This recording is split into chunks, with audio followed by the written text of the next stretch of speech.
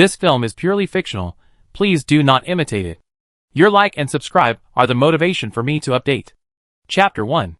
Bang, bang, bang. The night was as dark as ink, thick as if it were about to swallow the entire world. Across the vast, boundless wasteland, a train, like a giant steel beast, roared forward. The crash of the train wheels against the ground was like a symphony played by unknown heroes in the night. The carriage trembled with each impact. Whoosh! Inside the carriage, Chen Meng was curled up on a straw mat in the corner, trying to align his body with the constantly jolting carriage, effectively reducing a slight nausea, like a fairy. The entire carriage was extremely dark. There were no windows, and only 2 dim light bulbs mounted on the ceiling. All he could smell was a strong stench, a mixture of sweat, foot odor, feces, urine, vomit, and so on. Its power rivaled that of a dry toilet in the dog days of summer, perhaps even more so. He had managed to secure a relatively clean spot in a corner, but even so, his complexion remained slightly pale. 3 days. In those 3 days, he had consumed only 2 cups of muddy water mixed with sand, and 2 slices of moldy bread. Nothing else. The carriage before him, measuring 3 meters wide by 10 meters long, was packed with over 100 people. Everyone was ravenous. If he hadn't been protecting the straw beneath his butt, it would have been devoured by these ravenous wolves. These people were practically insane. This was the 3rd day since he traveled to this world. A world reduced to apocalyptic ruins, its basic order lost. Just then, a stinking, ragged, burly man slithered up beside him, his eyes greedily fixed on the straw beneath his butt as he rasped, "Brother, move aside. You can't use this much straw mat by yourself, right?" Seeing Chen Meng didn't react, he licked his lips and looked at the crowd. "What do you think?" But then, the next moment, his voice abruptly stopped. Sitting in the corner, Chen Meng suddenly leaped up, pinning the burly man beneath him. Without waiting for a reaction, he gripped the sharpened tree pole tightly and stabbed it straight into the man's eye socket. 1, 2, 3. 4 times later, Chen Meng stopped. His strength was running low, so he had to use it sparingly. The man was now struggling violently like a rooster with its throat cut. Chen Meng said nothing, simply sitting on top of him, his hands firmly gripping his neck. After several tens of seconds, when the man's body had completely slumped, he raised his head, his eyes darting fiercely over everyone around him. Until everyone subconsciously avoided his gaze, he kicked the man's body aside and sat back on his straw mat, trying to keep his chest from rising and falling as quietly as possible to avoid appearing too weak. The people around him witnessed this scene in the dim light. No one uttered a word, but the greed that had just emerged in their eyes quickly faded, and they unconsciously moved as far away from Chen Meng as possible. For a moment, in the already crowded carriage, Chen Meng's position surprisingly offered a relatively wide space. Huh? Chen Meng leaned against the iron sheeting of the carriage, hiding the sharpened branch under the straw mat. If he had been slower, he might have been the one killed. This group of people were no longer human, but a group of hungry, red-eyed demons. Once someone took the lead, the evil in their hearts would be infinitely magnified. No matter how skilled he was at fighting, he couldn't defeat such a group. This was his first time killing someone. It was both harder and easier than he had imagined. To be honest, he felt a little panicked, his hands and feet trembling slightly, but he couldn't show any discomfort at this moment, otherwise these people would rush over like hungry wolves. It wasn't just the straw mat that was at stake. His body, which was noticeably cleaner than theirs, was also at risk, accompanied by the death of this strong man. The carriage fell silent once again. No one spoke, no one had the energy to speak. It was better to wait and save their energy, but the next moment, the door connecting the carriages was pushed open. A bright light shone through the doorway, and 3 men, pistols tucked into their waistbands and batons in hand, walked in expressionlessly. Their steel boots trampled recklessly on everyone in the carriage, and none of them dared to utter a single sound of discontent or pain. They walked alongside Chen Meng. The leading man looked down at the corpse, then at Chen Meng, seated on the straw mat. He said expressionlessly, "You killed him?" Then, without waiting for Chen Meng to reply, he waved his hand. The 2 men behind him stepped forward, swung their batons, and struck Chen Meng repeatedly, each blow with full force. Chen Meng could only huddle in the corner, shielding his head as best he could, gritting his teeth and refusing to make a sound. This continued for nearly a full minute. The 2 men's batons stopped. The leading man looked at Chen Meng, who huddled silently in the corner. A strange glint flashed in his eyes. He sneered and said hoarsely, "Everyone here is Master Kun's slave. You're quite brave to kill someone here. Tough enough. But you're lucky. Master Kun has chosen you. From now on, You be the leader of this group of slaves. These slaves are under your charge. If they slack off, you be held fully responsible." With a wave of his hand, his men quickly returned to the bright carriage, took out a bag of pickles, 2 slightly moldy hot steamed buns, and a bottle of mineral water, and dumped them on Chen Mang's straw mat. In front of everyone again. After throwing the body through the connecting link, he closed the door again. The carriage was plunged into darkness once more.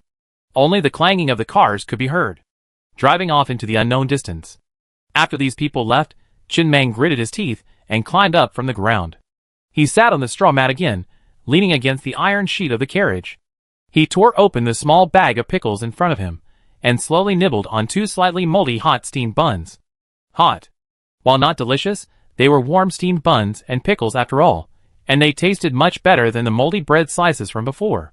The moment the warm steamed bun entered his mouth, his palate ached slightly from the thirst and the inability to chew such dry food. He unscrewed the bottle of mineral water and drank half a bottle in one gulp. After swallowing a steamed bun, he didn't feel full at all, but he did feel much better physically. Chen Mang narrowed his eyes slightly, staring intently at the connection between the carriages. The moment the carriages opened, he saw the carriage ahead. It had bright daylight and even rows of seats. There were about 20 thugs sitting there. As he was being beaten, the thugs turned to look at him, laughing and chatting as if watching the fun. He was right. He had attacked and killed the burly man not just to protect himself, but also because he knew that in this kind of environment, these rulers often needed a lower-level manager, and he hadn't seen such a person in this carriage. He needed this position, and the carriage ahead also needed him. This position would allow him to access more information. From the moment he was abducted into this carriage and learned that their destination was a mine, he knew that even if he killed someone, the people in the carriage ahead would most likely not kill him. After all, killing him would mean the loss of 2 slaves, while not killing him would only mean the loss of 1. And inside the carriage, Chen Mang could faintly see countless pairs of greedy eyes fixed on the steaming bun in his hands. The sounds of his throat rising and falling like the chirping of summer cicadas rose and fell, but no one dared to step forward. Chapter 2. Amidst the greedy gazes of the crowd, Chen Mang slowly devoured 2 steaming buns with pickled mustard greens. He then gulped down his bottle of mineral water before letting out a long sigh. Finally, he felt somewhat full. He had nearly fainted from hunger these past few days. He had just tried his best to protect his vital parts. Now, he felt only pain all over his body, but it didn't affect his movement much. His joints were intact. If only he had a cigarette right now. He always wanted one after a good meal and a good drink. He glanced around the carriage, leaning against the metal sheet behind him in silence. The events of the past few days had been a profound shock to him, having suddenly traveled to this world. From a society where he had no worries about food and clothing, he had suddenly traveled to this apocalyptic world. How to survive became his biggest challenge. As for cigarettes, what was he thinking? Where could he find cigarettes in this environment where he could starve to death at any moment? Just then, brother, a bald man with a face covered in dirt approached. After keeping a safe distance, he put on an ingratiating smile and carefully pulled out a piece of cloth from his pocket. He took out 2 wrinkled cigarettes and offered them to him with a rather fawning and nervous tone. "Brother, would you like a cigarette?" Chen Mang looked down at the 2 wrinkled cigarettes lying on the cloth, then looked up at the bald man. He knew that everyone in this carriage was on the verge of starvation and had no supplies. And yet, this man had secretly hidden 2 cigarettes. If this had been known earlier, they would have been stolen. As expected, he had already seen many men looking at the bald man's back with a hint of greed. If he refused at this moment, the bald man's fate would be dire. The bald man was well aware of this, his eyes filled with pleading and anxiety. After a long pause, he took the cigarette from the bald man's hand, brought one to his lips, and wrapped the other in a piece of cloth and stuffed it into his pocket. Seeing this, the bald man breathed a sigh of relief. He hurriedly pulled out a half-filled box of matches from his pocket and approached with a fawning face. In the dimly lit carriage, he lit a match and carefully held the flame to Chen Mang's lips. "Brother, light it." "Huh?" Sitting on a straw mat, leaning against the iron sheet of the carriage, Chen Mang exhaled a long puff of smoke, frowned slightly, and coughed uncontrollably. The smoke was a little moldy and pungent. But in this kind of environment, after a satisfying meal and a good drink, what's the point of picking up a cigarette? He took another deep puff. He shook the ash onto the iron sheet on the side of the carriage floor. Then, looking at the bald man, he waved his hand and said softly, "From now on, you sit next to me." As soon as he finished speaking, The greedy look in the eyes of the people in the carriage, who had been looking at the bald man, quickly faded. Okay, thank you, big brother. The bald man's eyes were filled with excitement. He quickly stood up and carefully sat down on the iron sheet next to Chen-Meng, making sure his butt didn't touch even a sliver of the straw mat. The scarlet cigarette butt flickered in the dim carriage. Soon, the cigarette burned out. Chen-Meng crushed the butt onto the iron sheet on the carriage floor. After a pause, he whispered, "Where did you get this?" He didn't know much about the world, and he needed to learn as much as possible through communication. He didn't initially try because these people simply didn't have the resources to communicate. This bald man, who had voluntarily surrendered, was the first person he met with whom he could communicate. He didn't mind someone surrendering. On the contrary, he was quite receptive. After all, one person's power is ultimately insufficient. More people are needed to accomplish things. As for whether the other party was sincere, contemplating this question was as dull and meaningless as the fantasies of a young man entering puberty. Well, the bald man glanced around and whispered, "Brother, I used to be the assistant conductor of a small train, not as large as this one. Then a disaster completely destroyed that train. Stranded in the wilderness, I was captured by this train and forced into slavery. I had a pack of cigarettes from that time, but I kept them until now, and only 2 are left. This train has 3 slave cars. If each car holds 100 people, there are a total of 300 slaves. It should be a level 2 train, perhaps even approaching a level 3 train. This train is heading to the mines. Although mining is physically demanding and dangerous, with casualties occurring from time to time, everyone is provided with sufficient food during the mining days, ensuring they have enough to eat. But, brother, can you please arrange a less dangerous job for me when the time comes?" Chen-Meng was silent for a long moment, digesting all this information before he looked at the middle-aged man, who was sitting firmly on the straw mat, his head pressed against his ear. His posture was rather comical, even going a bit overboard in his expression of not wanting to overstep the bounds, but he found it quite rewarding. He was a man who knew his limits. "Assistant conductor?" "Yes," the bald man said sheepishly. "I've been an assistant conductor my entire life. Before the apocalypse, I was a deputy class leader as a student, then a deputy manager at the company, and then, by some fluke, became an assistant conductor after the apocalypse. I've never been an official in my life, nor have I ever considered being one. My abilities are limited. It was also a stroke of luck that I was able to make a living both before and after the apocalypse." Chen-Meng said nothing more, his eyes lowered slightly. Based on his observations over the past few days, and the information the man had revealed, there were essentially only 2 types of people in this apocalyptic world: conductors and slaves. Each train had different levels, with higher-level trains possessing stronger defenses and offensive capabilities. The first 3 days of traveling to this world, they had been stationed somewhere in the wasteland. Although they weren't allowed to leave the train cars, the gaps in the intermittent openings indicated that the thugs were on high alert, as if they were afraid of a monster poised to burst forth at any moment. In this apocalyptic world, there were essentially no such things as gathering places. All gathering places were trains, and the larger the gathering place, the larger the train. To survive long enough and well in this world, one must become a train conductor and own a train of their own. Train conductor, he began to ponder, his words falling silent. This bald man had once been a deputy conductor, and he must know more about trains than the other slaves. He was very useful and couldn't die. He was a talent. Most importantly, this man, once a high-ranking official, had become a slave, yet he felt no sense of alienation, as if he were born to be one. And when he caught a glimpse of something, he immediately pulled out his treasured possessions and clung to them, seeking protection. He was a seasoned veteran. The train car fell silent again, save for the occasional sound of someone urinating in the other corner. The bald man sat dutifully beside Chen-Meng, his head resting on his arm as he took a nap. His eyes were filled with anxiety about the journey ahead. In this world, only within the ever-moving train car could one have a basic sense of security. Once stationed in a wasteland or a mine, the risk increased significantly, and one could be surrounded by a massive horde of the dead at any moment. He didn't want to die. No one in the car wanted to die. No one wanted to die. But someone had to die. Chapter 3. In the darkness of night. The train continued to speed off into the distance. Chen-Meng sat in the constantly bobbing carriage, his expression a bit dazed. The clanging sound wasn't the train wheels hitting the rails, but the ground. In the past few days, he noticed, this train wasn't running on rails, but simply on the ground. This was quite unique. Just then, Chen Meng was slightly startled. He suddenly felt the birthmark on the back of his hand grow warm. He glanced over and saw a translucent panel suddenly float in front of him. You have survived for 3 days. Activate the train conductor panel. And receive the newbie reward. 1 GLS pistol with 18 rounds of 9mm ammunition. Trigger the newbie train conductor quest. 1. Within 3 months, own a train. Reward unknown. 2. Within 3 months, possess 3 thugs and 10 slaves. Reward unknown. 3. Within 3 months, kill 10 zombies. Reward unknown. The faster the time, the greater the reward. After completing 3 novice train conductor missions, the train conductor panel will be officially unlocked. The rather sci-fi scene before him left Chen Meng momentarily stunned.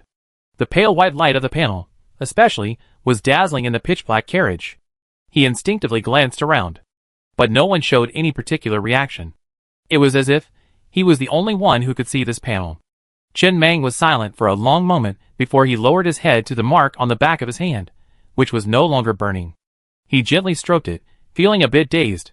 His name was Chen Meng. He had chosen this name himself. Growing up without a father or mother in an orphanage, he had a very unique birthmark on the back of his hand, which resembled the Chinese character man. Often, he had thought that perhaps this was a legacy from his parents, whom he had never met, and that was why he named himself Chen Meng. But he had never imagined that this very birthmark, which had accompanied him throughout his life, would play a role in this world. Perhaps his parents had traveled through time and space long ago, leaving him behind before being forced to leave. He couldn't help but laugh, shaking his head, and shoving these absurd thoughts out of his mind. After some exploration, he had a rough idea of how to use this panel. It could automatically appear and disappear based on his thoughts. When he placed his hand in his arms, he felt a heavy brass pistol and a pile of bullets. The reward had indeed arrived. But the problem was, he tucked the pistol onto his waistband, covering it with his clothes, stuffed all the bullets into his pockets, and only breathed a sigh of relief after doing so. This wasn't entirely good news. If the thugs in the car ahead discovered that a slave like him possessed such a weapon, he'd probably be in for a rough ride. Even if he couldn't hit the target with every shot, he couldn't stand up to so many thugs head-on. Besides, the heavy weapons aboard the train were the real deal, and a pistol couldn't stand up to them. After we got to the mine, I find a deserted spot and take it out to study it. And so, in a daze, it felt like 4 or 5 hours. As the sky began to turn pale, the train finally slowed down, and with a clang, it finally stopped somewhere in the wasteland. The next moment, bang!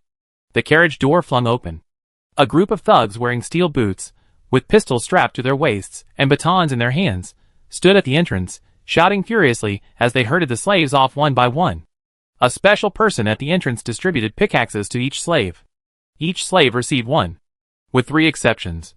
Chen Meng and the other 2 men in the slave carriage, who looked distinctly ferocious, were clearly tasked with overseeing the work. Get ready. Accompanied by a roar. All the slaves, somewhat frail, huddled together on the wasteland. Chen Meng and the other 2 slave overseers stood at the front of the slaves in their respective carriages. The man standing in the carriage was the middle-aged man who had led the group to teach him a lesson not long ago. He was now arranging tasks within the carriage. Chen Meng casually glanced around, feeling the cool, fresh air, and felt a surge of comfort. He had spent the past 3 days confined to the train carriage, its pungent odor enough to overwhelm anyone. He wore a thin coat, a short-sleeved shirt underneath, and long trousers. The chill of the early morning wilderness was somewhat penetrating. All around him was barren wasteland. The endless wasteland, devoid of trees or ruins, was only the cracked earth, appearing quite desolate. Next to him, a small earthen slope, about a few meters high, had a distinct mine at its sloping point. This must be the mine. It looked clearly illegal, and safety measures were practically non-existent, leaving everything to chance. Meanwhile, the middle-aged man in steel boots standing on the roof of the train carriage had already completed his assignments. 3 slave teams were to enter 3 separate areas of the mine to mine. Before doing so, each slave needed to be fed a full meal. Many thugs pulled out boxes of moldy bread slices and fresh water mixed with mud and sand from the train car and began distributing them. All the slaves eagerly peered out, tiptoeing to line up to receive their share, fearing they would be out by the time it was their turn. That day, each slave received 10 slices of bread and 3 cups of fresh water, far more than their usual rations. Of course, they should eat their fill before doing hard labor. And the 3 slave leaders each received 6 warm, moldy steamed buns, 2 bags of preserved mustard, 2 bottles of mineral water, and a walkie-talkie. When they went down into the mines to mine, the train and the thugs would be stationed outside. In the event of an emergency, they would contact them via walkie-talkie, and then they would be required to quickly extract all the slaves and escape back to the train. When the announcement was made that they were free to move around and return to the mines after lunch, all the slaves dispersed, found a place to sit on the ground, and began to eat heartily. "Try it." Chin Mang tilted his head to look at the middle-aged man who had been following him closely. He tossed him a steamed bun and half a bag of pickled mustard greens before finding a quiet corner to sit down. He chewed the bun in his hand slowly and leisurely. He wasn't particularly hungry at the moment. It hadn't been long since his last midnight snack. But in the wilderness, having food was a good thing, and it always helped to keep one's energy up. He glanced at the other 2 slave masters and whispered nonchalantly, "Do you have a name?" "Thank you, brother. Thank you, brother." The rather slick-looking middle-aged man carefully accepted the warm bun and repeatedly expressed gratitude. He paused for a moment when he heard his newfound brother ask for his name, then whispered with excitement, his eyes barely concealing his. "Brother, my name is Lao Zhu." "Lao?" "Yeah, that surname is rather obscure." Chin Mang shook his head and couldn't help but laugh. "What kind of parents would name their child Zhu? My family was poor when I was little. My parents wanted me to live a happy life like a pig, with enough food and drink to eat, and wake up naturally every day. My mother has an intellectual disability. She was in a car accident when I was young and had all 4 limbs amputated. They only married after meeting my father. My father is deaf-mute and works as a manual laborer on a construction site. We lived in an abandoned shipping container. Shortly after I was born, my mother died in a fire while home alone. My father fell from a scaffolding and died when I was 9. Think about it, it's better they're dead. What if I end up living to the end of the world? That would be even more painful." The smile on Chin Mang's face slowly froze. He said nothing, but took another bite of his steamed bun, expressionless and chewing. Old Pig, however, didn't seem to care. An excited smile plastered across his face. In the apocalypse, a name is a very important thing. Asking someone's name is, in a sense, a preliminary sign of acceptance. For example, the leader of the thugs on this train didn't even ask for Big Brother's name. After all, knowing the name of someone who could be replaced at any moment is meaningless. Chapter 4. "Brother, what's your name?" "My name is Chin Mang." "Okay, Brother Mang."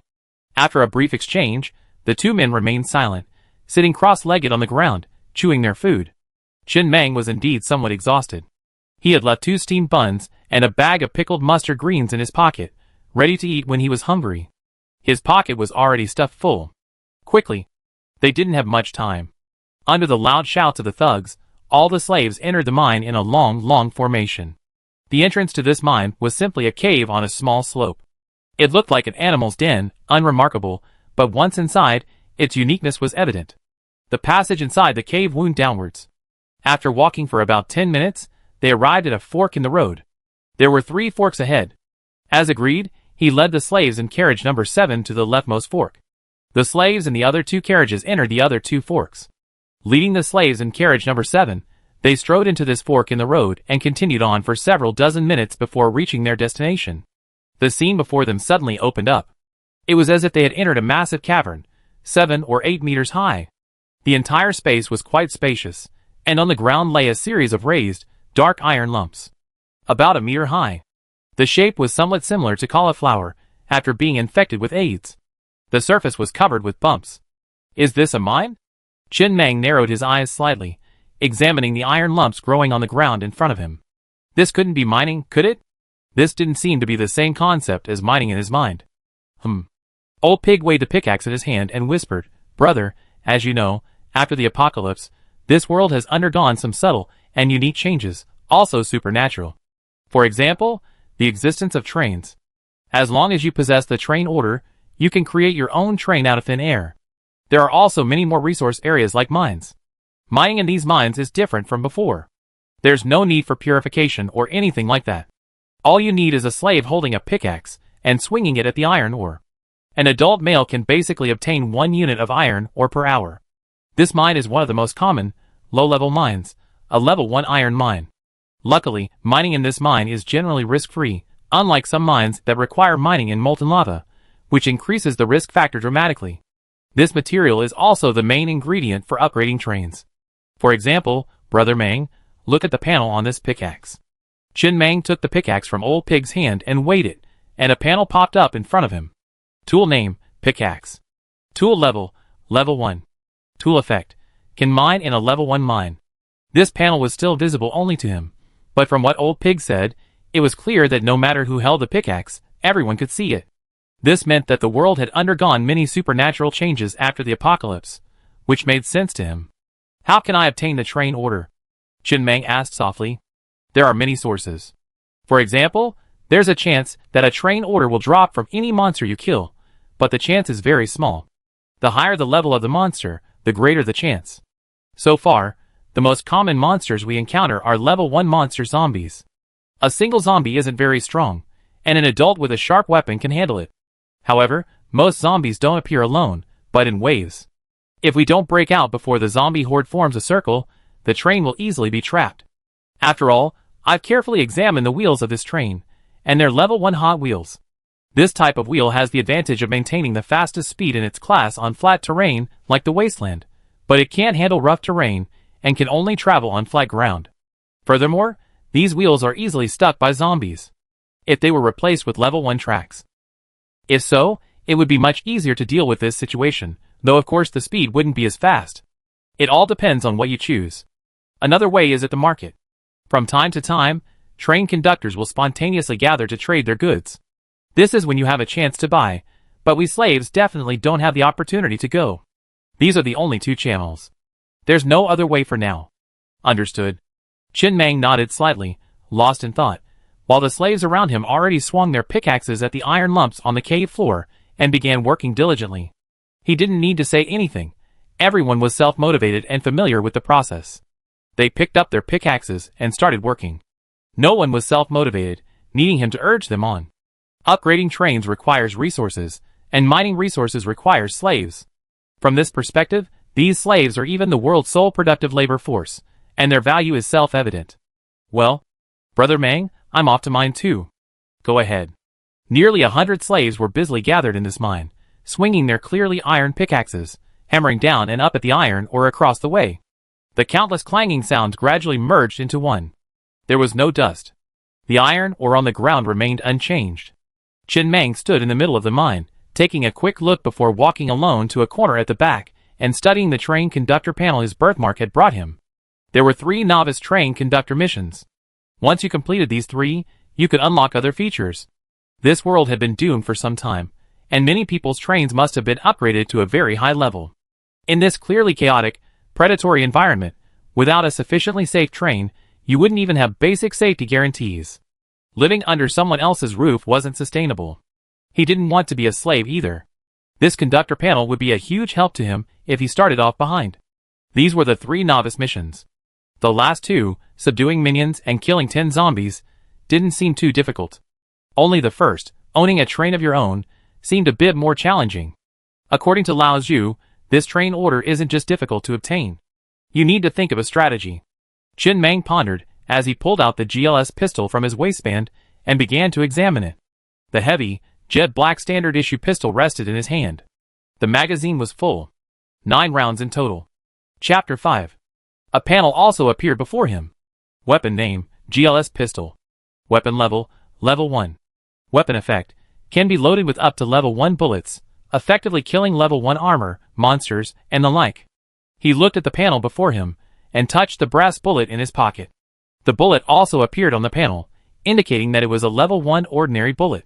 Interesting. Chin Mang murmured thoughtfully. He had a rough idea of this world. After the apocalypse, it was transformed by supernatural forces, ultimately resulting in its current state. He wondered if pre-apocalyptic firearms would be usable. Based on the information he gotten from Lao Zhu, even if an ordinary person picked up a train order, it wouldn't mean much. And the train orders at the market probably weren't popular. After all, the only people who went were train conductors. Who would buy another one? Even with a train order, upgrading the train required resources, acquiring resources required slaves, managing so many slaves required thugs, and managing thugs required a team. In other words, a basic team was essential. If he could devour all the slaves on this train, he would have 300 slaves, more than enough to start his business. However, the train's conductor hadn't appeared yet, and he couldn't handle the thugs alone, let alone the heavy machine guns mounted on the train's roof. Heavy machine guns were an absolute force for carbon-based creatures. At least, he didn't think he could withstand a few rounds. Meanwhile, in the mine, Old Pig, sweating profusely as he swung his pickaxe, frowned, gritted his teeth, and thought rapidly. He had surrendered immediately. It wasn't just because Chen Mang was a skilled fighter and decisive, but also because Chen Mang possessed a strong sense of conviction. He had met many people in his life who had accomplished great things, and they all possessed this same conviction. People with strong convictions generally have three outcomes: success, sudden death, or setbacks wearing down their convictions. He didn't want to be a slave anymore. He wanted to take a gamble, so he approached. Sure enough, Chen Mang quickly began asking him about trains. Normally, slaves wouldn't care about owning a train. And this was precisely his advantage. Other slaves didn't understand these things. Only he, a former deputy train conductor, did. If Chen Mang could become a train conductor, he would surely become a member of the core team. Then, he would instantly turn things around. But the biggest problem now was how to get Chen Mang a train order. 4 hours later, Chen Mang, groping around in the mine, suddenly heard a rapid, high-pitched roar from his intercom. Everyone, evacuate. Evacuate. The intercom was so loud that it made Chen Mang's eardrums buzz. The next moment, before Chen Mang could react, the slaves in the mine suddenly changed their expressions. They pocketed the iron ore they had dug and sprinted frantically out of the tunnel the way they had come. The ore they had unearthed had an uneven surface and was only the size of an egg. This is 1 unit of iron ore. Chen Mang witnessed with his own eyes how, after a slave had dug for an hour, a single unit of iron ore, the size of an egg, fell from the iron lump on the ground. Run! Although he didn't know what was happening, Chen Mang looked at the anxious old pig, who had immediately run toward him. With a similarly loud shout, he turned and ran back the way he had come. The journey there had taken nearly 40 minutes. The return trip was much faster. Just over 10 minutes later, the panting slaves emerged from the mine, seeing the train parked at the entrance and a sea of corpses not far away. Chen Mang's eyes subconsciously flashed with shock as he took in the scene before him. The train itself was impressive enough, with 9 completely pitch-black carriages and 3 heavy machine guns mounted on the roofs. It felt quite safe. But it suddenly seemed dwarfed by the sea of corpses not far away. He could even smell the distinct stench of corpses in the air. Even the ground was trembling slightly. That was the noise of countless zombies running wildly. Only a few hundred meters away, though the zombies' specific forms couldn't be clearly seen, the unmistakable feeling of suffocation was palpable. The thugs, standing at the entrance of the fully open slave car, glared at Chen Mang and his group with ferocious expressions and roared, "Hurry up, everyone!" Chen Mang didn't dare delay, and immediately ran with Lao Zhu towards their slave car number 7. The rest of the miners had already rushed out. When all the slaves had entered the car, before the doors had even closed, the train began to move quickly. It was a bit slow to get going though. It took several dozen seconds to reach maximum speed, but it was already too late.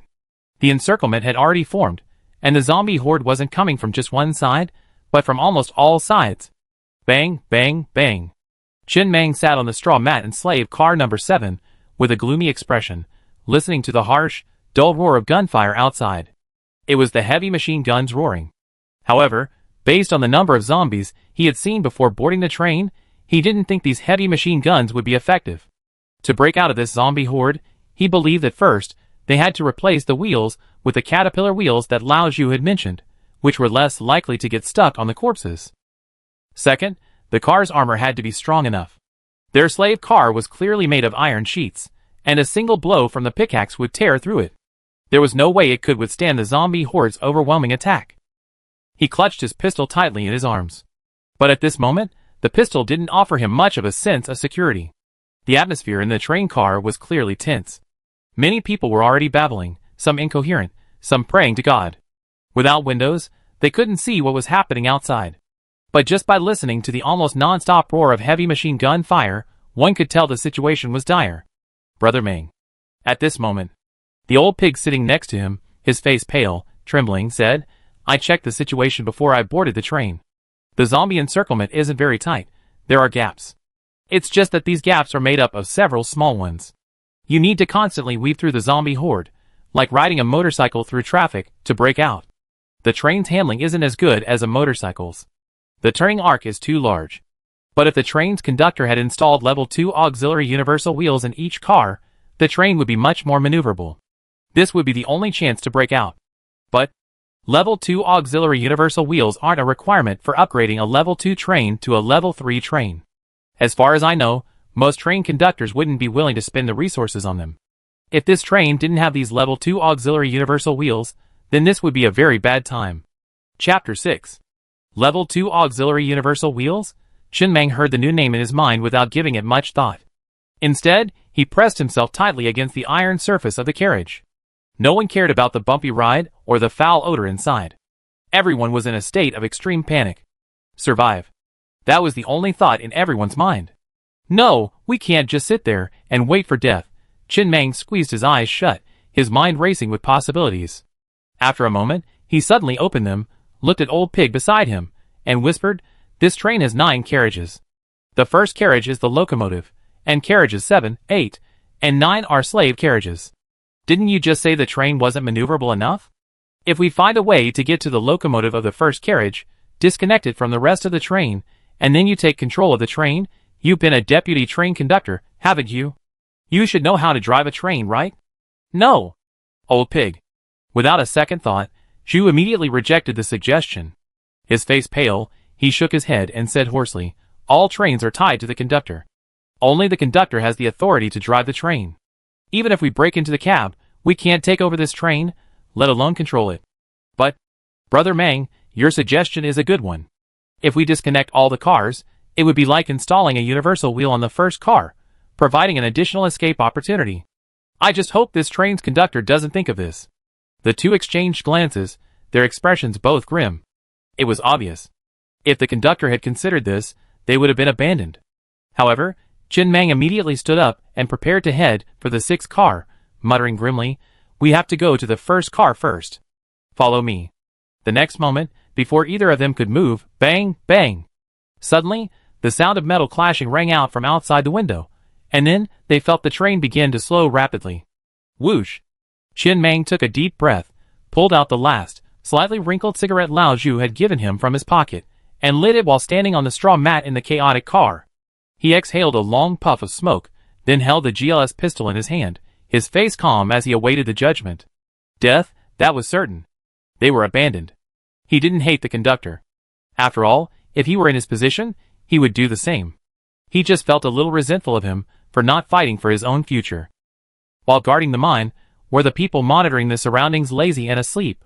Why did they only discover it after the zombie horde had formed a ring?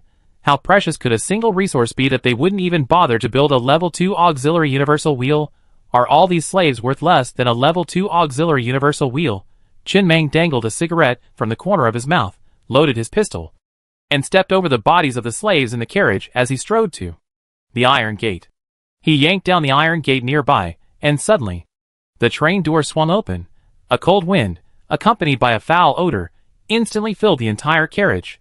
Although their carriage had lost power, inertia kept them moving forward at a steady pace. However, they didn't advance for long. After opening the train door, they realized the zombie horde was almost within reach. They were only a few meters away. At a glance, there was no end in sight.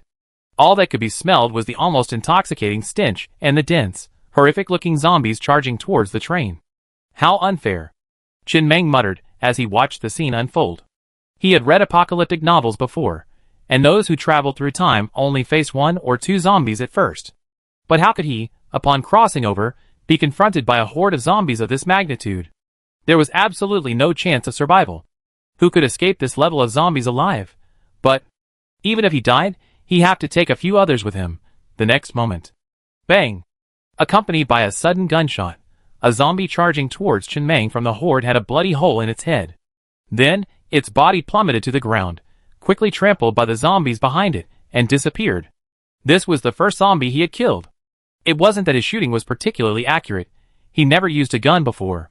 It was simply because his gun barrel was practically stuffed into the zombie's mouth. At close enough distance, everyone was a master of the gun. However, these zombies didn't seem particularly strong. A single pistol bullet could almost instantly detonate their heads at close range.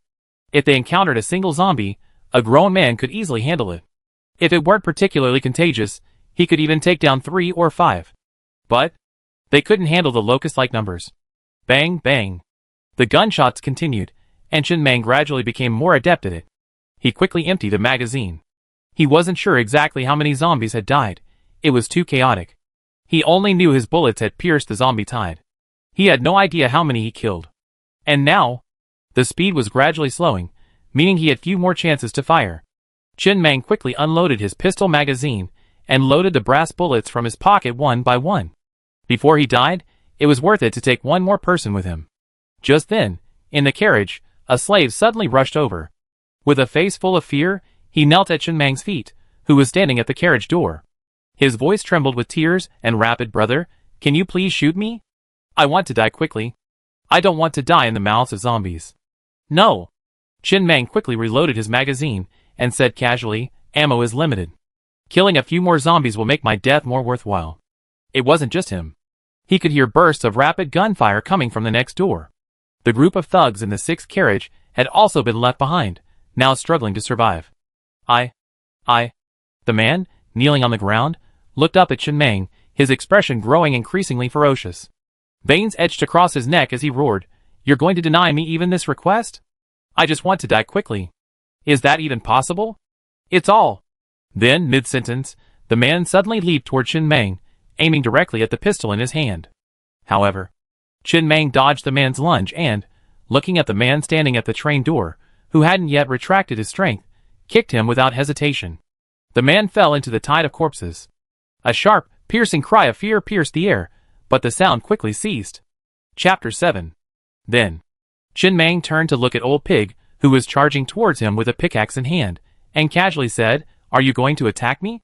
"Huh?" Old Pig was slightly taken aback, then hurriedly explained, "How could that be, Brother Mang? I was going to attack that slave. Just now in the mine." Everyone had thrown away their pickaxes. Who would carry something like that when fleeing? It was unknown where Old Pig's pickaxe had come from. Perhaps the thugs had temporarily left it in the seventh car, and Old Pig had found it. Chen Mang chuckled and didn't care. He could tell, of course, that Old Pig was just trying to tease him before dying. But this guy didn't seem to have a sense of humor. And this guy was also quite interesting. Everyone was clearly doomed, so what was the point of clarifying things in this situation? We could talk more about it after we got down. At this point, he had already reloaded another magazine and continued firing, barely aiming. As the train slowed, the nearest zombie was less than half a meter away. He could even clearly see the zombie's features. It was hairless, its body a pale white, its dark blue veins clearly visible, and its pupils a pitch black. Quite intimidating. Bang, bang. The gunfire rang out again. "Hey." After emptying another magazine, Chen Mang took a deep drag on the cigarette dangling from the corner of his mouth. He leaned against the train door, quickly reloading his magazine, and glanced at Lao Zhu. He said casually, "Do you have any last words before you die? Tell me. Although we've only known each other for a short time, we're destined to be together." "Hey." Although Old Pig's face was grimacing with fear, he forced a smile, trying to remain calm. "No last words, really. The apocalypse has been here for over a year now, and I've already thought about my own fate. It's not too hard to accept. My only regret is that if I'd known, I wouldn't have given you one cigarette, Brother Mang. I'd like to have one before I die. TSK. Chen Mang couldn't help but laugh, handing Old Pig the cigarette, which was about to burn out. "You really only have two, huh? Here, 9 rounds left. I kill a few more zombies, and I leave 2 for both of us. That way we can die more easily." Old Pig didn't say anything, but his eyes lit up. He took the nearly burned cigarette and took a deep drag. Then, his expression gradually relaxed.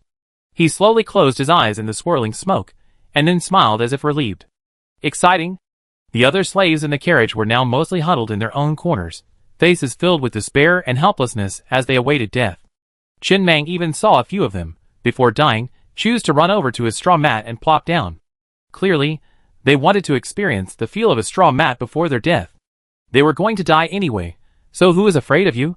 The carriage had slowed to a crawl, and it was estimated that it would glide for no more than 10 seconds before it ran aground. At this point, many zombies had even leaped to the bottom of the carriage and began to attack it with their sharp claws. Whoosh! Chen Mang let out a light breath and continued firing into the horde. Bang, bang, bang. Just when he had 3 rounds left, he suddenly felt the birthmark on the back of his left hand grow hot. With a subconscious thought, a milky white, translucent panel suddenly floated before him. Novice Train Conductor Mission 3. Kill 10 zombies within 3 months.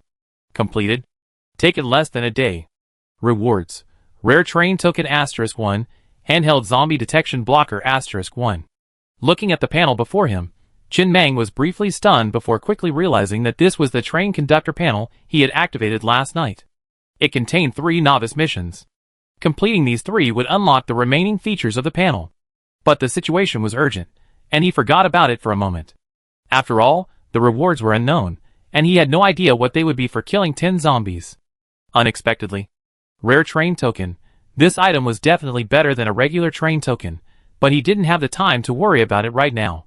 The zombie tide had already surrounded his carriage, and even if he were given a train, he wouldn't be able to break out. The wheels would instantly become stuck, leaving no room for movement. But this zombie sensor blocker is different.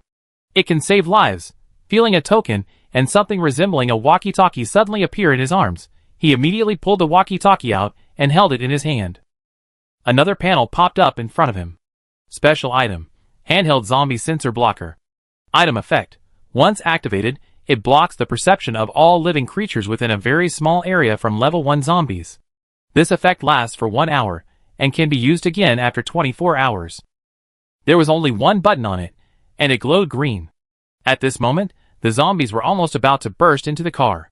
Without time to think, Chin Meng suddenly pressed the green button on the walkie-talkie. The next moment, all the zombies outside the carriage froze in place like headless flies, having lost their target. They quickly dispersed and continued their charge towards the carriage ahead. It wasn't just their carriage that was abandoned. If nothing unexpected happened, all the carriages except the front would have been abandoned. Huh? Seeing this, Chin Meng sighed softly, a hint of having survived a catastrophe flickering in his eyes. He was all set to set off, only to find himself alive again after a dark period? He could even survive this?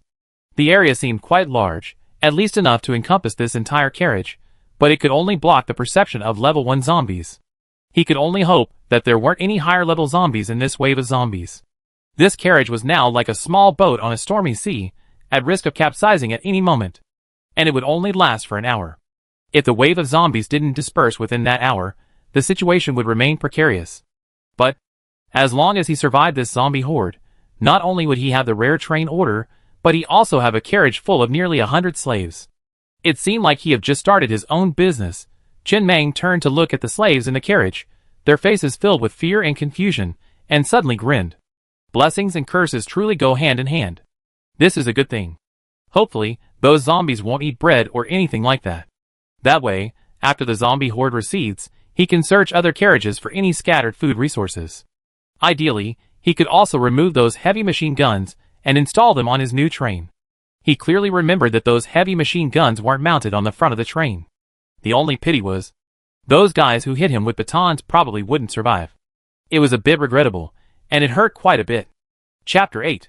This old pig, gripping his pickaxe tightly in both hands and ready to die, suddenly noticed that the zombies at the entrance of the carriage, seemingly about to charge in, had all fallen into a state of confusion and quickly dispersed.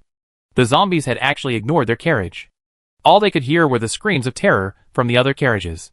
He instinctively glanced around the carriage, his gaze finally settling on Chin Meng. Although he didn't know what was going on, he knew one thing: these slaves couldn't do this. Only Chin Meng could do it. From the very beginning, Chin Meng was different from the other slaves. Not only did he not look completely resigned and lifeless, but he also looked noticeably cleaner, as if he had just showered. Although he didn't know where Chin Meng had been hiding for the past year, not everyone had the luxury of showering during the apocalypse. The big brother he had recognized this time seemed quite impressive. Chin Meng narrowed his eyes slightly, casually glancing back at the interior of the carriage. Every slave's face was filled with a complex expression, but overall, their fear was tinged with a hint of excitement at having survived. The carriage wasn't large, but it held nearly 100 slaves. If this zombie horde successfully dissipated, managing these 100 slaves would be a significant challenge. He only had 3 rounds of ammunition left. Fortunately, he had established himself as a ruthless and cold-blooded person from the beginning, and these people didn't know how many rounds he had left. With Lao Zhu's cooperation, he should be able to give it a try. If all else fails, the safest option would naturally be to throw some of the slaves out to feed the zombies, while the zombie horde was still there, leaving a dozen or so. This would ensure complete control, though productivity would be significantly reduced. Death is constant in the apocalypse, and slaves are especially scarce, so waste is best avoided. If he hadn't inherited the train conductor's carriage of slaves, gathering 100 slaves in the wasteland would have been a monumental task. There were practically no women or elderly people, only men. And so, after more than 10 minutes, the horde of corpses continued its march forward like a swarm of locusts, passing only their carriage. When Chen Meng leaped from the carriage, standing on the wasteland, and gazing at the deserted wasteland once again, his heart finally settled. He was safe for the moment. Brother Meng. Old Pig, who had also jumped down, pickaxe in hand, glanced around and whispered helplessly, "You saved us from disaster, but the locomotive's gone. These cars are without power. We're in the middle of nowhere, and we won't survive long in the deep wasteland." Chen Meng shook his head and said nothing. He simply pulled out the rare train token he had just acquired. It was in the shape of a token, pointed at the top and pointed at the bottom, and completely pitch black. The 3 words train token were engraved on it in scarlet font. This Old Pig, who was about to say something, glanced at the train token in Chen Meng's hand. Suddenly, he was bewildered. He looked up at Chen Meng in a daze. Where the hell did this train token come from? That's not right. Even if killing low-level monsters like zombies does have a small chance of dropping a train token, he looked outside when the zombie tide receded. Nothing had been dropped. The next moment, boom! With a tremor in the ground, a train suddenly appeared in midair, then crashed heavily to the ground. However, this train only had a locomotive, without any subsequent carriages. It was pitch black with a matte finish, looking less like a modern locomotive and more like one from the steam age, with a heavy, timeless feel. You have activated the rare train order and obtained a train of your own. Because it's a rare train order, you gain access to an additional level 1 accessory, the geocentric furnace, compared to a regular train order. This vehicle accessory can only be obtained from a rare train order. Chen Meng looked at the panel before him. It was a panel native to this world, but his train's white panel was a shade whiter. Does the rare train order add a geocentric furnace? He subconsciously glanced at the 4 words geocentric furnace on the panel. They were highlighted in a deep red. Accessory name, geocentric furnace. Accessory grade, red. Accessory level, level 1. Accessory effect, can devour level 1 trains and disassemble their carriages and vehicle accessories into resource units. Upgrade requirements, 100 units of level 1 iron ore. Chen Meng paused, then tilted his head to look at Old Pig. Generally speaking, for example, these abandoned carriages, can I remove their vehicle accessories and use them on my own train? Yes.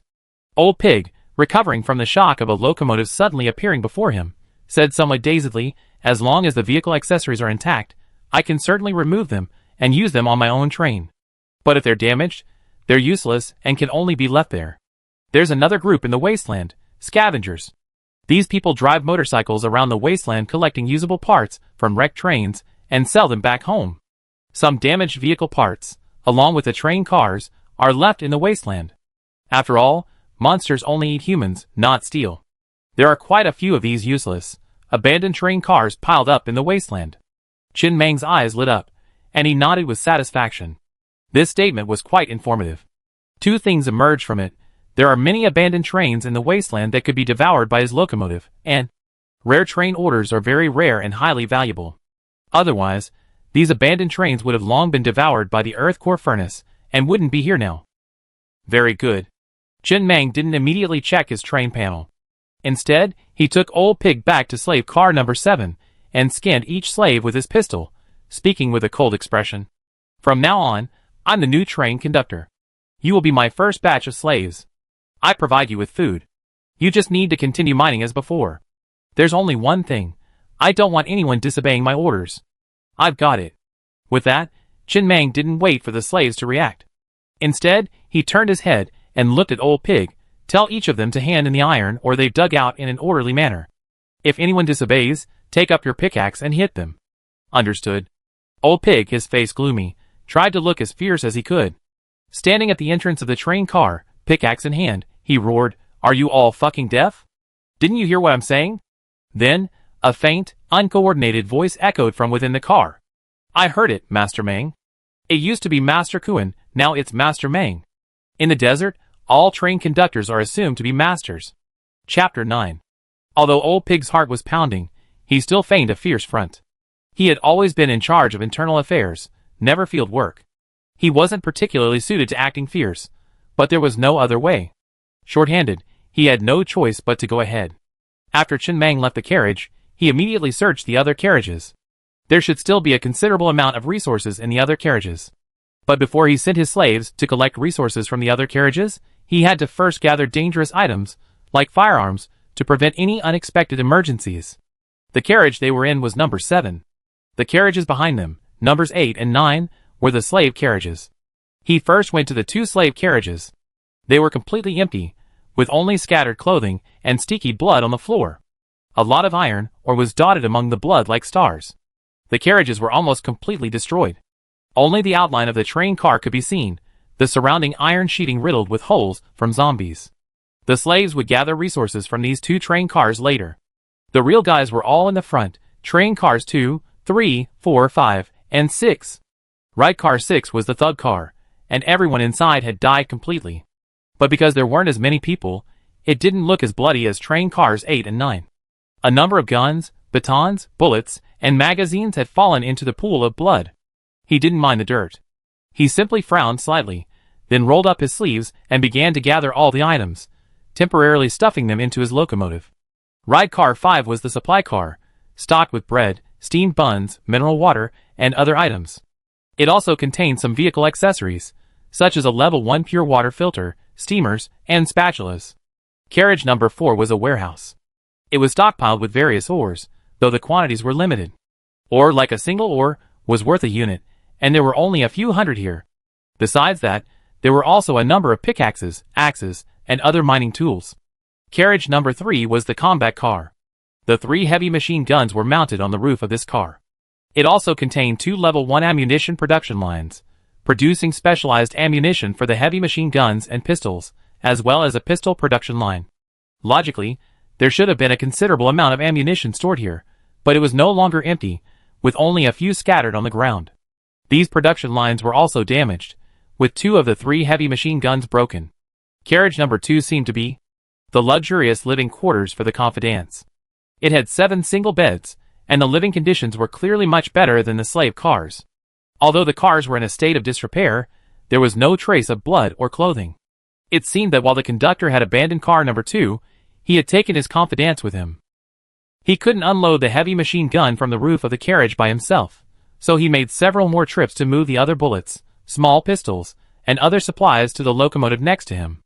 Only then did he finally have time to carefully examine the interior of his train. The locomotive wasn't large. Much smaller than the carriages, only 3 meters wide and 7 meters long. The locomotive itself occupied only 4 meters, leaving little space inside, significantly smaller than the slave carriages.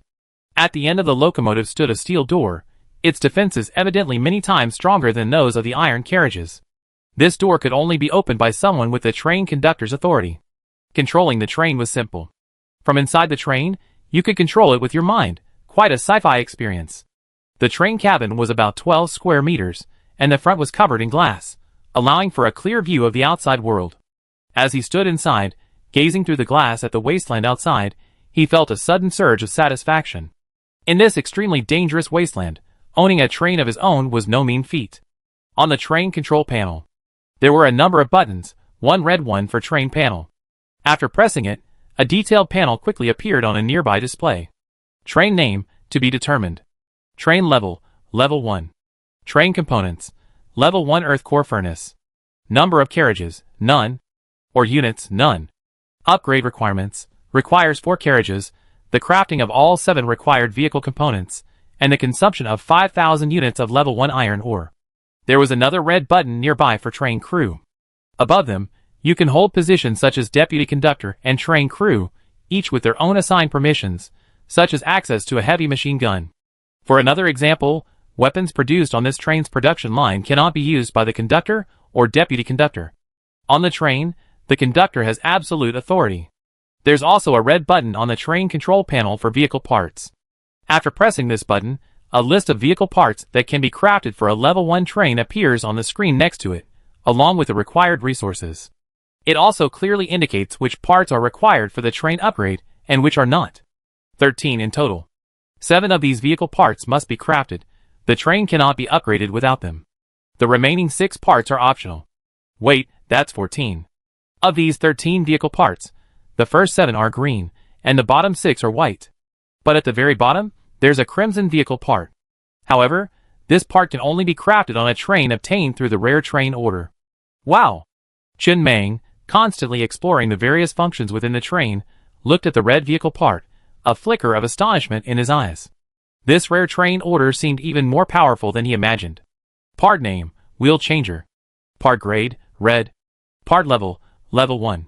Part effect, creates a space above each carriage's wheels, accommodating 2 sets of wheels, with the ability to freely switch between up to 3 sets. Upgrade requirement, 100 units of iron ore. It might not look impressive, but it's definitely a valuable item. Trains have many different wheel types, each with different effects.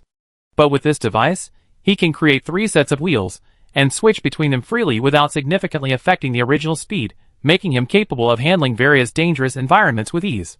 Each vehicle accessory, in addition to a panel description, also has an animation. For example, his train is currently using tracks. After activating the wheel changer, a set of hot wheels can be extended from the side.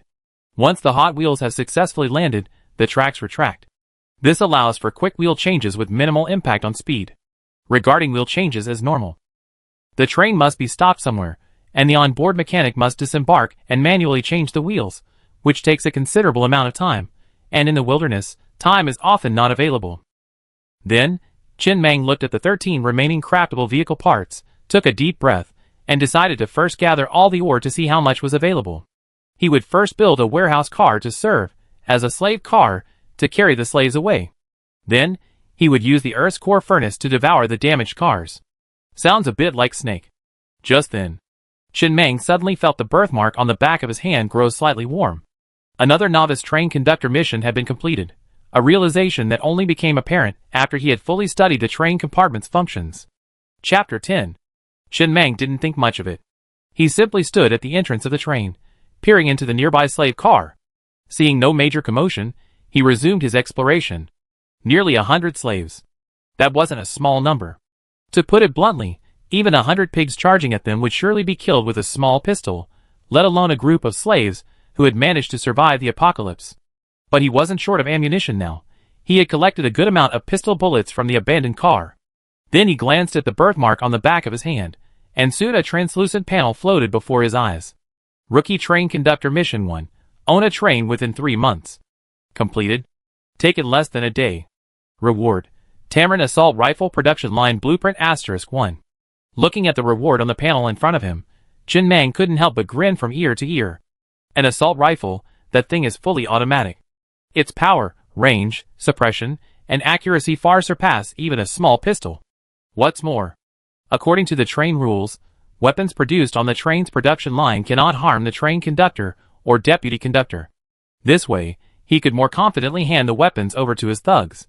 This presupposes that the production line must have been built by the train conductor himself. Production lines dismantled from other trains don't have this rule. Of course, he could ignore this train rule. There was no way he couldn't use weapons produced on this production line to harm the deputy conductor. And he already had a candidate for deputy conductor. Blueprint name, Tamarin Assault Rifle Production Line. Blueprint grade, green. In addition to train panel, train crew, and vehicle parts on the train control panel, there's also a button called Train Rules.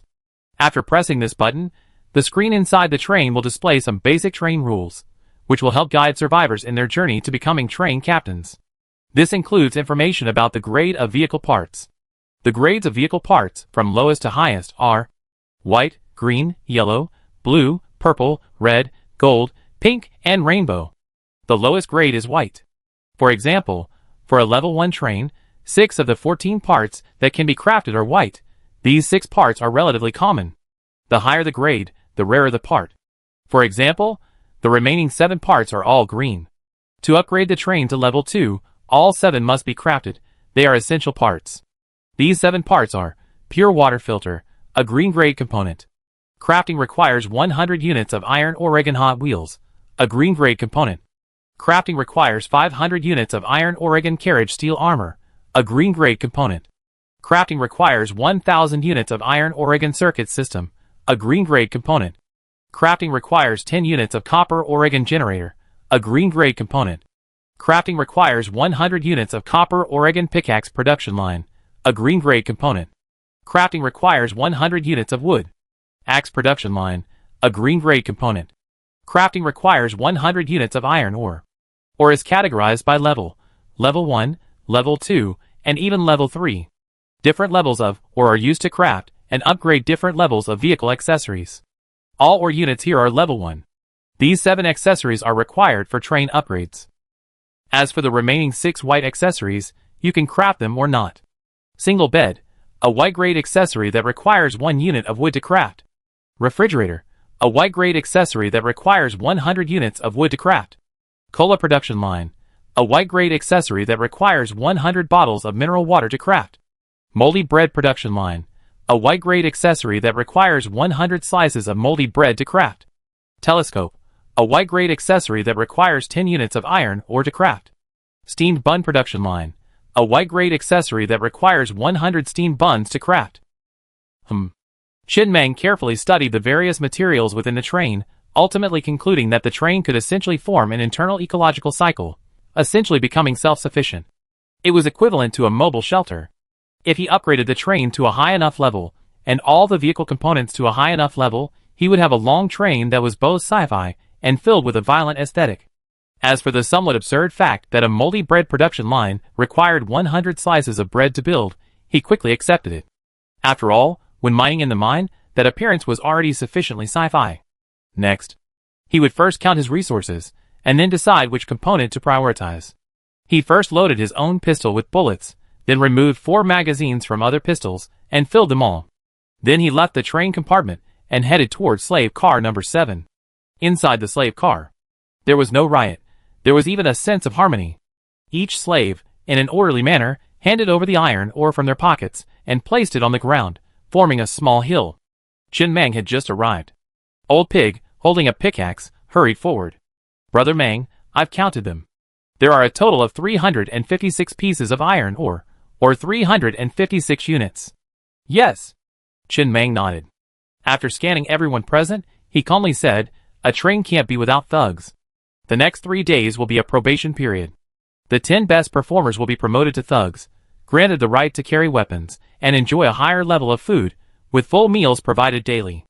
Everyone, go to the remaining abandoned carriages, and collect the ore resources scattered within. I hope you understand one thing. I saved your lives. I don't need your gratitude. I just want you to know that since I have the power to save you, killing you won't be too difficult. Now get off the train. As soon as he finished speaking, the eyes of the slaves in the carriage suddenly lit up. They immediately emerged from their lethargic state and rushed out of the carriages with great energy, quickly gathering resources, completely unconcerned with the filthy, sticky pools of blood within. In the wasteland, Chin Meng calmly gazed at the slaves swarming through the abandoned train cars. Within the train crew appointment system, there were 4 basic positions. They were train conductor, assistant train conductor, train patrolman, and survivor. Additional positions could be customized, but these 4 were the basic ones. Train patrolman was essentially a thug, and survivor was essentially a slave, but in a more appealing way. Chapter 11. He mentioned a 3-day probationary period, but in reality, he would select 10 men before nightfall to serve as the train's thugs. After all, he only had 1 novice train mission left. Within 3 months, possess 3 thugs and 10 slaves. Reward unknown. After completing this mission, his train panel would be officially unlocked, and its functions would be revealed. What's more, the shorter the time, the better the reward. The rewards for his other 2 missions were so good because he completed them quickly enough. Logically, he would have received a normal train order. Old Pig. Ah! Old Pig, who was rolling up his trousers to pick up the train cars, heard Brother Meng calling him. He stopped and trotted over to Chin Meng, whispering, Master Meng, give me your orders. You don't have to. I'm short of a deputy conductor, and you're my choice. Chin Meng patted Old Pig's shoulder and chuckled. You've been a deputy conductor before, so you have experience. I go to the train room to officially appoint you, and grant you the corresponding authority. Tell me about the things you should be aware of as a new conductor. This is my first time as a conductor, too. I need your help in the future. A flicker of disbelief and excitement flashed through Old Pig's eyes. He then knelt on the ground, tears welling in his eyes, as he rasped, Brother Meng, don't worry, I won't make any mistakes. In fact, when he saw Chen Meng suddenly pull out a train order and become a conductor, he knew he had met a noble man. His status would soon be transformed from slave to deputy conductor. There was no other choice except him. He was the only one here who had served as assistant conductor, and he was the first to take the position, so he was the only one who could do it. A train can't be run by one person. It requires the collaboration of multiple people. It's impossible to leave many tedious tasks to the conductor, but he still had to express disbelief and excitement. As a subordinate, try not to reject the kindness of a superior, and when you receive goodwill from a superior, respond as clearly as possible, avoiding excessive emotional restraint. He didn't know how to be a superior. But having been a subordinate his entire life, he knew all too well how to be a competent subordinate. And this superior seemed much better than his previous conductor. Not only did he not have any unruly habits, but he also had a strong sense of conviction. He felt like he was born to be a superior, with the aura of a natural superior, completely devoid of the air of a petty villain. Old Pig hesitated for a moment, then tentatively inquired, Brother Meng, there are 7 or 8 female slaves among these. They're now covered in dirt and tattered clothes, their figures and features unrecognizable. Would you like to have them bathed and brought to you later? No need. Chen Meng shook his head. Our current situation is still quite dangerous. We don't even have basic safety measures, so why would we care about these things? Did your previous conductor like this? I suppose so. Old Pig scratched the back of his head and whispered with a hint of resignation. The previous conductor had a habit of cultivating athlete's foot, and specifically found several slaves with severe athlete's foot to ensure his condition would remain stable. Then pick a few girls from the slaves. Soak their feet in boiling water every day while twisting a towel between their toes. He said it was the most pleasurable thing in the world, 1,000 times more pleasurable than a wedding night. But he wouldn't touch those women. Meanwhile, all the slaves had gathered their resources and neatly arranged them aside. Chen Meng waved his hand, signaling them to move the resources to the train room, then set Old Pig to count them all. Standing in the wasteland, Chen Meng looked at the somewhat cramped group of slaves standing nearby. The only production vehicle parts available for the level 1 train was a production line for moldy bread slices, not a line for sand mix purified water. In other words, the train clearly could have provided them with purified water, but they went to the trouble of mixing it with sand. But he soon understood the situation. A method of artificially creating class disparity. Giving the thugs a sufficient sense of superiority would give the lower-level slaves a sense of upward mobility. The conflict between the two would soften the conflict between the train conductor and the slaves, keeping the entire train in a relatively stable state. He gazed at the horizon. The zombie tide was no longer visible in the wasteland, only the hundreds of zombie corpses still lying around. These zombies still had morals, and didn't eat their own people. He planned to return to the mine later to continue mining. After becoming a train conductor, he realized that no matter what he did, he needed iron ore, and he had to have enough of it. He also had a vague idea of who he would be for the thugs. There were a dozen or so men who were clearly stronger than the others. Soon, Old Pig trotted over. Brother Meng, all the resources have been counted. Here's the list, please review it. Chen Meng took a small, heavily written slip of paper from Lao Zhu, who had no idea where he gotten it from. Over 400 rounds of 12.7mm heavy machine gun, level 1 ammunition. Over 200 rounds of 9mm pistol, level 1 ammunition. 12 pistols. 1 heavy machine gun. A total of 1,500 units of iron ore, 120 units of copper ore, and 100 units of wood. Over 600 slices of bread, 300 bottles of mineral water, 100 steamed buns, and 80 packets of pickled mustard tubers. Yes. Chen Meng nodded slightly, his expression rather satisfied. This made the list much more straightforward. Most importantly, he actually counted the pistols long beforehand. If Lao Zhu's count hadn't matched his, Lao Zhu would probably be lying in a pool of blood by now. He clearly remembered that these pistols weren't his own, but they could still harm the train conductor. As long as the gun is manufactured by the train, even if the bullets aren't, it can't harm the conductor. That's the train's rules. Brother Meng. Old Pig, standing nearby, whispered a warning, don't give these pistols to the thugs. All trains will only give the thugs weapons manufactured on the train's production line. This ensures the conductor's absolute safety. When out gathering supplies, if a thug or slave finds a gun and doesn't turn it in, they'd be immediately executed. Yes. After Chen Meng stuffed the note into his arms, he turned and looked at the train behind him. He hadn't yet named it. For now, a level 1 train doesn't have much lethality. The main combat missions still require thugs armed with guns. As the train continues to upgrade and unlocks higher-level vehicle accessories, the train can truly be considered a mobile base with terrifying firepower. For now, it's just a vehicle. There is still a long way to go. Chapter 12. A total of 1,500 units of iron ore, 120 units of copper ore, and 100 units of wood. Qin Mang looked at the ore information on the slip, lost in thought. The first thing to build was definitely the carriages. He needed at least 2, one for the slaves and one to store the ore, food, and other tools. He also needed to build a production line for the Tinglong assault rifle. He said nothing more, simply walking into the train alone. Standing in front of the control panel, he looked at the 5th red button for train construction. After pressing it, several lines of text suddenly appeared on the screen. To build a standard carriage, 100 units of iron ore are required. To build a locomotive, 1,000 units of iron ore are required. This is considered train construction, not vehicle accessories. Building an extra locomotive allows for a second locomotive to be installed at the end of the train, allowing the train to turn without turning, using the other locomotive as a power source, effectively increasing its flexibility. He tapped the first option on the screen twice.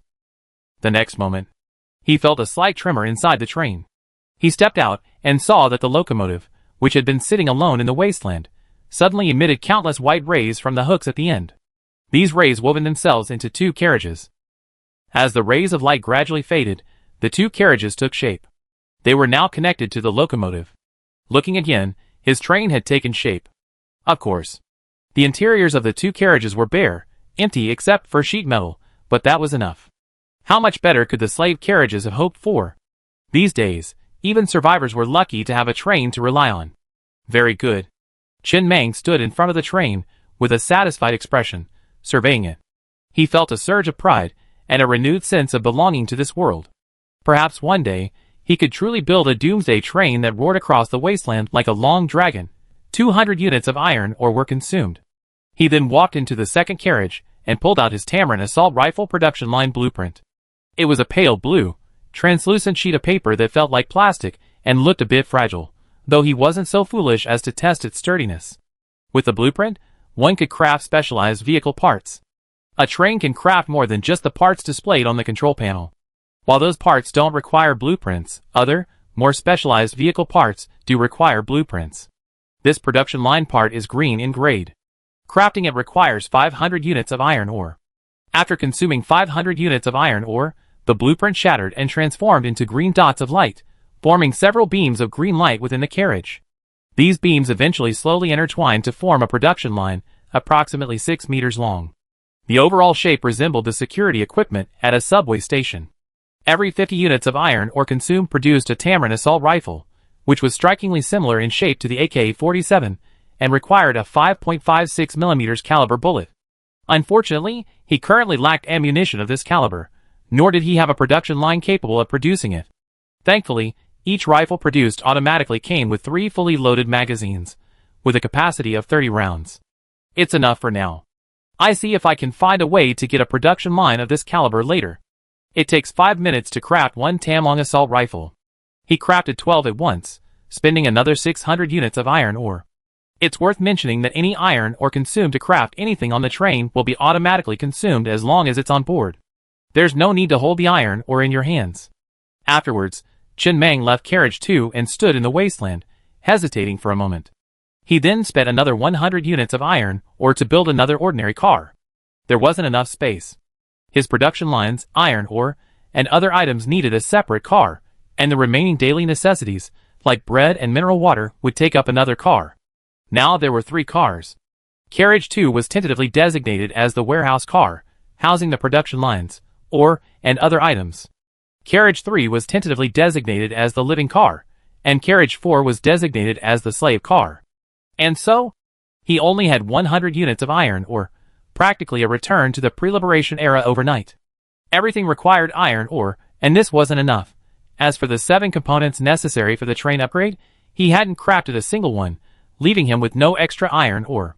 The train didn't even have an electrical system, and the carriages weren't even dimly lit, not even as bright as the one just now. As soon as the doors of the slave carriages closed, it was completely dark. However, Both the electrical system and the generator consumed copper ore. After a moment's reflection, he decided that these two items were still necessary. He then looked at the 120 units of copper ore he had seized and immediately spent 110 units of copper ore to craft both. He placed the generator in warehouse car number 2. It was quite large. It took up nearly 1/7 of the car's area. But Chin Meng stood in car number 2, staring blankly at the generator before him. 1 energy stone is required to activate the generator. Based on the train's current power consumption, 1 level 1 energy stone can provide approximately 300 days of continuous power. Energy stone? Such an unfamiliar name. He immediately ran back to the front of the train, stood at the control panel, opened the beginner's tutorial, and began to explore again. He soon discovered the source of energy stones.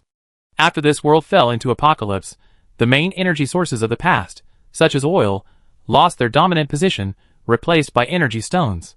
When the train is upgraded to level 2, a new vehicle accessory, the crafting table, can be crafted. At the crafting table, iron ore can be consumed to create energy stones. But before that, there was almost no other way to obtain energy stones. The train itself required energy stones as a source of energy, and when the train was built, it came with a level 1 energy stone. To start the generator, he had to dig out the energy stone from the locomotive and place it in the generator, but that was obviously impossible. He glanced at the newbie prompts on the control panel. There are currently 3 carriages, and none are armored.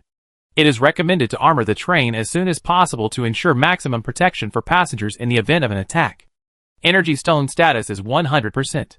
Based on the current train weight, it can travel at a maximum speed of 100 km per hour for up to 100 hours. As the train's weight increases, the maximum speed will decrease, and the rate of energy stone consumption will increase.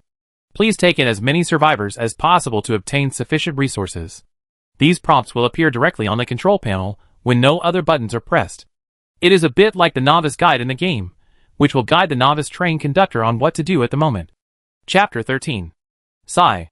Chin Meng sighed, rubbing his temples without giving it any further thought. He knew he should have armored the train sooner rather than later, which would have significantly improved safety.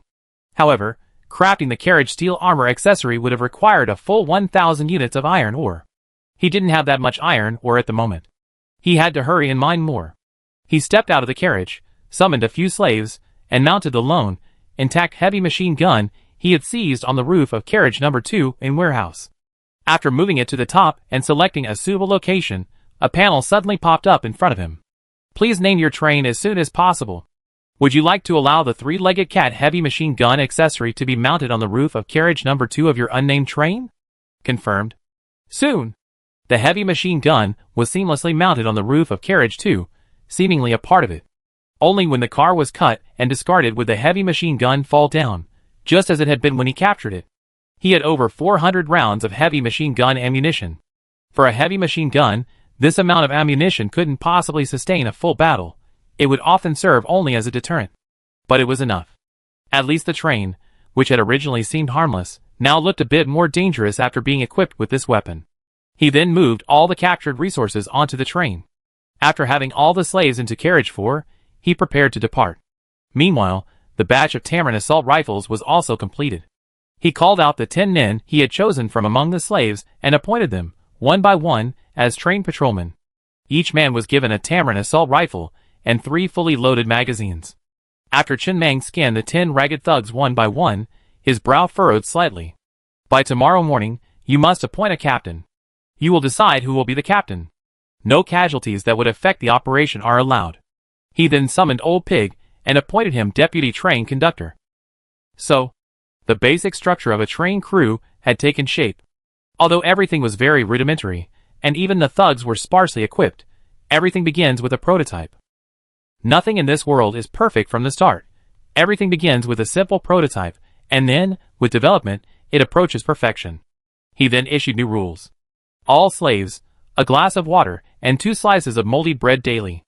All thugs, 2 bottles of mineral water, 6 steamed buns, and a bag of pickled mustard greens daily. While he believed that artificially creating class disparities to secure his position wasn't a big problem in the apocalypse, he didn't think the slaves should be starved to death. How could they possibly have the energy to mine?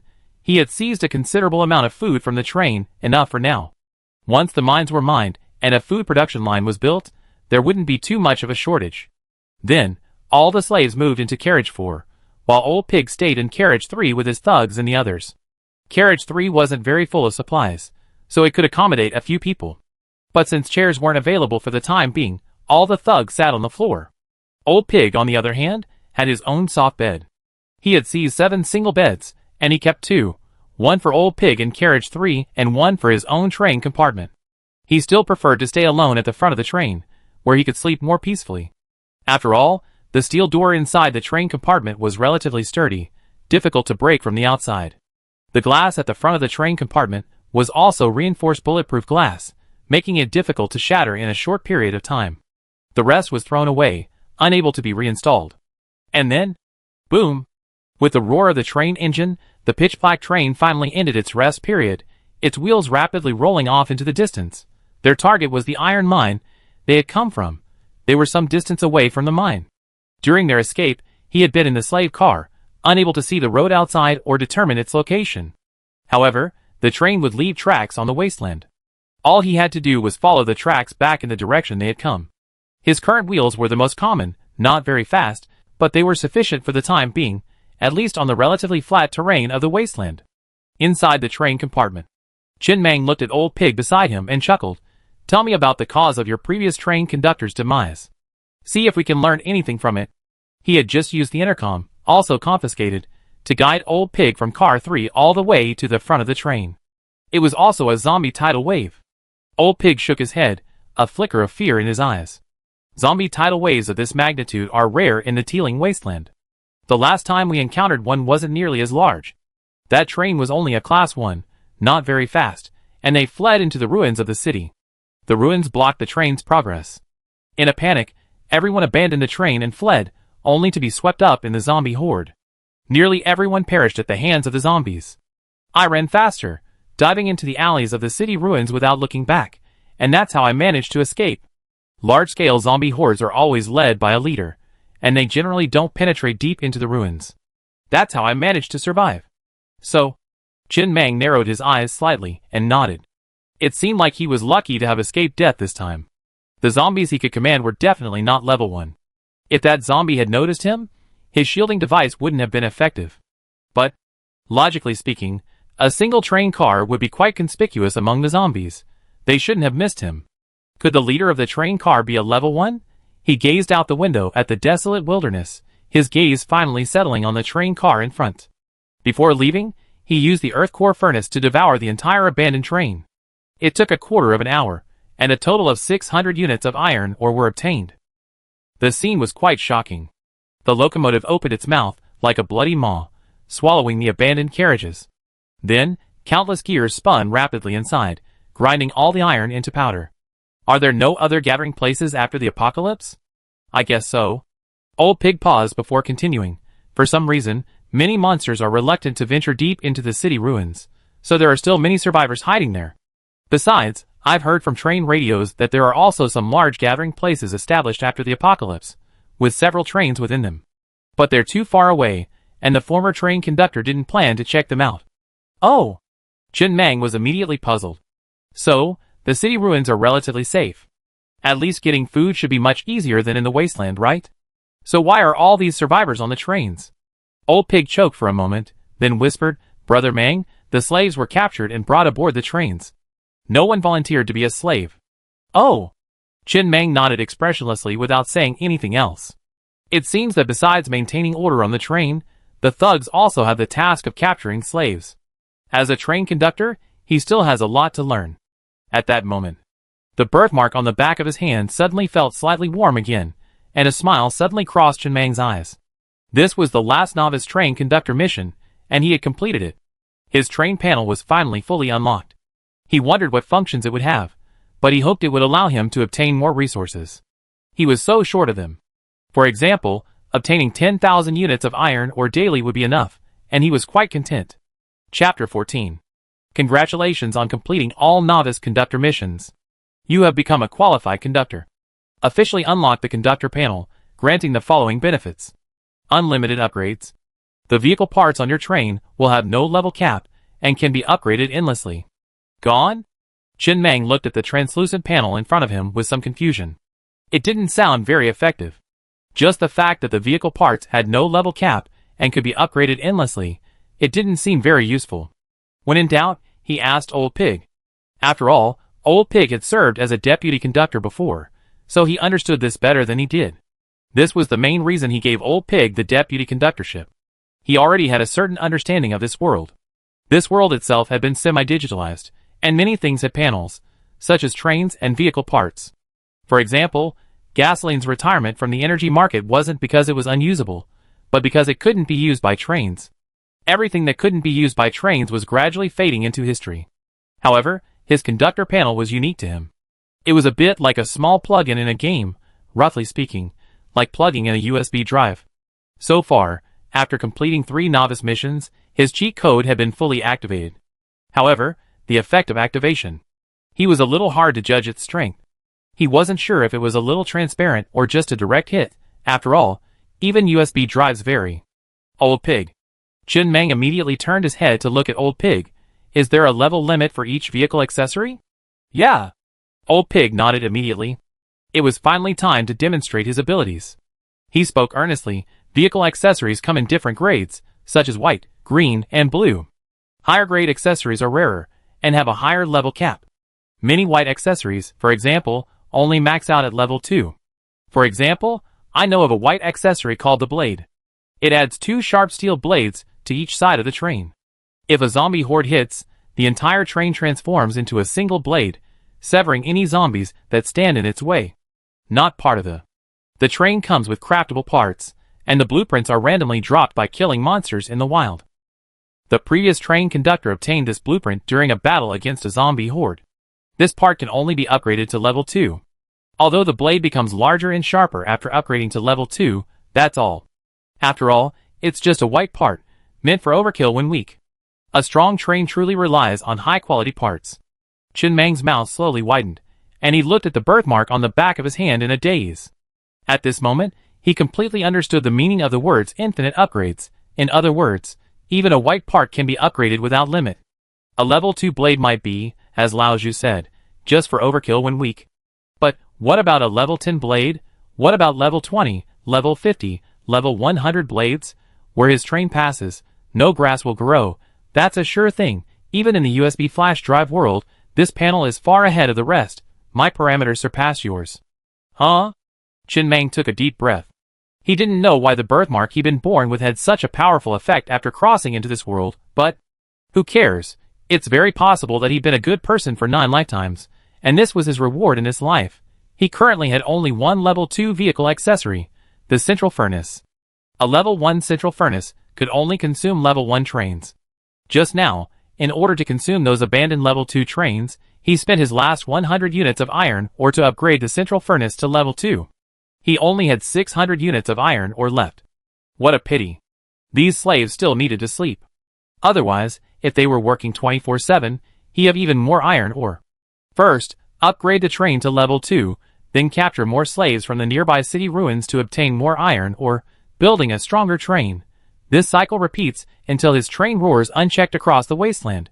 Half an hour later, Chen Meng returned to the iron mine entrance. Just like before, amidst the roars of his thugs, the slaves emerged from the train compartments one by one, receiving their pickaxes in an orderly fashion and digging the mine. This scene was incredibly familiar, as if it had happened before. Except, this morning he was standing among the slaves, while now he was standing in the train compartment. Perhaps the apocalypse wasn't without its advantages. With enough luck, the journey from slave to train conductor could be completed in a matter of hours. In peacetime, the journey from slave to train conductor required more than just luck. Inside the train, Chen Meng looked at the train crew displayed on the screen. So far, this train has 10 thugs and 81 slaves. Each name is in white. When someone dies, the name turns black. This feature allows the train conductor to more clearly determine the life and death status of his passengers. Presumably, after he killed the slave in the carriage last night, the thugs rushed to the scene immediately because of this feature. But Chen Meng narrowed his eyes slightly and tilted his head to look into the distance. Since he had this feature, the original train conductor must have known that their slaves were not dead, and might even have left the original train and joined another one. Couldn't the escaped train conductor come back to find them? But it was only one train conductor who escaped. Even if he did, he wouldn't be too afraid. After all, he still had 10 thugs armed with assault rifles and a heavy machine gun, so he wasn't completely without any means of self-defense. Elsewhere in the wasteland, in the van of a somewhat dilapidated train, fleeing across the wasteland, a portly man stared at the train crew on the screen and froze in his tracks. He had been grieving over the dead slaves. Capturing those 300 slaves had taken considerable effort. Now they were all dead. Making a comeback would be incredibly difficult. But the train crew column showed that nearly 100 of his slaves had survived, instead joining an unnamed level 1 train. One of them, Chen Meng, even became the train conductor. How could it be possible? He had simply abandoned those slaves in the horde of corpses. How could they have survived in that situation? Could it be? The man's eyes were filled with anger. It must have been that the slave named Chen Meng had encountered some kind of good fortune. This wasn't surprising. Opportunities were plentiful in the wasteland. With enough luck, anything was possible. But what infuriated him was that, having fought tooth and nail to survive, his slave had somehow found a way to become a train conductor. How could he tolerate this? A newly built train was essentially inoffensive, practically no different from a lamb to be slaughtered. Now that the zombie tide had been shaken off, his most important task was to find these slaves, kill the train conductor, and bring back his slaves. Although he didn't know their location, a new train conductor would likely quickly recognize the importance of the iron ore. So, if nothing unexpected happened, this guy named Chen Meng would have returned to the mine by now. He only needed to return to retrieve his slaves. Thank you so much. The portly man suddenly laughed, his eyes gleaming with both gloom and excitement. If it weren't for you, my 100 slaves would have perished long ago. If I can find these 100, my comeback will be much easier. Chapter 15. This portly man was none other than Master Kun. He was the conductor of Chen Meng's original train. At this moment, the locomotive was packed with 10 people. Master Kun. One of the men, holding a baton, hesitantly whispered, "We've abandoned the car with the heavy machine guns. Currently, our locomotive has almost no offensive capabilities. How about using that wheel blade blueprint? That would give us some offensive capabilities." If Chen Meng were here, he would definitely recognize this man instantly. This man was the one who had ordered the thugs to swing their batons at him in the slave car. This man was a close confidant of Master Kun. During his escape, Master Kun couldn't take all of his thugs with him, so he took his closest associates and a few of his most trusted thugs. Now, in the locomotive, besides these 6 thugs, Master Kun, and the deputy conductor, the remaining 2 were Master Kun's women. Despite her good looks, her face bore the look of someone who had just survived a disaster. Although she was a thug, she was a trusted confidant, and she was quite familiar with what blueprints Kuan-Yi possessed, information that ordinary thugs simply couldn't know. Kuan-Yi glanced at the white accessory car blade blueprint on the table nearby and shook his head. It requires 500 units of iron ore to craft this accessory. Although it's a white accessory, its crafting cost is higher than some green accessories. There's only a little over 200 units of iron ore in the train right now, which is not enough to craft it. But you don't need this. It's just a novice train. It's not even qualified to build the most basic firearms production line. Whether it's vehicle external weapons or individual firearms, they all require a level 2 train or above. A level 1 train, how could there be any means of attack? We all have guns. Once we find them, we can easily capture them all. They're just a bunch of slaves. As long as we kill the leader, what's the risk? The middle-aged man who had made the suggestion didn't say anything else. He simply glanced down at the pistol and baton in his hands, a faint sense of unease lingering. Who was Chen Meng? He had never heard of him, but he had a strong feeling that this man was most likely the slave leader he had appointed from slave car number 7. A ruthless man, he had a deep impression of him. With just these few men and these few guns, could they really be safe? He didn't know how these people survived the zombie tide, but if they did, then scavenging some guns and ammunition from other abandoned cars wouldn't be a big deal. Why did Mr. Kun seem so fearless? Wait. The man suddenly realized, his voice hoarse and trembling with excitement, "Master Kun, I know what you mean. Even if they found pistols and bullets, those firearms were manufactured on our train. They can't harm you, Master Kun." Humph. Master Kun pulled the woman beside him into his arms, grinning with considerable satisfaction. "You've only figured it out now? It's not too late. Do you really think I just rush in without a second thought? No one who can survive long in the wilderness is a fool. Let's go! With these slaves, a comeback is easy. I just hope Chen Meng goes to the mines, and doesn't get scared and run around in the wilderness, making it impossible for us to find him, and let someone else grab this piece of meat. That's true. The man nodded in agreement. Normally, a level 1 train with 10 slaves was considered a good number. Often, the train conductor himself would have to dig for ore. A level 1 train with no offensive capabilities, and 100 slaves was no different from a piece of fat meat wandering around in the wasteland. In the wasteland, the sun was setting, approaching dusk. Next to the iron mine, a train sat safely parked nearby. Chen Mang sat inside the train compartment, constantly researching various information and studying vehicle components. Each train had its own strengths. For example, some had high speed, some had powerful firepower, some had thick armor, and some were highly maneuverable. He envisioned a versatile train, and was currently studying these components, as well as the various information and rules in the beginner's tutorial. Old Pig was sorting and storing minerals and daily necessities in the number 3 living carriage.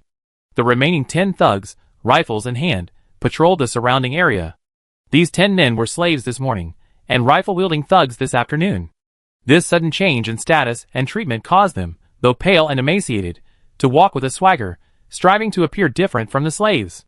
It was a bit like the rising middle class in peacetime, trying every possible means to show they were a different class from the average person. Once someone reaches a certain position, they strive to act like someone in that position. While it might seem comical at first, over time, it becomes a permanent fixture. Just then, Chen Mang suddenly noticed a locomotive hurtling towards him at breakneck speed in the distance. He immediately stood up from his chair. He picked up a telescope and peered through the glass into the distance. It's coming! Chen Mang's expression changed slightly. He immediately picked up the intercom and ordered all his men to board the train and prepare for battle. This locomotive was undoubtedly the same one he'd been on. After all, trains rarely had only one locomotive. Even his locomotive had 3 carriages. The enemy's stance clearly indicated they were planning to ram him at full speed. After all, it was a level 2 train, with thicker armor than his level 1 train. If they were to collide with him, his train would surely be overturned. If not shattered, they had to get around the mine. As long as the enemy couldn't directly hit them, there was still a chance of victory. Instantly, Chen Mang made his decision. He immediately steered the train around the several-meter-high mound behind them, preparing to engage in a Qin Emperor circling the pillar.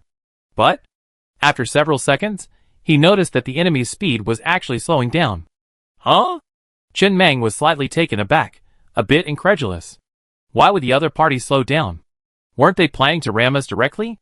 If not, what offensive methods could a locomotive have? It didn't look like it had any external offensive accessories. Wait, he suddenly realized with a strange expression, this Master Kun, didn't he think his train was newly built and therefore had no offensive methods?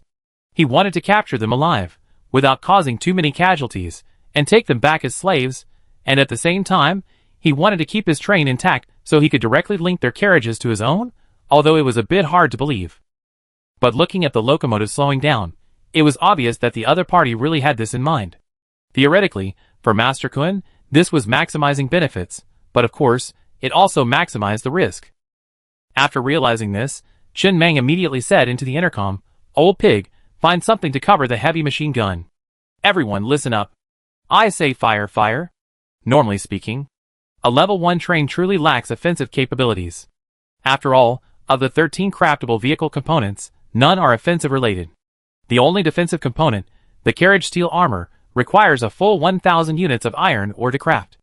Under normal circumstances, Mr. Kun's decision would be fine. But, in this world, many unusual things always happen. Chapter 16. How greedy. Standing inside the train, Chen Mang muttered, gazing through the telescope at the gradually slowing locomotive. There's a road to heaven, but you won't go. There's no door to hell, but you insist on coming. Since the other party was so arrogant, he was naturally pleased with this. Reducing casualties was always a good thing. After all, in the apocalypse, every life was valuable and a scarce resource. Quickly, dozens of seconds later, the blood-stained locomotive had slowly come to a stop less than a few dozen meters from him. Whoa! Chen Mang took a deep breath and immediately prepared to have Old Pig fire a barrage of bullets at the locomotive with a heavy machine gun mounted on car 2. He wasn't sure if it would penetrate the armor, but just then, before he could give the order, he saw 8 men disembark from the locomotive. 8 armed men, walking towards him as if they were strolling. The portly man in the lead, a scornful smile still etched on his face, shouted, "Where's Chen Mang? Let him out!" "Good fellow." Chin Mang stared at the group in a daze, feeling a moment of surreal uncertainty. How could they be so arrogant? Or were they truly so confident? For example, wearing extremely protective bulletproof vests? But bulletproof vests don't protect your head. If he had initially thought they were just being arrogant, now he thought they must be confident. After a moment's hesitation, he finally ordered into the intercom, "Everyone fire. Hold your heavy machine guns." The next moment, the side of car number 3 of the train he had been standing on, lying across the mine, was completely opened. 10 men armed with fully automatic Tamarin assault rifles stood at the edge of the car, aiming their guns at the group. Without a moment's hesitation, they pulled the trigger. Bang, bang, bang. The sharp crack of gunfire suddenly echoed across the wasteland. It was only 20 or 30 meters away. For an automatic rifle, even a beginner would be able to hit a target with a single round. There was no need to even change magazines. With just one round, the 8 men approaching him collapsed in a pool of blood. Chin Mang stood inside the train, patiently waiting for several seconds before giving the order, "Go ahead and shoot them, confirm their deaths." He didn't get off the train himself. If there was a trick, he might have been done for. He was in charge of the command. As the 10-man squad, under his watchful eye, approached the 8 men, pointed their guns at their heads, and fired each shot. Only then did the intercom relay the definitive news of their utter death. "Really?" Chin Mang sighed softly. He only wanted to say he scared himself. He expected a fierce battle, but who knew it would be so easy? This incident had taught him a lesson. No matter the enemy, one must fight with all their might. He then stood up, grabbed an assault rifle, and walked out of the train. Surrounded by a group of thugs, he headed towards the nearby train, unsure if there were any valuables inside. With the owner dead, the train had become ownerless. Inside the train, 2 women huddled in a corner, their eyes filled with fear and panic, their hands clutching their mouths tightly. Chin Mang waved his hand, signaling his thugs to escort the 2 women out first. Then, he searched the entire train compartment alone. There was only a small amount of iron ore and some food. It was obvious that, in his haste to disconnect the train cars when surrounded by the zombie horde, Mr. Kun had barely taken anything with him. Wait. He suddenly noticed a blueprint on the console. He immediately leaned over. Blueprint name, Turning Blade. Blueprint grade, white. Cost, 500 iron ore. Chin Mang was slightly taken aback. Wasn't this Turning Blade the white accessory that old Pig had mentioned? One that could only be upgraded to level 2, a transitional accessory for weaker times? He had even wondered, with his unlimited upgrade ability, what would happen if he upgraded this accessory to level 10. However, this accessory didn't come with the train. It would drop randomly for monsters killed in the wild. He didn't think about it anymore. I hadn't expected to have the Turning Blade blueprint so soon. Mr. Kun had sent it all the way to him. Sending a blueprint from 1,000 miles away was a gift of deep affection. Very good. Chin Mang grinned with satisfaction and carefully placed the blueprint in his pocket. He would use it later to see what effect it had. It would be best to reach level 10 as soon as possible to see if there would be any qualitative changes. After completing all this, he waved his hand for his thugs to move the resources and food from the train compartment. He then prepared to return to his own train to use the earth core furnace to devour the locomotive and recover some resources. As he passed by the 8 people lying in a pool of blood, Chin Mang looked at the corpse of Master Kun, whose eyes were filled with resentment, and sighed softly, feeling a sense of sadness. This incident had made him, already somewhat wary, even more vigilant in the future when facing enemies. In the apocalypse, any act of arrogance was simply an attempt to see one's great-grandmother sooner. Then he noticed. 3 of the 8 people were familiar faces. They were the 3 who had swung their batons at him. He had assumed they had long since perished in the zombie maw, but unexpectedly they were here. It truly was fate. Chin Mang curled his lips, ready to fire his rifle at the 3 men, but then thought better of it, saving ammunition. Lao Zhu, on the other hand, was quickly collecting the firearms these men were carrying. These firearms, manufactured on other trains, are contraband and must be kept out of the hands of thugs and slaves. Chin Mang said nothing, returning to his own train compartment and taking control of the train, driving it in front of the abandoned locomotive. After activating the earth core furnace, his locomotive opened its maw, revealing countless rapidly rotating gears, swallowing the entire abandoned locomotive whole. At 1,000 iron ore units. As expected of a level 2 locomotive, it boasted more iron ore than he devoured from all those carriages. Its armor looked thicker than his own, likely due to upgrades. If it had just hit him at full speed, it would have been a real bummer. This encounter ended so hastily. Inside the train, Chen Mang was pondering two questions. The first was what name to give his train. The second was what accessories he should craft first, given his current 1,600 units of iron ore. After a moment's contemplation, he finally came up with a name for the train. Let's call it Star. Chapter 17. Star, that's a good name. Sitting inside the train, Chen Mang silently repeated the name several times with a look of satisfaction. Star Train, it was quite impressive. Perhaps one day, he could even control it and fly it out into space. By then, the Star Train would be powerful enough even in the universe. In fact, he had considered the name control everything, but after some thought, he felt it was a bit underwhelming. Just then, there was a knock on the door outside the train. Chen Mang casually pressed a button on the control panel, and the train door quickly opened. It was none other than Old Pig. Brother Mang. Old Pig, as if he had something to hide, approached cautiously and said carefully, I have some suggestions, but I'm not sure if I should share them. Go ahead. Chen Mang sat in his chair, looking at Old Pig seriously. After all, Old Pig had been a deputy train conductor, so many of his suggestions were quite useful. That's right. After receiving Chen Mang's approval, Lao Zhu composed his words carefully before speaking. First, I must admit that I've met many train conductors, but Brother Mang, you are the most magnanimous of all I've met.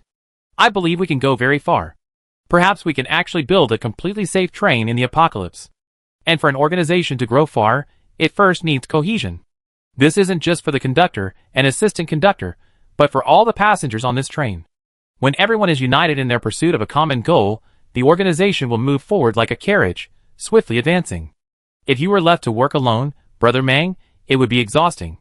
In the apocalypse, trust is a luxury. For example, many train conductors worry about their deputies or thugs betraying them, or about slave rebellions, so they create many harsh rules. Anyone who breaks them will be shot on the spot, ruling the entire organization with iron-fisted force. But I've always felt that this is unnecessary. It's difficult to expect someone to be completely loyal to someone else, especially in an environment like the apocalypse. For example, Brother Mang, do you completely trust me, or those thugs? It's difficult. Your trust in them stems entirely from the fact that their weapons are all made from trains, and they can't be used to control them. It will cause you harm. Everyone knows this.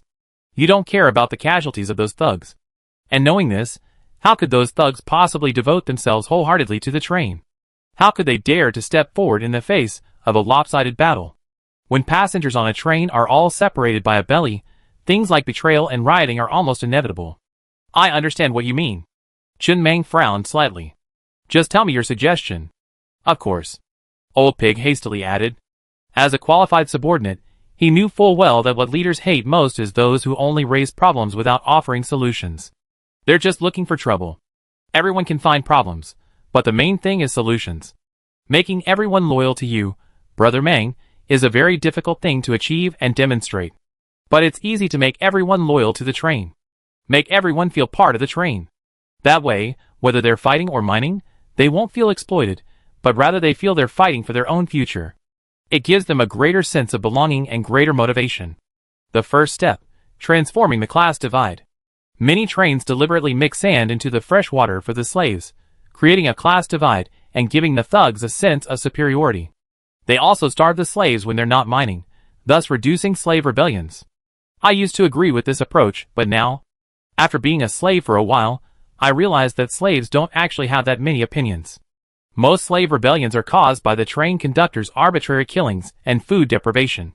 We give them purified water and a full meal every day. We need to create a gap between us and the other trains. Let the slaves' meals be the same as the thugs' meals on other trains, and let the thugs' meals be the same as the train conductors' meals on other trains. Let them feel superior to the slaves on other trains, and thus develop a sense of identity with the train.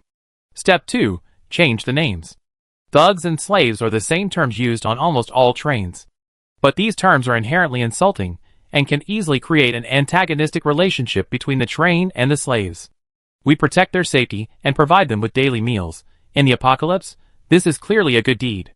Why use such insulting terms? To be more blunt, even in peacetime, jobs with free food and shelter are hard to find. Even more so, it's the end of the world. We're clearly doing good things. Why should we be stigmatized? Change slave to passenger, and thug to guardian. The change in titles will make them more identified with the train itself, and provide them with clear promotion paths, so that both current and future slaves have clear goals to strive for. Add another carriage, to give the slaves more space to move around. Building a regular cargo carriage only requires 100 units of iron ore. Step 3. Value recognition. Brother Meng, you may have noticed that after the victory just now, those 10 thugs were actually very excited. They already felt a sense of belonging to the train, but they acted weakly because they knew you, Brother Meng, didn't care about them. But if you, Brother Meng, are willing to direct this emotions, plus I promote it to them regularly. Soon, everyone will have a strong sense of identification with the train. Old Pig spoke a lot, his lips even turning slightly pale. His entire expression was a touch excited, and he danced with joy. Brother Meng, think about it. When everyone is working together, those slaves will be more efficient in mining. The thugs will also fight harder in dangerous battles. And in the future, we won't even have to capture slaves. Once our reputation spreads, a large number of survivors will flock to us. Of course, all of this presupposes sufficient food resources. In the apocalypse, food is still quite scarce, so these are just ideas for now. But if you think this is feasible, Brother Meng, we can take other steps first. When every slave and thug has a deep sense of identity with the train, the chances of betrayal and rebellion will be greatly reduced. Qin Mang narrowed his eyes slightly, looking Old Pig up and down. He had to admit, Old Pig did have some ideas. He looked like an ordinary bald man, but he had quite a few ideas in his head. Although it was a bit crude, it seemed only he could give this plan a try. Old Pig was right about one thing. Why call them slaves? Just mining makes them slaves? Don't they work in peacetime? Most importantly, this plan might be difficult to implement on other trains, as a crucial aspect of it is the need for sufficient food. But this was the easiest to achieve on this train. Moldy bread production line, white grade accessory, produces the required 100 slices of moldy bread. At level 1, this accessory can only produce moldy bread. But what if it's level 10? Wouldn't the resulting product be delicious stuffed bread? A survivor in the apocalypse eating that kind of thing every day would hardly even consider rioting and fleeing. Food wasn't a problem for him. If that were the case, then this plan was completely feasible. A moment later, Qin Mang looked at the 10 thugs patrolling outside the train and chuckled. Old Pig, I leave this to you. I think it's feasible. Don't worry about the food. I take care of it. But there's no need to rush. Full implementation will have to wait until it's developed. By the way, the train has a name. It's called the Star. Before that, he needed to use the crank blade blueprint. In the apocalypse, organizational cohesion is merely a side dish. The main course was the train's strength. Without sufficient offensive and defensive power, a train, no matter how strong its cohesion, would be of no use. He first needed to see what changes the level 3 crank blade had. Chapter 18. Old Pig arrived with trepidation and returned with excitement. Inside the train, Qin Mang watched Old Pig's departing figure, shook his head with a slight resignation, and then smiled. He naturally understood why Old Pig was so happy. On the one hand, he truly hoped for the train's continued success and a safe haven in this perilous apocalypse. Secondly, only by considering this aspect could Old Pig maximize his potential. This was also Old Pig's selfish desire. After all, if he completely disregarded these considerations and simply spent his days enjoying battle, then Old Pig's existence would have little meaning. Even a member of the original team would see their status decline over time. He understood this quite well. Who doesn't have selfish desires? If someone were completely devoid of them, they'd likely be thinking about some random thing like destroying the world. Now, alone in the train compartment, he picked up the pen and notebook on the table and began to write and draw. If you can use your car to hit someone, don't waste bullets. This was his summary of today's battle. Yes. He felt a little regretful. Those people had already gotten off the train, so why waste that bullet? He could have just steered the train and rammed them. But if the enemy dispersed and fled back to his own train, it would have been much more difficult to deal with. Thinking about it, it wasn't so bad. Then he pulled the blueprint for the white vehicle accessory cutter's blade from his pocket. With a thought, the 500 units of iron ore in warehouse carriage number 2 slowly turned to powder and melted into the car. And then, he felt the entire train car tremble slightly. He immediately left the train compartment, stood on the wasteland, and looked at the train number that belonged to him. Hey! Qin Mang, standing in the wasteland, couldn't help but grin at the scene before him. A steel blade had appeared on both sides of the locomotive, including its 3 carriages. It was about a meter above the ground. just enough to cut a zombie in half. The blade completely enclosed the entire train, about 10 centimeters thick. The tip wasn't sharpened yet, so it wasn't particularly sharp. Rubbing it vigorously with my hand didn't draw blood. The blade was too thick. But even so, once the train started moving, this blade was fully capable of severing any carbon-based organism in half. The blade was about 30 centimeters wide, which was also its attack range. Accessory name, blade. Accessory grade, white. Accessory level, level 1. Accessory effect, steel blades will be mounted on both sides of the train, dealing damage to enemies that approach during travel. They can be retracted freely. Upgrade requirements, 100 units of iron ore. This, Chen Meng was slightly taken aback. He had originally planned to take a look at the accessory panel first and upgrade it later. After all, crafting it alone required 500 units of iron ore, and upgrading would certainly require even more, which he didn't have at the moment. Unexpectedly, upgrading to level 2 only required 100 units of iron ore. So what was there to hesitate about? Upgrade. With another upgrade, the white vehicle accessory cutter's blade had surprisingly reached level 2. The steel blade seemed a bit thinner, and the edge more pronounced, but the width of the blade had increased by a full 10 centimeters. The width had now reached 40 centimeters. During the journey, any creature within 40 centimeters of the vehicle will be slain by the blade. The panel remained largely unchanged, save for a single line of small text. This vehicle's accessories are capped at level 2 and cannot be upgraded further. I don't believe it. Chen Meng shook his head and whispered again with a hint of anticipation, upgrade. But there really was no change, as if it truly could not be upgraded. Chen Meng glanced down at the birthmark on the back of his hand, placed his right hand on the birthmark on his left, and said again in a deep voice, upgrade. Then, level 0 permission detected. This vehicle's accessories can be upgraded. This upgrade consumes 200 units of iron ore. And then, the car blade began to change before his eyes. The blade thinned again, while its width increased by another 10 centimeters, bringing it to a full 50 centimeters. Not bad. Chen Meng couldn't help but laugh. This upgrade was primarily intended to test the effectiveness of the unlimited upgrade plugin, and it looked quite good. Although he didn't understand why the panel indicated level 0 permission, it didn't matter. As Lao Zhu mentioned, the white cutter's blade accessory is a transitional accessory for beginners. Even at its full upgrade, its effectiveness might not be as good as some green-grade offensive vehicle accessories. Even at level 3, it's barely better than level 1. But it has no upper limit. Each upgrade increases the blade's thickness and width. With enough iron ore, a cutter's blade up to 10 meters wide can be easily achieved. Like wings, it hangs on either side of a train. Just hit the accelerator and take off as soon as you hit a bump or something. The unlimited upgrade limit meant that if he had enough iron ore, he could even strengthen the blade to be as thin as a cicada's wing, or even completely invisible, making it a stealthy kill. Where it passed, no grass grew. No, he needed more iron ore, only then could he complete his grand plan. Chen Meng withdrew his gaze from the blade and looked at his train conductor panel. He only had 700 units of iron ore left. He couldn't bear to upgrade the blade again. It wouldn't have much effect within level 10, and it wouldn't make a significant difference.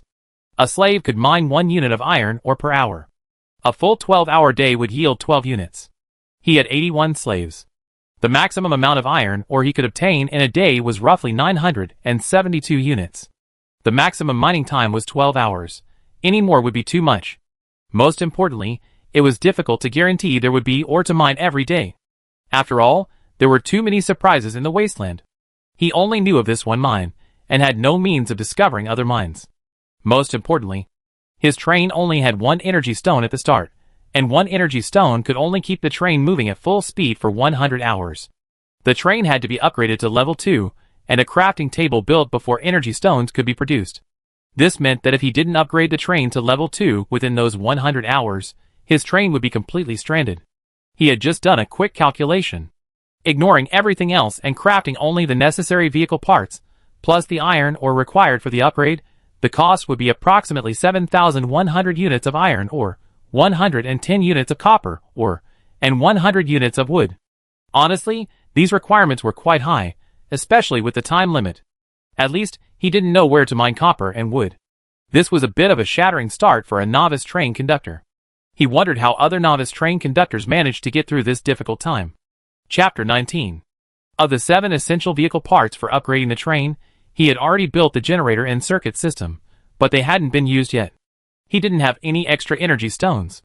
As for the energy stone for Kunya's train, he did try to remove it, but it was impossible to do so. Clearly, it wasn't the kind of part that could be removed. He didn't dare to swing his pickaxe at it, lest it explode and he have to leave it here. Of the 7 essential vehicle parts for upgrading the train, 5 remained unbuilt: the purified water filter, the hot wheels, the carriage steel armor, the pickaxe production line, and the axe production line. He had to upgrade the train to level 2 quickly to avoid a breakdown. He didn't have any shortage of purified water yet, but the armor was too expensive. He had plenty of pickaxes, all confiscated, and he had no shortage of them for the time being. He could only build a hot wheels first to increase the train's speed. When capturing an enemy train, some vehicle accessories can be removed, such as the 3-legged cat heavy machine gun, but many, like armor and hot wheels, are not removable. Wait. Just then, Chen Meng suddenly thought of something. He currently had no shortage of pickaxes, but as the level of the pickaxe production line increased, would the resulting pickaxes be able to mine faster? He quickly returned to the train compartment and opened the newbie's guide on the control panel. After scrolling through the screen for a long time, he finally found the information he was looking for in a corner. The pickaxe production line was a green-grade product, with a maximum level of 3. With each upgrade, the pickaxes produced could mine higher-level mines. Can only mine at higher-level mines? Chen Meng frowned slightly as he looked at the words. It wasn't that it was useless. At least from now on, it seemed like he was the only one who could mine mines of level 4 and above at will. Even if others could obtain a level 4 pickaxe, they probably wouldn't be able to mine as easily as he did. It was just a little different from what he had imagined. There was a slight gap.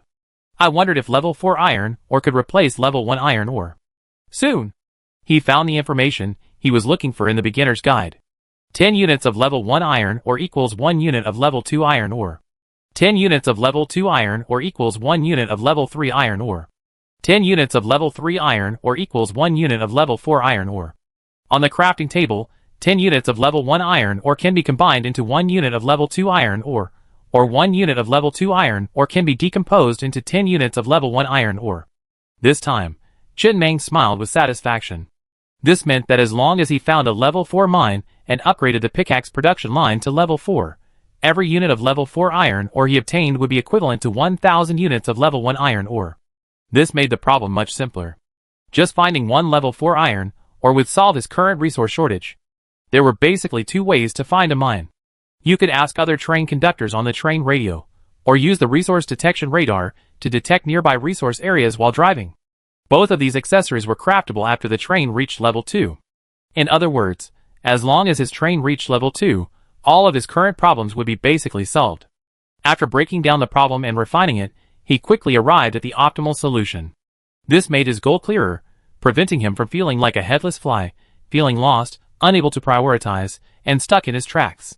After breaking down his goals and clarifying his logic, he looked at the 5 essential components and ultimately selected 3: pure water filter, hot wheels, and pickaxe production line. He placed the filter in living carriage number 3, and the pickaxe production line in warehouse carriage number 2. The current car layout wasn't perfect, but he didn't have the resources to build extra cars, so he had to make do with it for now. He could reorganize the layout more carefully later, when more resources were available. These 3 components cost him a total of 700 units of iron ore. He was completely broke, with not even a single unit of iron ore left. It takes 10 units of iron ore to produce 1 pickaxe. The pure water filter can filter all liquids, such as urine and rainwater, into drinkable pure water. Its shape is rather disgusting, a bit like a toilet. After reaching level 2, it can directly produce mineral water, consuming 1 moldy slice of bread for each bottle. The hot wheels automatically replace its existing ordinary wheels. It can significantly increase the train's speed. However, its drawbacks are also obvious. It's virtually impossible to navigate zombie hordes or difficult terrain, and the risk of overturning is high. At this point, he only has 2 essential parts left to upgrade his train: the carriage steel armor and the axe production line. The carriage steel armor is the most expensive of the bunch, requiring a full 1,000 units of iron ore. Even worse, it's calculated per car, meaning 1,000 units of iron ore can only armor 1 car. To armor all the train cars, more iron ore is needed. Fortunately, armoring any 1 car will meet the upgrade requirements. No wonder only the front of Master Kun's train is armor. How anxious. Inside the train, Chin Mang gazed out the window at the mine and sighed helplessly. The slaves were still mining, and they wouldn't be able to get out for a while. He almost wanted to pick up his pickaxe and go work himself. He needed more slaves. Oh no! He had to break that habit. According to Old Pig, it should be more passengers and survivors. There wasn't enough iron ore. It was a shame he wasn't qualified to build a train radio. Otherwise, he really wanted to know what other train conductors did when they were short on resources, lacking sufficient information exchange. But then, he suddenly remembered something. He wondered if his earth core furnace could refine all those captured pistols and ammunition. He did what he said. He immediately stepped out of the train compartment and activated the earth core furnace. As its maw opened wide, he tossed a pistol into it, quickly obtaining 10 units of iron ore. Chin Mang curled his lips. It was a little, but not so bad. A little bit of meat is meat. He then tossed in all the small pistols he had captured and over 200 rounds of ammunition, instantly obtaining a total of 250 units of iron ore. He kept the GLS pistol he had obtained at the beginning, along with the 30 or so rounds of ammunition.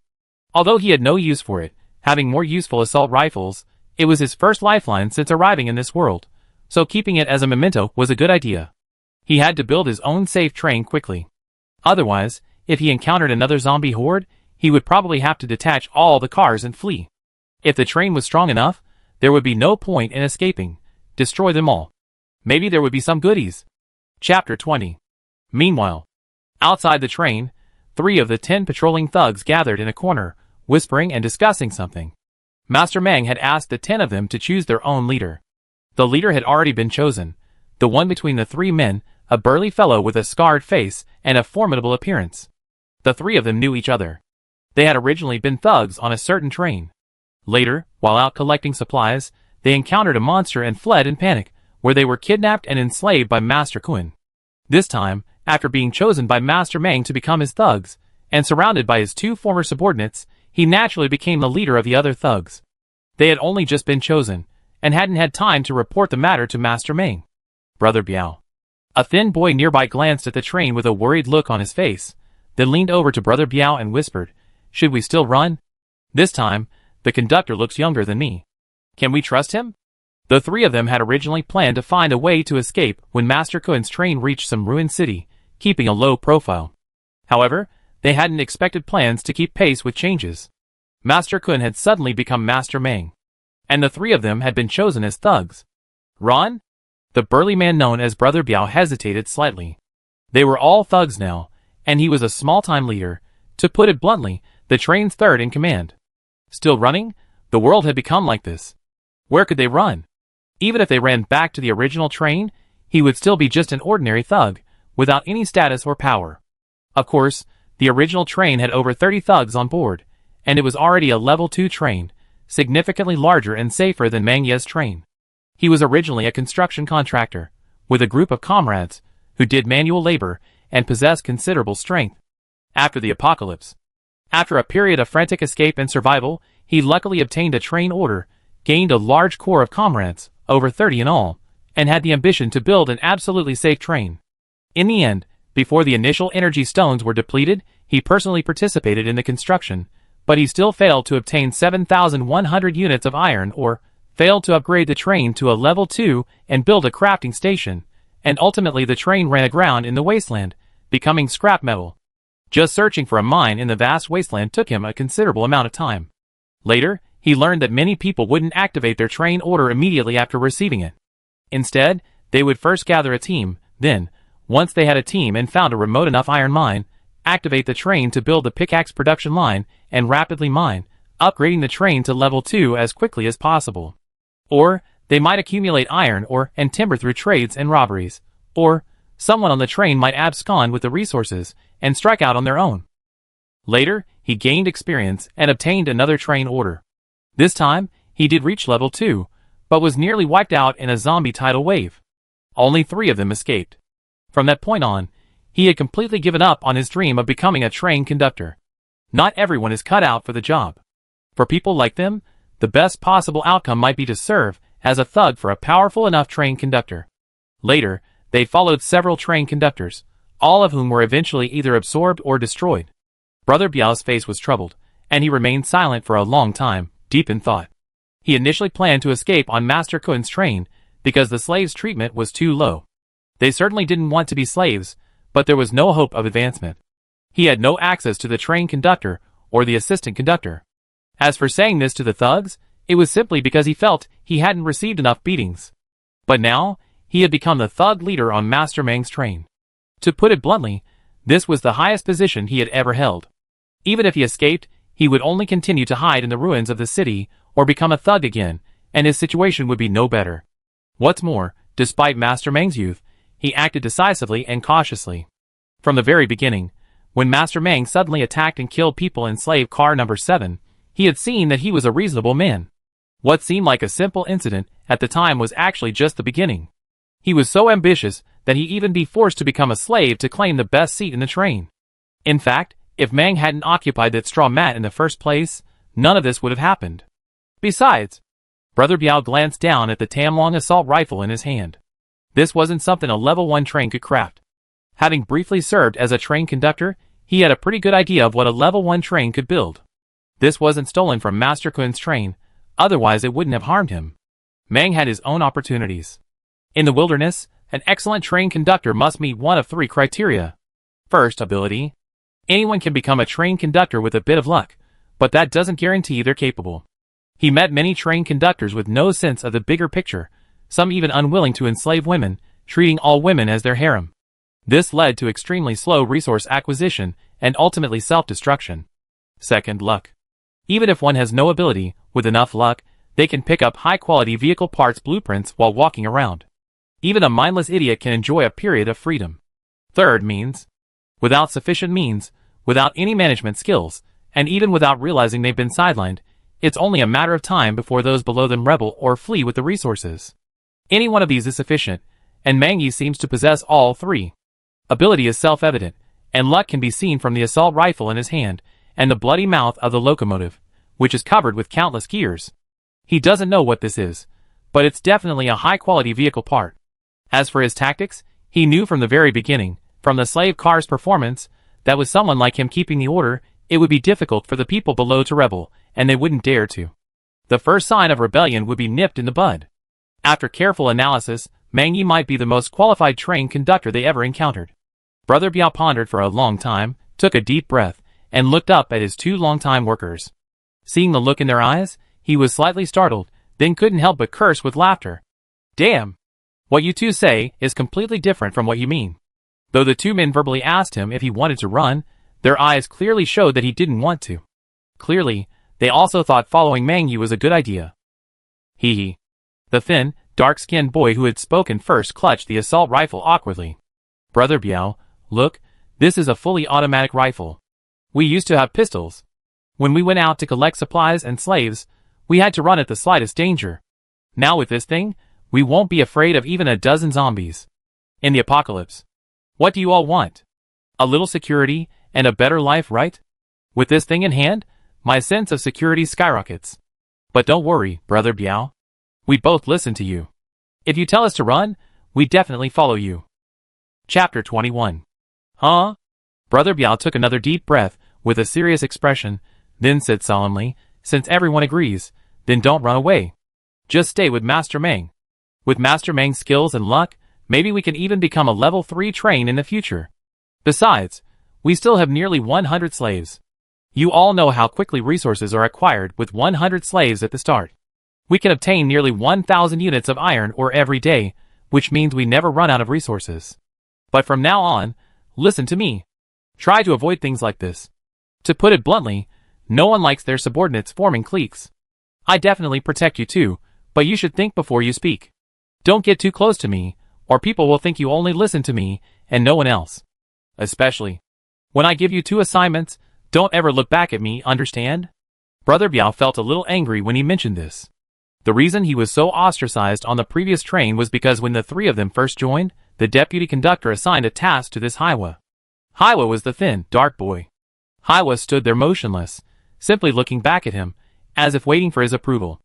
At that moment, his heart skipped a beat. He knew it was over.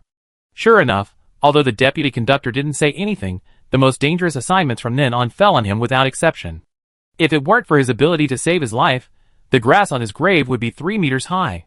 If he didn't know Haiwa didn't mean it, he would have wanted to kill him. Isn't this just trying to fool him? I understand. I understand. Haiwa lowered his head in shame and muttered, I didn't think too much about it at the time. I was just in an unfamiliar environment and a little hesitant to act rashly, so I asked Brother Biao to keep an eye on things. I definitely won't do that this time. Now that he had made the decision, Brother Biao took his patrols even more seriously. After all, he wasn't just working for Master Meng, he was also working for himself. If he neglected his duties, and the zombies surrounded him, he would realize that it wouldn't just be Master Meng who would die, but him as well. In the wilderness, the entire train was a community of shared interests. Any one person's negligence could plunge the entire train into danger. At the same time, he was also pondering a question. After all, he had only just been promoted and hadn't yet reported this to Master Meng. Now that he had decided to work diligently with Master Meng, how to earn his trust was a question he had to consider. He tilted his head thoughtfully, glancing at a thug not far away who was glaring at him with discontent. This thug had just lost the battle for the leadership position and now looked quite discontented. If he could somehow instigate this person to rebel, and then strangle him immediately, could he use this person to ascend to power? He quickly shook his head and dismissed the idea. It was too dangerous. If anything went wrong, he would perish along with him. Sigh. He then sighed softly and turned to look at the train behind him, hoping that Master Meng could soon upgrade to a level 2 train. After all, level 1 trains lacked any offensive equipment, and the sense of security they offered was still too weak. Even though he had decided to follow Master Meng, this level 1 train still made him feel a little uneasy. The only offensive vehicle accessories currently available were the heavy machine gun and the cutter's blade. He knew the cutter's blade. He had obtained this white accessory before and upgraded it to level 2, but it wasn't very useful, only capable of dealing with small zombie hordes. Huh? Thinking of this, Brother Biao was momentarily taken aback. He didn't know if it was an illusion, but why did the cutter's blade on this train seem thinner and wider than the cutter's blade on his previous train? He quickly shook his head and didn't think much about it. He must have remembered it wrongly. After all, he had crafted the white cutter's blade at the beginning of the apocalypse, and his memory was already hazy. And inside the train, Qin Meng looked out the window at the sky, then glanced at the clock inside. It was already 10 o'clock in the evening, so it was time to let the slaves come up and prepare for rest. A night's rest, then resume mining tomorrow morning.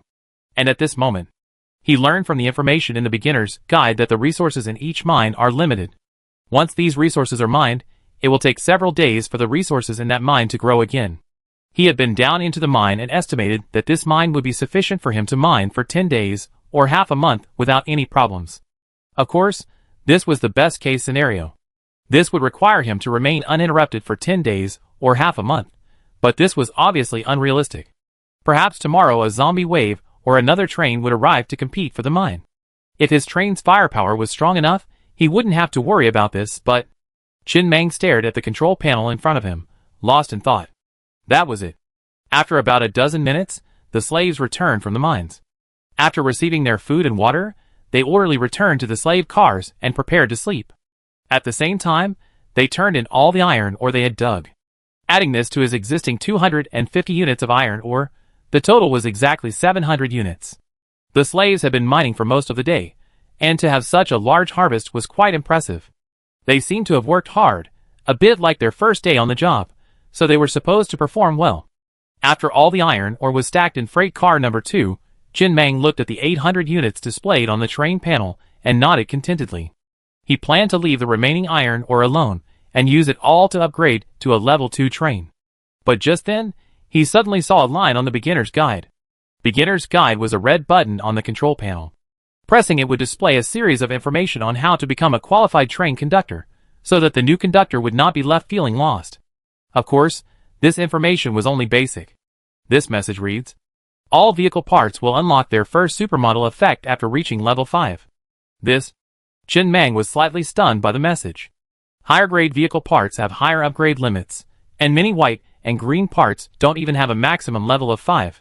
This information won't be useful anytime soon. But he has the unlimited upgrades add-on. If he upgrades a white vehicle part to level 5, will it gain this supermodel effect? This is an uncertain matter. He calculated that his white vehicle accessory, the cutter blade, was currently at level 3. Upgrading from level 1 to level 2 consumed 100 units of iron ore, and from level 2 to level 3 consumed 200 units.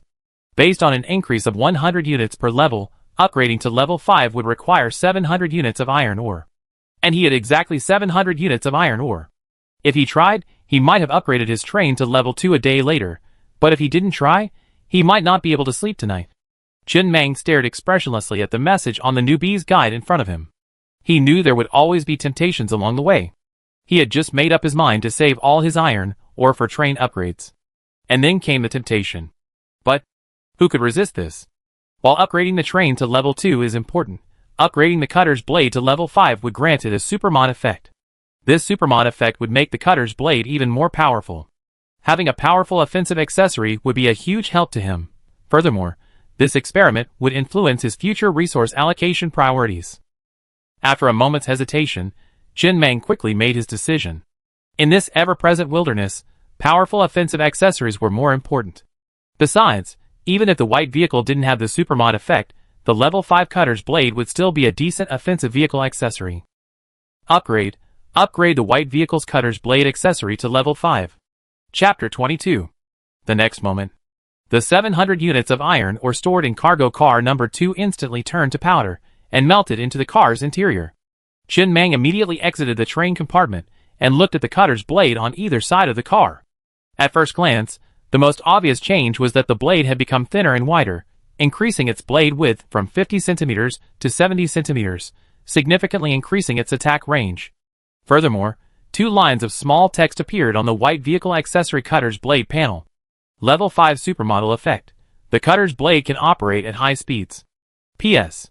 When this accessory reaches level 10, it gains a second supermodel effect. High speed? Jin Mang looked at the small text, his first supermodel effect, and nodded thoughtfully. At the same time, he sensed a new button on the train compartment control panel deep in his mind. He subconsciously pressed it. Suddenly, the blades on either side of the star train began to rapidly spin around the carriage, a distinct sound of piercing the air audible. Wow! Jin Mang stared at the scene in a daze, then couldn't help but grin. The ring-like blades were whirling around the sides of the train at high speed. Even when the train wasn't moving, the damage caused by this accessory was extremely high. If the train was moving, the damage would be even more devastating. If the wheels and other components were upgraded to ensure it could navigate harsh environments without the risk of tipping or jamming, then even if a large number of zombies arrived, it would be as easy as chopping melons and vegetables. There was no need to worry about the zombie tidal wave.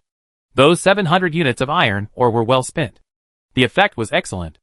After figuring it out, Jin Mang stopped the blades and retracted them into the train compartment. He had no idea where such a wide blade had been retracted, but who cares? Very good. After completing all this, Jin Mang contentedly returned to his train compartment and prepared to sleep. The steel door of his train compartment could only be opened with his permission. Theoretically, living inside was absolutely safe. Of course, if the danger was one that could completely destroy the entire train, then living inside wouldn't make much sense. In the wasteland, Diazzi, who was about to report to the deputy train conductor, looked at the scene and remained silent for a long, expressionless moment before looking away. If before, he had thought his memory might be flawed, but now, he was certain of one thing. That's Master Mang's cutter blade. It's definitely not the same thing as the one he crafted before. At least, the blade isn't as thin, the blade isn't as wide, and it doesn't spin. The power of a spinning blade is significantly increased. Just then, Hai was suddenly trotted over, breathlessly saying, "Brother Biao, today is the first time this group of slaves has been assigned to mine by Master Mang. Many procedures are imperfect, and we haven't been able to accurately calculate how much each person is mined. 4 or 5 slaves reported that 2 women didn't mine at all, just stay chatting, and yet they received the same food as them. They're a little dissatisfied. Those 2 women were Mr. Kun's former wives. They initially hid in the train's bowels, but after the battle, they were taken downstairs to work in the mines. Then these 2 women came out and said they wanted to be Mr. Mang's women. They told me they wanted to meet him, and told me not to delay, or else we'd be in trouble when they became the conductor's wives. What should we do, Brother Biao?" This. Brother Biao frowned slightly, not wanting to waste any time. "Bring those 2 women here, and let's go find the deputy conductor." He knew these 2 women were indeed quite pretty, and had good figures, which were rare in the apocalypse. To put it bluntly, there was a good chance they could become the conductors' wives. If they weren't handled properly, they could be in trouble in the future. After all, they were carefully selected by Mr. Kuhn. They were excellent in every way. Inside living car number 3. Old Pig, who was busy organizing the various processes, glanced at Brother Biao as he came to report. He then noticed the two women, their eyes filled with pride. He was slightly startled, and he didn't want to waste any time. Leading a few people, he walked along the interior of the train to the junction of freight car number 2 and the locomotive.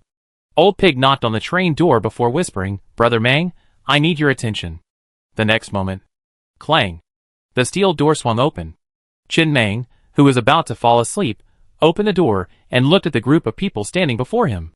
After glancing at each one, he asked, "What's up?" "This is Busey." Old Pig first offered Busey a seat beside him and quietly introduced him, "The leader of the 10 thugs I chose this time." "Hello, Master Mang." Busey stood perfectly straight, his face serious and respectful as he shouted. Chin Mang nodded, looked Busey up and down, and said with a smile, "Their chi and blood are quite abundant. To have such chi and blood in Doomsday, it seems they've been eating well. They weren't much of a slave before. Keep working hard. What are those two women behind here doing?" Old Pig glanced at Busey, who immediately understood and stepped forward, explaining the whole story in concise language. After hearing the whole story, Chin Mang's face darkened. He looked at the two women standing behind Old Pig with a grimace. "You mean these two slaves didn't dig any, or this afternoon? As slaves, you don't dig, you just eat my food. Am I doing charity? Time is money." In other words, he had lost over a dozen units of iron ore. Master Mang. Seeing Chin Mang seemed a little angry, one of the more voluptuous women immediately put on a charming smile, reminiscent of the world. She approached, tugged at the corner of Chin Mang's shirt, and whispered coquettishly, "There are differences between men and women, Master Mang. Mining is definitely for men. Look at our hands, so delicate, how can we do it? It only gives us blisters. Besides, everyone has different strengths. Not everyone is good at mining. Even if we did, our output would be far less than those men. But we're quite capable in other areas, though." The woman's fingers slowly slid across Chin Mang's chest, her eyes full of tenderness, her words suggestive. Her voice soft and gentle, she whispered, "We sisters are working very hard, Master Mang. Master Kuang used to be very concerned about us." Chin Mang, who was about to explode with anger, suddenly became thoughtful and tilted his head to look at Old Pig. "That makes sense. Even within an ant colony, there are worker ants and queen ants. Everyone really has to do their job. You're still more efficient if you focus on what you're good at." Chapter 23. This. After a moment's deliberation, Chin Mang ordered, "Take these two women downstairs and give them a quick wash. Don't use too much water. Then, tomorrow morning, tell all the slaves that whoever mines the most or tomorrow will get to choose one of these two women to spend the night with. Whoever comes in second will choose the other. And we have several women among our slaves. Tomorrow, carefully count the amount they mine. If their efficiency is far lower than others, they won't be allowed to mine anymore and can join the logistics team." "Understood." Old Pig nodded seriously, pulled out a small notebook from his pocket, and wrote down Chin Mang's orders.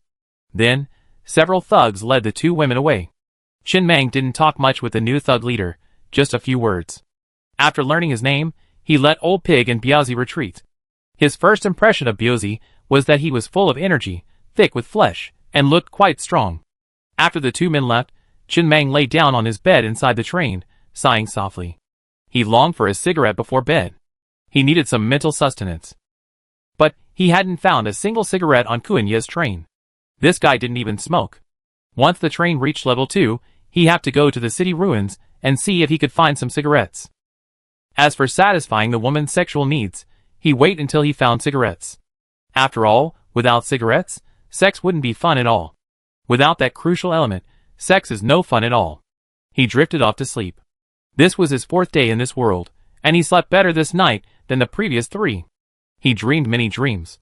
There were scenes of him, high-spirited, commanding a train, roaring recklessly across the wasteland. There were scenes of the train being swarmed by zombies, with everyone on board perishing. There were scenes of his subordinates betraying him, leaving him all alone. There were even scenes of him commanding a train soaring thousands of miles into the sky. Rustle, rustle.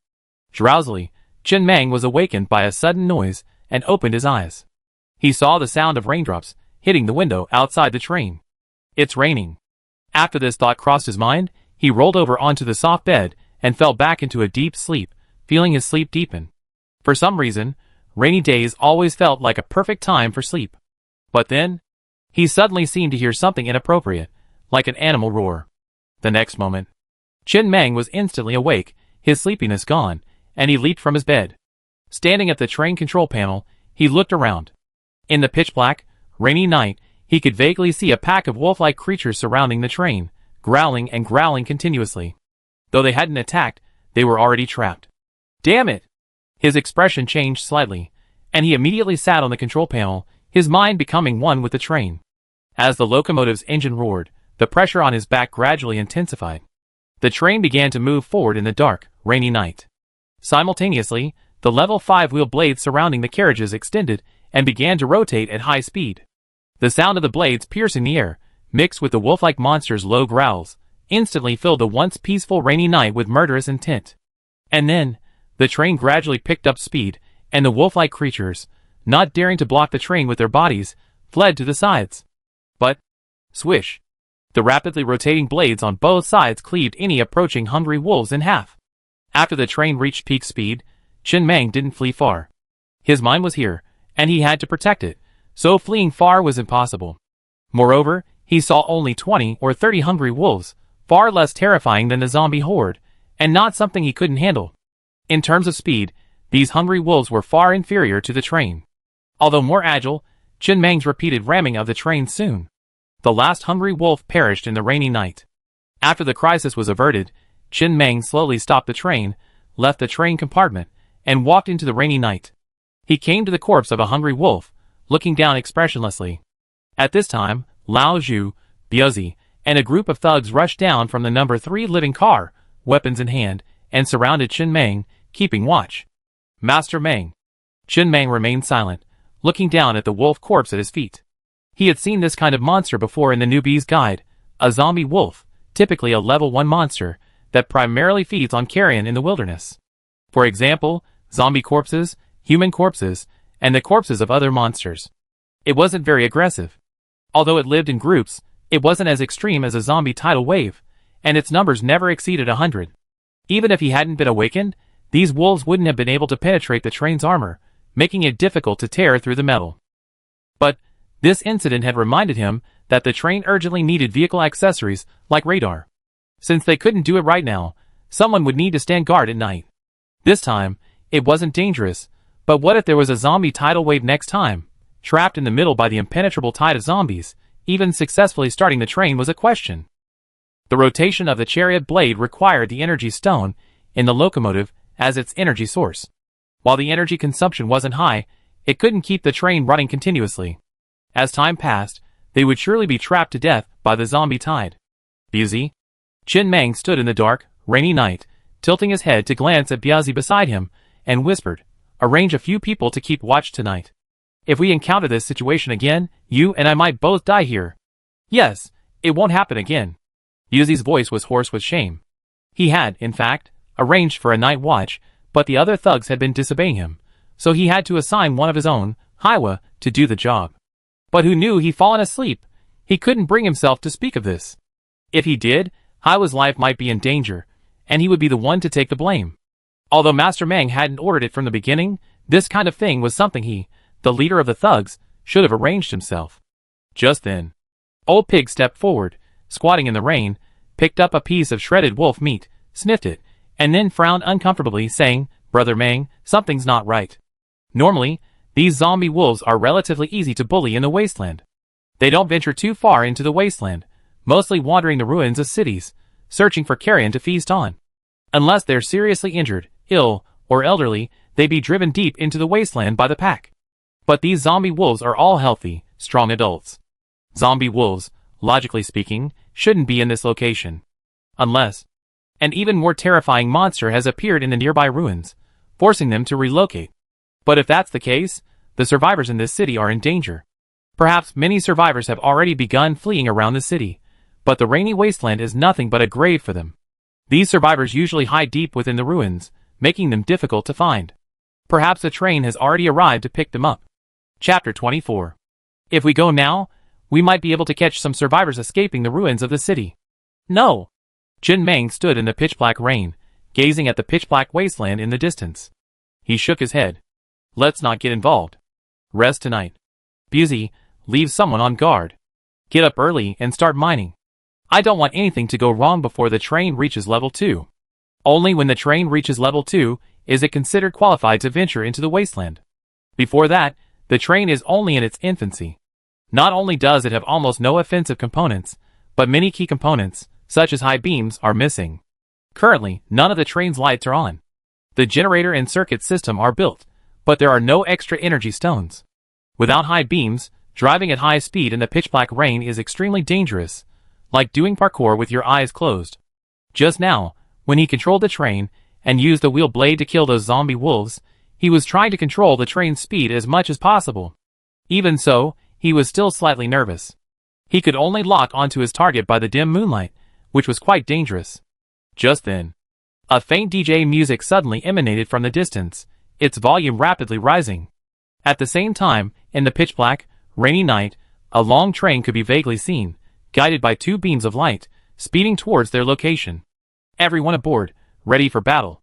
Jin Meng's expression changed slightly, and he immediately ran towards the front of the train. All the thugs immediately returned to their positions, ready for battle. The tarpaulins covering the heavy machine guns overhead were also removed, and the blades on both sides of the carriage began to rotate rapidly. But he had just about started the train when the train, blasting deafening DJ music, was already in front of them. It showed no intention of slowing down, nor did it hit them, merely brushing past them before speeding off into the distance. As it passed them, the train blew its whistle 3 times. Jin Meng's expression was somewhat grim as he looked at the train, which gradually receded into the rainy night until its back was completely out of sight. It seemed as if it had no ill intentions, or perhaps it was in a hurry to reach the ruins of the city. But as they passed, he saw that the train had a full 13 carriages, each with the same armor as the locomotive of Master Kun, clearly a green-grade vehicle component carriage steel armor. This armor alone required a full 13,000 units of iron ore. In addition, each carriage had 2 heavy machine guns mounted on its roof, and atop the locomotive were 2 extremely powerful-looking cannons, their caliber as thick as a grown man's forearm. This was the most powerful train he had ever seen. It was far more powerful than Kunya's train, its firepower clearly on a different level, making it even more impossible for him to compete. Plus, the other train's high beams, speakers, and other essential accessories had already been built. Perhaps only a train like this could so brazenly navigate the wasteland, blasting DJ music at its loudest. His already urgent mood intensified after seeing this scene. He had to obtain as much iron ore as possible. He also wanted to build a train like this. He wanted to be like that train, roaring across the wasteland with impunity and arrogance. That was it. Despite some minor incidents, the rest of the night passed uneventfully.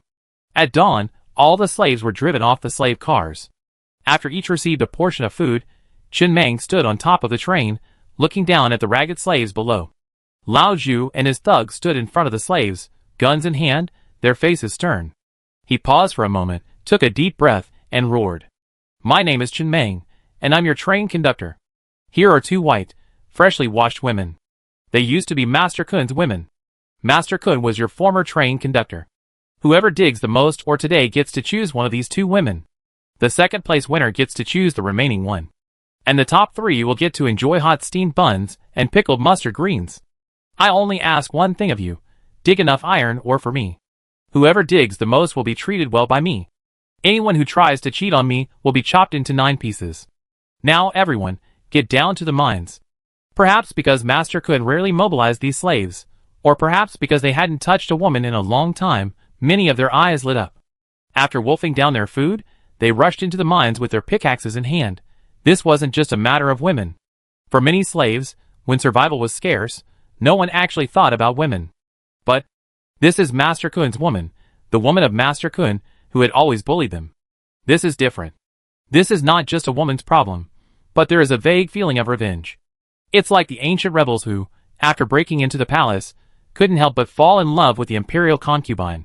Admittedly, the imperial concubine might have been somewhat beautiful, but the feeling created by the disparity in status was truly debilitating. Normally, an average adult can produce 1 unit of iron ore per hour of mining. This output isn't fixed. The mining process works like this. After swinging the pickaxe a certain number of times, a piece of iron ore will drop.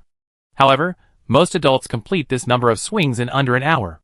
If you're physically strong enough, or have experience with demolishing walls, have hammering skills, and are fast with a pickaxe, you can reduce the time it takes to produce 1 unit of iron ore to 50 or even 40 minutes. But constantly swinging a pickaxe is incredibly strenuous. If you haven't done manual labor before, your arms will become sore after just a few minutes, let alone a full day. On average, it's about the same. To be number one, besides working harder, they had no choice but to extend their working hours. And on the train, the two women standing behind Chen Meng forced a rather charming smile, encouraging the other slaves. This wasn't the outcome they were most satisfied with. They wanted to become the conductor's wives, but many things were beyond human control. All they could do now was to perform their duties to the best of their ability, lest they lose their value. On the train, losing value was essentially the same as losing their lives. It wasn't bad for now. At least they were only serving one man, which was better than mining. They couldn't handle it, nor were they used to working more than 10 hours a day. After all, they were used to the easy life of being the conductor's wives. Standing on top of the train, Chen Meng rubbed his throat, looking at the slaves sprinting towards the mine and the thugs below. He pondered inwardly. I wonder if there will be mechanized mining equipment in the future. Human efficiency is still a bit low. The train currently had very little moldy bread in stock. Building the moldy bread production line required 100 slices of moldy bread. He couldn't use up all the bread, so he would build the moldy bread production line later. He was simply curious. He had seized Mr. Kun's resources and possessed these bread slices, allowing him to build the moldy bread production line. So where would other people get their bread slices from if they wanted to build a production line? Could bread slices collected from the city ruins also be consumables? He didn't dwell on it. Instead, he immediately went to the number 3 living carriage and, using 100 slices of bread, built the white-grade vehicle accessory, the moldy bread production line. It was about 3 meters long and 1 meter wide. Not a very large production line. And so, his star train had gained another basic living accessory. The panel for this accessory also appeared before him. Chapter 25. Accessory name, moldy bread production line. Accessory grade, white. Accessory level, level 1. Accessory effect, each unit of iron ore consumed produces 10 slices of moldy bread. Upgrade requirement, 100 units of iron ore. Chen Meng stared at the panel expressionlessly. He finally understood why Master Kun was so reluctant to feed his slaves. It wasn't that he was deliberately abusing them, but rather that moldy bread slices were expensive. 10 slices of moldy bread required a full unit of iron ore. Each slave, if fed, would need 10 slices per day. He had a total of 81 slaves, meaning that the daily cost of bread slices for the slaves alone was 81 units of iron ore, a considerable sum indeed. Master Kun wouldn't even bother to build the universal wheel, let alone feed his slaves every meal. After all, there wasn't always ore to mine. When there wasn't, it was pure consumption. So, it made sense that only basic food was provided except when mining. It was quite expensive. However, he hadn't planned to upgrade this component yet. It was enough for the slaves to eat, after all. He couldn't waste the iron ore just yet. Once the train reached level 2, he upgraded this production line to see if it could prevent it from getting moldy.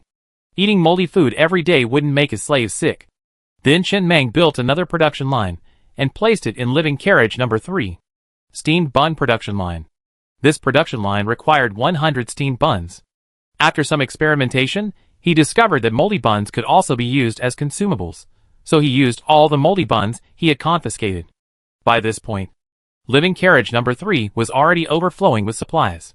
Besides Lao Zhu's bed, it also housed pots and pans like the steamed bun production line, pure water filter, and moldy bread production line. It also served as a living quarters for the thugs. Carriage number 2, on the other hand, housed large equipment like the pickaxe production line, Tamlong assault rifle production line, or resources, and heavy machine gun ammunition. Chen Meng looked at the panel for the steamed bun production line again. Accessory name, steamed bun production line. Accessory grade, white. Accessory level, level 1. Accessory effect, each unit of iron ore consumed produces 1 steamed bun. Upgrade requirement, 100 units of iron ore. Chen Meng sighed softly. This would be his staple food for a long time to come. Admittedly, steamed buns were much more expensive than bread. He upgraded later when he had extra iron ore. For now, steamed buns, and pickled mustard greens have been enough for him. The only difference is that the buns produced by the steamed bun production line are plump and white, not moldy. This means that the buns Master Kun gave him were completely moldy. It's worth mentioning that the pure water filter in carriage 3 has never been used. It's always used with confiscated mineral water. This accessory converts all liquids, including urine and blood, into pure water, and it's shaped like a toilet bowl. He didn't collect the slave's urine, mainly because there was only one of it, and he had to drink the water produced from it in the future, which he found difficult to swallow. After today's batch of slaves returned, he upgraded this accessory so that it could directly produce bottled mineral water. If the price of producing a bottle of mineral water becomes too high, a pure water filter will be built specifically to collect urine and other supplies for the slaves. After these 3 production lines are built, food, drink, and toilet supplies will basically be guaranteed on the train. He didn't join in the fun last night, not only because he knew he wouldn't get much of a share of the pie with his train's capabilities, but also because he knew mining wasn't always available. Just like how Master Kun had rested in the wilderness for 3 days before obtaining the coordinates of a mine. When there's a mine to mine, it's best to forget about everything else and focus on mining. You avoid hammering here and there, and ending up with nothing. While Chen Mang was planning the train's future inside the train, Old Pig was also in carriage 3, planning all the daily processes. Things that seemed insignificant, but were actually very important. For example, counting the iron ore handed in by the slaves each day, distributing food, taking inventory, and so on. As for Busey, he brought Haiwa and another of his veteran subordinates, and with a gloomy expression, he went to find the thug who had refused his orders the previous night. Last night, he had arranged for the other thugs to stand guard, but no one obeyed his orders, which led to a misunderstanding and left a bad impression on Meng Yi. He had clearly become the leader of the thugs, but there were still some who didn't quite obey him. So, today, he needed to thoroughly establish his authority, or at least avoid being unable to command anyone again. And the way to establish authority was simple. Busey found a man who had shown a clear sense of sarcasm last night, and, without a word, punched him. Then, along with Haiwa and the other 2, he began to beat him up. When he gave the order last night, everyone else pretended not to hear. Only this man not only pretended not to hear, but even sneered. A troublemaker? He was going to hit that troublemaker. Master Reckless. Master Reckless. This troublemaker clearly hadn't expected Busey and his gang to be so brutal. He clutched his head tightly in his hands, rolling on the ground and shouting hysterically, "Busey is causing an internal conflict, Master Reckless." Seeing this, Busey, who was swinging his fists, subconsciously paused. After a few breaths, he saw that aside from the troublemaker's roar, there was no other movement in the wilderness. Master Reckless had no intention of coming out. He grinned and slowly rolled up his sleeves. That's the appetizer. Next is the main course. And remember to call me Brother Biao from now on. Inside the train, Chen Mang casually glanced at the movements outside before returning to study the newbie's guide on his console. There was a lot of information on it, none of which he could access at the moment. But knowing it in advance would give him a heads up when he encountered him again. However, most of the information was geared towards beginners. There was very little information on level 2 trains, or even level 3 and above. For example, he had just learned that when a train reaches level 2, one of the customizable accessories unlocked is the built-in fire control system, which allows heavy machine guns with inward-facing muzzles to be installed in every corner of the train. With this thing, with a single thought, every carbon-based creature on the train, except himself, would be annihilated in a pool of blood. It was like a train reconfiguration key. Simply replacing the thugs and slaves, including the assistant train conductor, would further strengthen the train conductor's absolute control over the train. This would also serve as a last resort in the event the train were seriously damaged and unable to move forward, and the enemy had already broken into the carriages. The more he learned, the more he realized how extravagant it was for Master Kun to have 300 slaves. With Master Kun's strength, he simply didn't deserve 300 slaves. 300 slaves would produce approximately 3,000 units of iron ore per day. If they could guarantee daily mining, they could have a fully equipped level 2 train in a month at most. However, when he seized Master Kun's remaining resources, he realized how pitifully small his assets were. He had no idea where all the iron ore had been wasted. The train also lacked any high-level components. It couldn't be that he hadn't found a mine. Chapter 26. Time always flies by quickly. The blink of an eye brought darkness. Chen Mang spent most of the day inside the train studying his beginner's guide and the train's existing accessories. Since he possessed the Unlimited Upgrades plugin, his white-grade vehicle accessories were undoubtedly inferior to higher-grade ones.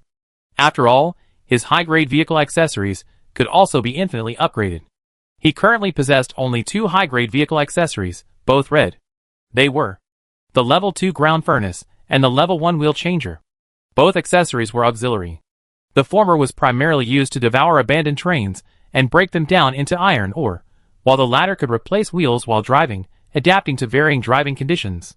However, upgrading the ground furnace from Level 1 to Level 2 only required 100 units of iron ore, but upgrading from Level 2 to Level 3 required 10,000 units of iron ore. Each upgrade allowed the decomposition of abandoned trains of the corresponding level.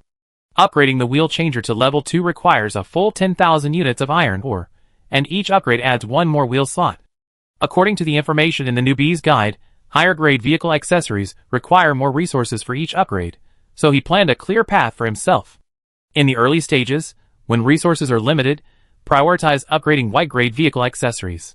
You don't need to upgrade too high, just upgrade to something with super modern effects, such as a Level 5 cutter's blade, to achieve the first qualitative change. This way, you can achieve the maximum improvement with the minimum resources. Use the upgrade effect to plunder or mine more resources, continuously upgrading the train's level, and thus reach the required level for higher-grade vehicle accessories. Then, his train will undergo a true transformation. The plan is excellent. Inside the train, Chen Meng sighed deeply and rubbed his dry eyes. The plan was flawless, but the process was a bit arduous. After all, this wasn't a game. He couldn't afford to spend enough time developing. Accidents could arise at any moment and disrupt his development plan. All he could do was avoid any unexpected situations and focus on developing while he could. And then, the last slave emerged from the mine. This mining session had already lasted well over 10 hours, mostly around 12, with the longest one lasting 14. This far exceeded his expectations. He chuckled softly, stood up, and walked out of the train compartment. He waved to Old Pig, who was guarding the train entrance. Gather all the slaves. Understood. Old Pig nodded respectfully and handed over the list he had prepared. Master Meng, this is the mining ranking of all the slaves today. Night. Chen Meng stood alone on the train's roof, facing the wind, while a group of ragged slaves gathered below, their eyes filled with anticipation. Though the crowd seemed numerous, a profound sense of loneliness still lingered in the vast wasteland. Thugs, armed with guns, stood around, on guard against any possible danger. No slave would escape in the wasteland. Gathering together offered a sense of security. If left alone, relying on their own strength, they would never escape the wasteland. That near-death experience would make one realize the true meaning of despair. Humans, no matter where they are social animals. Even if they're slaves, being slaves together is better than being alone in the wilderness. Chen Meng glanced at each person, feeling the cool night breeze. He glanced at the list in his hand for a moment before he couldn't help but laugh. Everyone performed very well today. The lowest number of people mined was 11 iron ores. Excellent. What makes me most happy is that none of you gave up because you had no hope of winning first place. Everyone worked very hard. A team ceiling is often determined by its weaknesses. I hope everyone can maintain this mining pace and strive for even greater success. Everyone, get 2 extra slices of bread for your supper tonight.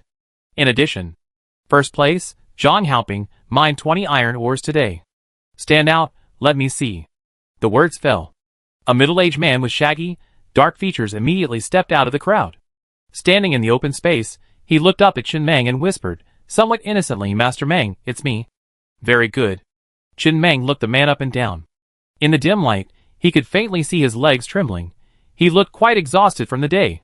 He smiled and waved his hand. According to our agreement, you choose one of these 2 women. The seemingly simple-minded man pointed to one of the tall women without hesitation and grinned excitedly, Master Meng, I want this woman. She's tall, I like her. A burst of low laughter suddenly echoed from the crowd. But no one dared to say anything. Tonight is yours. Chen Meng waved his hand, and the tall woman standing before the slaves immediately stalked over to the honest man with a cat-like gait. She leaned forward, nuzzled his forehead, and smiled. Are you still strong? Yes, yes, yes.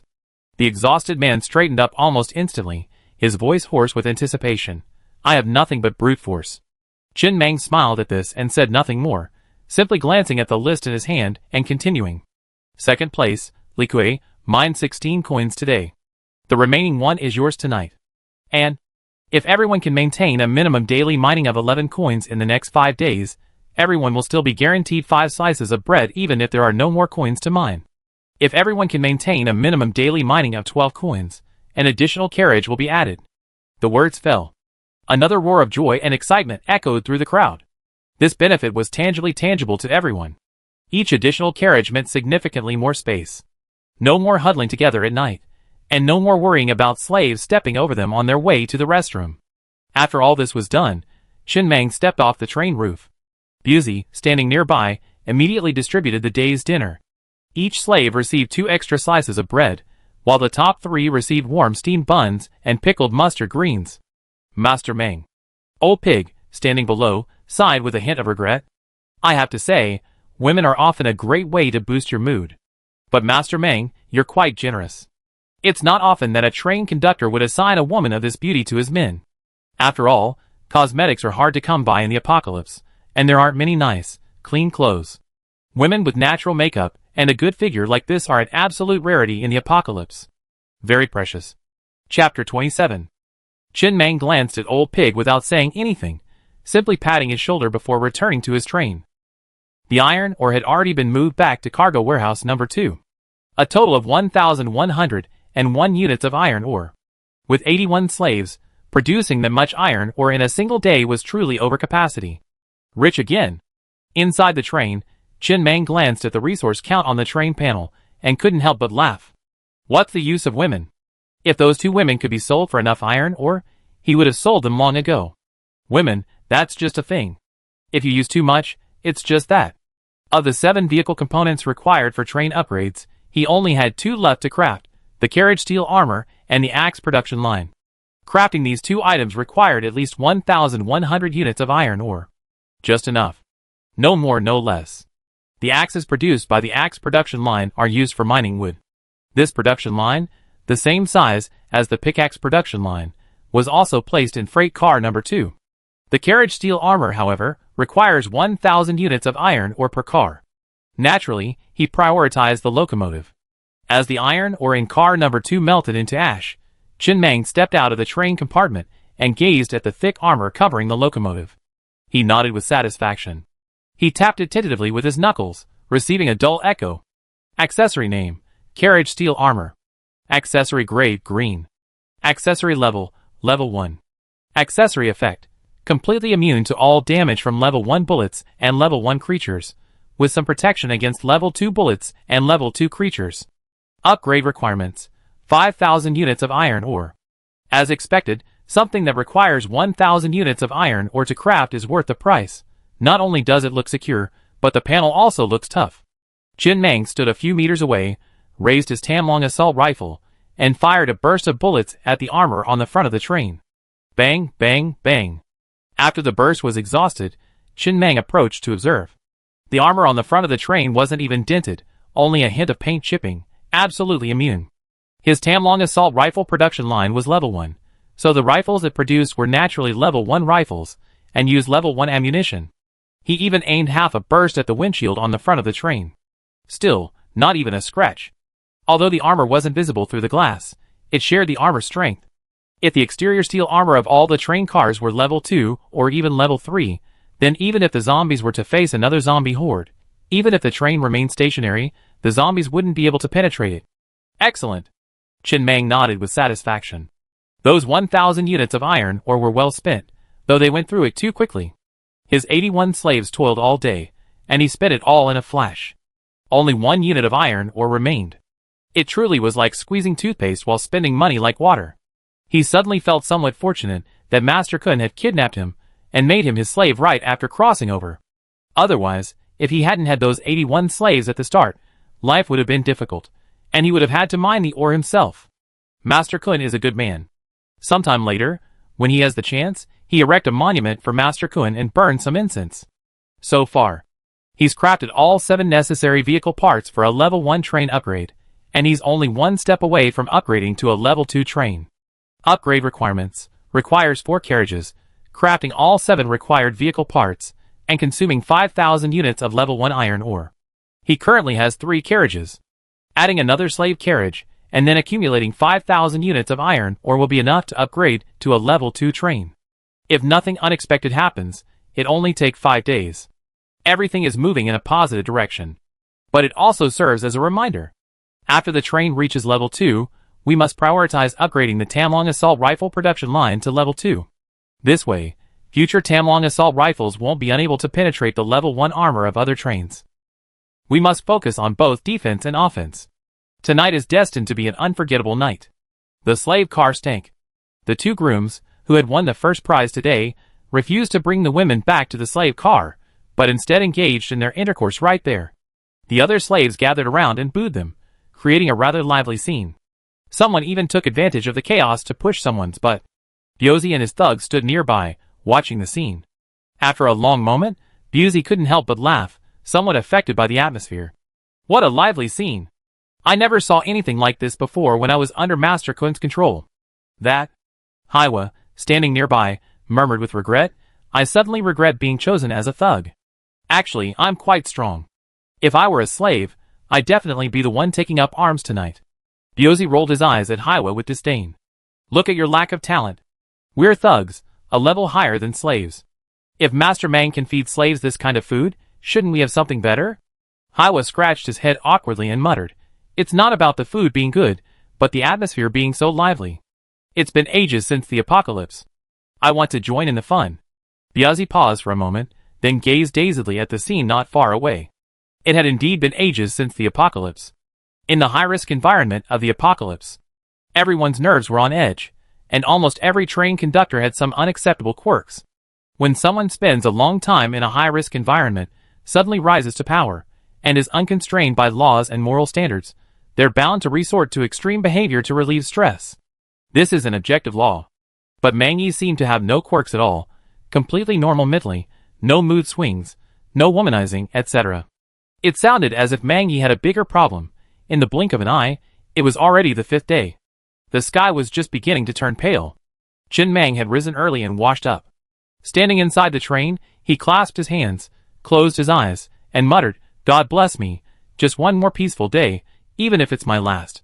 The first 4 days had passed safely, with all slaves mining a minimum of 12 pieces daily. This was completely overloaded. As long as today's mining was successfully completed, his train could be naturally upgraded to a Class 2 train, a major improvement. There was nothing else to say.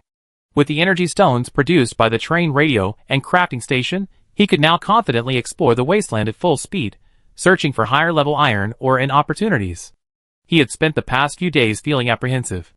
After all, Master Kun had only been mining for a few hours when the zombie horde arrived. It was easy to imagine how rapidly the wasteland could change. He was already quite satisfied with 4 days of successful mining.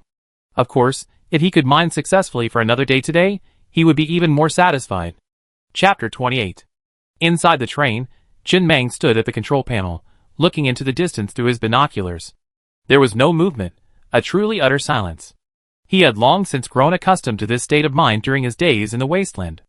Although it felt a little strange.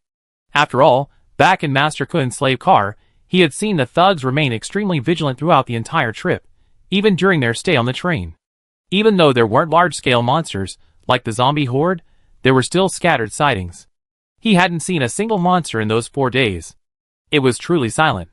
The glass observation windows at the front of the train had a 180-degree angle, allowing only a glimpse of movement ahead and to the sides. Chen Mang stood at the control panel again, opened the skylight at the top of the train, and peered into the rear. Still, there was no movement. After completing all this, he breathed a sigh of relief, hoping for a peaceful day. Then he glanced at the resource count on the train panel. 4,819 units of iron ore. This was all he had accumulated over the past 4 days. After today, he could upgrade to a level 2 train. Everything was proceeding smoothly. Meanwhile, a lot of noise could be heard outside the train. The slaves had all woken up, taking their pickaxes from the thugs and heading towards the mine. Old Pig had already arranged the basic procedures over the past few days, so he no longer needed to be involved in such matters. All the slaves had gone down to the mine. Chen Mang also began his breakfast. Old Pig had already brought him steaming steamed buns and pickled mustard greens. This was already the best food on the train. Ah! He sighed softly, as he looked at the pickled mustard greens in his hand. While the pickled mustard greens and steamed buns tasted quite good, it was too much to eat every day. He liked a change of pace, but then again, he didn't know where to get the pickled mustard greens. Did the train upgrade to level 2 have a corresponding production line, or were they collected from the city ruins? We seized a lot of pickled mustard greens from Kuanya's train back then, and now we still have over 80 bags. Once this batch is gone, there won't even be any left to go with it. It would be nice to have some lao gan ma or meat sauce, and even better, a cigarette. I haven't smoked in days, and I'm feeling a bit itchy. Chen Mang chewed the steamed bun in his hand, his mind wandering in a trance. Time slipped slowly by. Captain Pig. Outside the train, Busey found Lao Zhu, licked his lips, and tentatively asked, "I heard you used to be a deputy conductor? What's wrong?" Lao Zhu looked up at Biazi and continued standing in the wasteland, writing something in his small notebook. "It's okay." Busey scratched his head. He had specifically instructed Haiwa not to tell anyone that he once been a train conductor. Old Pig's past as deputy train conductor was a plus, but his having been a train conductor was a minus. Although he already resigned himself to his fate, becoming a train conductor wasn't something he could just luckily acquire. But Mang Yi couldn't help but believe it. Just like in a peaceful society, if a former boss were to become an employee again, there would definitely be a huge gap, and naturally, many inappropriate thoughts would arise. If Mang Yi thought he still wanted to be a train conductor again, then his life on the star would definitely be uncomfortable, like sleeping on separate beds for his head and stomach. "I just have something to report to you, Captain Pig." Biazi chuckled and whispered, "Well, the nearest city ruins Taiping City have been searched by many people recently, but I know there's a tobacco shop on the outskirts of Taiping City. That tobacco shop used to sell cigarettes frequently. There's a secret compartment in there filled with cigarettes, so it's definitely never been searched. I think Mr. Mang seems to be craving cigarettes these days. How about we go to Taiping City?" Old Pig hesitated for a moment. Biazi was clearly trying to curry his favor by telling him this. If he could report this to Mr. Mang and successfully obtain dozens of cigarettes, he would definitely be rewarded. But the train is still at level 1. We see after it reaches level 2. The most important task right now is to get it there. But I've made a note of this. When I find it, I tell Master Mang that you provided this place. Biazi smiled innocently and scratched the back of his head. "Okay, then, Captain Pig, I won't bother you anymore. I continue my patrol." But he secretly grumbled. Although Captain Pig always acted harmless and lapdog in front of Master Mang, he had survived this long in the apocalypse and even served as a deputy conductor. He couldn't be a simple person. If I didn't curry favor with him, I might end up making things difficult for him in the future. Being a conductor might only require a bit of luck, but being a deputy conductor really depends on your skills and ability. Of course, becoming a conductor requires a bit of luck, but becoming a qualified conductor is incredibly difficult. That's all. Just like him, having survived the apocalypse to this day, to put it bluntly, he also considered himself no good. A year ago, the apocalypse arrived. After the instantaneous collapse of order, two groups of people gradually emerged. One group was the train conductor in the wilderness, and the other was the survivors in the city. These survivors, either alone or in gangs, found sufficiently safe places within the city, such as large infrastructure like air raid shelters. They spent their days gathering supplies like hamsters, managing to eke out a meager existence. Of course, once these people were captured on the train, they were transformed from survivors into slaves. After the apocalypse, all firearms were rendered ineffective, leaving these people with little resistance against monsters and essentially resorting to hiding. Level 1 monsters were the most basic, like level 1 zombies. And only level 1 monsters could be killed with ordinary means, such as fire axes. Level 2 and 3 monsters could only be effectively destroyed with train parts or weapons crafted on the train production line. To put it bluntly, there were only two kinds of people in this world, train conductors or slaves. In the blink of an eye. As darkness fell, the slaves gradually returned from the mines, like diligent worker ants returning to their nests. Excellent.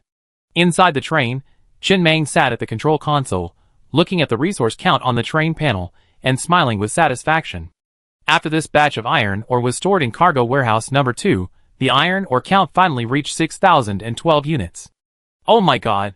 Chen Mang clasped his hands together, raised his head slightly, took a deep breath, and suppressed his excitement as he murmured, "Your prayers truly were heard. Today has truly passed without incident again. In that case, could you please bless me with safe mining here for the next 7 days?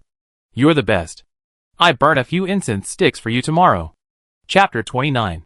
After thanking the heavens, Chen Meng opened his eyes and glanced at the pitch-black night outside. He couldn't hold it back anymore, grinning and nodding. Finally, enough iron ore. The train could finally be upgraded to level 2. All his requirements were met. All that remained was to build another carriage. He had already promised the slaves that if they could maintain a daily mining output of at least 12 pieces for the next 5 days, he would build another slave carriage to provide them with more spacious living quarters. An idea struck him. The 100 units of iron ore in cargo carriage number 2 instantly turned to powder and merged into the carriage. Then, suddenly, a carriage made of several white dotted lines appeared behind the star train on the wasteland. A few seconds later, as the faintly glowing white dotted lines gradually dimmed, a brand new carriage appeared at the rear of the star train, being towed along. At this point, the train had a fourth car, slave car number 5. Now, all the conditions for the train upgrade had been met. With another thought, a full 5,000 units of iron ore turned into powder and merged into the car, the necessary consumable resource for the upgrade. When all the powder had been absorbed by the train, the next moment, a translucent panel suddenly popped up in front of Chen Meng. Your train has been upgraded to level 2. You will unlock more craftable accessories, as well as more personalized and practical features. Chen Meng skipped over the prompt panel with anticipation and opened his train panel. Soon, a highly detailed panel appeared on the screen inside the train. Train name, Stellar. Train level, level 2. Train components, level 2 earth core furnace, level 1 wheel changer, level 5 turning blade.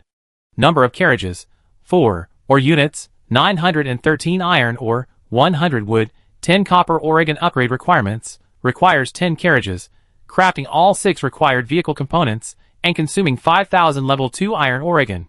The combined level of all vehicle components must be above level 40. Finally reached level 2.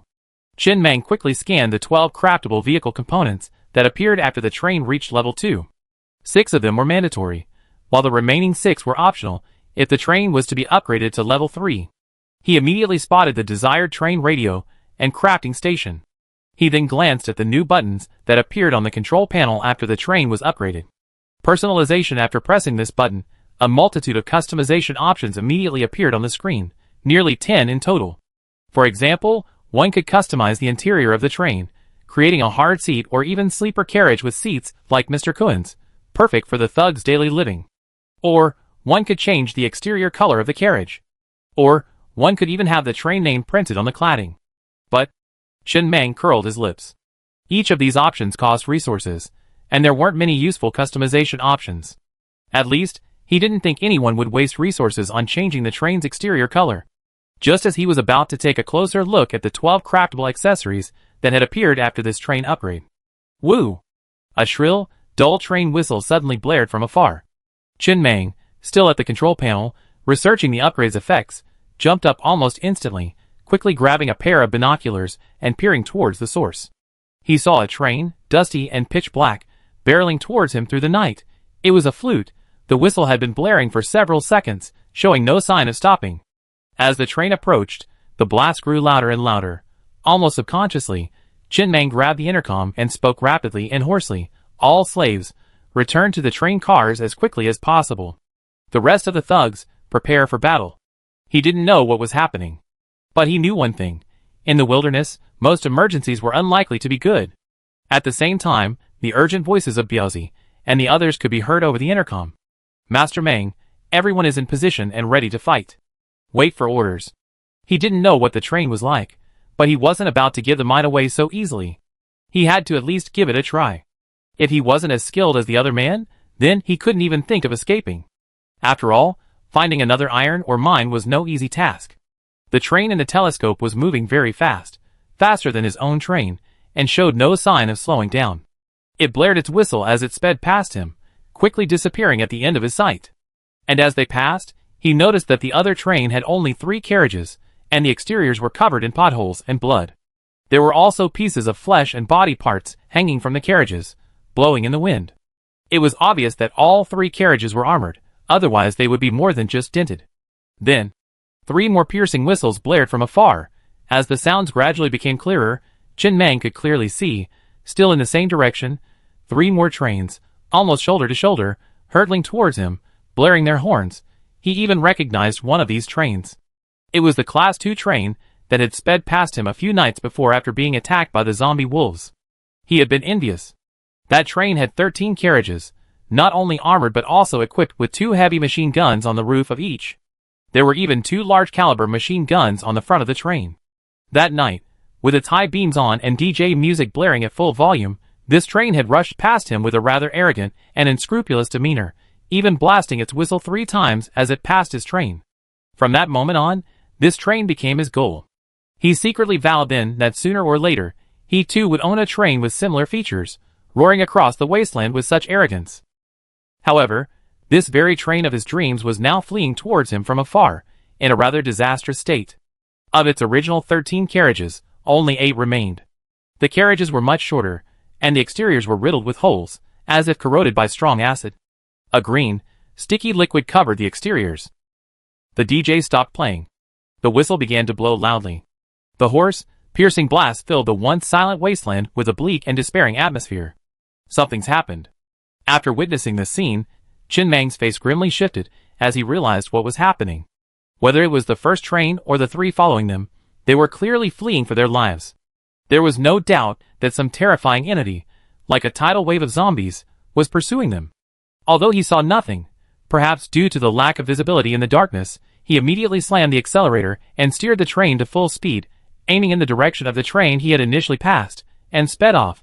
Even the nearly fully loaded Level 2 train had run away, so why would his newly upgraded Level 2 train not run, seeing that his train was clearly slower than the others, and soon they had passed him, leaving him completely out of sight, his train now the only thing left in the wasteland. Chin Mang couldn't help but curse. Is God a dog? He lets down his guard when I praise him. Or is it because it's time to get off work for the evening, and not answer prayers? Chapter 30. For factors affect train speed. 1. External acceleration accessories. 2. Different types of wheels. 3. Train weight. 4. Train class. The Star train currently uses Level 1 Hot Wheels wheels. The advantage of this type of wheel is that it can maintain the highest speed of its class in the wilderness, adding 30 km per hour to its maximum speed. The original base speed limit of the train was 100 km per hour. After upgrading to Level 2, the base speed limit became 130 km per hour. Adding the Hot Wheels and its own weight, 156 km per hour. Chin Mang looked at the maximum speed on the control panel screen, took a deep breath, and quickly calmed down. Countless permutations and combinations flashed through his mind. There were only 2 ways to increase speed. He definitely didn't have external acceleration accessories, so his only 2 options were to upgrade the Hot Wheels or disconnect all the carriages. But upgrading the Hot Wheels from Level 1 to Level 2 actually requires a damn 1,000 units of iron ore, and he only has 913 units right now, which isn't enough. He could throw all those guns and other items into the earth core furnace, which should give him the remaining 87 units. Climbing through the skylight to the front of the train and throwing the guns into the furnace is risky, but feasible. If the unknown entity behind is really chasing him, then this is the only way. But Chin Mang looked at the deserted night in the rearview mirror. This speed should be enough. No monster could possibly run that fast on its own 2 feet. Even a zombie couldn't outrun it, even if it tried its best. Master Lu. Inside the train, which still had 8 cars left, a burly man with a Guanyin Bodhisattva tattoo shook his head, looked up at a dwarf man at the controls, and whispered, "That train doesn't have a radio, so we can't contact them." Alas. The dwarf man at the controls sighed softly, and shook his head with regret. What a pity! If the people on this train had abandoned the train and fled into the mines, they might have escaped. They panicked when they saw us fleeing and followed us. That guy will soon outrun his train. He really is. Taiping City has been going crazy these past few days. Could this guy have been mining here all these days? He's really brave. He remembered this train. A few days ago, when he enthusiastically arrived at Taiping City, this train was mining here. The fighting there had been frenzied for the past few days, and when he escaped, he discovered that this train was still mining. Awesome. Let the world rage, and you thrive, right? Looks like the harvest was pretty good. The front of the train is even armored. He had also come a long way from humble beginnings, so he could understand this train conductor he had never met. It was just a little sad. After mining for a few days, he ended up in hell. He wished there were mines in hell too. If there were mines in hell, They would surely be rare ores, perhaps even a hell train or something. At high speed, he quickly lost sight of the train. He could only play with the Buddhist beads on his wrist, close his eyes, and smack his lips. I'm such a kind-hearted person, I'm sure I go to heaven after I die. Then I build a heaven train. That man-eating spider in the back is a level 3. The heavy machine guns and cannons in their train are all level 2, completely incapable of penetrating defenses. They might be fine against the young, but they're completely useless against the boss. When the monster's level exceeds the level of an offensive vehicle accessory, the offensive vehicle accessory will be unable to deal damage. The damage will be completely ignored, or even barely scratch the surface. Even a red-grade vehicle accessory, like the level 2 mount anti-cannon, won't be able to damage a level 3 zombie. The power of an offensive vehicle accessory is determined by its grade and level. However, whether an offensive vehicle accessory can penetrate defenses is determined solely by its level. Upgrading an offensive vehicle accessory not only increases its power, but also allows it to effectively damage higher-level monsters. Of course, this doesn't apply to level 1. Level 1 monsters are the most basic, capable of being damaged even by ordinary weapons, like fire axes. After the apocalypse, all firearms are rendered ineffective. To possess firearms capable of inflicting sufficient damage on monsters, one must use those crafted on the train's production line. Thus, trains are the sole theme of this world. In the beginning, several of their trains had been provoking the enemy from the edge. When a level 3 man-eating spider reached one end, the trains on the other side would seize the opportunity to kill the boss's young, thereby obtaining the rare resources and component blueprints it might drop. But after killing too many young, the man-eating spider went completely berserk, no longer caring about its own young in the city, and began to pursue the trains like a madman. The only option was to flee, no temper left. At first, they fled in different directions, but then the boss unleashed all its silk, blocking all other paths. They were forced into one direction. Once they reached the wasteland, they didn't need to turn, just go full throttle. They were still a bit faster. What a pity. The dwarf man at the controls looked regretfully at the sandy wasteland behind him. The rare resources he gained from killing the young man-eating spiders these past few days were quite good, more than enough to offset the losses. If he could also kill this man-eating spider boss, the rare resources would surely be even more abundant. However, only offensive vehicle accessories of level 3 or higher could damage this man-eating spider. Upgrading both the green-grade heavy machine gun and the blue-grade cannon to level 3 required a considerable amount of iron ore. He didn't prioritize upgrading them. After all, level 3 monsters were mostly unheard of in this wasteland. However, there was a level 3 Tamarin assault rifle production line. But the caliber of a level 3 rifle was barely enough to tickle the man-eating spider. It could penetrate its defense, but it was useless. Upgrading the white-grade offensive vehicle parts didn't cost much, but white vehicle parts couldn't be upgraded to level 3. So, they had no choice but to flee. And then, inside the star train, Chin Mang, sitting at the control console, suddenly felt the ground vibrate. He instinctively glanced in the rearview mirror, and his breath nearly stopped at that one glance. In the distance, a spider, over 10 meters tall, was hurtling toward him at breakneck speed. At first glance, it resembled a swiftly advancing mountain. Chin Mang's face paled as he took a deep breath.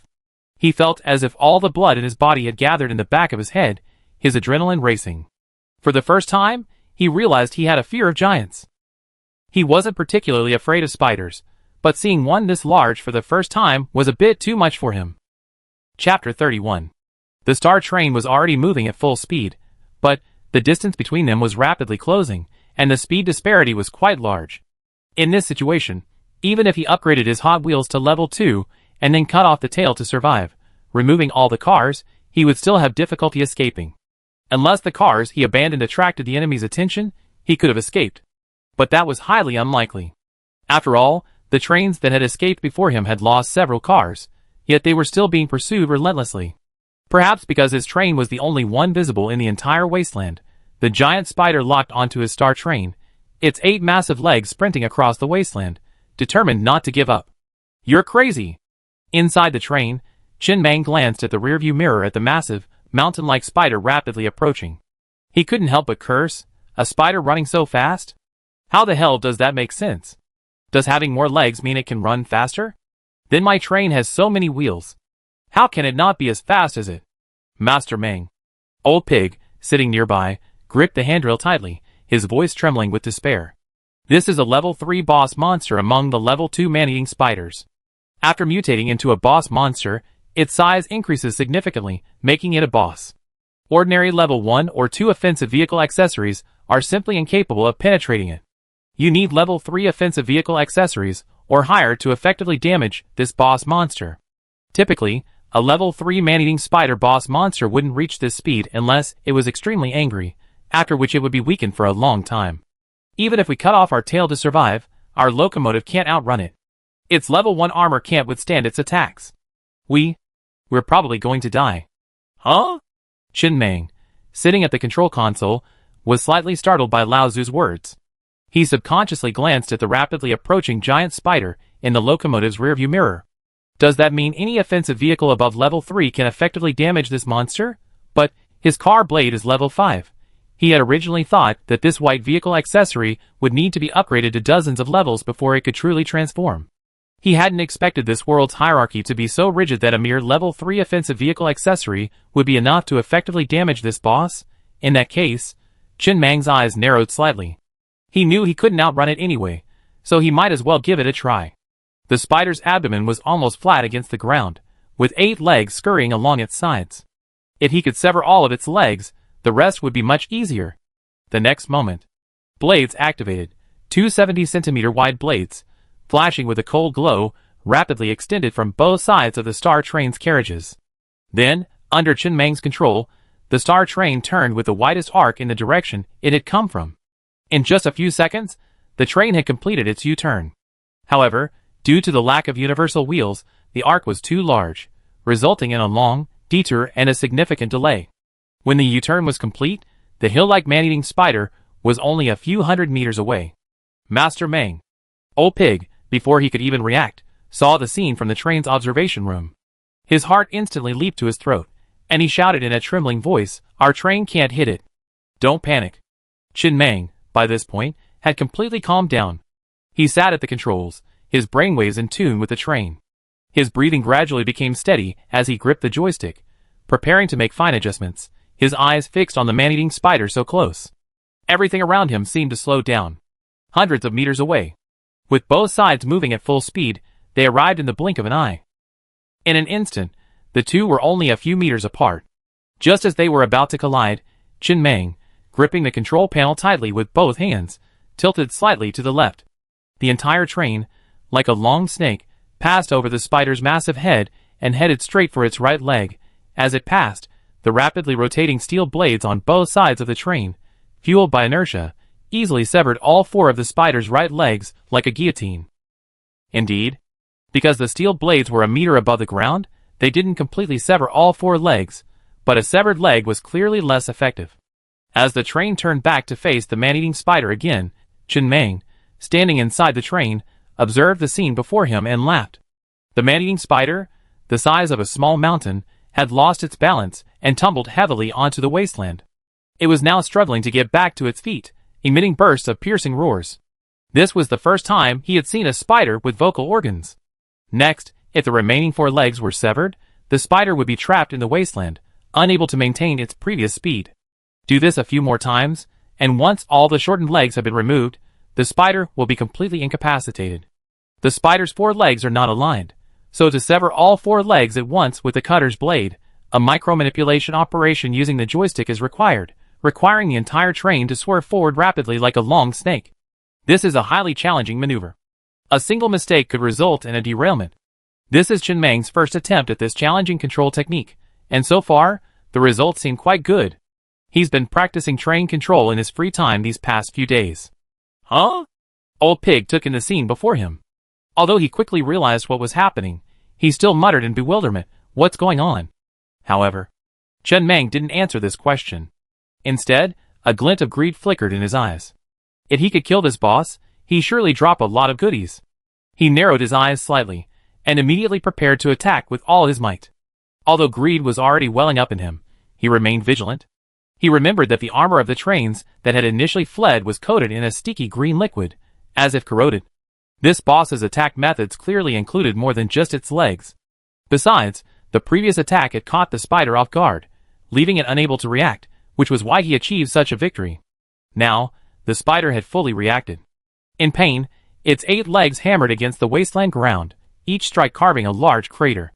He was capable of penetrating defenses, but his defense was completely worthless compared to this spider. It was a classic example of high attack, low defense. If he drove the train over at this point, his train would be riddled with holes. But he had a better solution. Chen Mang stopped the train on the wasteland, disconnected the locomotive from the 4 rear carriages, then disconnected the 4th carriage from the 3rd, and finally connected the 4th carriage to the locomotive. And so, a short, compact train was assembled. A cigarette would be helpful at this point. Inside the train, Chen Mang licked his lips, trying to calm his breathing as much as possible before flooring the accelerator. The next moment, the entire train, like a wild horse, hurtled towards the giant spider struggling in the wasteland, its target precisely the 4 intact legs. Just as it was about to collide with it, Chen Mang severed the connection with the carriages and simultaneously swerved the locomotive to the left, away from the boss. Driven by inertia, the carriage shot straight towards the 4 legs that continuously hammered the ground. Swish! Swish! Accompanied by several swishing sounds and the boss's roar, the 2 previously intact legs on the boss's left were severed by the rapidly rotating blades. As for the carriage, it was pierced by the other 2 legs and lifted high into the air, swung continuously, and finally dropped heavily to the ground far away. The plan succeeded. Chen Mang, inside the locomotive, looked at the scene in the rearview mirror and grinned. He really should have a victory cigar right now. Only 100 units of iron ore per carriage. Just repeat this a few more times, and this boss will be dead. As long as your mindset doesn't slip, there are always more solutions than problems. An old pig, inside the train, after witnessing this scene from the beginning, subconsciously opened his mouth again, his face filled with shock and confusion. Huh? Chapter 32. After repeating the same trick several times, Chen Mang's control became increasingly smooth. As several carriages were destroyed, the mountain-sized spider's legs were severed by the roots. Its entire body collapsed onto the wasteland, completely unable to move, like a lamb to be slaughtered. Finally, dinner can begin. Inside the train, Chen Mang breathed a sigh of relief and reconnected the abandoned carriages to the locomotive. He then steered the train closer to the giant spider, circling behind it. The spider sprayed silk from its abdomen, and its mouth looked quite aggressive. It was safest to attack from its rear. However, his blade was only 70 centimeters wide, while the spider was over 10 meters tall, the height of a 4-story building. Even though it was now immobilized and had nearly lost all its offensive capabilities, it was difficult to kill. Even if the train were to drive right past the spiders, but it would only leave a 70-centimeter deep wound, far from fatal for a spider of its size. But it didn't matter. Chen Mang glanced around, finally understanding why the wasteland had been so quiet these past few days. It must be because this creature's presence had scared away all the nearby monsters. For the time being, no one or any monsters would pass by, giving him plenty of time to slowly polish it. Swish! Accompanied by a sharp tearing sound, Chen Mang steered the train back and forth behind the spiders, but, however, no matter how many times it did so, it only left a 70-centimeter deep wound in the same spot, far from fatal. Half an hour later, Chen Mang walked out of the train compartment expressionlessly, standing on the wasteland as he gazed at the Spider King, the size of a small mountain. The spider had completely lost its ability to move, and had essentially no means of attack. But, even with such a white-faced boss right there, he was completely powerless, unable to deal with it, unable to kill it. Its powerful roar of pain suggested it was still a long way from dying. Yes, that's right. The level 5 car blade could penetrate defenses, after all, due to level suppression, but it was only a white-grade vehicle accessory, so its power was limited. The blade was only 70 centimeters wide. Even if it were upgraded a few levels, to a width of 1 meter, it would be useless. Still unable to kill the spider. What should I do? Old Pig, standing nearby, watched this scene, feeling somewhat helpless. This was completely beyond his comprehension. According to his understanding, a level 2 train encountering a level 3 boss, like the man-eating spider, would have no choice but to flee. To achieve such a result was already quite good. But there was a clear chance of a kill right now. This boss would surely drop valuable loot. However, even if it gave up its resistance, they had no way of killing it. Ah! Chen Mang sighed softly, rubbing his temples, as he pondered without saying anything. A level 5 cannon would have been much better at this point. He didn't believe the spider could withstand a 10-minute barrage. He would be truly unwilling to leave at this point. Master Mang. Just then, Biazi offered an idea, hesitantly saying, Can we remove the blade? That would make it much easier to use. No. Chen Mang shook his head, dismissing the suggestion. The high-speed rotation of the wheel blades was driven by the energy stone in the locomotive. If the connection to the locomotive was severed, the energy supply would be lost, and the high-speed rotation would cease after a short while. Also, although the main body of the wheel blade was in the locomotive, and each constructed carriage would have its own wheel blade, it could not be removed. Forcibly removing it would shatter into countless fragments, completely destroying the whole. Wait. He suddenly had an idea, and his frown relaxed. He strode to the train room, constructed another carriage, and after disconnecting it, he beckoned all the slaves to dismount. With nearly 100 people working together, they quickly forcibly removed the wheel blades on both sides of the carriages. The removed wheel blades instantly shattered into countless shimmering, cold fragments. So far, he had spent only 100 units of iron ore, and obtained nearly 100 steel fragments capable of breaking the defenses of a level 3 boss man-eating spider. Although they were a bit small and insignificant next to the 4-story tall spider, but there were more of them than him. Old Pig and Biozzi instantly understood Chen Mang's intention. After distributing each steel fragment among the slaves, at Chen Mang's command, all the slaves, armed with fragments, rushed towards the man-eating spiders, and began to chip away at it. Yes. Digging. The whole scene looked like digging in a mine. After all, nearly 100 slaves seemed too cramped against the man-eating spider. The thugs didn't rest either, and even Biozzi and Old Pig rolled up their sleeves and joined in. An hour later, sitting on the roof of the train, Chen Mang gazed at the vast scene not far away and sighed helplessly. This boss is so damn hard to kill. They had been chiseling for an hour, and the results were pretty good. They had already carved a large hole in the man-eating spiders, but the ground was covered in sticky blood and shredded flesh, and everyone's clothes were now stained red with blood. A stench filled the entire wasteland. It was unknown how much time had passed. Daylight had already arrived.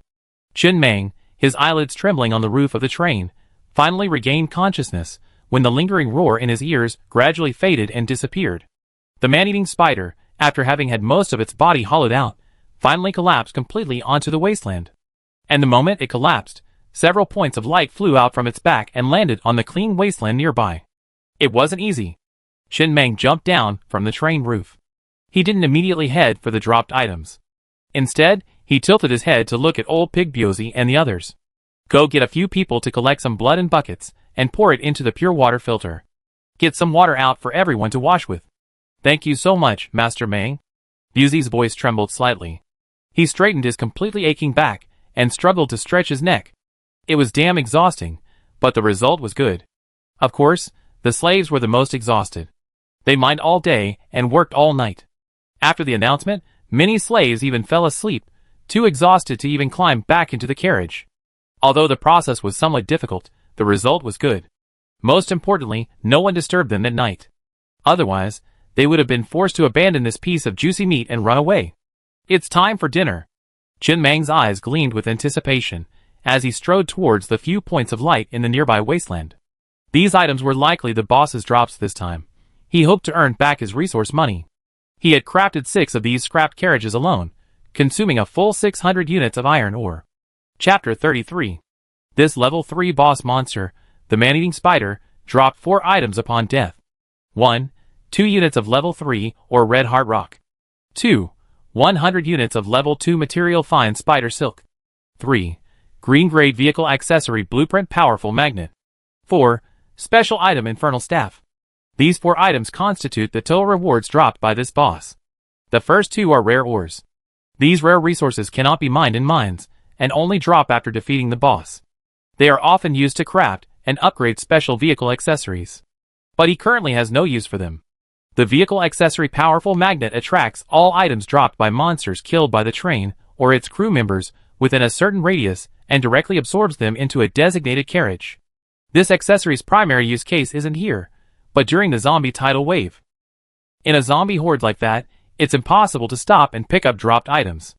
With this item, you can easily pull dropped items back from the horde. The 4th item is a special item. It's not for the train, but for a single person. It's in the shape of a cane.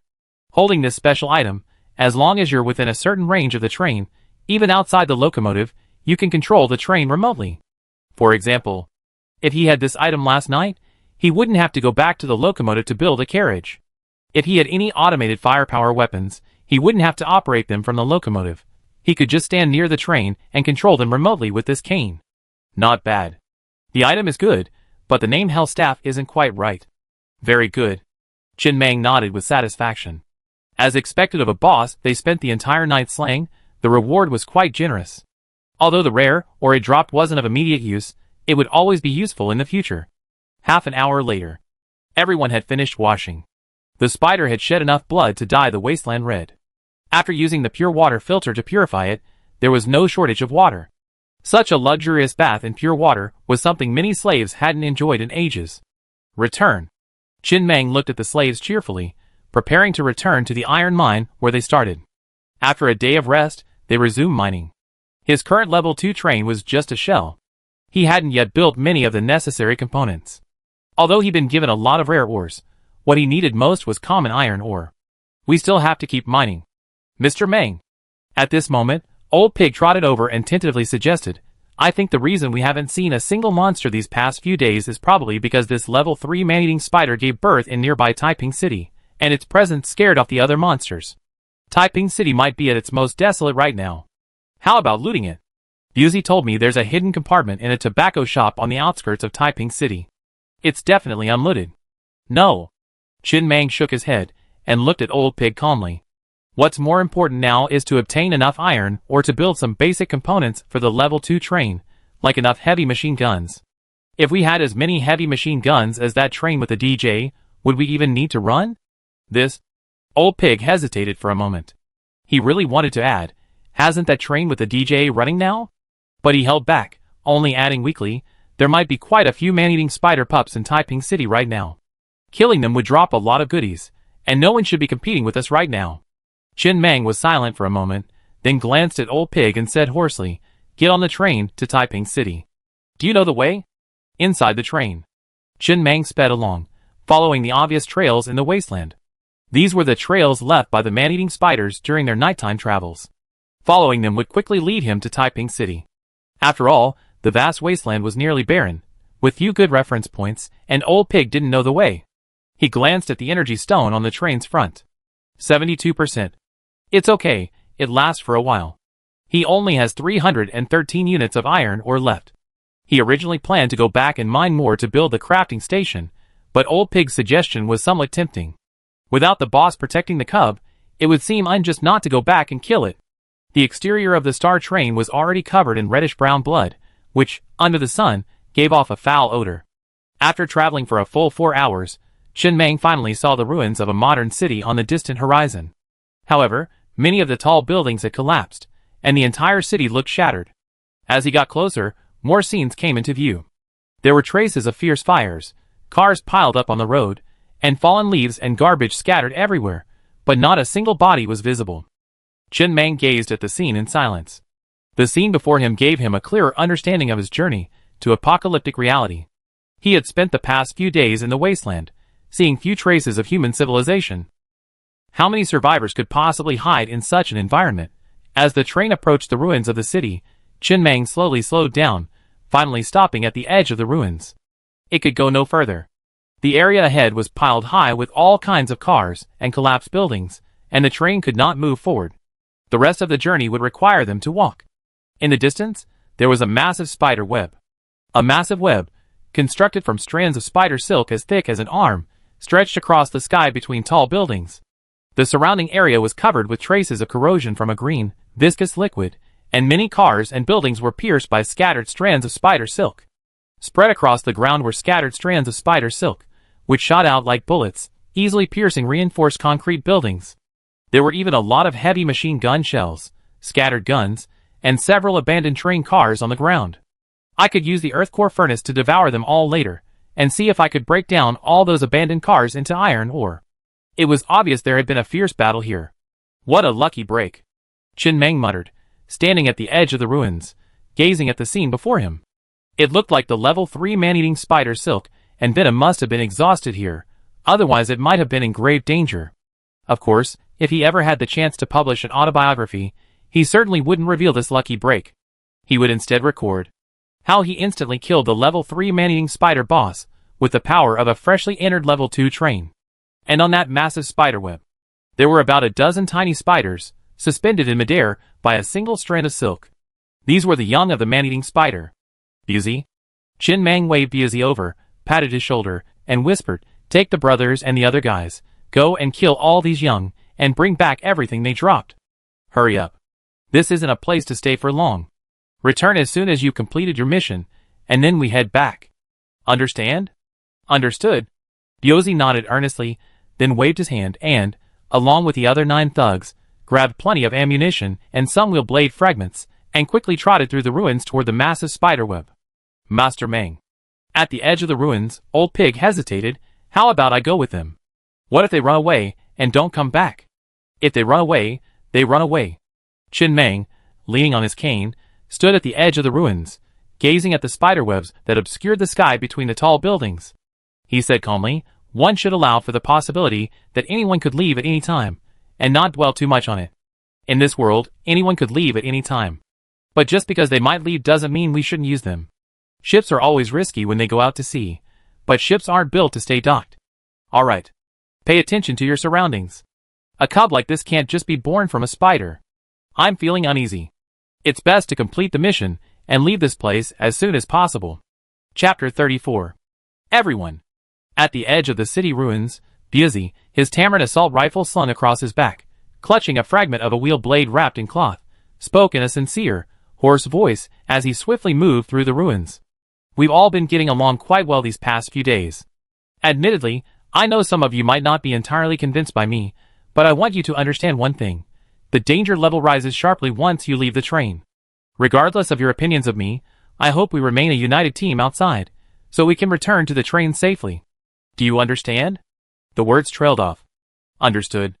Biazi's old men, Haiwa, and another burly man, responded immediately, followed by the others in earnest, low voices. This was not the first day of the apocalypse, and everyone naturally understood the dangers of not working together in such an environment. Only the man who had been beaten up by Biazi and Haiwa a few days ago still sneered in dissatisfaction.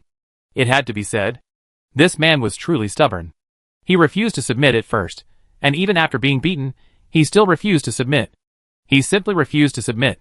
Biazi tilted his head to glance at the sneering man, his eyes narrowed slightly, and he remained silent. He saw a silent zombie wolf appear behind the man, trapped in a container beneath the rubble. The zombie wolf's eyes glowed red, its body slightly hunched, its limbs tense, ready to attack at any moment. He noticed this, but didn't react, pretending he saw nothing. He pointed to an open space not far ahead and whispered, "Go that way. That's the best shooting position under the spider web." All the thugs looked in the direction of Biazi's finger. Just then, a sharp, piercing sound erupted. The dormant zombie wolf finally gave up its restraint, unleashing its limbs like an arrow, lunging at the man who had been sneering. "Watch out." Buzi, who reacted immediately, suddenly felt a change of expression as he rushed forward, throwing the man aside. The other thugs also reacted instantly, aiming their guns at the zombie wolf that had missed its target. After firing half a burst of bullets, the zombie wolf collapsed in a pool of blood. The man, pinned by Buzi, finally realized what was happening. He looked at the zombie wolf, with a look of fear on his face, a chill running down his spine. Buzi, with a grimace on his face, stood up, clutching his left arm with his right hand. Blood streamed through his fingers. He cut a piece of cloth from his clothes and bandaged the wound. "Brother Biao Biao." The man who had just sneered suddenly felt ashamed. With a weak voice, he stepped forward to support Biazi. "Brother Biao, I didn't expect you to save me. I didn't believe you at first, but you actually saved me, It's okay." Buzi shook his head expressionlessly, not even a frown on his face, perfectly showcasing his tough guy style. After hastily bandaging the wound, he patted the man's shoulder and whispered softly, "Whether it's you or anyone else, I will save you. As your captain, I must bring you back to the train alive. That's my responsibility as a captain. Even if someone has to die, I'd be the first to die. Otherwise, how can I face Mr. Meng and you? Okay, let's get on with it. Complete the mission quickly and report back." The man, who hadn't surrendered even after being beaten up, suddenly gave in. Only someone like him was worthy of being their captain. He endured so much hostility since the apocalypse, but this was the first time someone was willing to sacrifice themselves to save him. He suddenly felt a strong sense of teamwork. He stood there, fists clenched, staring at Biazi's retreating figure. He gritted his teeth and said hoarsely, "Brother Biao, my name is Shamazi. I give you this life." Biuzi, who was walking ahead of the other man, heard the voice behind him. The corners of his mouth lifted slightly, and he coughed softly. Without turning back, he waved his hand. "Hurry up and catch up. Don't fall behind. Fight him. Do you really think you can be a captain just because you can take a beating and fight? These days, you have to rely on your brains to get by, understand?" His left arm wasn't injured by the zombie wolf. He didn't control his strength well, and the zombie wolf just grazed him, leaving him uninjured. In desperation, he could only secretly use the shard of the wheel blade to stab his left arm. Of course, he wasn't that aggressive. It was just a slight scrape that drew a little blood. It would heal almost immediately after a few days of bandaging, without stitches. The shard of the wheel blade was new. It hadn't been used on a man-eating spider. This kind of thing only works when blood is drawn. Without it, the effect is much less. The feeling of saving someone completely for free and saving someone at a cost is different for the person being saved. In fact, he considered just letting the mountain cat die here. However, if there were casualties on his first field mission, while understandable, it would definitely make Mr. Mang lower his opinion of him, which would not be good. Moreover, Mang Yi knew that this mountain cat wasn't very obedient to him. It was hard for Mang Yi not to feel bad when this mountain cat died after just one trip. He had originally thought that if this mountain cat didn't remember his kindness, he would find an opportunity to kill him later. But unexpectedly, although this guy was a bit stubborn and short-sighted, he still remembered his kindness. The distance wasn't too far, but the collapsed buildings and congested streets slowed their progress considerably. And along the way, they actually encountered 3 zombie wolves. Clearly, with the departure of the level 3 man-eating spider, some monsters had gradually sensed its presence and came to investigate. "We've arrived." 20 minutes later, Biuzi raised his right hand slightly, and the team immediately stopped on the rooftop of a ruined low-rise building. After what had just happened, the other thugs had become more convinced of him and obeyed his orders perfectly. In the apocalypse, who wouldn't want a boss willing to save them in times of crisis? Before them lay a massive spiderweb weaving between several tall buildings. About a dozen tiny spiderlings were suspended in midair by the silk, drifting slowly in the wind about 10 meters above the ground. Beneath the web lay about 24 level 1 zombie wolves, their heads raised as they gazed at the floating spiderlings, their drooling saliva dripping from their mouths. "Brother Biao." Hyla leaned over to Biazi and whispered, "These 20-odd zombie wolves weren't in the plan. Something feels amiss. If the zombie wolves are here, then the other monsters from the wasteland will probably be here soon." Normally, Biuzi narrowed his eyes slightly. "I've never seen a plan without unexpected events. Just like when we worked on construction sites back then, no client ever paid on time. You just get used to it. Quick victory. It's just 20 or so wolf cubs. Everyone, load your guns. Get closer before firing. Keep moving quietly." At this point, they were about 30 meters away from the zombie wolves. At this distance, the chance of a bullet hitting their target was difficult to guarantee. Getting closer would greatly improve their chances. Chapter 35. After all, there were only 10 of them armed with fully automatic rifles, and those 20-plus zombie wolves were easily dispatched before they even got close. But Biuzi frowned slightly and glanced at the people around him. Their coordination wasn't quite there yet. Their targets were too random, often with several people aiming at a single wolf. But there was nothing he could do. He just had to slowly train again after returning to the train. He wasn't a professional, and no one here was either. He could only slowly identify problems through actual combat and improve. Then he ordered all his thugs to aim and fire at the spiderlings overhead, while he began checking each zombie wolf one by one. When he was done, he sighed with regret. Nothing had been dropped. This was his first field mission, so he naturally hoped to get as much as possible, so he could feel more confident when he returned. However, Biuzi's eyes quickly lit up. He noticed a nearby tobacco shop. It was the one he mentioned with the hidden compartment. He strode over, ready to plunder. He wasn't in need of another one. The battle was over quickly. Although it was a moving target, its movements weren't significant, making it relatively easy to hit. The cub's defenses were also low.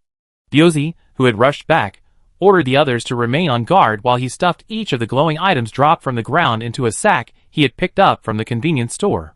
When he saw a familiar dropped item, he was startled for a moment, then couldn't help but rub the back of his head and grin. "This time I've really got it. Master Mang, this is a surefire move. How can you block it?" A token emitting a milky white light lay quietly in the open space. It was the train order. 30 minutes later, Chen Mang, who had been standing under the train, finally saw Biazi and his group sprinting towards him from the ruins of the city, and breathed a sigh of relief. Honestly, he felt far more uneasy here than in the wasteland. Mainly because there were collapsed buildings everywhere, and the train had only a few routes to travel. It wasn't as vast as in the wasteland, where you could go wherever you wanted. Soon, Biazi and the others reached the train. Biazi grinned, dumping the sack he was carrying on his shoulder onto the ground. Master Mang, we've got quite a haul this time. It's all in here. By the way, the tobacco shop I told the deputy conductor about last time is nearby. I went in and grabbed some cigarettes. Master Mang, do you think you can use them? Okay. Chen Mang said okay 3 times, then smiled and gestured for the others to carry the items to the front of his train. He looked at the blood-soaked bandage on Biazi's left arm, and was about to say something when he felt the ground shake. He instinctively turned around and saw a dark mass of zombies appearing in the distance, rapidly swarming towards the ruins of the city. Get on board. Chen Mang immediately jumped into the front of the train, and the others quickly made their way into the number 3 living car without further delay. Boom! Accompanied by the roar of the engine, the train, its exterior stained with blood, roared back along its original route, passing by the horde of zombies. The zombie encirclement hadn't yet formed, and they discovered it early enough. With their speed, it was impossible for the zombies to catch up. Inside the train, Chen Mang leaned out of the skylight, gazing at the dark cloud of zombies behind him. For some reason, a surge of joy washed over him, a feeling of sheer satisfaction. This feeling of nipping at the edge of a knife is like the deadliest poison. It's truly exhilarating. Just wait. Once his train is upgraded to sufficient strength, he used it to completely annihilate this zombie horde, leaving you bastards chasing him for days, in the deserted wasteland. The star train sped ahead, the city ruins dwindling behind it, and the terrifying, black cloud-like swarm of zombies receding. Ha-ho! Excited, Chen Mang gazed at the zombie horde, hands to his mouth, and roared. After doing all this, he withdrew with a sense of lingering satisfaction, and returned to the train interior. This was the happiest moment of his entire time here, not because of the train upgrades, but simply because of the sheer joy he felt. It felt like hiding in his own little room during a thunderstorm. People are naturally afraid of danger, but if you have a sufficiently safe house before danger strikes, it becomes your G-spot. The more dangerous it is outside, the more exhilarating it becomes. Chen Mang returned to the train and took a deep breath before opening the sack of Biazi's haul. What caught his eye were 13 cartons of cigarettes. He didn't recognize the brand. It must be a brand from this world. He quickly opened one, pulled out a pack, and lit a cigarette, bringing it to his lips. He slowly closed his eyes, took a deep breath, then opened them, smiled, and exhaled a wisp of light blue smoke. He gazed at the smoke lingering in the carriage, feeling a sense of peace. Smoking isn't a good habit. But in the high-pressure environment of the apocalypse, one always needs a few bad habits to provide spiritual support. Finally, no more cigarettes. He did nothing but sit at the console and peacefully enjoy his cigarette. Then, after opening the window and flicking the nearly burnt crimson butt out, he gazed out at the rapidly receding wilderness. Suddenly he laughed. It felt like there wasn't such a bad thing about this world. In this world, as long as one possessed sufficient strength, one could do anything. Life might be shorter, but it would be more interesting. Another one. Chen Mang lit another cigarette and brought it to his lips. Then, his mood gradually calmed down. With a smile on his face, he prepared to take stock of his gains. It's worth mentioning that the abandoned carriages from which he had killed the level 3 man-eating spider, as well as the abandoned carriages in the ruins at the edge of the city, had all been consumed by his ground furnace, yielding a total of 500 units of iron ore. He now had 813 units of iron ore. Not bad. Eating an ordinary carriage yielded about 50 units of iron ore, effectively a 50% return. From this perspective, the main purpose of the train in the wilderness is still to cultivate. Plundering is somewhat uneconomical. No one has a train stockpiling a lot of iron ore. What little they have is used up, leaving them unable to accumulate. Add to that the fact that ordinary people don't even have the red-grade vehicle accessory central furnace, and starting a war carries the risk of casualties and train damage. The cost-effectiveness of starting a war is even lower. It's still best to find your own mines and mine them yourself for the best value. Unless you have complete superiority, then starting a war is highly cost-effective. After all, while you can't plunder the iron ore, you can plunder slaves. The abandoned cars, on the other hand, can't be broken down into iron or after being devoured. However, he discovered that they actually eat everything, making them perfect for use as a garbage dump. They could also be used to clear roadblocks later, which would be a novel use. In addition to 13 cartons of cigarettes, the sack even contained a bottle of hot sauce, whose origins were unknown. Great stuff. Chen Meng placed the bottle of hot sauce aside with satisfaction. He finally had a change of pace for dinner later, but his main concern was the drops from the spiderlings. After all, that was the main purpose of his trip. Quickly, he finished inventorying all the supplies. A total of 1,300 units of level 1 material fine spider silk, 2,200 units of level 1 or red heart rock, 2. Special item, 1 train order, 3. Green grade vehicle accessory blueprint spider leg. Chen Meng stared at the pile of items before him, slightly startled. Then, he picked the train order out from among the ore, weighed it in his hand, and then couldn't help but laugh. He tilted his head, looked out the window, and exhaled a long puff of smoke. This guy. Isn't he chuckling right now? Chapter 36.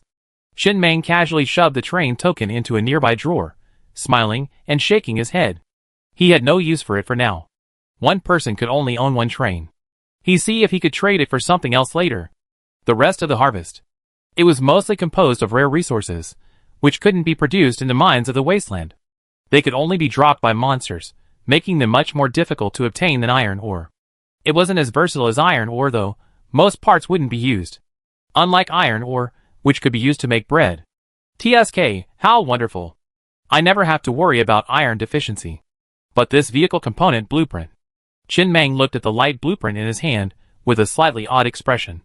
It was a green-grade vehicle component, not a low-grade one, but its effect was so noticeable.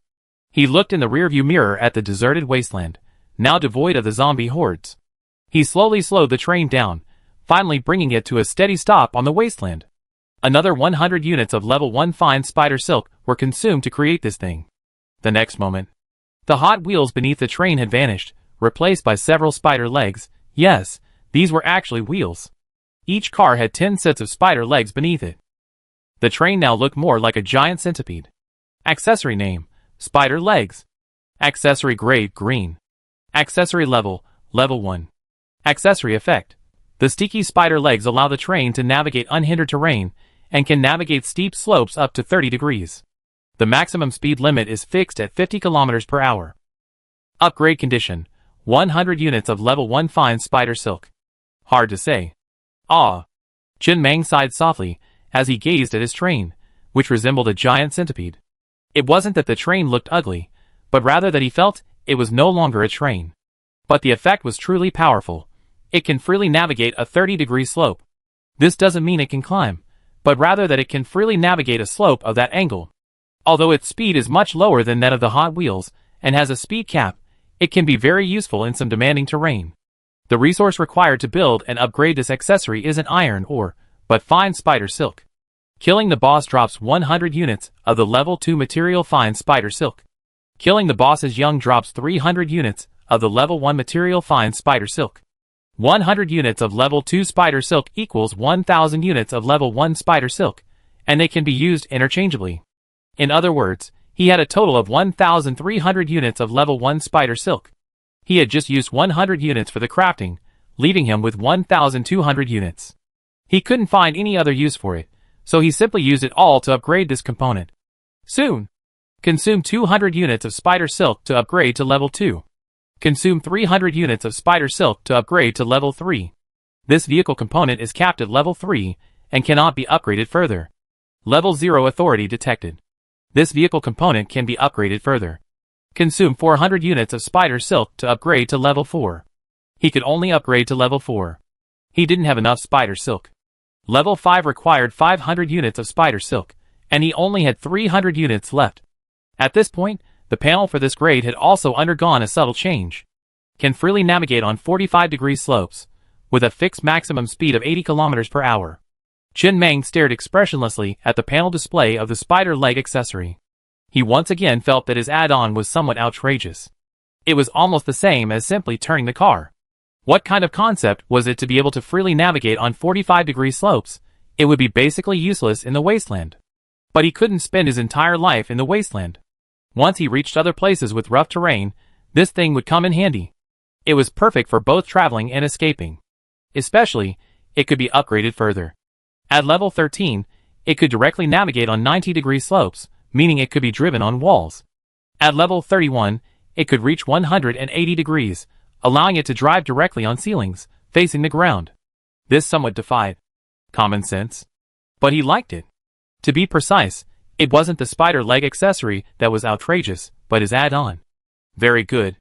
Chen Meng smiled. His only regret was that he didn't have enough spider silk to upgrade his spider leg to level 5, which would have unlocked another supermodel effect.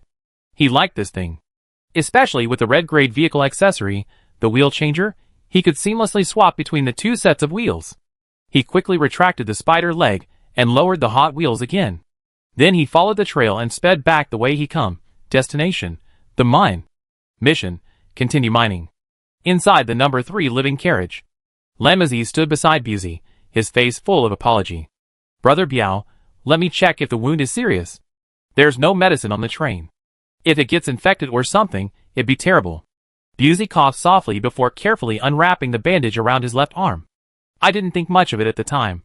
I just didn't want you to die there. We're in the same group. Just as the bandage was unwound, a corner of the wound was revealed. Buzi's mouth twitched slightly. With lightning speed, he rewrapped the bandage, calmly shaking his head. There's still the man-eating spider's blood outside the train. I can't unwrap the wound to check. If it gets infected, it'd be terrible. As long as you're kind enough. It's okay. I can handle this little injury. Go get some rest. We all stayed up all night and are very sleepy. I take over the watch later. When you wake up, I take over. He didn't use any harsh force at the time. It was merely a scratch from the broken blade. While the wound hadn't healed, the blood had already clotted and stopped bleeding. There was no need to show it to others. Lynx's eyes flushed slightly, as he obediently walked to a corner of the carriage and, without a word, fell asleep. Soon, most of the people in the carriage were asleep. They hadn't slept during the day, had spent the night chiseling man-eating spiders, and had killed a batch of young in the morning. Both their bodies and minds were stretched to their limits.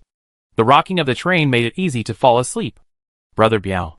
After everyone fell asleep, Heihao came closer and said cautiously, Brother Biao, you just handed over the train order so naturally. I saw you so excited at the time. I thought you were going to start your own business with your brothers again. I was ready to call you Master Biao again. Silly road deer. Biaozi rolled his eyes at Heihao with disdain. Was that a train order I handed over? It was a letter of surrender, a golden ticket to immunity from death. You know shit. Chapter 37. Buzi snorted coldly before narrowing his eyes, and continuing. In the apocalypse, trust between people is extremely weak. Earning the train conductor's complete trust is a difficult feat. Forget about anything else. How can we prove we've surrendered all our gains?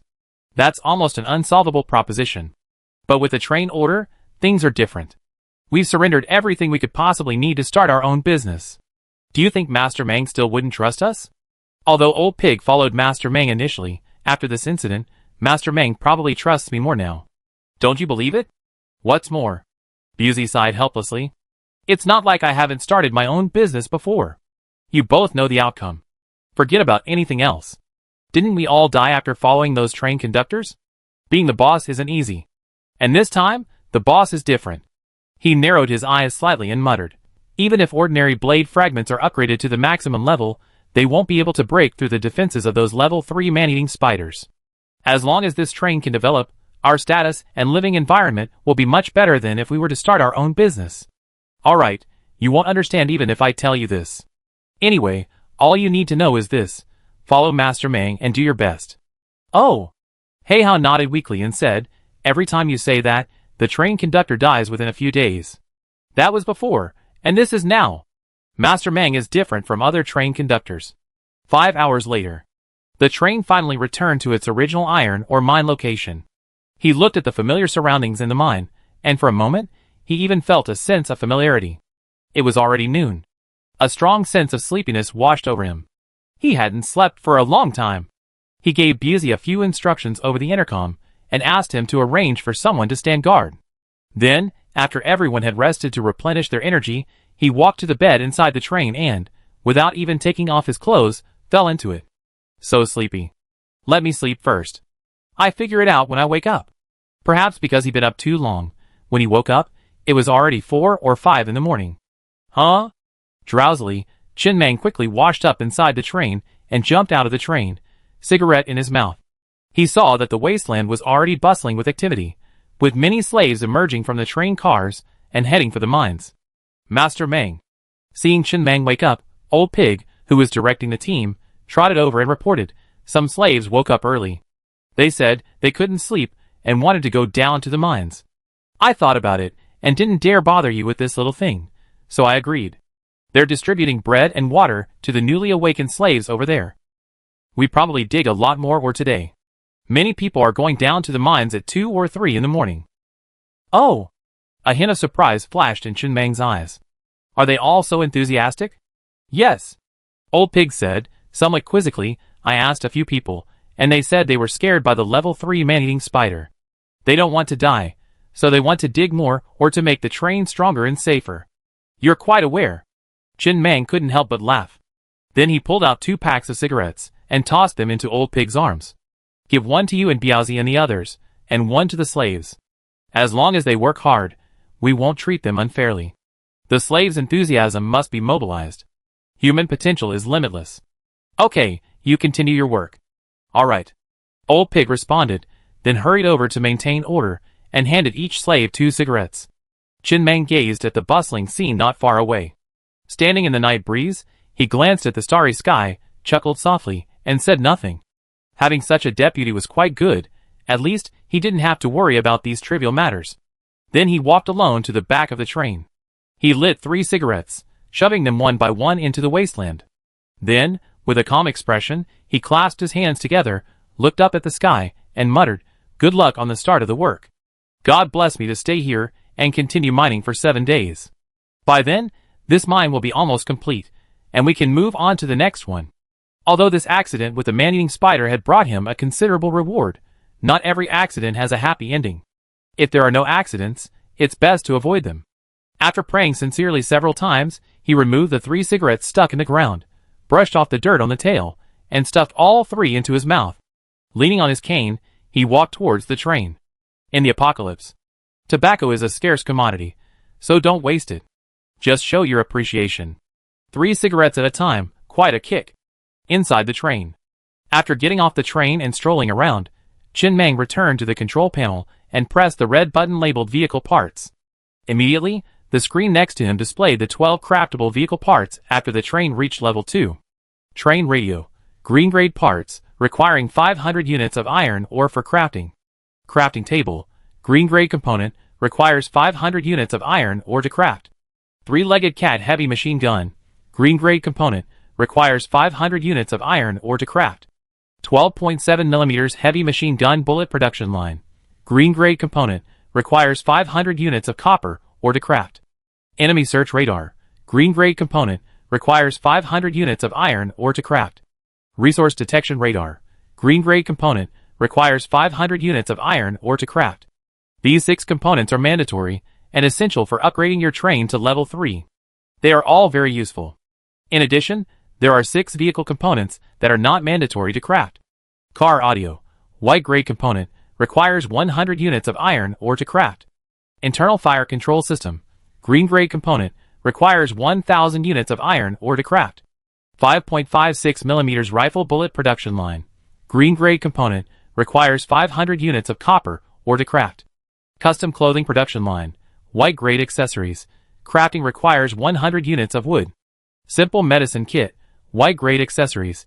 Crafting requires 100 units of iron ore. Train assistance AI. Green grade accessories. Crafting requires 500 units of iron ore. This time, there's no extra red grade vehicle accessory. It seems the rare train order only grants 2 red grade vehicle accessories. After the train reaches level 2, the craftable accessories are significantly more powerful than when the train is at level 1. He wants every one of the 12 craftable accessories this time, and he needs every one of them. However, crafting them all and upgrading them to a certain level requires a considerable amount of resources. Furthermore, he also wants to install 2 heavy machine guns on the roof of each of his carriages, for maximum security. However, the heavy machine gun bullet production line requires copper ore, and producing bullets also requires a large amount of copper ore, which he hasn't yet encountered. The road ahead is long and arduous. Chin Mang sighed softly, gazing into the depths of the wasteland. He wondered when he would finally have a fully equipped Class 2 train. Chapter 38. Chin Mang came back to his senses and continued to look at the screen next to the control panel, which displayed a series of vehicle accessory information. He currently had 831 units of iron ore. First, upgrade the moldy bread production line to level 2. Let's see what happens. After consuming 100 units of iron ore, the panel quickly changed accordingly. Accessory name, moldy bread production line. Accessory grade, white. Accessory level, level 2. Accessory effect, each unit of iron ore consumed produces 10 slices of bread. Upgrade condition, already upgraded to the maximum level. Not bad. Chin Mang nodded slightly. After the upgrade, the quality of the bread slices improved while the consumption remained the same. The upper limit for white-grade vehicle accessories was generally level 2. Of course, this limit was meaningless to him, but he had no intention of upgrading further for the time being. Enough. From moldy bread slices to normal bread slices. Theoretically, eating too much moldy food can be life-threatening, but in his previous life, after his first business venture failed, he ate moldy steamed buns for a month and survived. Simply removing the mold spots will cure the problem. In this kind of environment, no one cares whether it's moldy or not. However, it's definitely not suitable for long-term consumption. Upgrading it can reduce the chance of slaves getting sick. That Mr. Kuhn, once a level 2 train conductor, didn't bother to spend 100 units of iron ore to upgrade this component to level 2. No, he didn't even bother to build universal wheels. I wonder where he spent all those resources. Universal wheels are a special component that significantly improves a train's maneuverability, allowing for tighter cornering curves. At a high enough level, it can even be moved sideways into storage. It's not one of the 12 craftable parts. It can't be upgraded. The level will automatically align with the current train level. He then upgraded the purified water filter to level 2, and the panel changed accordingly. Part name, purified water filter. Part grade, white. Part level, level 2. Part effect, each slice of moldy bread consumed produces 1 bottle of mineral water. Upgrade requirements, has reached the maximum level. Although the requirement is a slice of moldy bread, non-moldy bread will also work. This equates to 10 bottles of mineral water produced from 1 unit of iron ore. At this point, the entire train had almost all the basic amenities. While not perfect, at least food and water were no longer a concern. In the apocalypse, having these conditions was enough to survive. Next, he didn't want to waste resources on living expenses, so he focused on improving both defense and attack. In the wilderness, danger is always the main theme, in the mines. A dusty, middle-aged man, feeling a bit achy, paused his work, set his pickaxe on the ground, and sat down on the handle. He then carefully pulled a wrinkled cigarette from his jacket pocket. He held it horizontally to his nose, sniffed it, and exhaled a long, satisfied, intoxicated breath before stuffing the cigarette back into his pocket. He murmured with some emotion. Before the apocalypse, I really didn't want to smoke cigarettes at this price. Now I really can't bear to smoke them. Yo! A young man beside him also paused his work, shook his aching arm, and jokingly said, "It seems like you used to be a big shot. Now you've been reduced to a slave. Can you accept this kind of disparity?" The middle-aged man was silent for a moment before speaking softly. "I wasn't a big shot before, barely middle class.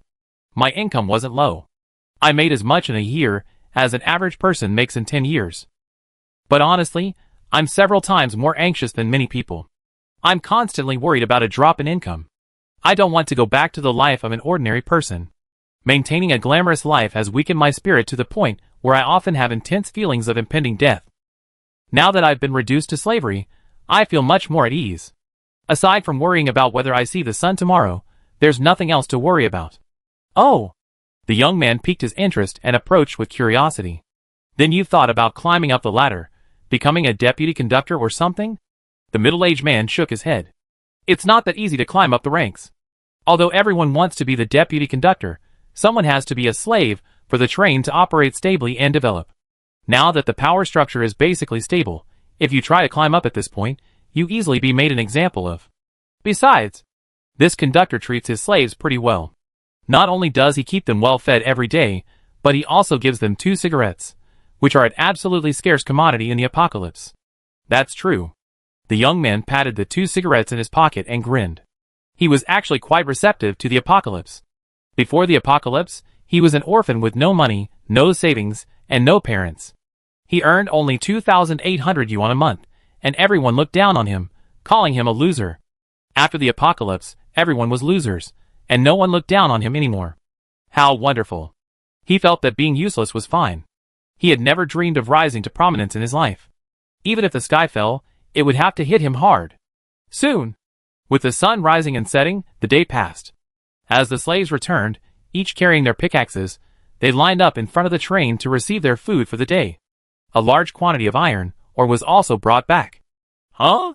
A man took a piece of bread from the old pig and instinctively tried to remove the mold spots. He discovered that the bread was intact, not only without any mold spots, but also emitting a malty aroma. After a moment's pause, he looked up at the old pig in front of him, somewhat bewildered. Here. Old Pig smiled and waved, signaling the men behind him to come forward. Master Mang, in appreciation of your hard work in the mines, will provide bread of this quality from now on. Work hard, and you have everything you need in the future. The man quickly reacted, hurriedly thanking him with gratitude and excitement, then eagerly ran to a corner to savor his pristine slices of bread. Inside the train, Chen Mang, leaning on his cane, turned his gaze away from the slaves outside the window. It was already around 9 o'clock in the evening. Many slaves had worked 16 or 17 hours straight. They had been working since the early hours of last night. He had even set Biazi down to deliver food and water. He was genuinely worried his slaves would die of exhaustion in the mines. They were truly ruthless, working hard when they had work to do. Of course, the harvest was plentiful. A total of 1,620 units of ore were mined today, the highest total in recent days. Including his remaining iron ore, the train now held 2,251 units of iron ore. That was enough for him to craft many things. Start squandering. Chen Mang's eyes quickly scanned the component names on the screen, and he began to prioritize the different ones. Chapter 39. First, he built another ordinary carriage, consuming 100 units of iron ore. This was what he had promised the slaves long ago, to give them a larger living space. However, the ordinary carriage he had built at that time was scrapped during the boss battle. Next, of course, was the crafting table. After consuming 500 units of iron ore, the green-grade accessory crafting table was also crafted and placed in cargo car number 2. Currently, the only item it could craft was the energy stone. The crafting table was level 1, and consuming 500 units of iron ore would produce one level 1 energy stone. Craft. Quickly. Chen Mang left the train room and walked to cargo car number 2. He took out a pigeon egg-sized diamond from a crafting table resembling a square box and carefully examined it. This was the energy stone. He then placed the energy stone in the generator. The next moment, the lights in every carriage of the train instantly lit up, radiating a sense of warmth even across the wasteland. The essence of human civilization couldn't exist without electricity. Its existence made human society seem more civilized.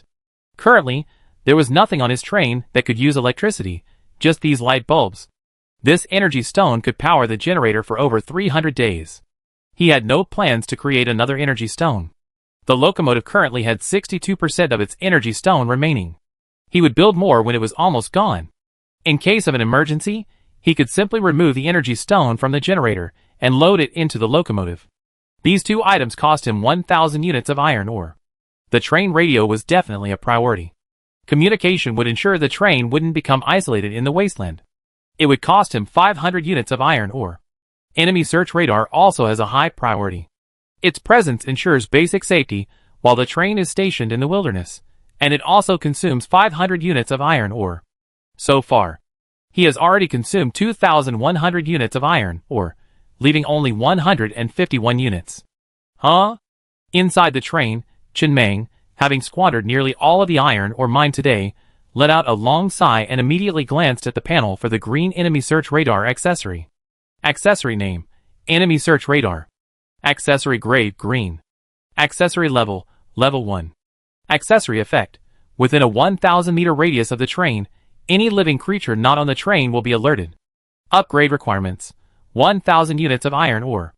On the left side of the control panel, a rectangular screen composed of countless white lines appeared out of thin air. When the white lines faded, the screen lit up. On the screen was a green circle of light, and in the center was a three-dimensional aerial view of the star train. Nearly 100 green dots of light appeared within and around the train, while not a single red dot was visible within the entire circle of light. Although the accessory's effect stated that any living creature approaching would trigger an alarm, it now appeared that these creatures only included other humans and monsters, not small insects. The screen was powered by electricity. He had already completed the entire train's electrical system when he was working on the level 1 train. At the front of the train, there was a small, palm-sized bump. This was the external enemy detection radar. When it detected an approaching enemy, it would sound an alarm. However, he didn't have the car audio accessory yet, so he couldn't speak, only displaying warnings with text and images on the screen. Chin Mang raised an eyebrow and spent another 100 units of iron ore to craft the white-grade vehicle accessory car audio. This accessory was a speaker set. A large speaker was mounted on the outside of the locomotive. 6 smaller speakers were embedded in the corners of the train's interior, and each car also had 6 speakers, located in different locations at the front, middle, and back. At that time, warnings, as well as sounds from accessories, like the train assistant's AI, would be emitted through the speakers. He could also use the speakers to accurately convey his commands to every member of the train crew immediately. He could even emulate that level 2 train, roaring and recklessly across the wasteland while playing DJ music. His pockets were truly empty now. All gone, only 51 units of iron ore. He had to save some to make food and water tomorrow morning. Nighttime. Everyone was asleep, and a few thugs were patrolling outside the train. Chin Mang couldn't sleep, so he simply walked out of the train compartment with his cane. He walked to an open space not far away and looked at his star train, which lay quietly on the ground like a sleeping giant. A sense of satisfaction suddenly washed over him. This train had originally consisted of only a simple locomotive, but now, under his control, it was gradually becoming fully grown. The feeling was indescribable, like a child growing up. It's worth mentioning that spider legs, although these wheels mimic the structure of spider legs, they are not real flesh and blood, but rather a mechanical, all-steel structure. At first glance, they look a bit out of place in the train, but a closer look reveals the explosive power contained within the mechanical train and the tension and charm of mechanical products.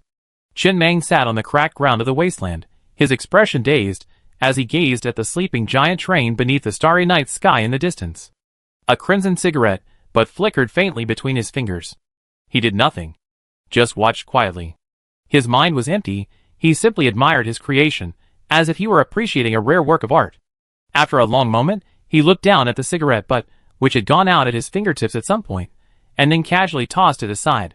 He suddenly understood why male lions loved to patrol their territory. It was a kind of indescribable sense of pride and satisfaction. So wonderful. At that moment, the cane in his arm suddenly trembled slightly, and a tiny curved screen appeared on its surface. It was a miniature display of the enemy radar, showing 3 red dots slowly approaching the train. Before he could say anything, he saw the thugs patrolling the area around the train approaching with their guns drawn. After a few gunshots, the wilderness returned to silence, and the red dot vanished. Chin Mang chuckled softly, then continued to sit there, shaking his head without saying anything.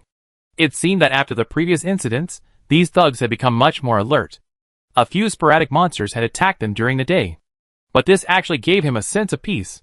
At least it meant there were no more terrifying bosses nearby. Hot Wheels needed to be prioritized. Speed in the wilderness meant survival in many situations.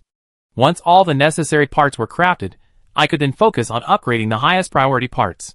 He stood up, dusted off his pants, and slowly walked towards the locomotive, leaning on his cane. Hopefully, tomorrow will be another peaceful day. God bless, and tomorrow will be safe. Chapter 40. The autumn night breeze still felt chilling. After sitting in the wilderness for a while, Chin Mang stood up and walked towards the train interior. As he undressed and prepared to go to bed, he noticed out of the corner of his eye that the number on the control panel seemed to jump. He immediately stepped forward to take a closer look. After a thorough inspection, he discovered that the remaining capacity of the energy stone embedded in the locomotive had dropped to 61%. Chin Mang stared at the number expressionlessly, remaining silent for a long time. Today, it had been at 62%. The train had been stationary all day, and the crank blade hadn't been running. How could the energy capacity have inexplicably dropped by 1%? Thinking carefully, it seemed like there was a serious problem with the energy stone, but he hadn't had the time to pay attention to it these days. With the current load capacity of his train, one energy stone could probably keep the train moving at full speed for 100 hours. When he headed to Taiping City, the train's energy stone capacity was still at 72%. The round trip took about 10 hours, reducing it from 72% to 62%, which was normal. Running at full speed for an hour consumes roughly 1% of the energy stone. But he hadn't driven the train very far before heading to Taiping City. Just after the battle with the man-eating spider, it had already consumed nearly 30% of its capacity. He had always thought the crank blade was an energy black hole. After all, the energy required to keep the crank blade spinning at high speed came from the energy stone in the locomotive. He hadn't thought much about it. But he hadn't done anything today, and the energy stone had inexplicably dropped by 1%. This was a serious problem. Could it be that the energy stone was damaged during the battle? Chen Meng stepped forward and carefully examined the energy stone embedded in the locomotive. There wasn't a crack in it, so how could the energy have disappeared so inexplicably? After a moment's hesitation, he didn't immediately fall asleep. Instead, he turned on the newly crafted accessory, the train radio, to see if he could get some information. He immediately put on his clothes again and sat at the control panel, gazing at a green button next to it. After pressing it, a chat room-style window popped up on the screen. The upper right corner indicated that there were 397 people in the chat room. At this moment, messages popped up on the screen from time to time. Bloodthirsty Bull Train. Has that level 3 man-eating spider in Taiping City left? I haven't seen much activity in that area lately, even with zombie wolves appearing. Infinity Train. It should have left. I haven't been to the uninhabited wasteland. I've been staying in the Mo Hills lately. Hell Train. The Mo Hills are a great place for logging, but the terrain is so bad my train can't run there. Infinity Train. I can't run either. I'm parked at the edge, having the slaves go deep into the hills to cut down trees and then rush back. It's pretty inefficient, but there's nothing I can do. There aren't enough trees in the uninhabited wasteland. There are some in the city ruins, but I'm not planning on heading near Taiping City until I get confirmation that the man-eating spider has left. Hell Train. I remember you have a level 3 cannon. Why are you afraid of it? Infinity Train. Hey, do you know how expensive level 3 cannon shells are? I have nothing better to do, and I'm wasting so many resources just to kill a boss? The man-eating spider is a fire-attributed boss, and it only drops rare fire resources and fine spider silk. I don't have any use for either of those right now. Wouldn't it be better to save resources for something else? Bloodthirsty Bull Train. Then you're wasting your time upgrading the cannon, then not using it after upgrading it. That's just a waste of resources. You might as well be like me and not upgrade it at all. Infinity Train. You know shit. Having it and not using it and not having it when you need it are two completely different things, okay? If we really catch up, I can still kill you, but you'd just be waiting for death.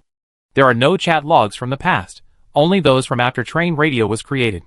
Everyone's codename is the name of their train. This is a chat room only accessible to train conductors.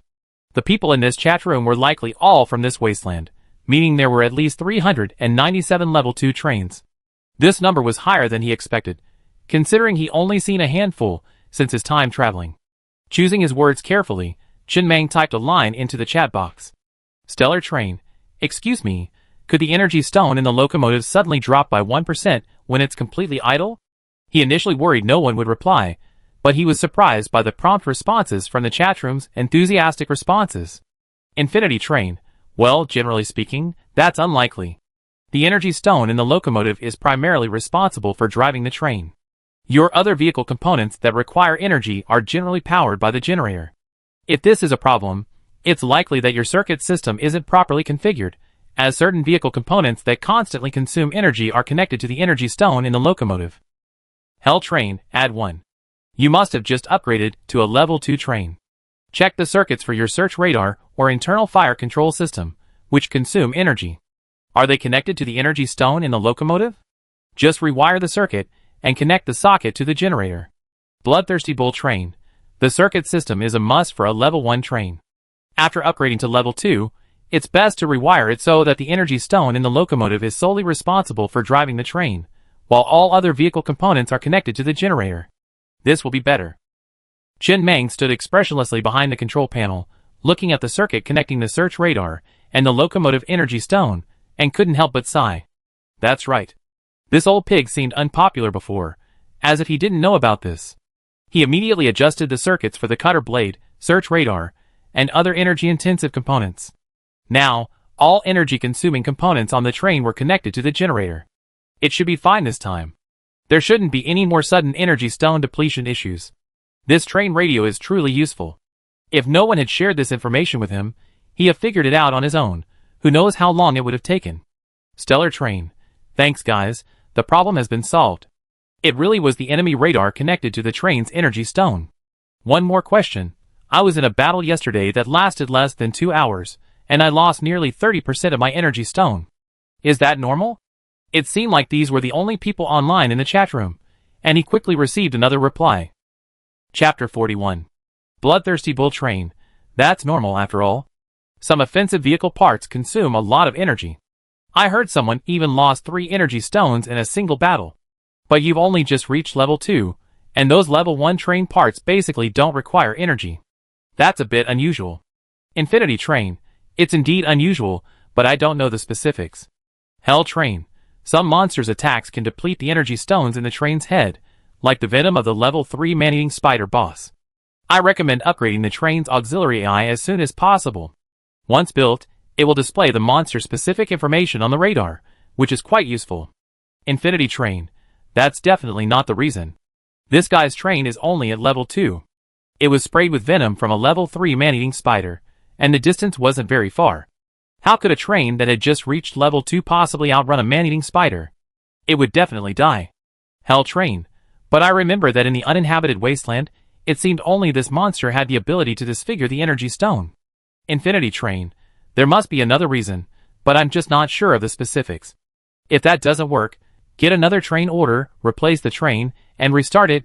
This has always been the best solution to all problems. Bloodthirsty Bull Train. Go to sleep. See you at the rally in a few days. Chen Meng silently gazed at the messages scrolling through the chat room. He had a vague idea in his mind. The train had accidentally been exposed to some venom during the attack, causing the locomotive's energy stone to disfigure. As long as he got the answer, it would be fine. After all, one energy stone only yielded 500 units of iron ore, which he could afford. Sleep. Drowsiness returned, and he undressed before collapsing onto the bed. In the blink of an eye, daybreak arrived. After a quick wash with mineral water inside the train, Chen Meng sat down at a nearby table, munching on a hot steamed bun with chili sauce. As he swallowed, he gazed at the slaves outside, who had already risen and were preparing to go down to the mines. What a lovely bunch of worker ants. He needed more slaves. He silently planned that once his level 2 train was fully staffed, he would go and plunder more slaves. Population was the primary productive force in the wilderness. Outside the window, Biozzi and his thugs were training.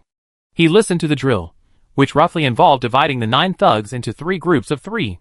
Biozzi instructed which group would attack at the same time, ensuring that their firepower would not overlap. He didn't intervene. He wasn't an expert in that area. Just leave it to Biozzi. Soon, a day passed, and the slaves emerged from the mine again, carrying pickaxes, bringing back 1,208 units of iron ore. Today was another uneventful day. Aside from a few scattered monsters, there was nothing around. But just as the iron ore was being loaded onto freight car number 2, Chen Meng suddenly felt the ground shaking. The amplitude was quite strong, like an earthquake. He could even see the dust dancing on the wasteland. Before he could react to what was happening, the train's audio system suddenly emitted a series of shrill alarms, and he saw a lot of red spots suddenly appearing around the aperture of the search radar screen, and the number was increasing rapidly. Chen Meng grabbed his binoculars and peered into the distance. A massive horde of zombies was gathering, gradually forming a circle. Get on board. After several such experiences, the slaves and thugs had become somewhat accustomed to the situation. They immediately ran back to the train. With the roar of the engine, the star train slowly started up, finding a vulnerable spot before the zombies could form a circle, and sped off at full speed. As for the dozens of zombies blocking the road, they were almost instantly launched into the air by the impact, their rapidly spinning blades slicing any approaching zombies in two. As long as they weren't completely blocked, the zombie horde wasn't particularly dangerous. After about 10 minutes, the zombie horde behind them was completely out of sight. Chen Meng leaned out of the skylight in the ceiling, binoculars in hand, and looked behind him. He thought they would have to camp there tonight. The zombies would probably leave at daybreak, and then they could return to mining. But Chen Meng's brow furrowed slightly. The radar's warning range was only a 1,000-meter radius, far too short. If the slaves were still in the mine, it would be difficult to escape with them. The radar needed to be upgraded soon. Just then, He suddenly noticed several messages rapidly flashing across the train radio chat room screen. Hometown train, is it an earthquake? The ground is shaking unusually. Infinity train, it seems so. Bloodthirsty bull train, it's that Doomsday abyss again. I just happened to pass by there, and saw it shaking violently again. That's what caused the earthquake in the uninhabited wasteland. Chin Mang looked at the chatroom messages with a slightly odd expression. From the chatroom conversation, he learned that after the apocalypse, a chasm like an abyss appeared in this uninhabited wasteland. The abyss was almost vertical to the ground, with no bottom visible and no idea of its depth. Because this place frequently trembles, each time like the gates of hell about to open, people named it the Apocalypse Abyss. It was said that someone had used the resource detection radar to detect a level 2 iron mine and a level 1 copper mine below. This was considered a high-density resource point. In the uninhabited wasteland, level 2 iron ore was rare, and copper ore was even rarer. Not to mention that all bullets had to be crafted from copper ore. It was a consumable item, and no matter how much was available, it would never be enough. The fact that the two mines were located next to each other made it even rarer. So, some people found some zip lines and other devices in the city ruins, and tried to lower slaves down to mine. However, because it was too deep, no one had ever reached the bottom, so the project was abandoned, and no one had ever mined the resource point there. Furthermore, there were level 2 iron and level 1 copper mines elsewhere in the no man's land. But? Chin Mang's eyes narrowed slightly, his mind racing. Where others couldn't go, he could. His spider legs could now navigate a 45-degree cross-section. Once upgraded to a certain level, they would be able to navigate a 90-degree cross-section freely. Then, this Doomsday Abyss would be more than just a resource point for him, it would be a safe haven. The zombie horde would definitely not be able to enter. No longer would he be driven around by the zombie horde like he was now. However, upgrading the spider legs required a sufficient amount of fine spider silk. Just then, he saw a message pop up in the chat room. Bloodthirsty bull train, I have a rare green-grade vehicle accessory blueprint nitrogen exhaust. Anyone want to pre-order it? Slaves, women, resources, blueprints, tobacco, and anything else of value are welcome. We trade at the gathering. Feel free to negotiate the price in private. Gathering? Chin Mang's brow furrowed slightly. From the chatroom conversation, he learned that this was a spontaneous trading event organized by a group of train captains. Each gathering was held in a different location, relying entirely on consensus. This gathering was in 7 days. His train had only just been upgraded to level 2, so he didn't feel safe joining in the fun. But he could ask first. Star Train, does anyone have fine spider silk? As soon as he finished asking, someone quickly replied. Bloodthirsty bull train, yes, brother, yes, we have plenty. How much do you want? Chapter 42. How much? Chin Mang glanced at the private message from the bloodthirsty bull train on the train radio, and roughly calculated in his mind that he needed to upgrade his spider legs to level 13 in order to navigate freely on a 90-degree slope, which meant 8,100 units of level 1 fine spider silk. After he sent this number, the other party didn't reply for a long time. A moment later, a private message arrived. Bloodthirsty bull train, not that much. I only have 1,500 units of level 1 fine spider silk, all dropped by man-eating spiders. However, a few days ago, several trains went to Taiping City to hunt man-eating spider hatchlings. They should have some spider silk as well. Let's meet at the gathering. What are you offering? Chin Mang glanced at his train panel. He didn't seem to have anything to trade. He couldn't bear to part with his slaves, and he was short on resources. The only thing he could offer was the chariot blade fragment. This thing, once strapped to the head of a pickaxe, becomes a powerful melee weapon capable of breaking through the defenses of level 3 or even level 4 monsters. While its power is merely a defense-breaking capability, it's still impressive enough. He just didn't want to take it out. It would reveal too much information. For a moment, he suddenly realized he had nothing worth trading. After a moment's hesitation, he replied, "We see when we meet at the rally?" The train order might be worth exchanging, but he needed to get a rough idea of the going rate at the rally first. The night was late, and the crowd was still. Chin Mang stopped paying attention to the train radio. He would have to camp out tonight. He had no idea where the headlights on the level 2 train playing the DJ had come from. They weren't among the 12 craftable vehicle parts.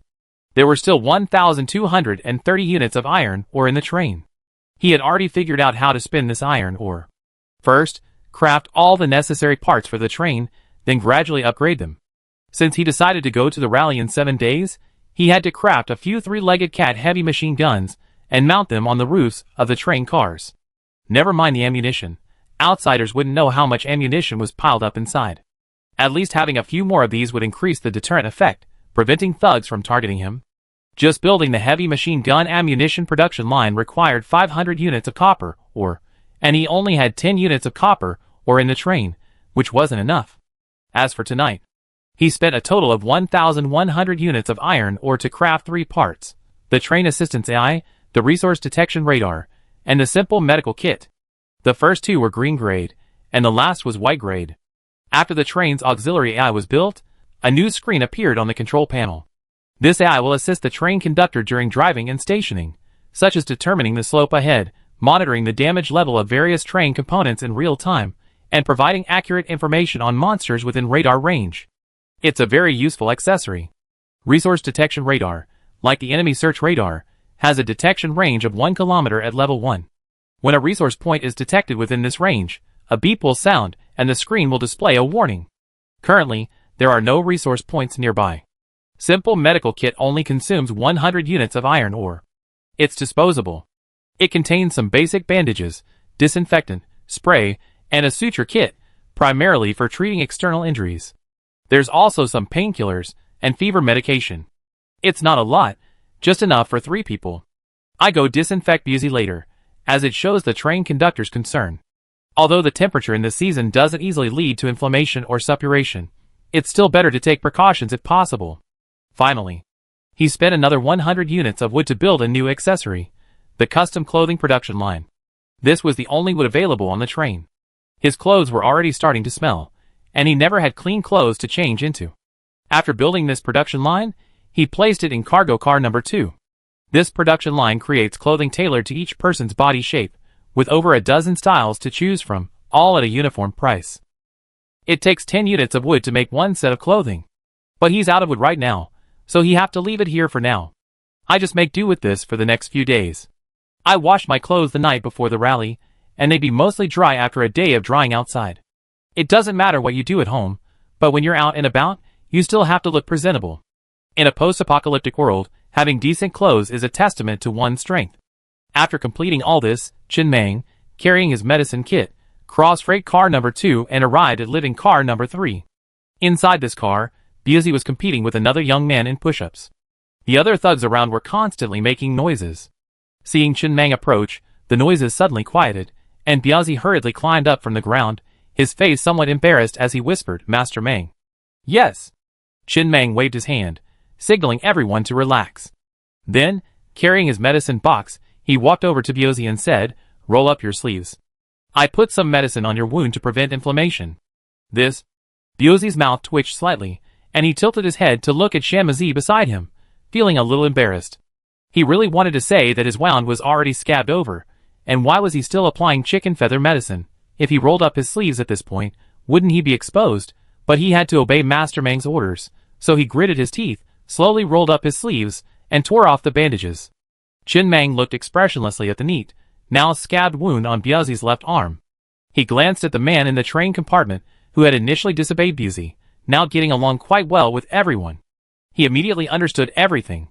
He took out disinfectant spray from the first aid kit, and sprayed it symbolically, then replaced the bandage with a new one. Then he patted Biazi's shoulder and whispered, "Be careful when you're out on the road. Alright, you guys keep playing." Then he returned to his train compartment. Such a neat wound clearly couldn't be inflicted by a creature like a zombie wolf. It looked more like a self-inflicted wound from a broken wheel. He didn't mind it much. There weren't many recreational activities in the wilderness. Back in the train compartment, Chin Mang had little else to do. He had memorized the information in the beginner's guide by heart, and as sleep began to creep in, he fell onto the bed and fell asleep. If there was any entertainment, perhaps the only one, was the adrenaline rush of escaping a monster's jaws. He was half asleep. He suddenly remembered something. Perhaps he hadn't offered incense to Master Kun yet? Master Kun was a good man, having given him such a big gift package for beginners. He should thank him. Chapter 43. In the wilderness, it's always lonely. Even though there were many people on the train, other trains were rarely seen on weekdays. The entire train was like a lone boat drifting on the vast ocean, no one knowing what would happen next, no one knowing whether they would see the sun again tomorrow. When daybreak came, the slaves in slave cars 4 and 5 also woke up. The train beneath them was speeding across the wilderness. They had no idea where to go, only that if there was a mine, they would work. If not, they would stay in the cars. Finally, when the train slowly came to a stop, the slaves disembarked and found themselves back in the familiar mine from yesterday. The tide of corpses had receded. They were back again. The middle-aged man, whose circumstances were relatively comfortable before the apocalypse, gazed at the familiar mine outside the train car. He tucked the cigarette he'd been playing with back into his pocket, smiled, and patted the shoulder of the young man beside him. "Let's go! Grab your pickaxes and get to work." The young man had been chatting with him quite well these past few days, and they'd become quite familiar with each other. "Okay." The young man was happy to follow this man, listening to him recount his glorious pre-apocalyptic past, an existence he had never encountered before. Before the apocalypse, the capitalists called him a small-town youth. He didn't like the name, and when he tried to gain recognition online, his name changed, becoming a social waste. Small-town youth sounded better, after all. But he always complained about it. Someone had to be the waste, so why couldn't that person be him? Daybreak arrived, and the train stopped again at the mine from last night. A new day of mining began. The thugs also began another day of patrolling near the train. Inside the train, after finishing his breakfast, Chen Meng sat at the control panel, silently eavesdropping on the train conductor's conversations on the train radio. This was his only entertainment, and there was nothing else available. He wasn't quite so hungry as to be indiscriminate.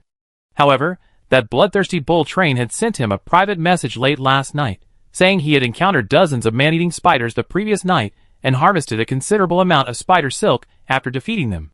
He would trade him for more silk later. That was good. Chen Meng tilted his head to look at the thugs patrolling outside the train, and at the slaves who had already descended into the cave. Everything was developing steadily and orderly, moving in a positive direction. The wasteland, on the other side. Inside the electronic music king train, a dwarf man sat at the controls, idly browsing the information on the train radio. A few days ago, after being driven out of Taiping City by that level 3 man-eating spider, he hadn't been there in a long time. He just found a mine, and had been stationed there mining for the past few days. And just now, he heard the conductor announce on the train radio that he had a 1.8-meter tall female slave, waiting for a suitable partner to trade her at a gathering. This had suddenly stirred a wave in his heart, which had originally been against attending the gathering. 1.8 meters. The dwarf man muttered. He was born that way, much shorter than a normal person. Before the apocalypse, his means of survival was working as an NPC in a Lilliputian-themed amusement park. There were quite a few dwarfs like him in that amusement park, offering visitors a chance to admire them.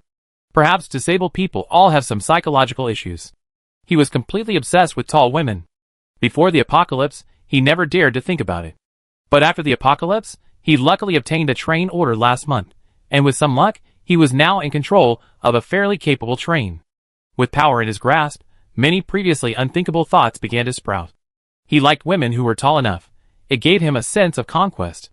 No matter how tall, they still had to submit to him. The more a person lacked something, the more they sought it.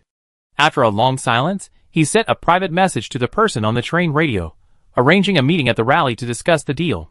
He currently had 2 women, the tallest of whom was only 1.76 meters tall, a far cry from the 1.80 meter tall woman.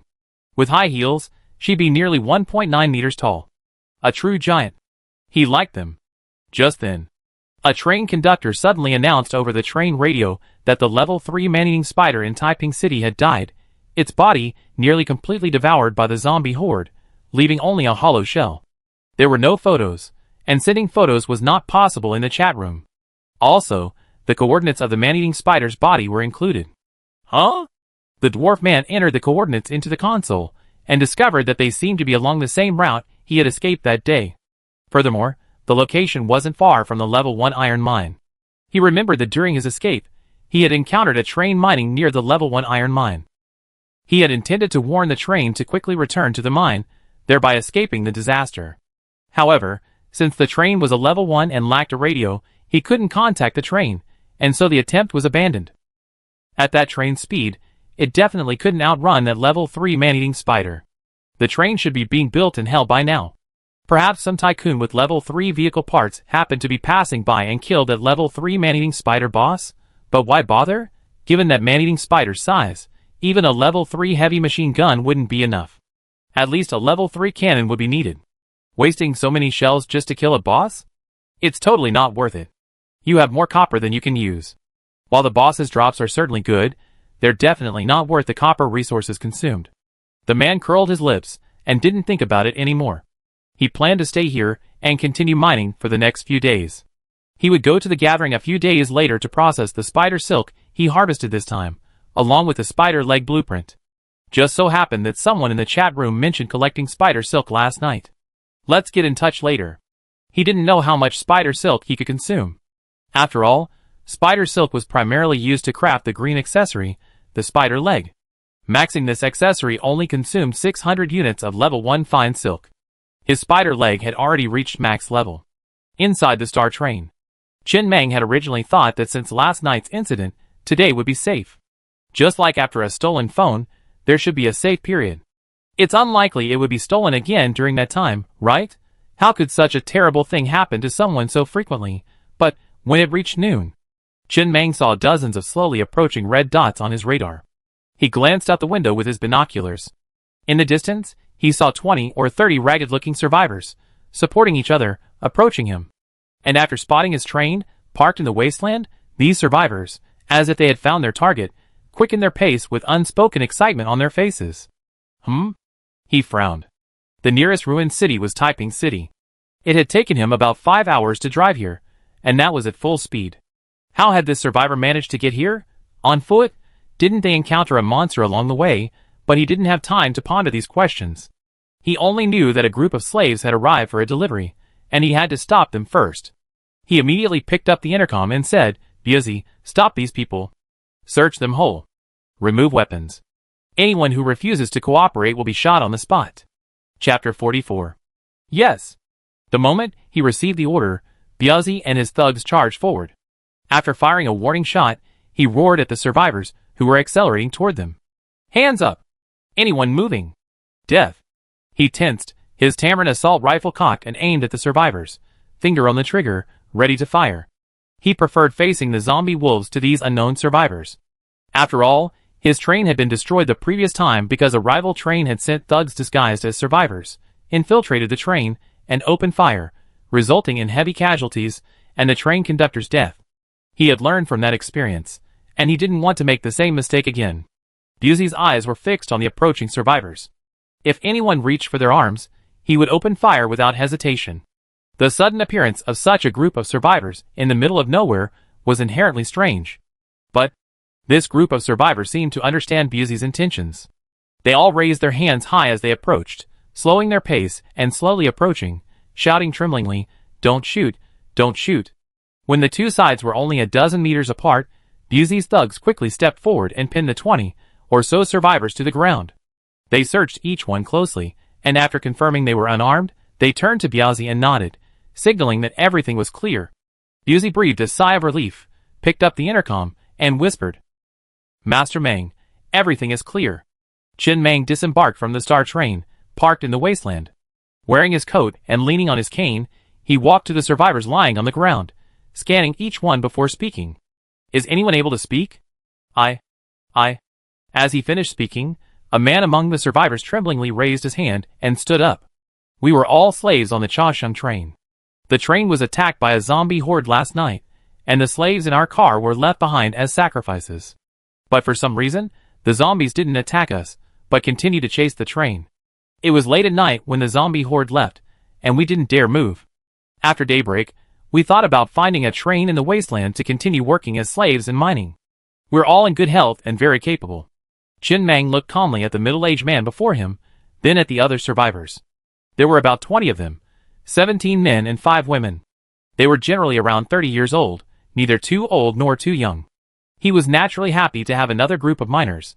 However, rather than the zombie horde not attacking the survivors, he preferred to believe that someone among them might have possessed a handheld zombie sense blocker. He had relied on this special item to escape the zombie horde. It was simply hidden too deep, so it might not have been found. The object wasn't large, so it could easily be hidden inside the body. Chen Meng tilted his head to look at Biazi, waved his hand, and whispered, "Take off all your clothes. Search them again. Search those women thoroughly. There are many places where things can be hidden." Biozi was slightly stunned, but then quickly understood and said in a deep voice, "Understood." What Chen Meng didn't see was, after hearing this order, the man who had just stood up tremblingly had a flash of panic and anger in his eyes. 10 minutes later, all the survivors were stripped naked and gathered in an area. Chen Meng crouched down, using his cane to pry at a walkie-talkie-like object on the ground. It was still stained with some sticky liquid.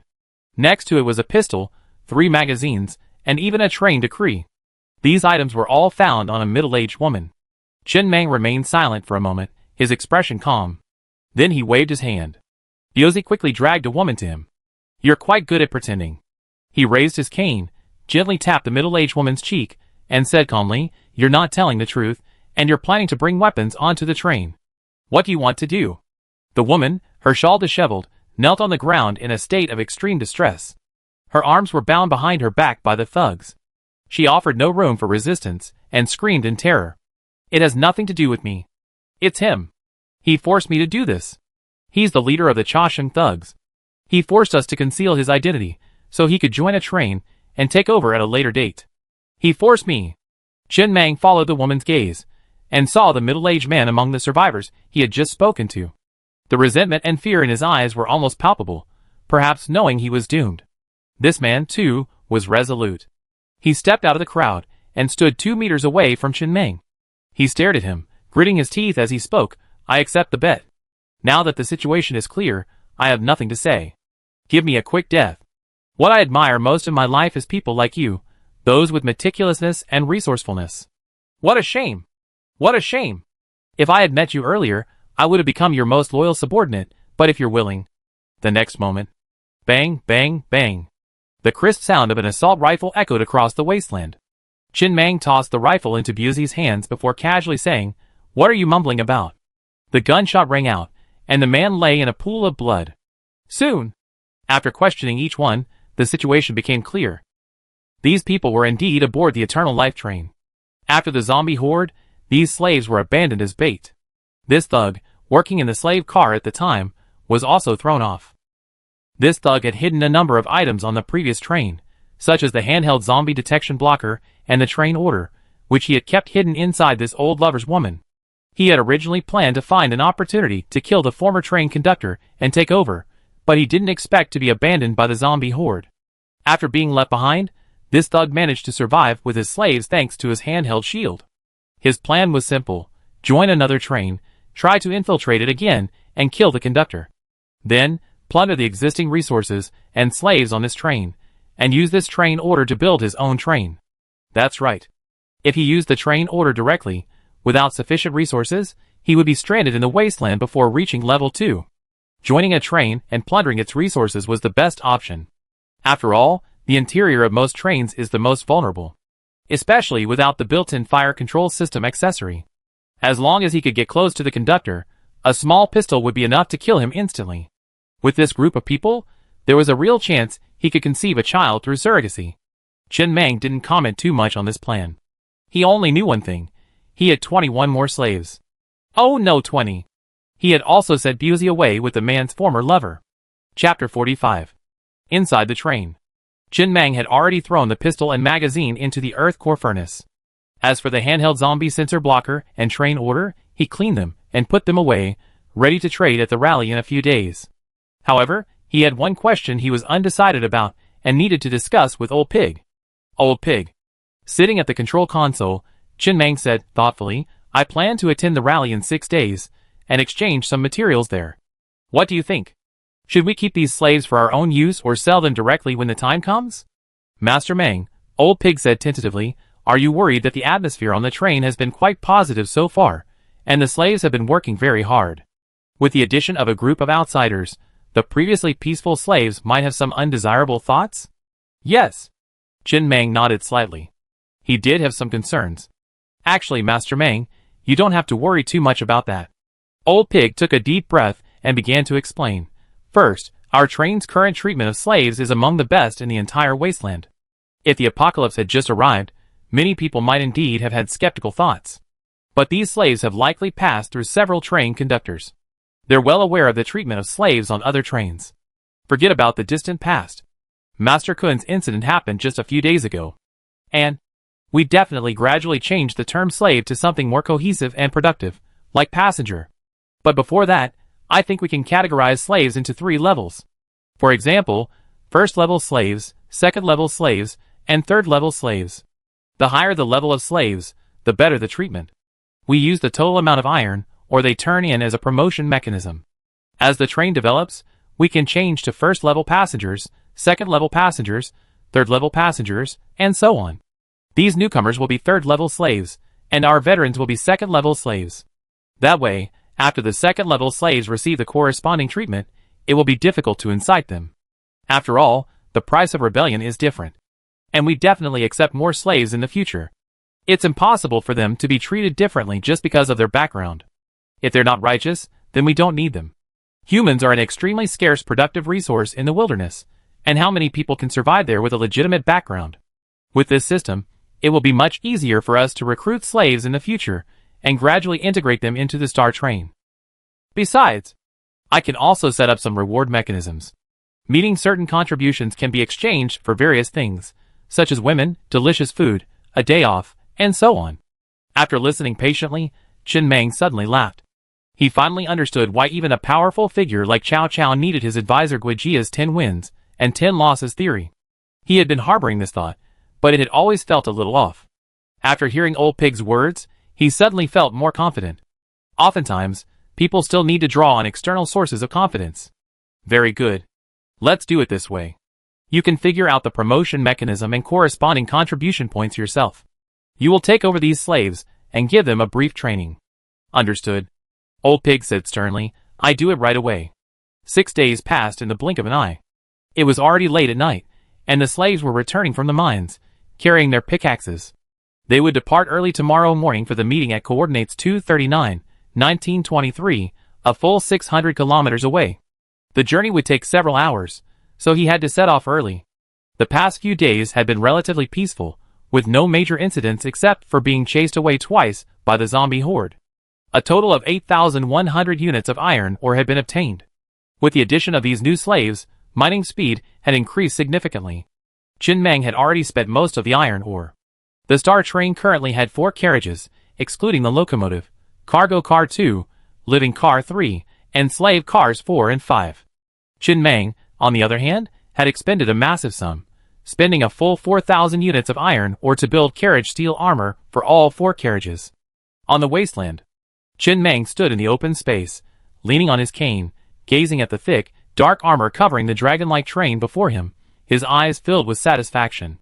After being fully armored, the train's appearance took on a sinister, heavy aura. It looked powerful. Unlike before, when it looked like a newbie. Of course, they were all level 1. He didn't have enough iron ore to upgrade the carriage steel armor to level 2, which would cost 5,000 units of iron ore.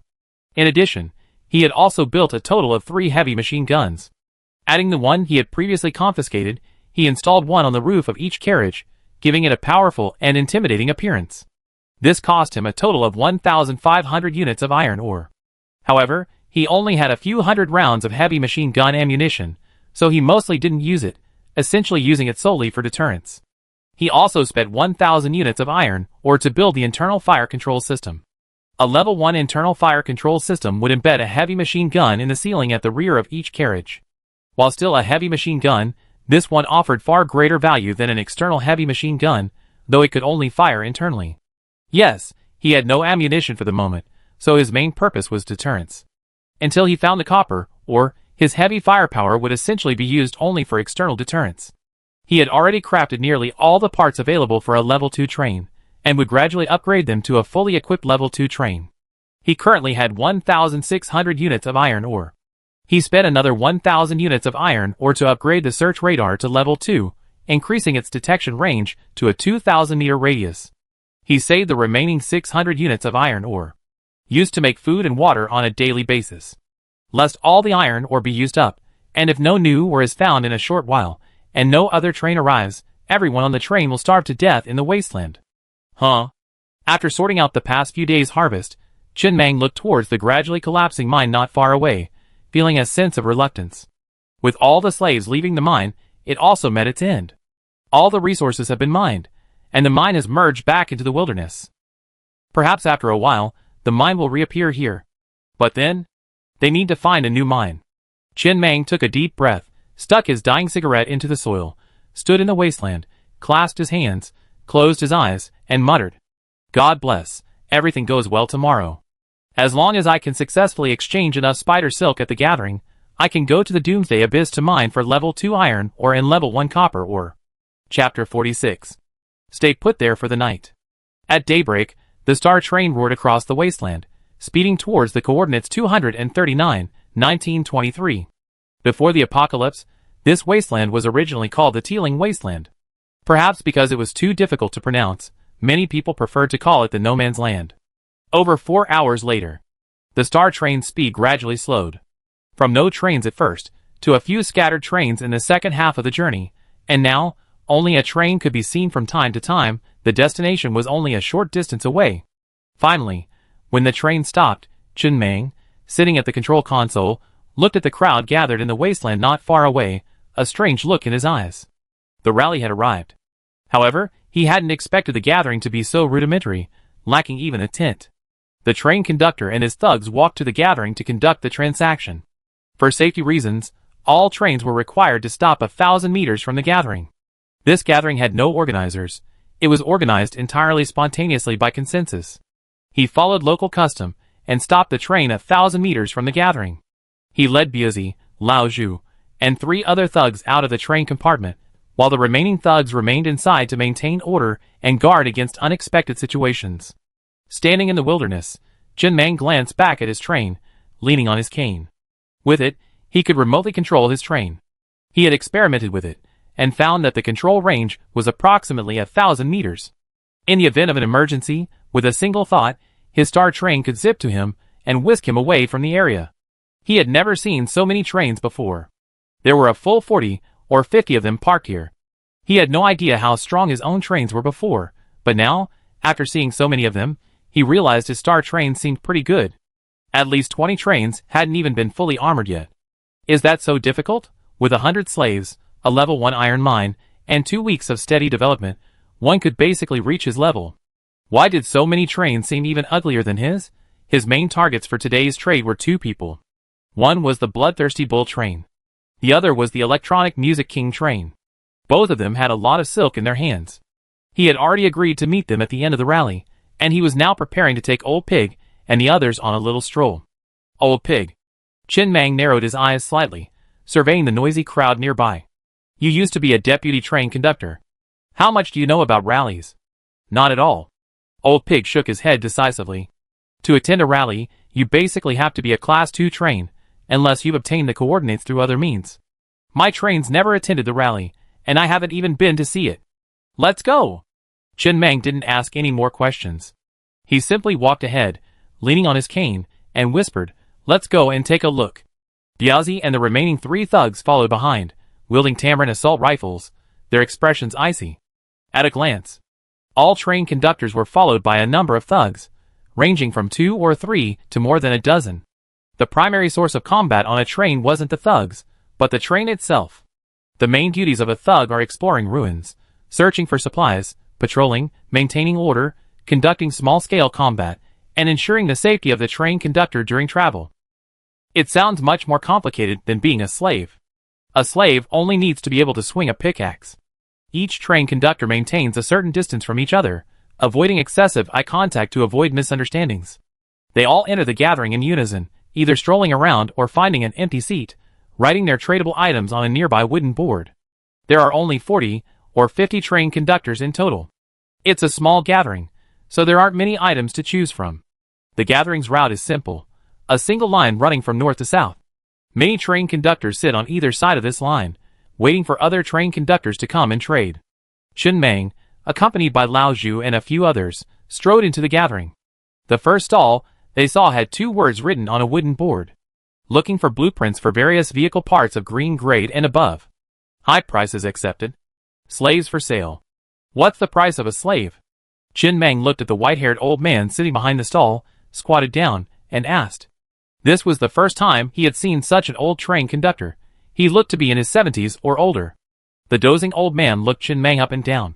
500 units of iron ore for a young and strong man, 300 units for an elderly or disabled person. The price of a woman varies, ranging from 300 to 1,000 units.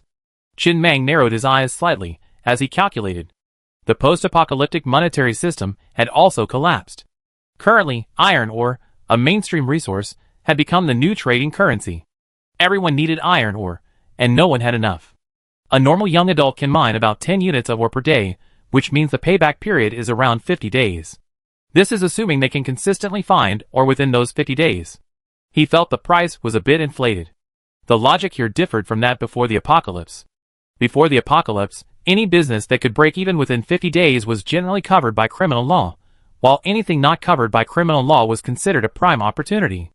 In the apocalypse, however, the uncertainty within 50 days was simply too great. Leaving so much iron ore here without improving the train's strength was truly irrational.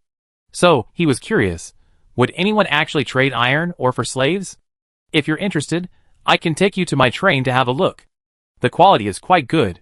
The white-haired old man's gaze rested on the Tamarin assault rifles held by Biozi and the others. After clearing his throat with a light cough, he began his sales pitch with a serious expression. Brother, your train is definitely quite capable. If you're buying in bulk, we can negotiate the price. Someone bought a lot of slaves from me last time. They've probably already left the uninhabited wasteland for more resource-rich areas. With so many slaves, if they find a well-located mine, they can recoup their investment in a few dozen days. After that, every day will be pure profit. That guy is a big shot. He bought 100 slaves from me in one go. They're all top-notch young men. Chin Meng said nothing. He simply pulled a cigarette from his pocket, lit it, and sighed softly. He was genuinely curious about who would spend 50,000 units of iron ore on 100 slaves. With that much iron ore, there's nothing better to do. They could almost have a half-full level 2 train, right? What's the point of buying so many slaves? In the long run, it's a guaranteed win. If they found a level 2 iron ore mine, the payback period would be significantly shortened. But, in the Doomsday, there are not so many long-term investments. No one knows what will happen tomorrow. The premise for considering the long-term is to stabilize the short-term first. If this person is not stupid, then he is really capable. Chapter 47. What a concept! 50,000 units of iron ore. From the time he built the train until now, he hadn't spent that much iron ore. Chin Meng waved his hand and stood up to leave the stall. The price was too high. He wouldn't consider buying slaves for now. He would consider purchasing slaves later, when the train was strong enough. Moreover, often, the train's lack of resources wasn't due to a shortage of slaves, but rather because finding a mine in the wasteland was a difficult task. Even if one was found, the frequent waves of zombies would reveal the true meaning of God's care. As he walked along, he discovered that the market was full of all sorts of things. For example, various daily necessities, liquor, vacuum-packed snacks, and so on. There were also copper, or iron ore, accessory blueprints, and other resources for sale. And Chin Meng looked at a woman kneeling on the ground in front of a stall, her ankles chained. She was very neatly dressed, even wearing full makeup. Her clothes were quite exquisite, and she was clearly well-groomed, standing out from the slovenly people of the apocalypse. 2 lines of text were written on a nearby wooden board. Popular A-list actress, seeking her soulmate. Behind her were several attractive women, as well as 3 young men, also meticulously dressed. They all looked youthful and handsome, and were also celebrities. Chin Meng's expression was calm as he surveyed them. To be fair, these women were all quite good-looking. In the apocalypse, being fully made up was already a significant draw, not to mention their already impressive appearances and fame, making them a rare commodity. Master Meng. Old Pig leaned over to Chin Meng with a strange expression and whispered, "Isn't this woman Ji Chu Chu, the one who was super popular on variety shows before the apocalypse? This guy. Is he bringing in a crew from before the apocalypse?" The others were all featured guests on that variety show. They're all very popular. But it'd probably be hard to get a high price. No one wants to spend so much money on a single woman, unless he sells her in batches. Perhaps someone will be interested in trying her. What's the price? Chin Meng turned his gaze from the women and asked the vendor. At the sound of the voice, the popular actress kneeling on the ground suddenly looked at Chin Meng with pitiful, expectant eyes, forcing a pitiful yet bitter smile that easily aroused a man's protective instincts. The train conductor sitting at the stall suddenly brightened when he saw the Tamarin assault rifle in Busey's arms. Any blue-grade accessory blueprints are welcome to take away. If you don't have any, 50,000 units of iron or copper will do. If that doesn't work out, tell me if you have any rare green grade accessory blueprints or special items. Show them to me, and we can discuss it. That's Ji Choo Choo, a top-notch dancer. Definitely worth the price. Chen Meng didn't react, only glancing at the young men behind him. What's the price for these guys? These are a little lower. The vendor at the stall said seriously, I've been urging them to exercise regularly these days, and their physiques are always great. If you're interested, they're perfect for you. And the vendor pulled the handsome young man behind him out and stripped him of his clothes, revealing his perfectly formed abs. He patted his face and said seriously, look at these abs. Maintaining them in this apocalypse took a lot of work. The price is a bit high. Let me take a closer look. Chen Meng looked them over before sighing and leaving the stall. Are these people crazy, or is he the only one suffering from poverty? A female star, and you're asking for 50,000 iron ore? Why didn't you ask for 100,000? After seeing Chen Meng and the others leave, the vendor's smile vanished. He turned around, his expression grim, and slapped Ji Choo Choo in the face. I don't. Did I tell you to act as pitiful as possible when customers come? What do you mean by that wry smile you're giving me? A sad scene? Have your terrible acting never improved? Ji Choo Choo knelt on the ground, tears welling in her eyes as she whispered, Old Lu, Old Lu. Call me Master Lu. Do you think I'm still your agent? Or someone you can order around at will? The vendor slapped him even more angrily, then sat on the ground, his chest heaving, his eyes flickering. Ji Choo Choo was definitely a good product, a popular A-list actress, and would definitely fetch a good price. But everyone in the no man's wasteland was so powerful that no one could afford to pay. He came to every gathering, but he never sold a single one. How about heading to Kunlun Mountain? Kunlun Mountain is located at the westernmost edge of the uninhabited wasteland. Resources are more plentiful there, but also present greater dangers. A level 3 man-eating spider boss monster, which can be a boss in the uninhabited wasteland, would be nothing more than a minor boss among the monsters there. A train that could develop there would be much stronger, and could certainly afford the price. However, given the strength of his train, it would be nearly impossible to return once it went there. Furthermore, the disparity in strength was so great, who would buy it? They'd just snatch it away, and he wouldn't even have the ability to cause a loss. Afterwards, Chen Meng inquired about the prices of goods sold at several stalls. For example, tobacco. A pack of cigarettes cost 200 units of iron ore. Another example. Fitness equipment. Sir, let's think long term. How can we get the slaves to mine more resources per day? Is a strong physique essential? You could buy these barbells and treadmills and build a dedicated exercise car.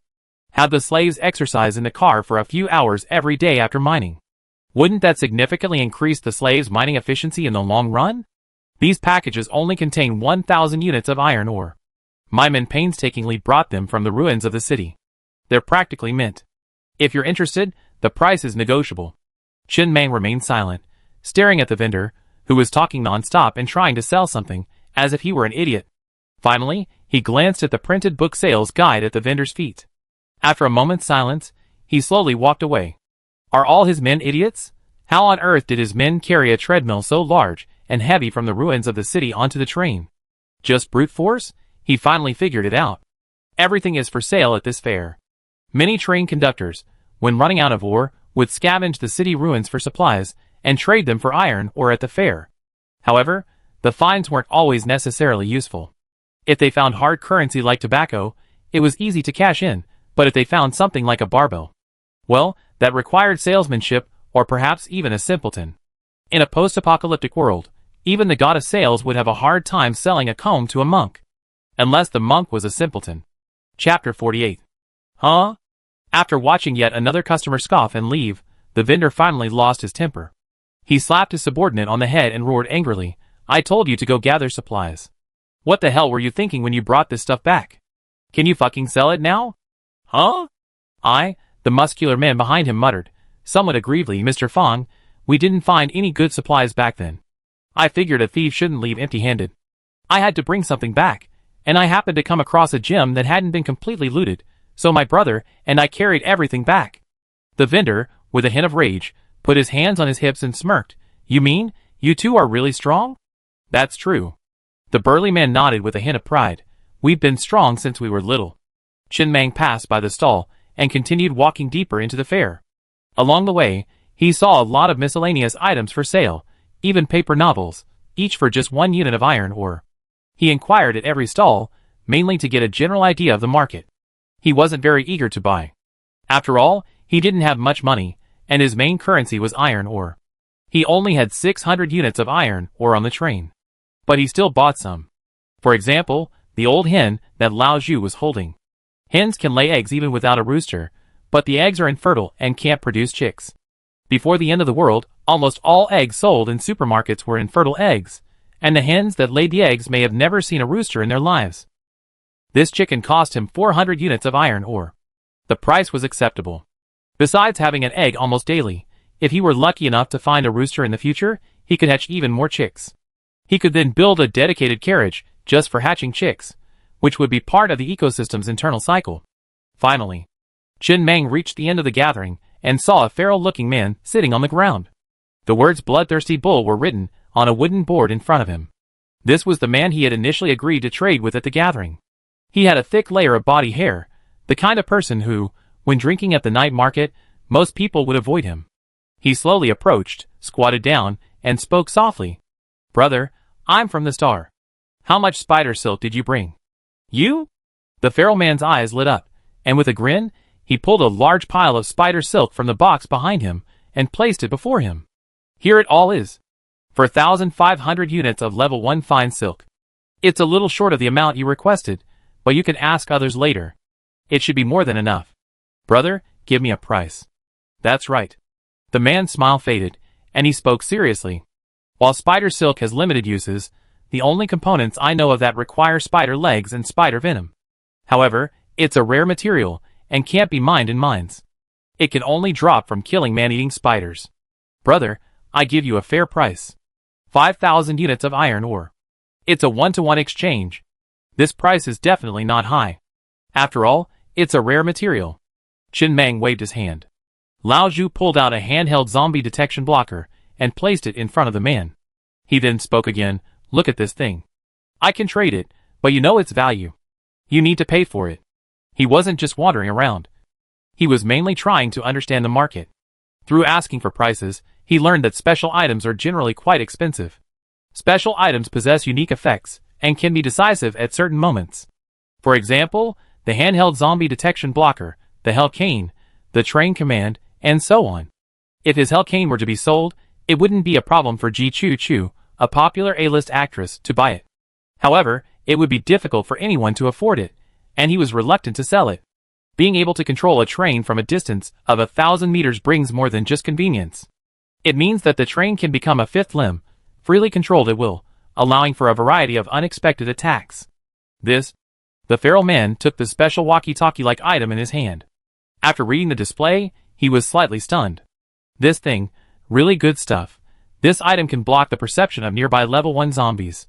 Whether it's searching for supplies, or other situations, or even when surrounded by a horde of zombies, this item is invaluable. With a bit of luck, it can even save a life. More importantly for him, this item will be even more valuable in his hands. There's a rare green-grade vehicle accessory vehicle-mounted zombie sense blocker, and one of the crafting requirements is this handheld zombie sense blocker. He just happened to know a train conductor who had the blueprints for this accessory. After purchasing the blueprint, crafting this accessory, and upgrading it, he'd be able to completely ignore the zombie hordes in the wasteland. Safety will be greatly improved. Mining without having to worry about hordes of zombies harassing him. This is invaluable. Admittedly, spider silk is a rare material and much more difficult to obtain than iron ore, but it's also of little use to him. He's been holding on to it for a while now. He traded 4,500 units of spider silk for a handheld zombie sense blocker. He definitely needs more. Chen Meng narrowed his eyes slightly, watching the man's reaction. Seeing his reaction, he felt a sense of relief and coughed softly. "Forget it, we won't trade this thing. Biazi, go to the train and get a few people to bring down 5,000 units of iron ore." "No, no." The man, lost in his sweet dream, immediately pressed down Biazi's right hand as he was about to remove the blocker. He forced a smile and said awkwardly, don't worry. Let's talk more. I like this item too. But you know, it can only block level 1 zombies. It's really limited." But he quickly changed the subject and added, "Well, I give you a little more." The feral man took a deep breath and pulled a tall female slave out from behind him. "I give you this woman. For 1,500 units of spider silk plus this woman, in exchange for this special item. Chen Meng stared expressionlessly at the woman behind him. She was quite tall, a full 1.87 meters taller than him. Because of her height, her frame had lost some of her beauty, though her face was still pretty. But, brother, do you have any misunderstandings about me? I trade the iron ore for your spider silk. Chapter 49. Listen to me. The bloodthirsty bull train conductor looked at Chen Meng seriously. I'm not kidding you, brother. She must be very valuable, otherwise I wouldn't have brought her to the rally. I know the conductor of the King of Electronic Music train will be coming to the rally later. That guy is a dwarf. He's completely irresistible to tall women. This woman can fetch a high price from him. I saw on the train radio that he has spider silk for sale. You can definitely get all the spider silk he has in exchange for this woman. If you want to trade for iron ore, he might be reluctant to pay too high a price, but if it's spider silk, he'd definitely be happy to see it. Chen Meng couldn't help but laugh. Didn't you just say spider silk was a rare material? How come spider silk is now less valuable than iron ore? The man coughed awkwardly. Spider silk is a rare material, yes, but its uses are limited. It doesn't have the same versatility as iron ore, as you should know. Deal? Chen Meng said nothing more, simply smiling and completing the transaction. He actually knew the King of Electronic Music's train conductor had this habit. That day, a train conductor announced on the train radio that he had a 1.78 meter tall female slave waiting for a suitable match. He had noticed the King of Electronic Music's train conductor appear. This way, the King of Electronic Music's spider silk would be secure. After all, his was taller, a full 1.87 meters, and he had been planning to trade it for a train order. The King of Electronic Music's train conductor hadn't arrived yet.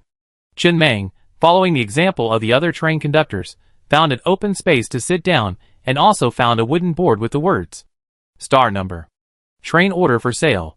Spider silk wanted. The 3-character star were written primarily for the King of Electronic Music's conductor to see, so they could easily be identified. He was quite satisfied with the deal with the bloodthirsty bull train. His initial expectation was to trade the handheld zombie detection blocker for spider silk. The result was better than he imagined. And there was one more woman. He had already received 4,500 units of spider silk, and he needed a total of 8,100 units.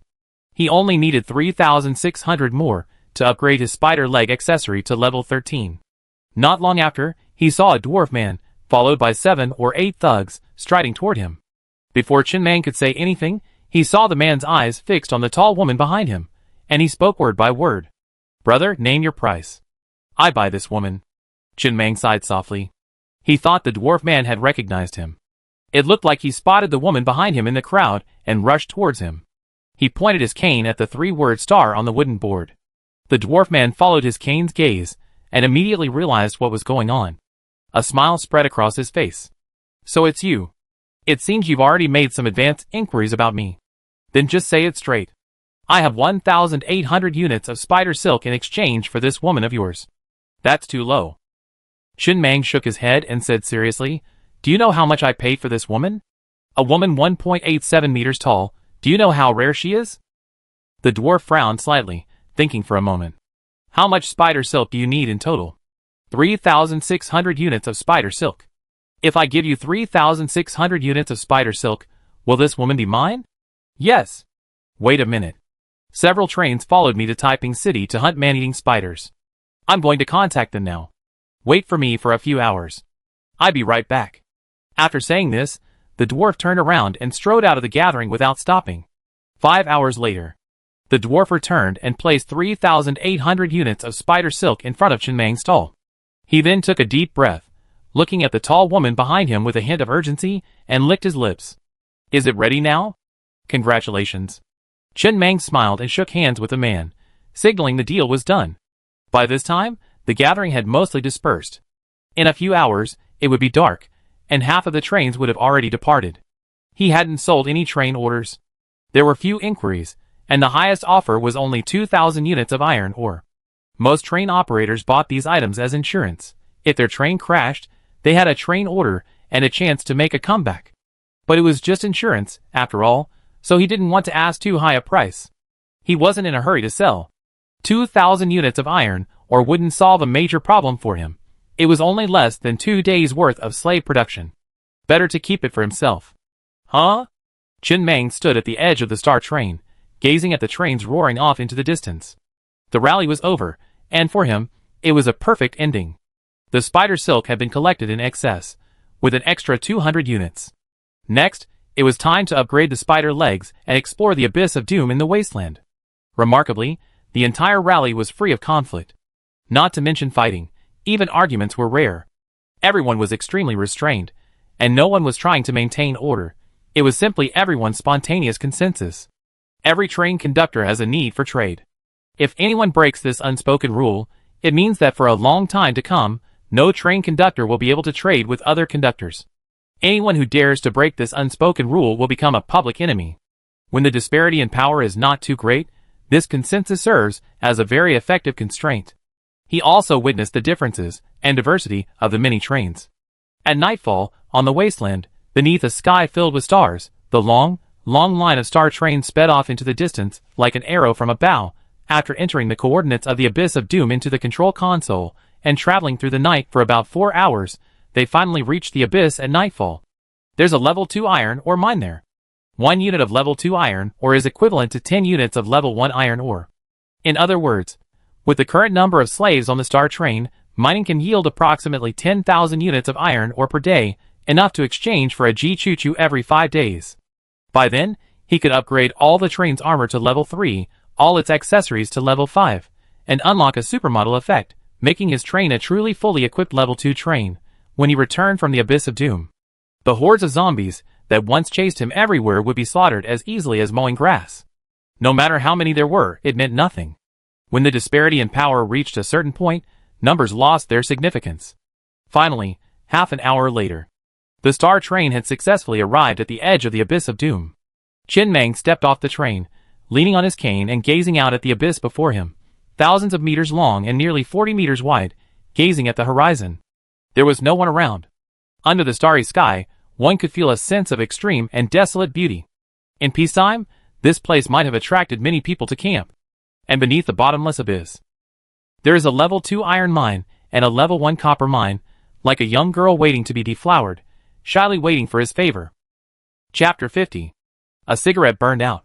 The scarlet glow faded across the deserted wasteland, like a meteor flashing across the sky, or like a young man's restrained love, fleeting and unnoticed. Chen Meng walked into the train compartment, sat at the control panel, and pressed a red button. With the clacking sound of gears, mechanical prosthetic limbs, like spider legs, extended from the bottom of the carriage, replacing the windfire wheels. The entire star train instantly transformed into a giant, worm-like centipede. Huh?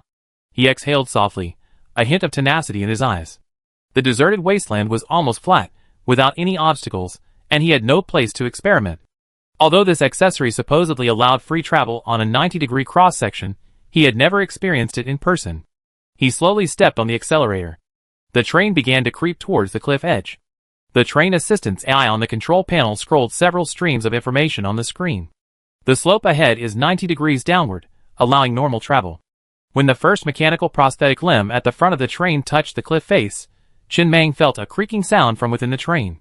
Then, like a centipede on the cliff face, the entire train truly moved along the cliff face with remarkable naturalness and stability. There were no headlights.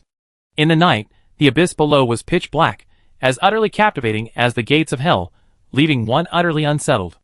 The intense feeling of weightlessness made Chen Meng feel a tightness in his chest. The seatbelt held him securely to his seat, but the others in the carriage were not so lucky. He had been warned in advance that there were no seatbelts or other means of securing one's body.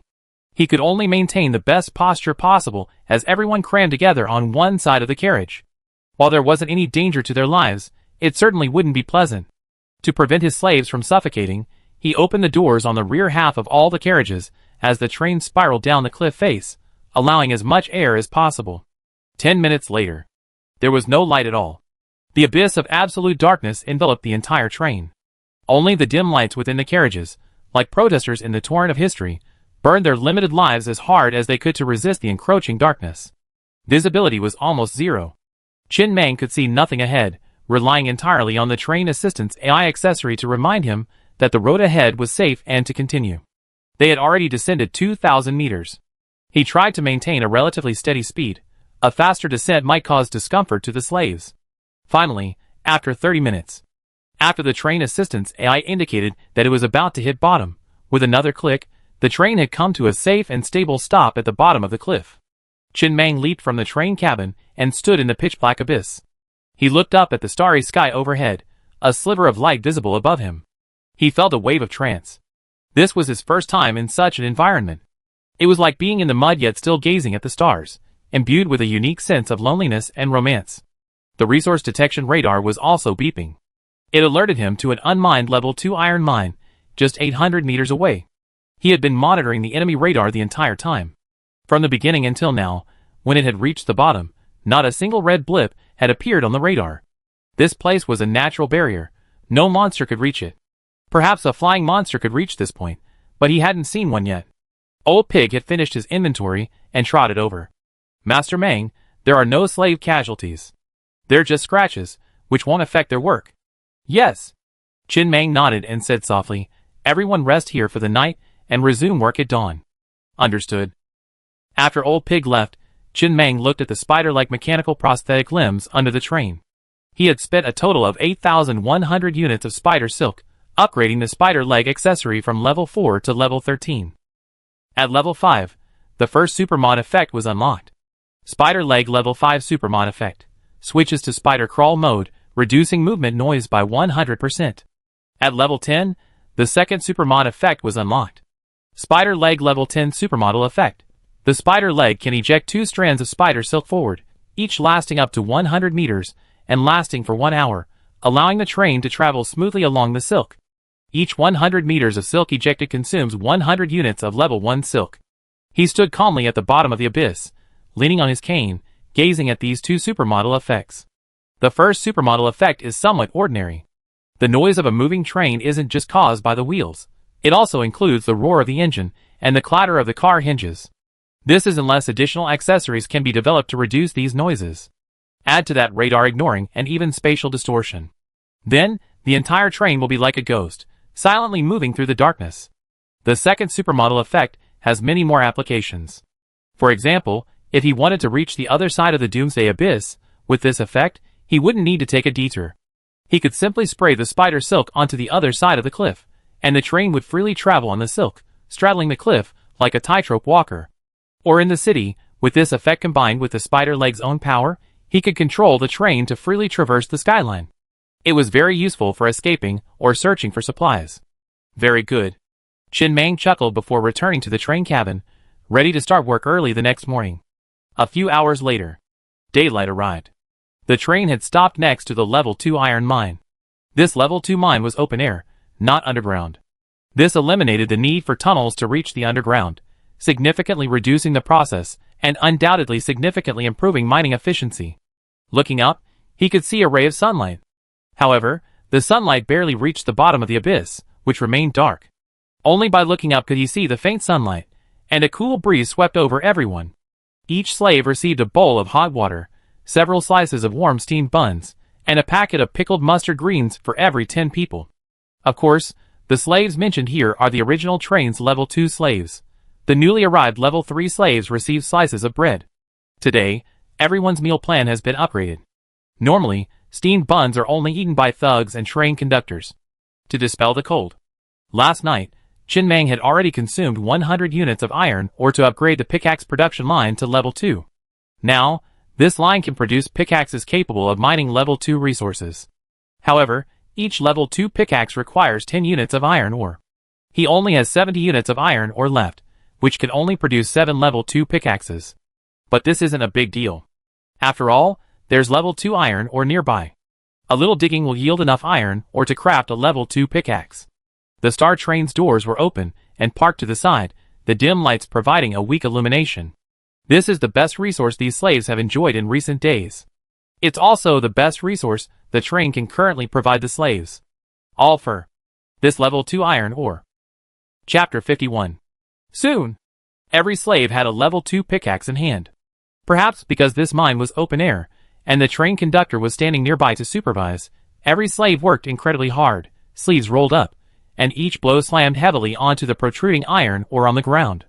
For a moment, the darkness was filled with the heavy breathing of the slaves. The next moment, in the darkness, Chin Mang, at the control console, turned up the volume on the external speakers. A powerful DJ set blared deafeningly in every slave's ears. Then, a woman stood in the slave car, swaying to the tune in the dim light. The light was dim, making it difficult to make out the woman's figure, but it was this hazy feeling that imbued the lonely darkness with a unique sense of absurdity and dead silence. "See that old hen?"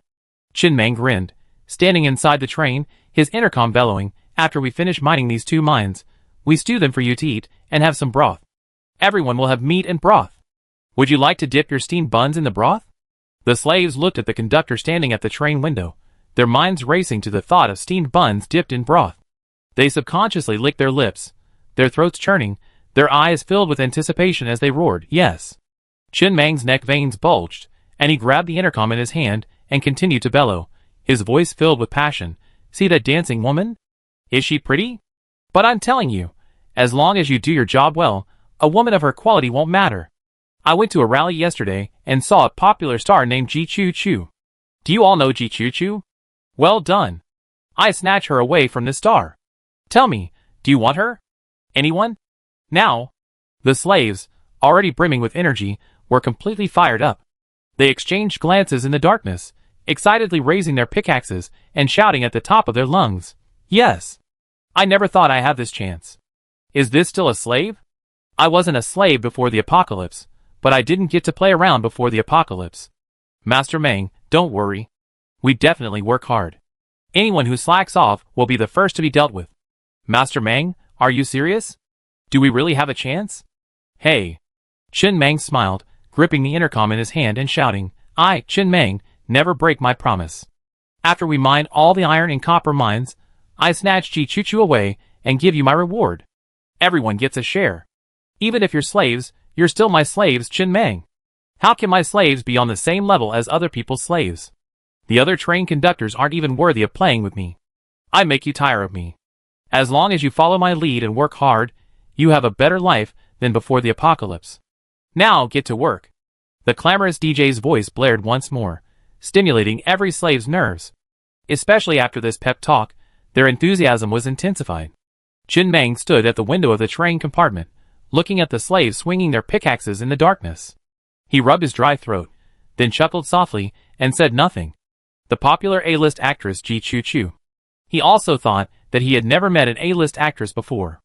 However, compared to the price of 50,000 units of iron ore, he would rather take a fully equipped level 2 train and snatch Ji Choo Choo back. Trading is for making guns, and making guns is for grabbing food. If you have to continue trading after making guns, then what's the point of making guns?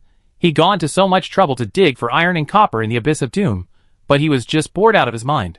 What a beautiful sound. Chin Mang's lips curled up slightly, as he listened to the crisp sound of the pickaxe hitting the iron ore outside the train. The water glass in his hand seemed to have transformed into a glass of red wine. His train plan would officially begin here, one day. His train would become the most terrifying existence in the wasteland. Among the slaves, a dusty middle-aged man, his mouth also curled up, as he continuously swung his pickaxe at the iron ore, clearly in a good mood. Uncle Lee. A young man nearby panted lightly and squinted his eyes. It seems Uncle Lee is really attracted to this Ji Choo Choo. Why are you smiling so happily? After spending these days together, he already knew the name of this middle-class man before the apocalypse, but he preferred to call him Uncle Lee. Ji Choo Choo? Uncle Lee smiled and shook his head. It's the apocalypse now. I won't hide it from you anymore. Who wouldn't want to have some fun if they had the chance? But my real joy isn't because of this. It's because...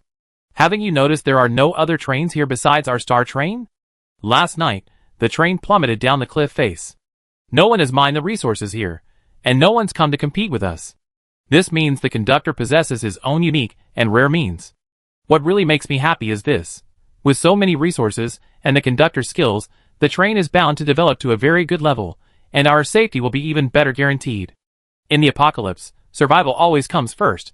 Who wouldn't want to be with a sufficiently powerful conductor? Who wouldn't want to feel a little more secure? Especially this conductor. He promised to give us the old hen and Ji Choo Choo for us to play with. This proves two things. First, this conductor is quite powerful. The second point is that this train conductor doesn't particularly value these things. Even Ji Choo Choo, who others consider extremely rare, is just SOSO in Mangya's eyes. His ambitions are even greater. These 2 points are what make me happy. And we are currently second-level slaves, and the newcomers are third-level slaves.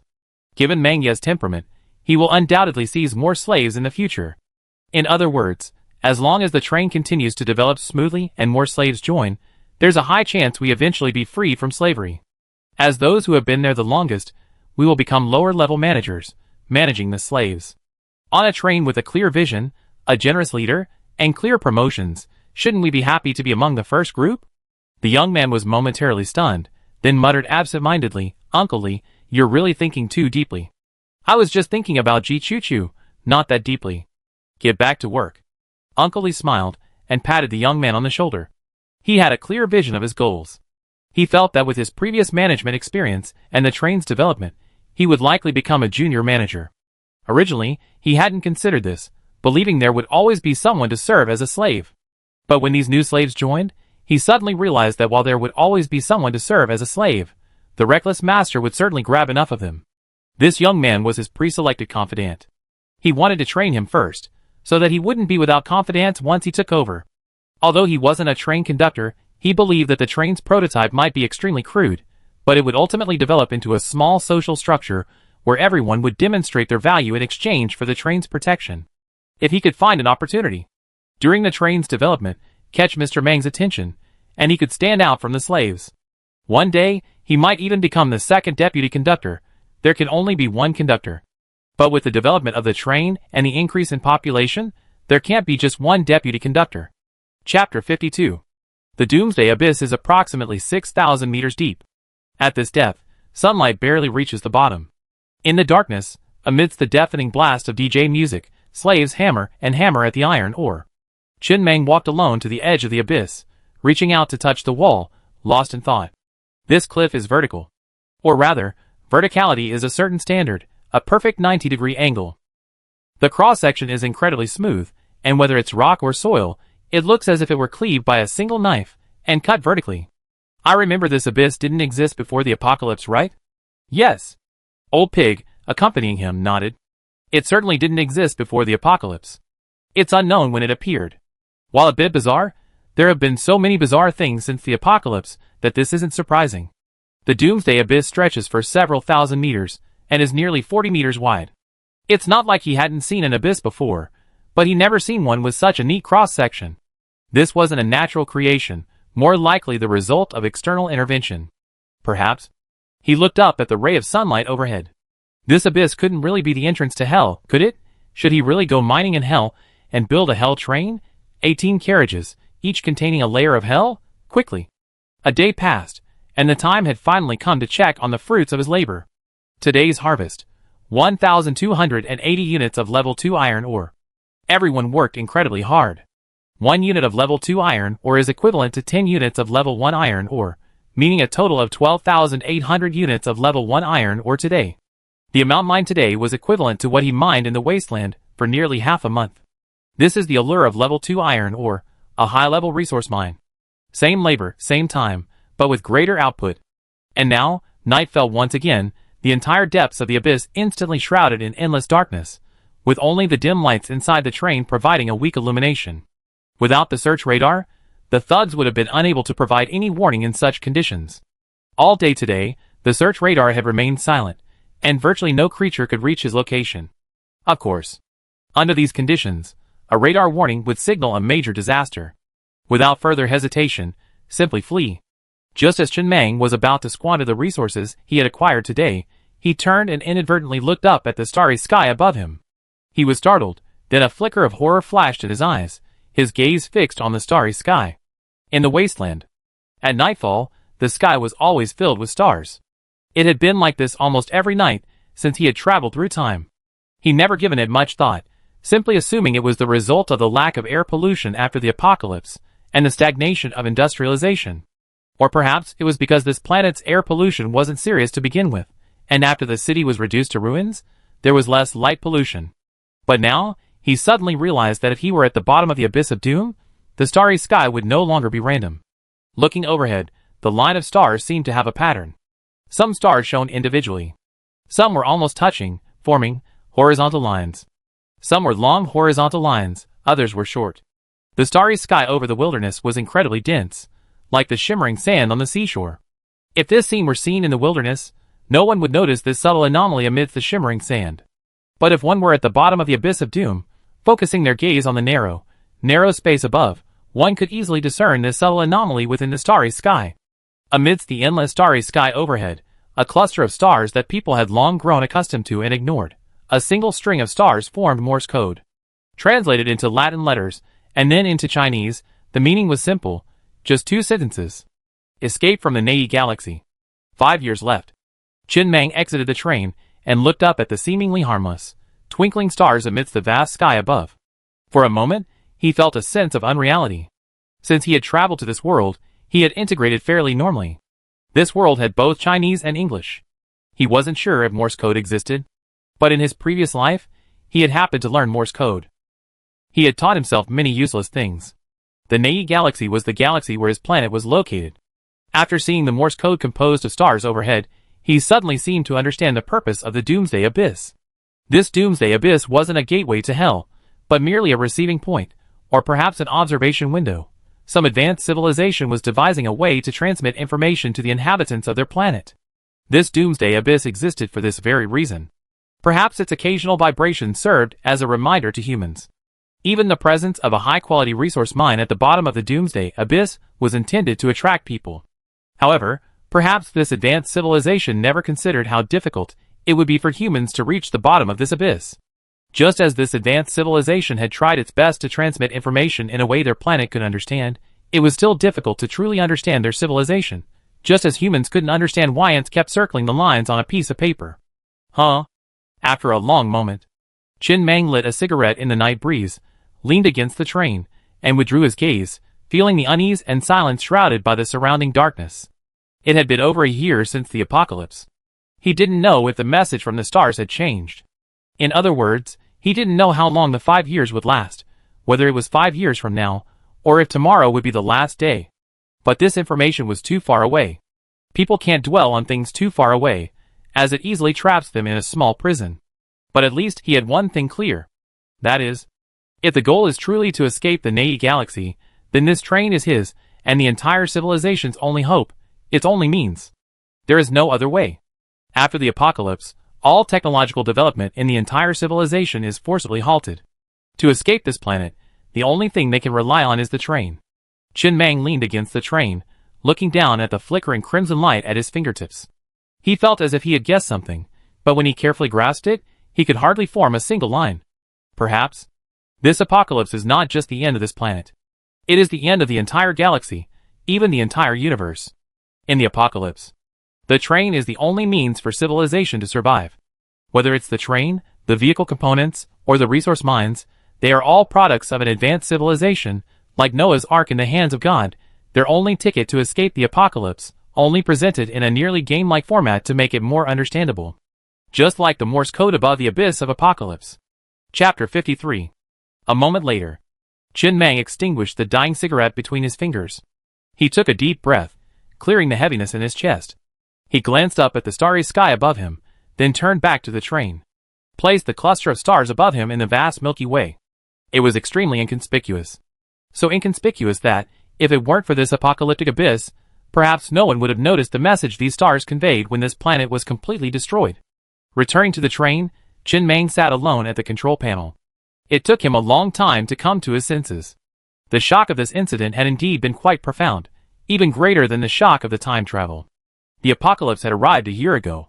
If we count from that time, the time limit would be 4 years. He had to build a train powerful enough within 4 years, even capable of flying out of the Nei galaxy and traveling across the Milky Way, to truly escape this apocalypse.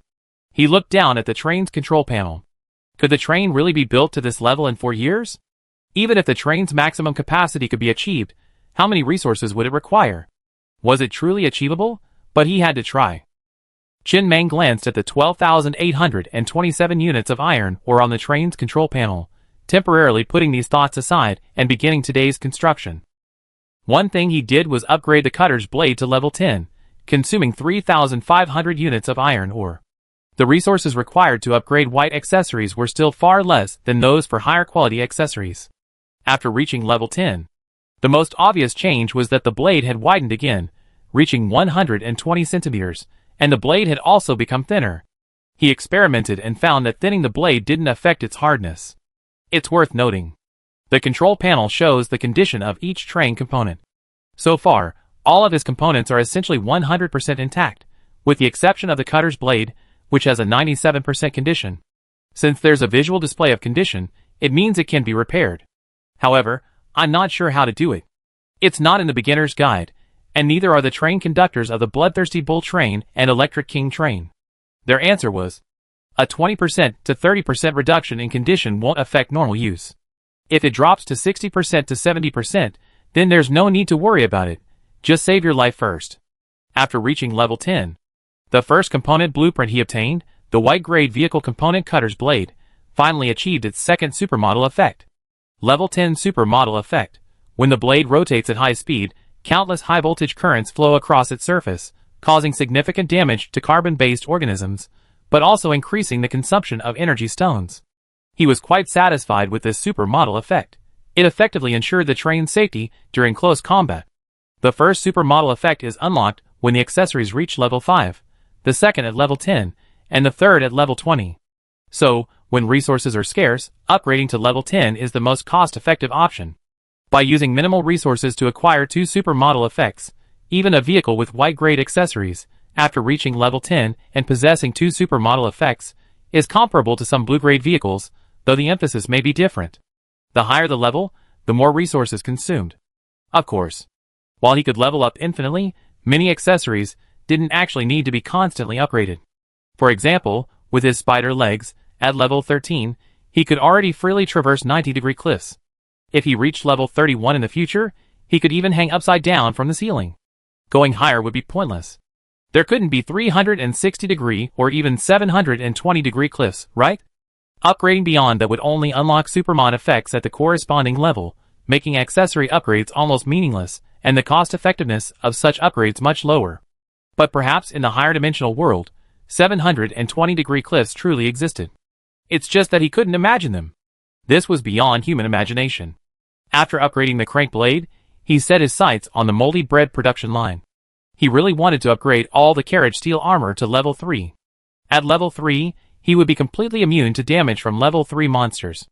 Even if his train were to stop, the level 3 man-eating spider chieftain would be nearly invulnerable. But upgrading armor was prohibitively expensive. Just upgrading a single carriage to level 2 required a full 5,000 units of iron Oregon. He planned to upgrade these green-grade vehicle components in the next few days. For the first 2 days, he would prioritize upgrading some white-grade components to level 10, gaining the corresponding 2 supermodel effects. Then he would save up resources to upgrade all the carriage steel armor to level 3. That way, he could mine at the bottom of the abyss with peace of mind. Even if a monster attacked, with level 3 armor, he could easily escape, as long as the monster was level 3 or lower, even if it was level 4. Then, start upgrading other components. Chen Mang tentatively upgraded the moldy bread production line to level 5. Seeing the bread products and the supermodel effect that emerged from the upgraded line, he was slightly stunned, then couldn't help but laugh. His guess had indeed been correct. Upgrading the moldy bread production line first had been the right choice. Without further hesitation, he upgraded it to level 10 in one go. A total of 4,400 units of iron ore were consumed. Chen Mang walked into cargo car number 2 and looked at the bread produced on the production line. The bread was soft and creamy, with a jam filling in the middle, and it looked particularly tempting. How could this thing have anything to do with moldy bread? Unfortunately, he didn't like sweet things much. Otherwise, his future meals would have to be this bread. It looked much better than his steamed buns, but Chen Mang picked up the still warm, freshly made jam-filled bread and put it into his mouth, his expression filled with satisfaction, as he couldn't help but smile. It actually tastes pretty good. Upgrading an accessory doesn't change its name, which means the name of the accessory no longer fits the food. That's not the most important thing. If that were the only effect, he wouldn't have spent so much iron ore. The most important thing is the 2 supermodel effects. Moldy bread production line level 5 supermodel effect. The bread it produces is rich in vitamins, providing a variety of vitamins, ensuring balanced nutrition and good health for the user. Moldy bread production line level 10 supermodel effect. Long-term use can increase viral antibodies in the body, reduce susceptibility to viruses like colds and flu, and slightly improve physical fitness. For the Star Train, these 101 slaves were his current greatest asset. If even one of them were bedridden due to a cold or unable to work for a short period, he would be heartbroken for a long time. The upgraded moldy bread production line would effectively address this problem. It was nearly perfect. Chapter 54. Chin Mang looked at the newly produced slice of bread, took it in his hand, examined it carefully, and then casually put it into his mouth before looking at the other accessories. After the moldy bread production line was upgraded to level 10, not only did the texture and taste change, but it also gained 2 special supermodel effects. Long-term use would ensure that his slaves would be largely immune to illness and slightly enhance their physical fitness. Although the exact degree of improvement was unknown, judging by the word slightly, it shouldn't be much higher. Most importantly, the price remained the same. It was still 1 unit of iron, or for 10 slices of bread. Increasing the quantity without increasing the price, which was great. He currently had 3,927 units of iron ore left, and he wanted to upgrade all the accessories to level 10, such as the telescope, and the refrigerator and cola production line that he hadn't yet built. The last 2 accessories were optional for the level 1 train. At the time, I didn't have many resources, and these parts weren't essential, so I put them aside for now. Now that I had a sufficient supply, I naturally bought them all. At this point, he had crafted every possible part for the train. 3,829 units of iron ore wasn't enough to upgrade a single white-grade vehicle part to level 10, so Chin Mang simply stopped the train construction for the day and waited until he had enough iron ore tomorrow. The next day dawned. As usual, the slaves emerged from the train cars and lined up for their food and water. However, perhaps something unexpected had occurred today. As usual, the deputy train conductor simply stood there, showing no intention of distributing food. Just as the slaves were scratching their heads and looking at each other in confusion, the door to the number 3 living carriage suddenly opened, revealing several baskets filled with soft, jam-filled bread slices. Chin Mang stepped out, leaning on his cane and standing at the train door. He looked at the slave in front of him, his eyes gleaming with excitement, and at the slaves behind him, tiptoeing eagerly to see what was happening. He chuckled and raised his hand. The noise in the room instantly fell silent. From now on, this will be your daily sustenance, delicious bread with jam. This is my sincerity. If you wish to always receive the best treatment, I hope to see your sincerity and repay me with resources. I will not treat anyone unfairly. Now dinner. He waved his hand, and Old Pig and the others moved forward to carry the baskets of bread down to begin distribution. He then walked alone to the front of the train, debating whether to add another carriage. The train was already overflowing with food. Keeping Old Pig and his thugs in the same car with the bread production line was somewhat inconvenient. There was also a copper mine here, and he would definitely need to forge sufficient ammunition as a reserve. Then freight car number 2 couldn't combine the production lines with the mineral resources. Give the pickaxe production line and other items a separate car, then the ammunition and mineral resources in a separate car, and the thugs in a separate car. We see about this in a few days. 3 days passed like this. Throughout those 3 nights, Chin Mang would gaze up at the starry sky as part of his daily ritual. The stars that formed the text remained largely unchanged, their positions and arrangement unchanged. At nightfall, they would always reappear. During these 3 days, he had saved up a considerable amount of iron ore, practically not spending a single cent. Together with his previous accumulation, he now had a total of 43,091 units of iron ore. This was an astronomical sum. This was the first time he had ever accumulated such a large amount of iron ore, almost enough to buy Ji Choo Choo a baby. He had set his sights on carriage steel armor and Hot Wheels. These 2 green-grade accessories were his priority. The former determined the train's defense, while the latter determined its speed. So far, the Star Train, including the locomotive, had 5 carriages. Each was covered in sturdy level 1 steel armor. Upgrading a carriage's armor to level 2 required 5,000 units of iron ore. A total of 25,000 units of iron ore had been used. All carriage steel armor had been upgraded to level 2 armor. In the night, Chin Mang stepped off the train and gently stroked the armor, which had become noticeably darker, feeling the strong sense of security it brought. With this item, he was essentially immune to damage from level 2 monsters, and ordinary zombie hordes were no match for him. As for level 3 armor, we talk about that in a few days. Upgrading a level 2 carriage's steel armor to level 3 requires 10,000 units of iron ore, which adds up to 50,000 units, just enough for 1 Ji Choo Choo. The train's defense upgrade was the most expensive. It was also the most expensive upgrade of all the green grade accessories. After upgrading the armor, he turned his attention to the Hot Wheels. Upgrading this item was also quite expensive, requiring 1,000 units of iron ore from level 1 to level 2. He consumed 10,000 units of iron ore to upgrade this accessory to level 5 in one go. Level 10 wasn't an option due to insufficient resources. The Hot Wheels' main body hadn't undergone any significant changes. The base speed had increased. Hot Wheels, the advantage of this wheel type is that it can maintain the highest speed of its class in the wasteland, with a base effect adding 30 km per hour to the top speed. Each level increases the upper speed by 20 km per hour. Upgrading to level 5 directly increases the upper speed by 100 km per hour. Furthermore, after upgrading to level 2, the upper speed limit for the train is 130 km per hour. Adding the Hot Wheels, and taking into account its own weight, the train assistance AI on the control console indicated that the Star Train's current upper speed limit was 254 km per hour. Before the upgrade, it was 156 km per hour, nearly double the speed. This time, if faced with an unstoppable crisis, he definitely wouldn't be the last one to finish. Especially, reaching level 5 unlocked the first supermodel effect. Hot Wheels Level 5 Supermodel Effect. This activates a potential state, doubling the train's maximum speed. This will rapidly consume energy stones, and cause some damage to the Hot Wheels. This supermodel effect can be extremely life-saving in critical moments.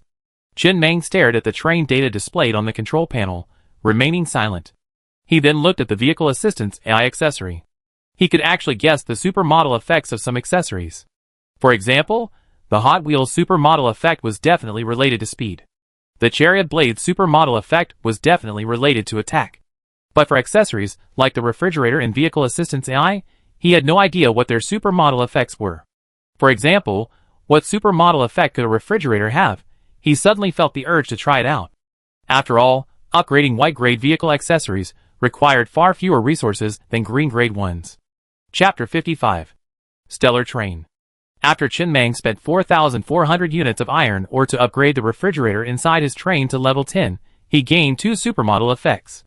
Not all accessories will receive corresponding improvements after upgrading. Whether it's the crank blade or the Hot Wheels, each upgrade brings corresponding improvements and changes. However, the level 1 and level 10 refrigerators remain virtually unchanged. They're just refrigerators, their size unchanged, and their refrigeration and freezing temperatures unchanged. So too, it's just a refrigerator, and even after upgrading, it's still a refrigerator. The 2 supermodel effects are Level 5 Refrigerator Supermodel Effect, Extreme Freshness. Any food placed in this refrigerator will be kept fresh, and the taste and quality will remain virtually unchanged upon removal. Level 10 Refrigerator Supermodel Effect, Contains the Universe. Chen Mang's brow furrowed slightly. The first supermodel effect was clear enough, but what did the second one mean? But then a thought struck him. He quickly opened the refrigerator door and peered inside, startled. It was pretty much as he guessed. From the outside, the refrigerator looked like an ordinary one, but behind the door, there was a world of its own. A full 100 square meters of cold storage. The original refrigerator had 2 levels, the upper one for refrigeration and the lower one for freezing. After the upgrade, the upper and lower doors had merged into one, more like a cold storage entrance than a refrigerator door. The interior of the cold storage was pure white, with a black line running down the middle. The left side was the freezer area, the right the refrigerator area. Cool air wafted out from within. Huh? He sighed softly and muttered, "Isn't this technology too dark?"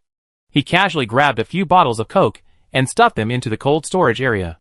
It's worth noting that the brand he was holding was Coca-Cola, produced on the Coke production line. He had also seen people selling Coca-Cola at the rally.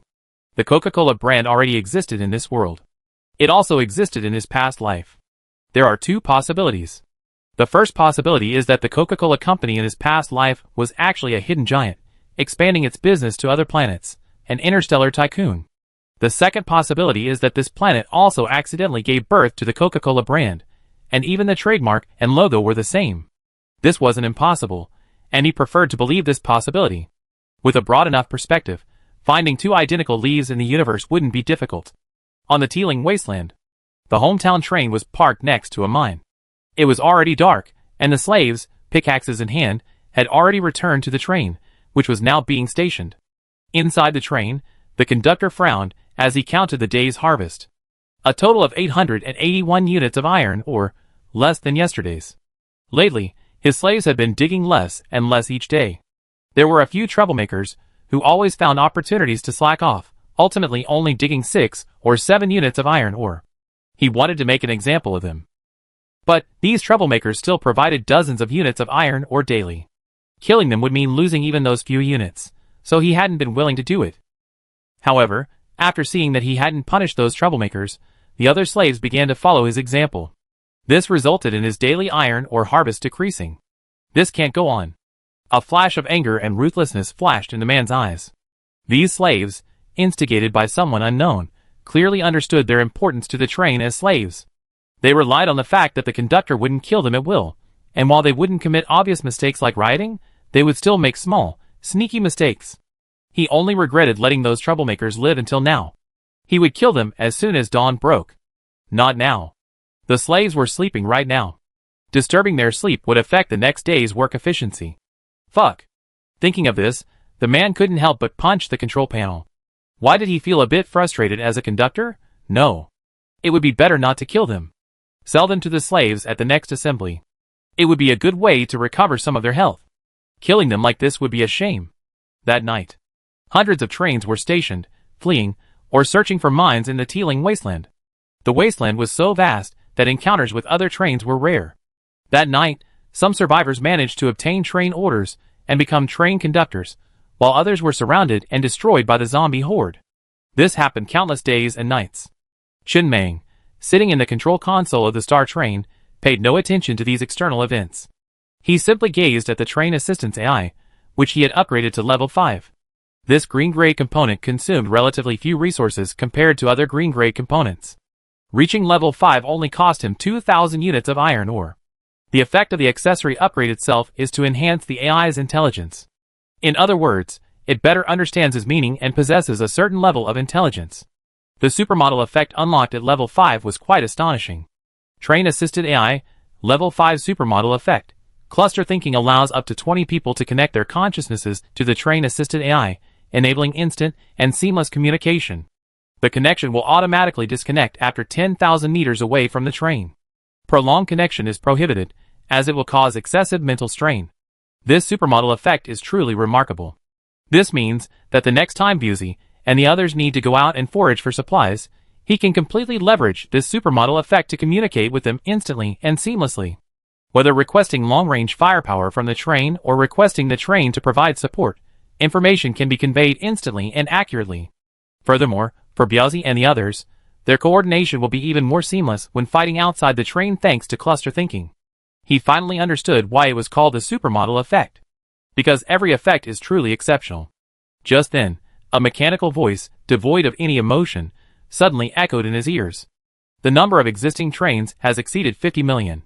Meets the conditions for launching Phase 1. Phase 1 is about to officially begin.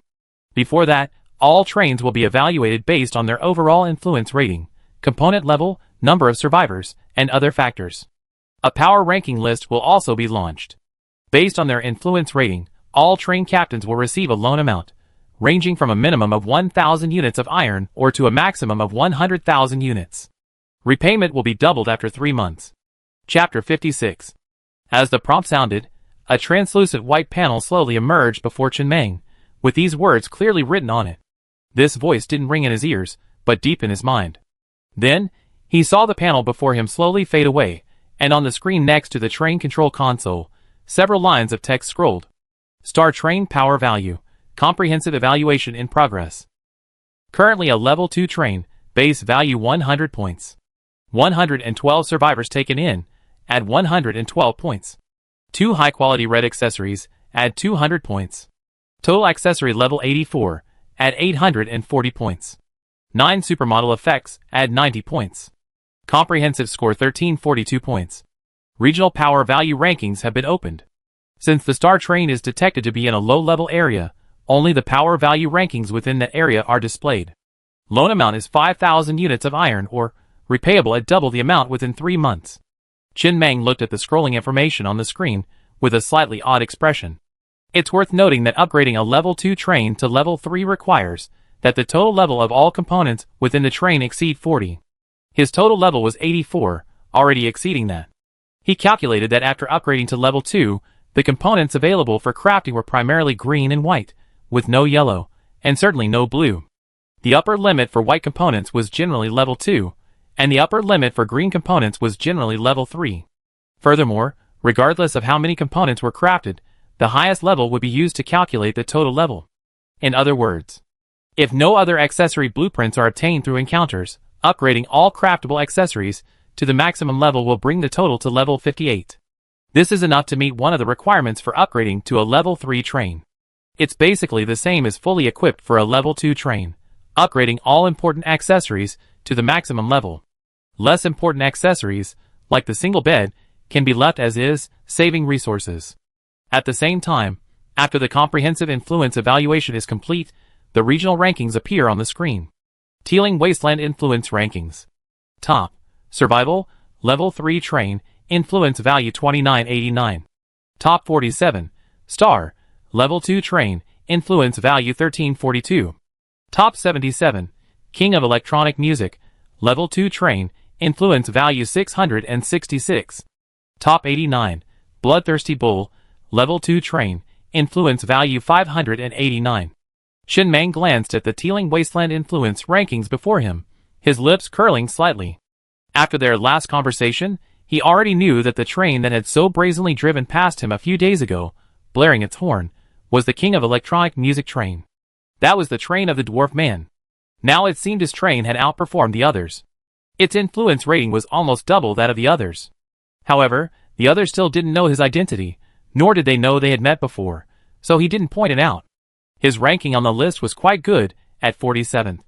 He had always thought of himself as a small-time player, but he hadn't expected his train to be considered quite successful in the Teeling Wasteland. The gap at the front of the leaderboard was huge, but it narrowed as he moved further down. From this ranking, he also knew there were a total of 12 level 3 trains in the Teeling Wasteland.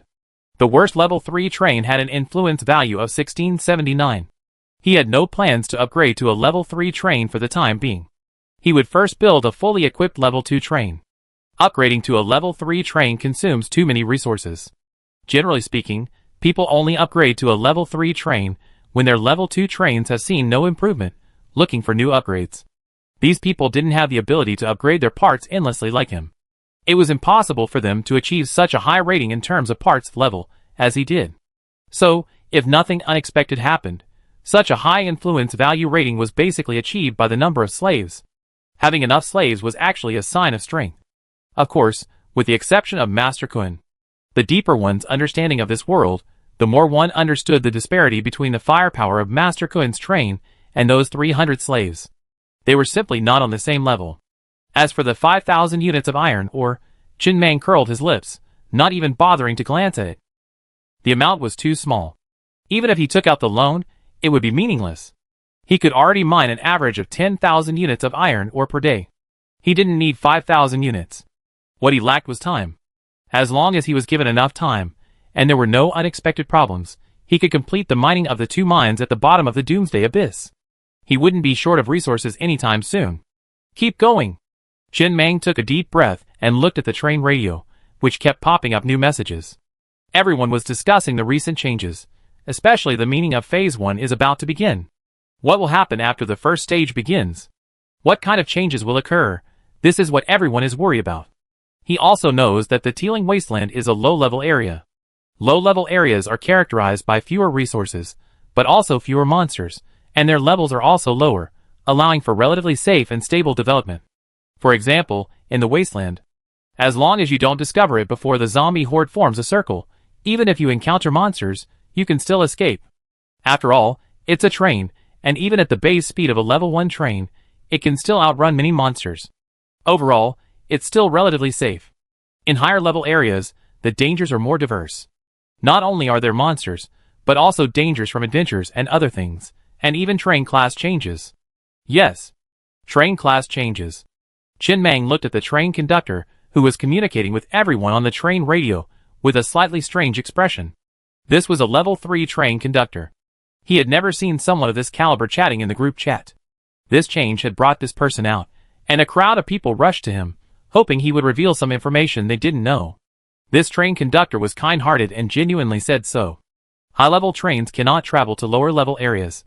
For example, their low-level area can only accommodate level 3 trains at most, and level 4 trains cannot reach their area. The apocalypse has been here for a long time, and not everyone has received train orders in the past few months. Those who received train orders right after the apocalypse and happen to be part of a social organization, with ample personnel and a full year of development, can imagine how far they could have developed. If a train of this level were to come to the uninhabited wasteland and plunder slaves, no one would be able to stop it. In other words, the teeming wasteland, which can only accommodate level 3 trains at most, is actually half a novice village. Chapter 57. When the train reaches level 3, you can start upgrading your class. There are 2 possible job upgrades. The first is the mechanical train. As the name suggests, this is a train made entirely of mechanical parts, just like their current train. It possesses high destructive power and requires mining resources to upgrade. The second is the flesh train. This type of train is quite special. All of its components are made of flesh and blood. For example, the flesh spider leg is no longer a mechanical spider leg, but a spider leg made of flesh and blood. All components will be modified into flesh series components at the level 3 crafting station. The special feature of this train is its extremely high recovery ability. If any component is damaged, it does not need to be repaired. It will quickly repair itself. Furthermore, upgrading the train or its components does not require mining resources. It can be upgraded using monster flesh and blood. You must constantly kill monsters. The entire train resembled a Cthulhu-like worm, its components made of flesh and blood, even the carriages. Even the heavy machine guns had been magically modified into flesh and blood versions. A mechanical train couldn't carry flesh and blood components, and a flesh train couldn't carry mechanical components. After chatting for a while, the level 3 conductor disappeared, leaving the group to chat about the future. Chin Mang narrowed his eyes slightly, absorbing the information coming from the train's radio. Although the master didn't fully explain the advantages and disadvantages of the flesh train and the mechanical train, he could vaguely guess a few things. There's definitely more to the difference than just the ability to self-restore damaged parts. For example, there must be exclusive parts for the flesh train and mechanical train. For example, the flesh train will definitely upgrade faster in the early stages. Encountering a zombie tidal wave will likely unlock a significant number of parts. However, the upgrade rate will inevitably slow down in the later stages. After all, there are only so many monsters. While there's no telling where they appear, they're certainly not as abundant as the constantly respawning, randomly generated resources. He needs high-level resource mines, and the flesh train needs high-level monsters to nourish him. For him, the flesh train is definitely not suitable. He needs sufficient resources for endless upgrades. There aren't that many high-level monsters for him to kill. Huh? Chin Mang took a deep breath, turned off the train radio, and prepared to go to sleep. Although he didn't know what would happen after this first stage began, no matter what, having a sufficiently powerful train in this world was always a good thing. The train was good in every way right now. It just didn't have enough offensive capabilities. While the crank blade is useful, it's a melee weapon, and for a train, melee weapons are often its last resort. He needs to quickly mine the iron or before moving on to the copper mine. Build enough heavy machine gun ammunition to feel safe. Once the train reaches level 3 and has sufficient firepower, he can venture into the higher level areas. High-level trains aren't allowed into lower-level areas, but lower-level trains are. Of course, most low-level trains wouldn't go there. That would be tantamount to courting death. In the teeming wasteland, a level 3 man-eating spider is already a minor boss, but in higher-level areas, a level 3 man-eating spider could be a truly ubiquitous monster. Think about it carefully. In the advanced areas, the ground is teeming with monsters over 10 meters tall. The thought is terrifying. Better to mine all the ore in the teeming wasteland first. In this case, he seemed lucky to have just crossed over to a lower-level area, where he still had a chance to make a fortune. If he had crossed over to a higher-level area, his chances would have been slim. The next day, at dawn, amidst the deafening blare of a DJ, the slaves began to rise and prepare for work. Chin Mang, meanwhile, sat at the control console and continued to build the train for the day. His only mission during this period was to mine resources, build the train, and then venture out into the wilderness. The goal was clear. However, when he subconsciously glanced at the train radio, he noticed it was buzzing again. A group of level 2 elite monsters, goblins, had appeared in the teeming wasteland. They were humanoid creatures, all green, with extremely pointy ears, ferocious faces, and wielding swords. They were all level 2 monsters. These level 2 goblins were escorting a level 1 goblin carrying a golden cloth bag, crossing from the edge of the teeming wasteland all the way to the molehills. Killing the level 1 goblin would drop rare resources, and a certain chance of a yellow-grade accessory blueprint. This news excited many people. You know, yellow-grade accessory blueprints can be upgraded to level 5, unlocking a supermodel effect. Supermodel effects are generally excellent. The specific route of these goblins is unknown. All we know is that there aren't just one group, but many. Qin Mang looked at the screen next to the train control console with a slightly strange expression. At the very top of the screen, a line of fixed red text had appeared. Today, several groups of goblins will escort goblin merchants to the molehills. Killing goblin merchants will grant rare resources, and a small chance of dropping a yellow-grade accessory blueprint. One of these goblin merchants is extremely wealthy. Killing this anonymous, unknown goblin merchant will grant even greater rewards. And this anonymous goblin merchant will choose a more discreet route, making it virtually undetectable. Looks a bit like a quest? Qin Mang rested his chin on one hand, thoughtfully. This world is really starting to look more and more like a game. Even random quests like convoy robberies are appearing. Where did these goblins come from? What are they doing in the molehills? He shook his head without giving it much thought. He had no intention of participating in it. He didn't know the exact coordinates, and the teeming wasteland was vast. It would take forever to search aimlessly. Besides, he wasn't particularly tempted. It was just a supermodel effect. He already had 9 of them. As for the supermodel effect is just SOSO, not overly strong, so it's not something to get too excited about. With more, you get used to it. And now, deep beneath the wasteland, a small goblin was controlling a 3-car train equipped with a drill. It was moving rapidly forward. The rapidly rotating drill in front of the train easily bored a tunnel, allowing the train to pass quickly. Inside the train, dozens of goblins, swords in hand, and with ferocious faces, sat on the ground surrounding a goblin wearing a golden cloak. Humph. The goblin at the control console glanced at the flashing scarlet wanted warning on the screen, sneered, and said grimly, "I don't believe anyone can find me 6,000 meters underground. Foolish human." Chapter 58. Qin Mang withdrew his gaze from the screen beside the control panel, no longer paying attention to the urgent mission. His only mission for the time being was to mine the 2 resource mines beneath the Doomsday abyss as quickly as possible. And, he gazed at the refrigerator inside the train, lost in thought. This thing was also a major energy consumer. Initially, his train's generator only needed to power the few lights in the carriages. One level 1 energy stone could last for over 300 days.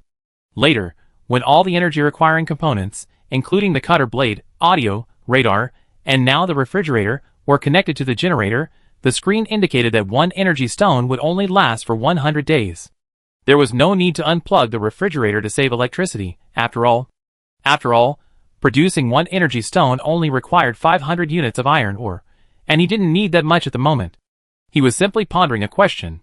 After upgrading this refrigerator to level 10, its second supermodal effect unlocks space expansion technology. While it looks like an ordinary refrigerator, it's incredibly complex, boasting a full 100 square meters of space. In other words, you can build several of these to use as warehouses. Throwing in production lines, mined wood, and minerals will free up a significant amount of space in the train compartment, even allowing slaves to live there, with bunk spread out across the floor. The only downside is that the production cost is a bit high. To build 1 refrigerator, including upgrades and construction, requires 4,500 units of iron ore. In the future, when the train is full of items, you can build several more refrigerators and unplug them to use as storage compartments. There's one more thing. The number of components requiring energy within the train is gradually increasing. The level 1 circuit system is no longer sufficient. The screen indicates that the circuit system is nearing overload and needs to be upgraded as soon as possible. The generator also needs to be upgraded to provide more power. Qin Mang glanced at the train panel. There were still 1603 units of iron ore on board. He saved tens of thousands of iron ore in the past few days, but the level 2 armor alone had consumed 25,000 of it. That thing was really resource intensive. This amount of iron ore wouldn't be enough for now. He needed to save more iron ore for a few days. Then, he could upgrade the circuit system and generator. These 2 components are essential for the train's operation. If they fail, all components requiring energy will be disconnected and reduced to scrap metal. Just then, boom boom boom. Inside the train, Chen Mang suddenly heard a faint rumbling sound. He instinctively looked towards the source. The sound was clearly coming from the wall at the bottom of the abyss. He immediately glanced at the radar. But even then, it remained silent, no response. Oh no! His expression paled. He immediately turned off the speakers and grabbed the intercom, urging all the slaves to board the train and prepare to flee. Something was clearly trying to break out of the wall, yet it wasn't even visible on the radar. What did that mean? Clearly, a large cargo was being loaded. What else could they do if they didn't run? All the slaves fled, scrambling to get inside the train. The train had already replaced its spider legs. With the roar of the engine, the star train began to slowly accelerate, preparing to flee this place as quickly as possible. But it was too late after all.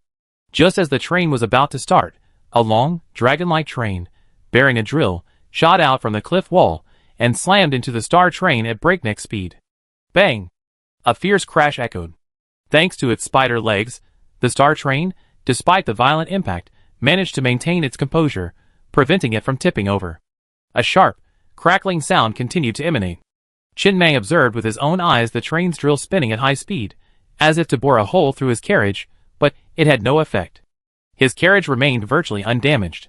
At this moment, a message from the train assistance AI appeared on the screen. Level 2 Goblin Train detected, attacking the star train. Level 2 Goblin Train?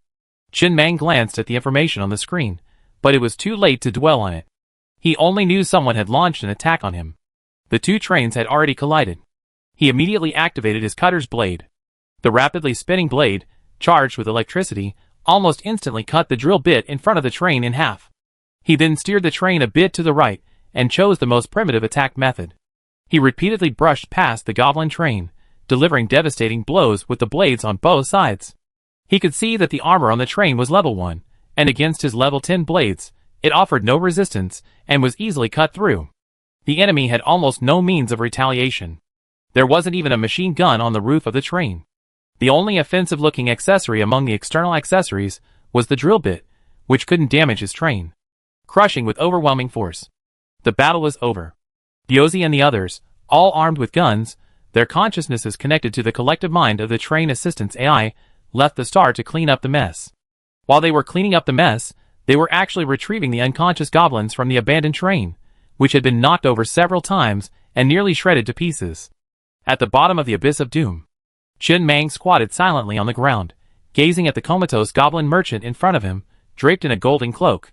Could this guy be the goblin merchant who had caused such a stir on the train radio that morning? And it looked like he must be the same wealthy merchant. After all, the golden cloak was very conspicuous, and the route they had chosen was indeed very secluded. He had thought his location in the uninhabited wasteland was already quite secluded, but he hadn't expected there to be a master. You're a train, but instead of just running it on the surface, you're digging a tunnel 6,000 meters underground. Can you still call it a train? He tilted his head again to look at the shattered train not far away, his brow furrowed slightly. Old Pig, have you ever heard of a goblin train before? No. Old Pig also shook his head, with a complicated expression. After the apocalypse, information lagged significantly. Even the train radio only allows people in the area to communicate with each other. Even most survivors are completely unaware of the concept of train upgrades, having only vaguely heard of train orders. This is the first time I've seen a goblin train. This is the first time I've seen monsters build trains. Humanity has gone from despair at the beginning to a period of hope today. It's the existence of trains, like a lone boat, that allows humanity to maintain a sense of security in the vast ocean of apocalypse. If monsters can build trains, then humanity. The pressure will be even greater. Chapter 59. Chen Mang said nothing more. He simply took the Tamarin assault rifle from Biozi, placed it against the goblin merchant's head, and gently pulled the trigger. Bang, bang, bang. The crisp sound of gunfire suddenly echoed from the depths of the abyss of doom. The goblin merchant, draped in a golden cloak, collapsed in a pool of blood. The tightly closed pocket behind him slowly opened, revealing several items emitting white light, like a beautiful woman behind a veil, exuding a deadly allure. Just then, cunning human! A severely wounded, comatose goblin suddenly awoke. Though unable to move, he stared at Chen Mang with a ferocious expression. Human, I didn't expect you to be so cunning, setting a trap at the bottom of the Doomsday abyss. I thought I was safe enough traveling 6 kilometers underground, but I still fell into a trap. The goblin merchant finally died at your hands. Well, well. I will remember this failure for the rest of my life. Tell me your name, human. You will be my greatest enemy. I will come back again. Chen Mang raised his eyebrows, a flicker of surprise in his eyes. A monster with intelligence, communication, and Mandarin? Such a rare creature. He knew many monsters possessed rudimentary intelligence, like the Corpse King and the Zombie Horde, which could form a circle around the train, and the man-eating spider, but they all possessed only rudimentary intelligence, primarily driven by their hunting instincts. He had never encountered anything like a goblin. His interest piqued immediately. He rolled up his sleeves, scooped up the goblin, and carried him into the train compartment, ready to interrogate him individually. The goblin was only about 1 meter tall, small enough for him to carry it with one hand without much difficulty.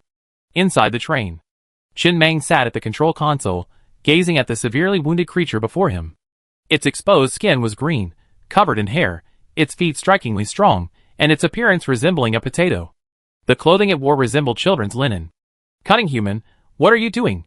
The goblin's eyes seemed panicked, and it roared ferociously, kill me now. Great goblins never fear death. Only weak and foolish humans do. Of course. The goblin licked his lips. You are different from other foolish humans. You are a cunning human. Otherwise, you wouldn't have been able to capture the great me. Are you praising me? Chen Mang leaned back in his chair with interest, his arms folded as he studied the small goblin before him. He had already vaguely guessed something from the goblin's words. Of course. The goblin snorted coldly. To praise your enemy is to praise yourself. Cunning human, don't you even understand this principle? Chen Mang nodded in agreement, then whispered, tell me, why do you have the ability to resurrect? How did you know? The goblin stammered, his face filled with shock and disbelief. How did you know this? I am a prophet of mankind. I can see into the thoughts of others. A prophet? No wonder you waited for me in this deserted place, the abyss of doom. So you planned all this? Did you even anticipate this? The skinny goblin seemed to have thought of something, muttering in a daze. The goblins once had a prophet, but he died immediately after the apocalypse. Frightened to death. I lived longer, dying a year after the apocalypse. When I regained consciousness, I was already here. My former tribesmen had become dazed, like the walking dead. However, we possess the ability to resurrect endlessly. After death, we only need to sleep in a dark space for a period of time to be resurrected. I tried to communicate with my tribesmen, but they were unable to communicate. They all ignored me. Their souls have been devoured by the devil. Each time, a different voice in my head tells me to escort the wealthy goblin businessman to a different location. The location of each mission is different. This time, it's the Mo Hills. I often failed at first, but after I built the goblin train, I never failed again. I didn't expect to fall into your hands this time. But I will come back for revenge. I will definitely complete the next mission successfully. I already have a greater plan in mind. Chen Mang didn't reply, silently digesting the goblin's information. It was obvious that while this goblin possessed intelligence, it didn't seem very high. This goblin might be from another planet, where the goblins completely perished after the apocalypse, and it became the goblin monster of this planet. However, it seemed that a bug had occurred, allowing this special goblin to awaken its past memories. Unlike the other goblins, who had been completely lost in the muddle, and had completely become monsters. Do you get any reward for completing the escort mission? No. Then why are you so obsessed with completing the mission? The goblin was stunned, his brain momentarily shutting down. It took him a moment to react, because I want to reaffirm the greatness of the goblin race. Even if I'm the only one left, I let those foolish humans know that the goblins living underground are the greatest. Of course goblins are great. I mean, since you live underground, you must be good at mining, right? The goblin snorted, puffing out his chest and proudly saying, we goblins are known as the kings of the underground, so naturally we excel at mining. We goblins are the most diligent and united race. Then, Chen Mang stared at the goblin, somewhat excited. Do you know the coordinates of the other goblins? I mean, can you gather them all? Stop being monsters, and just mine on my train. Do you mean submit to you? The goblin's eyes flashed dangerously, as he spoke word by word. The great goblins will never. I will help you revive goblin civilization. You will be the new goblin king. The goblin froze in place, as if struck by a sledgehammer. His eyes were filled with confusion, and with a barely perceptible hint of hope, he looked at Chen Mang. After a long pause, he suddenly smiled and shook his head. Cunning humans, you're still so good at trading. It's just, I'm the only one left of the goblin race. I'm not even a true goblin anymore. I'm like a ghost living in this body. I only retain a few memories from my death. The goblin race is completely extinct. Besides, you humans can't even protect yourselves right now, so how can you possibly help the goblins rebuild their civilization? I'm different from them. How are we different? I'm a cunning human, and they're stupid humans. The goblin raised his head and stared intently at Chen Meng. After a moment, he spoke hoarsely. Cunning human, you truly are cunning. I admit you've convinced me somewhat. Although my people have become the walking dead, I must defend their rights. If we submit to you, can you guarantee that they won't work more than 18 hours a day? Can you guarantee 8 days of rest each year? For the first 8 days of each year, all goblins. I need to put down my work to celebrate. Can you guarantee a full meal and water every day? And, if there's ever a chance to rebuild civilization in the future, will you really support me in becoming the Goblin King? Chen Meng grinned, helped the fallen goblin to his feet, and brushed the dust off his shoulders. I take you to heal your wounds first, and get something to eat. We can chat while we eat. By the way, what's that grander plan you just mentioned for the next time? Next time, 8,000 meters underground. Very good. Chen Meng sighed softly. You truly are the smartest of your goblin clan. Come with me. Chapter 60. Train Compartment, Living Car Number 3. Chen Meng carried the goblin to the medical kit. The goblin was seriously injured. Even walking was a bit too much. The simple medical kit was a white accessory he had crafted when the train was upgraded to level 2. It contained only simple bandages, anti-inflammatory spray, suture kits, and the like. Clearly, these items wouldn't be of much help for the goblin's current injuries. Cunning human. The goblin glanced at the crude medical tools in the kit and whispered, these things are useless. I can be resurrected after death. In fact, you can just kill me. After I'm resurrected, these injuries will be completely healed. How long will you need to stay in that dark space after death? I don't know, just for a while. The goblin shook his head. Will it return to the teeming wasteland? No, it will probably be randomly teleported to another area. Yes. Chen Meng nodded, effectively rejecting the goblin's offer. He leaned on his cane, pulled out some bandages, and wrapped the goblin completely from head to toe, making it look like a mummy. Then he said, I give you full treatment tonight. Can you summon all your goblins from other places? First, a simple bandage. He didn't have enough iron ore. Once his slaves had mined enough today, he upgraded the simple medicine kit to level 10. The 2 supermodular effects it unlocked should help with external injuries. Okay. The goblin replied crisply, slowly closing his eyes before opening them again after a few breaths. Alright, they're heading this way. So simple? A strange glint flashed in Chen Meng's eyes. Can you goblins transmit information remotely via brainwaves? That's not the case.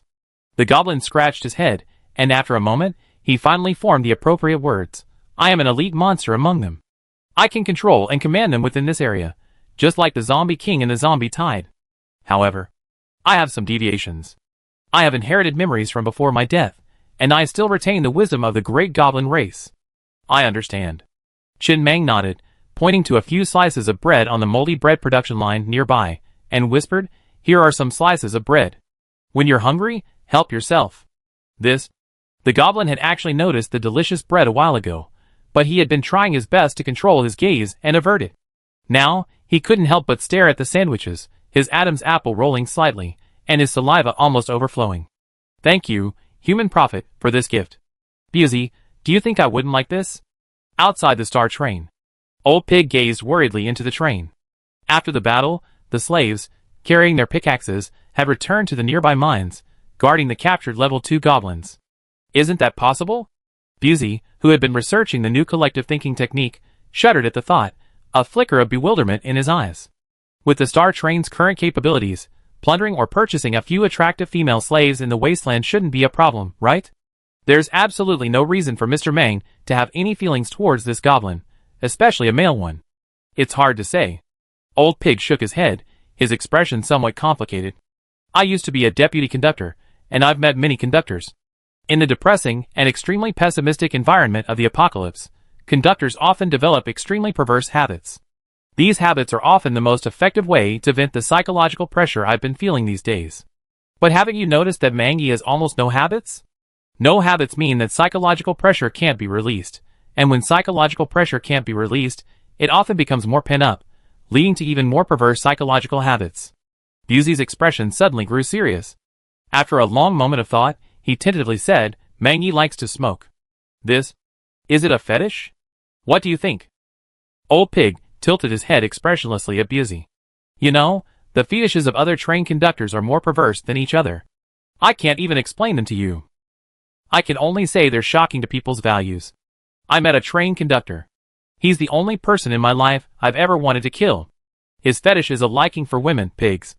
It's a pity I didn't have the ability at the time, otherwise I would have killed him.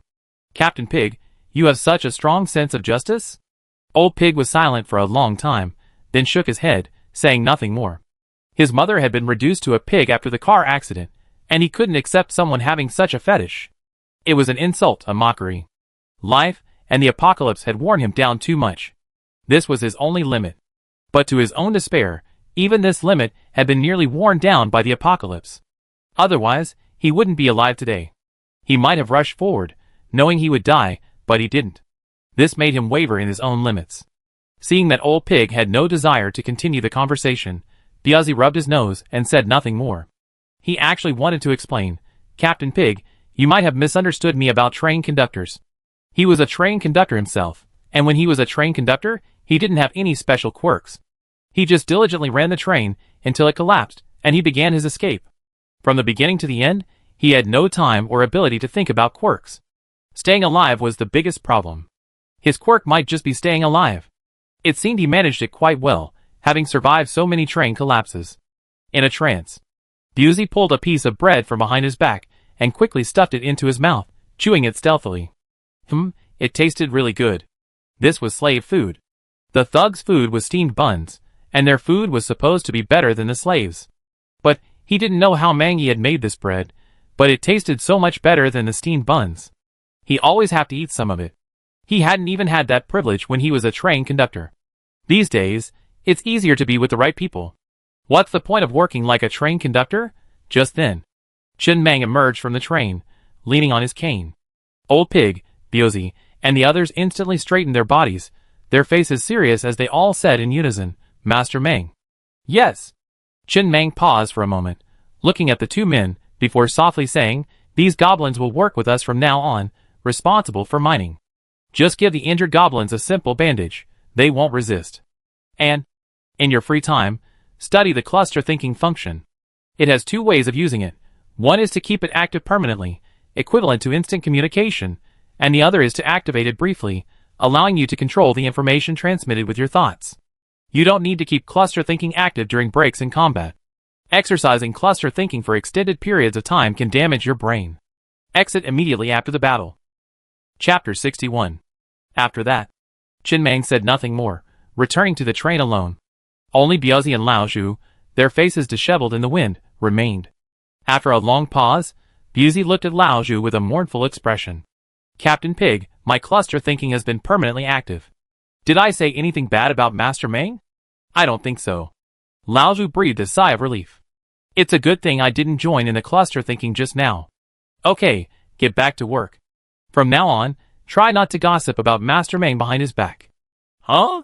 Busey stared at Lao Zhu's departing figure, his eyes filled with bewilderment and confusion. Wasn't it you who started it? He's taking the blame for this too? Soon. After dark, the slaves, carrying their pickaxes, had returned to the train and began lining up for today's food, bringing back a large amount of iron ore. Including what was left over from yesterday, there were currently 14,403 units of iron ore on the train. Inside the train, Chin Mang gazed at the noticeably smaller open-pit iron mine, lost in thought and silent. Only a crimson glow flickered within the train. At the current rate, the mine would be completely mined in about a month. The ore content of different mines varies. This mine's ore content was clearly higher than the level 1 iron mine he encountered initially. Of course, with the addition of these goblins, the pace would accelerate considerably. Today, during the day, over 60 seemingly benighted goblins successfully reached the Abyss of Doom. He controlled the train to pick them up at the cliff edge. This goblin didn't know the exact coordinates of the other goblins, but he could contact them and send them the coordinates of the Abyss of Doom. He couldn't reach them even if he tried. Some must have been killed along the way. There should still be some goblins on the way. The Teeling Wasteland is quite large, so it takes some time to get here. The goblin's means of transportation are all goblin merchants. Yes, the goblin merchant with a cloth bag on his back that drops rewards when killed. According to that guy, goblin merchants are an extremely special species among the goblins. These goblins are born with exceptional leg strength, which allows them to be merchants. These goblins are born goblin merchants. They can reach a top speed of 150 kilometers per hour, have great endurance, and can carry loads incredibly well. When he saw a dozen goblins, stacked like a mountain, riding on the goblin merchant's head, galloping towards him at 150 kilometers per hour, he was silent. For a moment, he even considered whether the goblin merchants could replace the wheels. Simply install 4 goblin merchants under each carriage, and let them carry the train. Instead of consuming energy stones, I just consume some bread slices. Sigh. Chin Mang sighed, and rubbed his temple.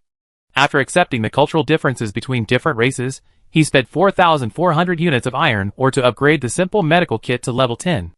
The box remained unchanged, and of course, the name remained the same.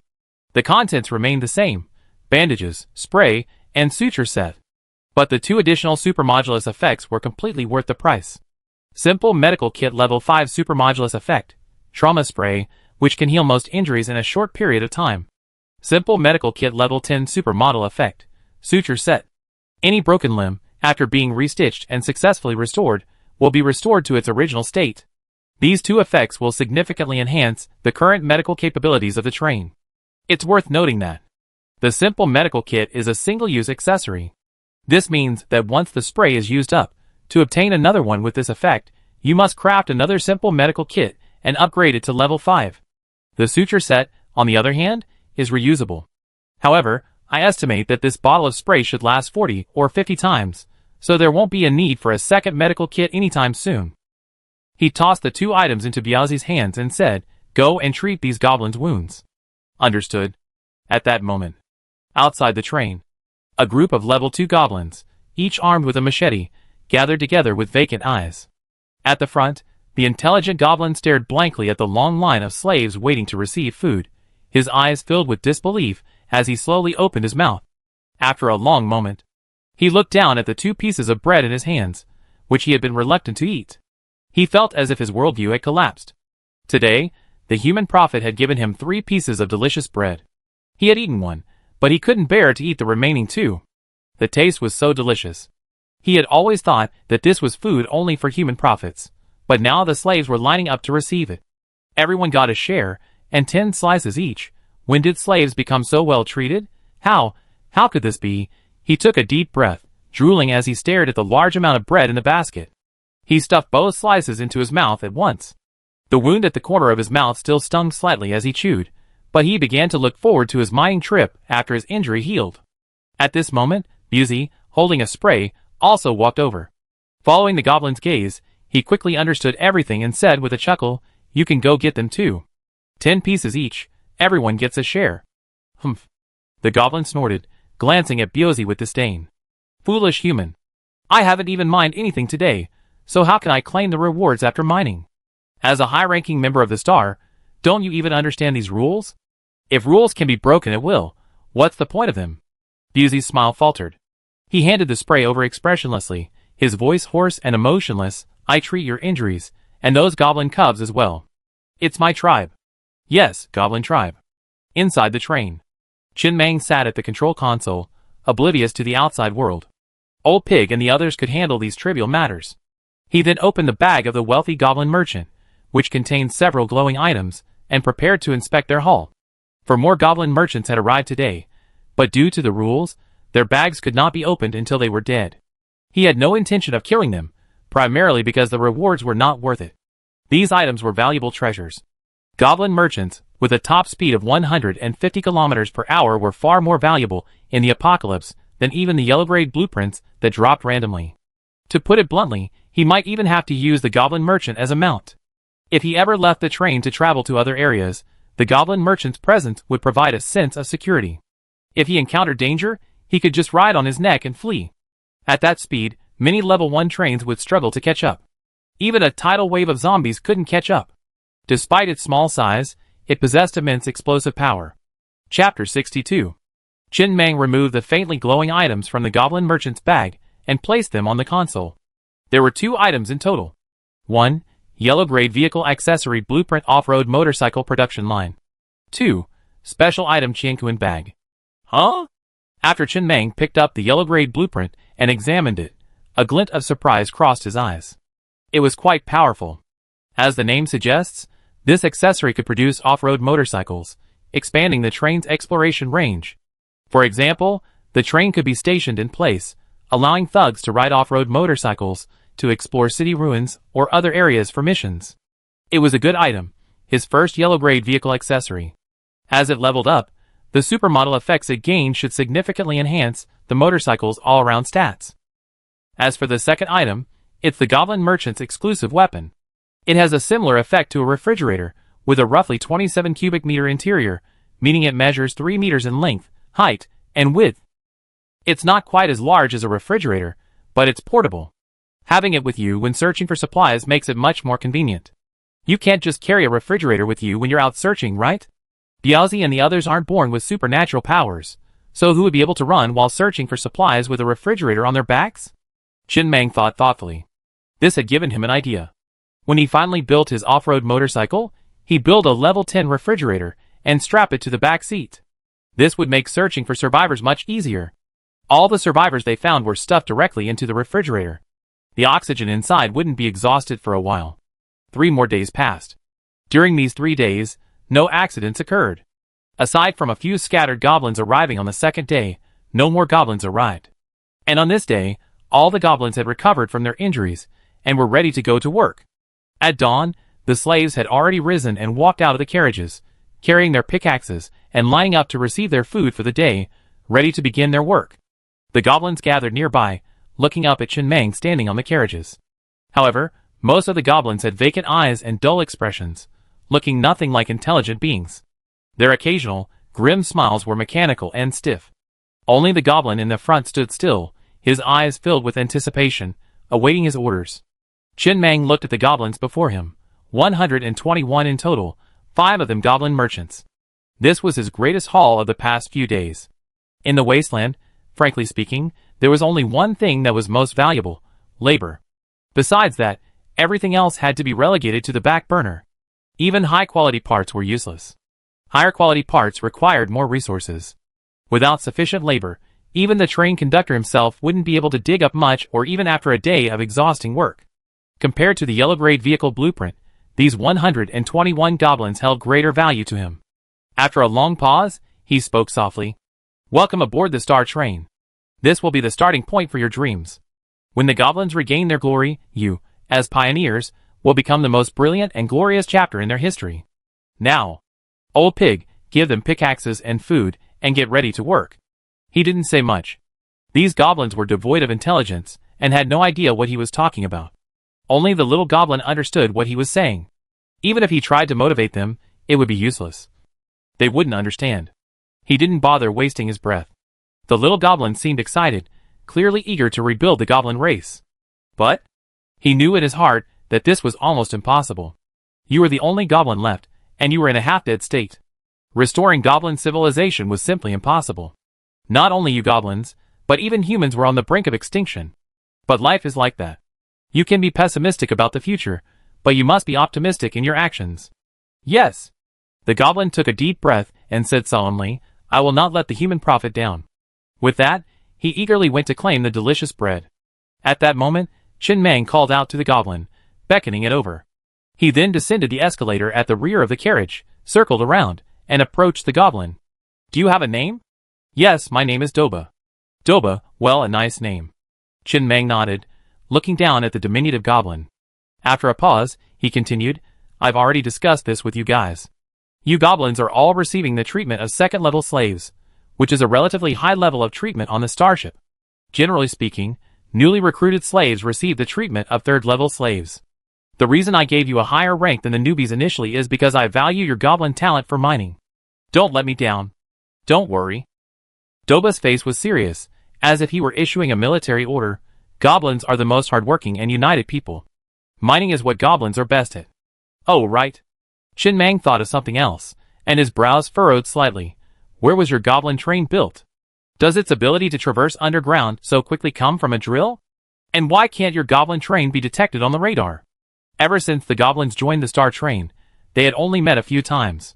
His previous entrepreneurial experience taught him that as a boss, he only needed to chat with his employees occasionally. Things like work arrangements could be left to management. First, management would do a better job than he did, and second, employees always had grievances about their work. Even if they were dissatisfied with their work, their first target of resentment was definitely management, not him. When talking to employees, it's best to address them as a whole. Overly detailed conversations can easily give them the illusion of being valued by their boss, leading them to act out of turn and do unbelievable things. So, until now, he's basically never managed the specific workflows or daily statistics for the slaves and goblins, nor has he spoken to any of the slaves individually. Old Pig handles all of that. Old Pig has indeed done a great job, and so far, there haven't been any mistakes. Doba scratched his head. That goblin train was built in that pitch-black space. There's no light there. Goblins sleep there after death. There are many mines there. Iron, copper, and many other resource mines I've never even seen. Chapter 63. Every time I died and entered that pitch-black environment, I would grope around. One day, I found a level 1 pickaxe and a train token, and I began mining and building trains on my own.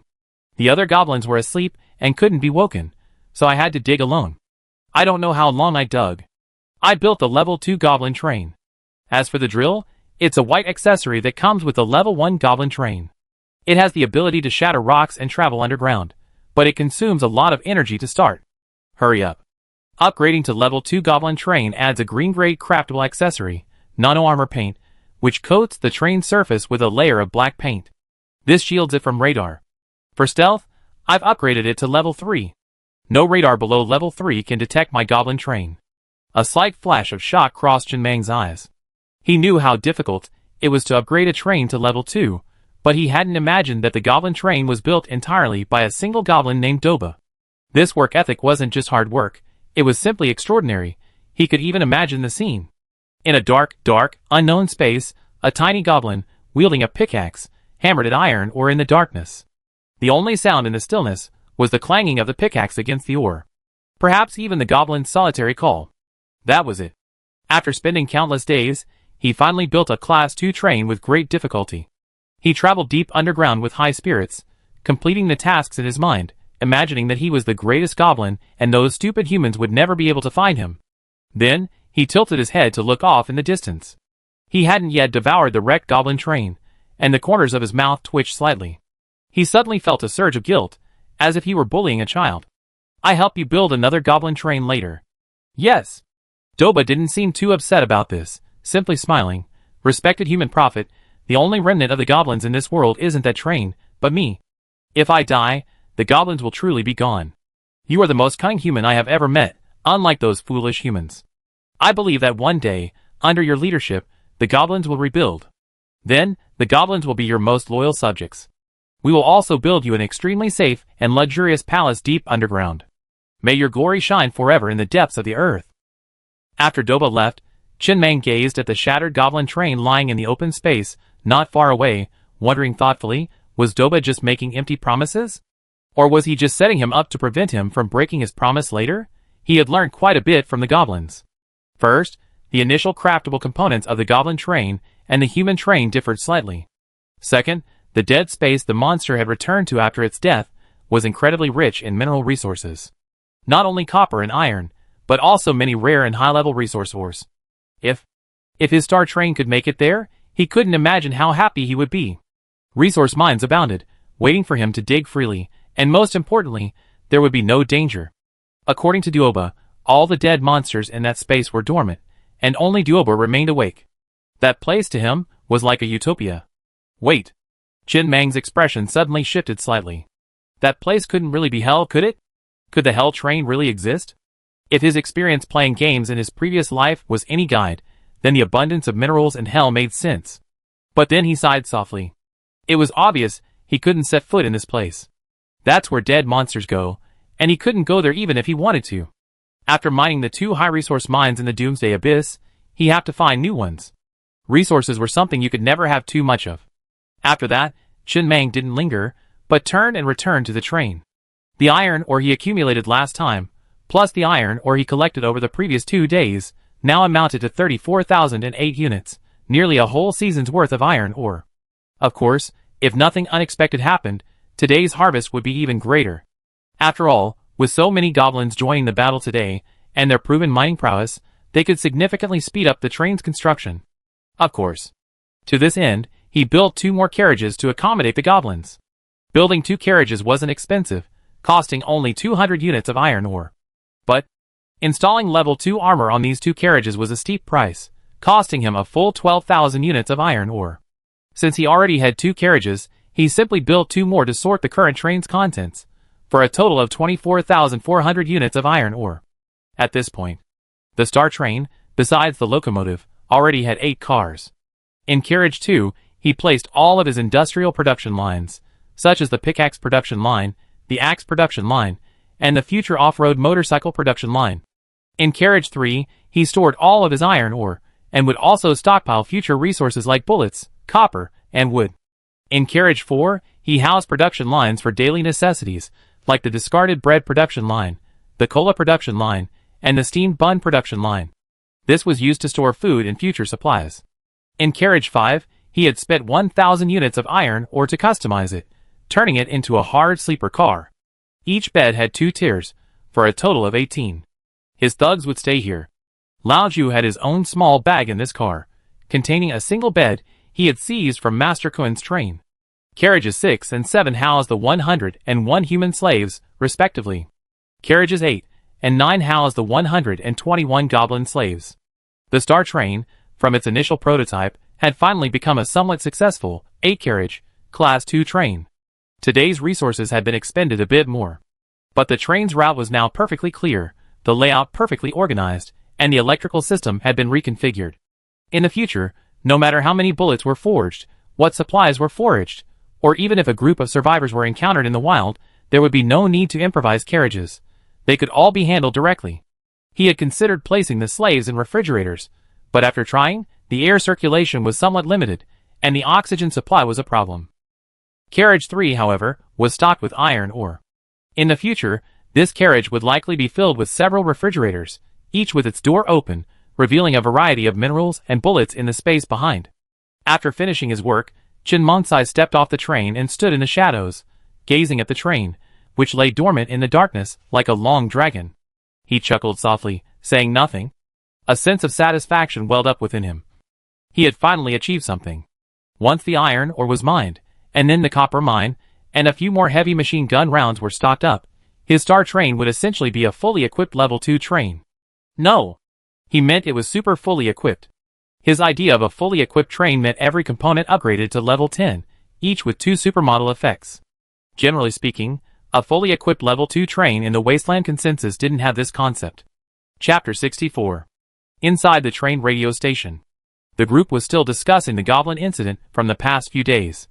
No one had yet found the elusive goblin businessman. Furthermore, the zombie horde seemed to have grown even more violent these past few days, not only attacking the train and humans, but also targeting other lone monsters. Of course, none of this mattered to Chen Meng. He could rest assured and thrive in the Doomsday abyss, regardless of the turmoil outside. This geographical location meant it was almost completely safe. Aside from the goblin monsters he had encountered a few days ago, no one had been here before. Inside the train, Chen Meng glanced at the stars rating on the regional leaderboard. Combined rating, 1,491 points. It ranked 46th on the leaderboard, moving up 1 spot. The main bonus points came from the over 100 goblin slaves. These over 100 goblin slaves were now officially listed as survivors on the train panel. This was a bit unexpected. He had initially thought he found a loophole or a bug, but he hadn't expected the train to actually acknowledge the goblin slave's identity. It was barely dawn. Chen Meng pulled a bottle of iced cola from the refrigerator, took a sip, and stood by the window, gazing at the goblin slaves toiling away in the open-pit iron mine. Every one of them was working diligently. He actually been wanting to find a lazy slave to make an example of, but for some reason, no one had been slacking off. It made him feel like the process wasn't complete. Couldn't someone less observant serve as a warning to the others? He looked down at the cool cola in his hand. It was a great sugar booster in the apocalypse. He then placed it on a nearby table and headed straight for living carriage number 4, intending to use the remaining iron ore to upgrade both the cola production line and the Mantu production line to level 10. White grade accessories consume far fewer resources when upgraded than other grades. After consuming a total of 8,800 units of iron ore, he once again gained 4 different supermodel effects. Cola production line level 5 supermodel effect. Choose to produce either sugar-free or sugar-rich cola. Cola production line level 10 supermodel effect. After consumption, it slowly restores stamina. Steamed bun production line level 5 supermodel effect. Choose between 2 fillings, meat sauce or chili sauce. Steamed bun production line level 10 supermodel effect. Long-term use can slightly improve stamina. Chin Mang narrowed his eyes slightly. Not bad, these effects are quite practical. It seems the slaves should have an extra lunch. More stamina will allow them to mine longer. As for the sugar-free cola thing, that's pure nonsense. It's the end of the world, who cares about these things? Just having something to drink is good enough. The upgraded steamed bun production line will improve his diet. He can finally enjoy something flavorful and meaty. Every day, he's either had steamed buns with a chili sauce CI brought back, or bread, which nearly made him vomit. Long-term use will also improve his physical fitness. However, I don't know when we have something like stir-fried dishes. Although he loves steamed buns, eating them every day is a bit much. So far, most of the white-grade vehicle parts on the Star Train have already reached level 10. Next up are the resource-intensive ones such as carriage steel armor and Hot Wheels. Upgrading just one carriage of the former to level 3 requires 10,000 units of iron ore. And now, he had 8 full carriages. Stupid human. In the open pit mine, Dobo looked at a human slave beside him, working with brute force, and couldn't help but sneer. That's not how you dig. There are rules to mining. Hold the handle with both hands, one in front, one behind. Don't grip it too hard, and when you bring it down, don't use all your strength. Let gravity and inertia drop the pickaxe naturally. Don't just use your arms. Transfer all your strength through your waist to your arms. You have to. Biazi, standing nearby, patrolling and supervising, looked at the scene with a slightly quizzical expression. He took out a cigarette, lit it, and brought it to his lips without saying a word. This guy was definitely a skilled miner. But there was something strange about it. An elite monster, working as a slave on a train, mining, was bizarre no matter how you looked at it. 5 days passed like this, and during those 5 days, life was extremely peaceful. The goblin slaves gradually adapted to life aboard the Star Train. No! To be precise, only Doba had adapted. The other goblins were devoid of intelligence, only able to follow Doba's orders and work diligently. It was already nightfall. And in human slave car number 7, Uncle Lee. A young man sat in the corner of the car, pounding his shoulder and complaining, "Ever since those goblins arrived, our mining hours have been even longer. Are those goblins crazy, mining 16 hours a day? How can we possibly compete with them? Don't they even need to sleep?" No one required them to keep up with the goblins' mining hours, but they were all about to leave. But the goblin slaves were still working away, causing them to subconsciously extend their working hours. At this rate, this group of goblin slaves would definitely be promoted to level 1 slaves sooner than them. The deputy train conductor had already clearly defined the promotion system. As long as 1,000 units of iron ore were mined, they could be promoted to level 1 slaves. Regardless of whether it was level 1 or level 2 iron ore, it was still 1,000 units of iron ore, which meant about 100 days. If they worked harder and faster, it could be 60 to 70 days. According to this rule, this group of goblin slaves would be promoted to level 1 slaves in 30 to 40 days. They would be working like hell. The middle-aged man sitting nearby also sighed softly. It can't be helped. Those goblins are naturally skilled at mining. They're professionals. Even before the apocalypse, professionals with expertise were promoted faster than us laymen. It's normal. What I mean is... The young man paused for a moment and whispered, "Uncle Lee, wasn't it after Master Kun appointed Master Slave Leader after killing a slave that Master Mang started his career? There's no slave leader on the Star Train yet. How about Uncle Lee? Why don't you follow suit and kill a slave too?" Uncle Lee's face froze slightly. He tilted his head to look at the young man and said slowly, his voice hoarse, "Kill who? You? Are you crazy?" At that time, Master Kun's slaves were starving to death. Master Kun didn't even give them enough food. The starving slaves were constantly on the verge of rioting. At that time, a slave leader was truly needed to help Master Kun suppress his subordinates. Chapter 65. But things are different now. These days, everyone has plenty of bread and water, a can of Coke every day, and the train is protected from zombies and monsters. Do you think the slaves will riot now? Do you think I need a slave leader now? If you dare to kill a slave now, you be buried with him. The young man scratched the back of his head, realizing he was being a bit rude. That's true. I'd lost my mind. Besides anything else, they had all been drifting around for a year since the apocalypse. To be alive today wasn't necessarily a sign of great intelligence, but at least they were lucky. The life they had lived these past few days was truly the most leisurely they had ever experienced since the apocalypse. They didn't go hungry, nor did they worry about dying in the belly of a zombie. Everyone cherished their current life. But they also worried that this life would soon burst like a bubble. Often, slave riots were simply due to their position as the conductor's primary asset, convinced the conductor wouldn't kill them, and thus seeking to assert their rights. As the saying goes, the law doesn't punish the masses, and the conductor couldn't possibly kill every rioting slave. Unless the thugs also joined the riot, before the built-in fire control system was available, there was a high possibility the conductor's life would be in danger.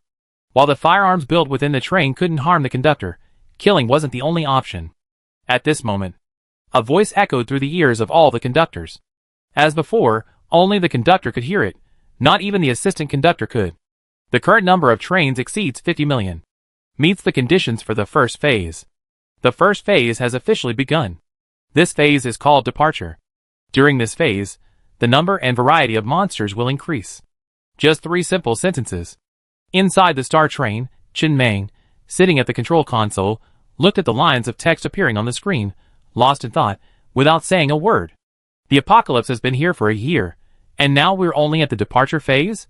The increase in the number of monsters means the danger level in all areas will increase. Besides that, there seemed to be nothing else. He glanced at the train radio and found that the people on the radio were discussing it enthusiastically, even with a hint of excitement. He soon understood what they were excited about. New monster species meant new bosses. New bosses had first kills. The rewards for being the first to kill a boss are incredibly generous. It's said that 6 months ago, a train in the Teeling Wasteland rose rapidly after achieving the first kill on a certain boss, ultimately leaving the Teeling Wasteland for a higher level area. However, achieving the first kill on a boss is incredibly difficult. Just as your area has the same monster, so do other areas. Every area has its own boss, and only the first person to slay that monster in all areas is considered the first to achieve the kill.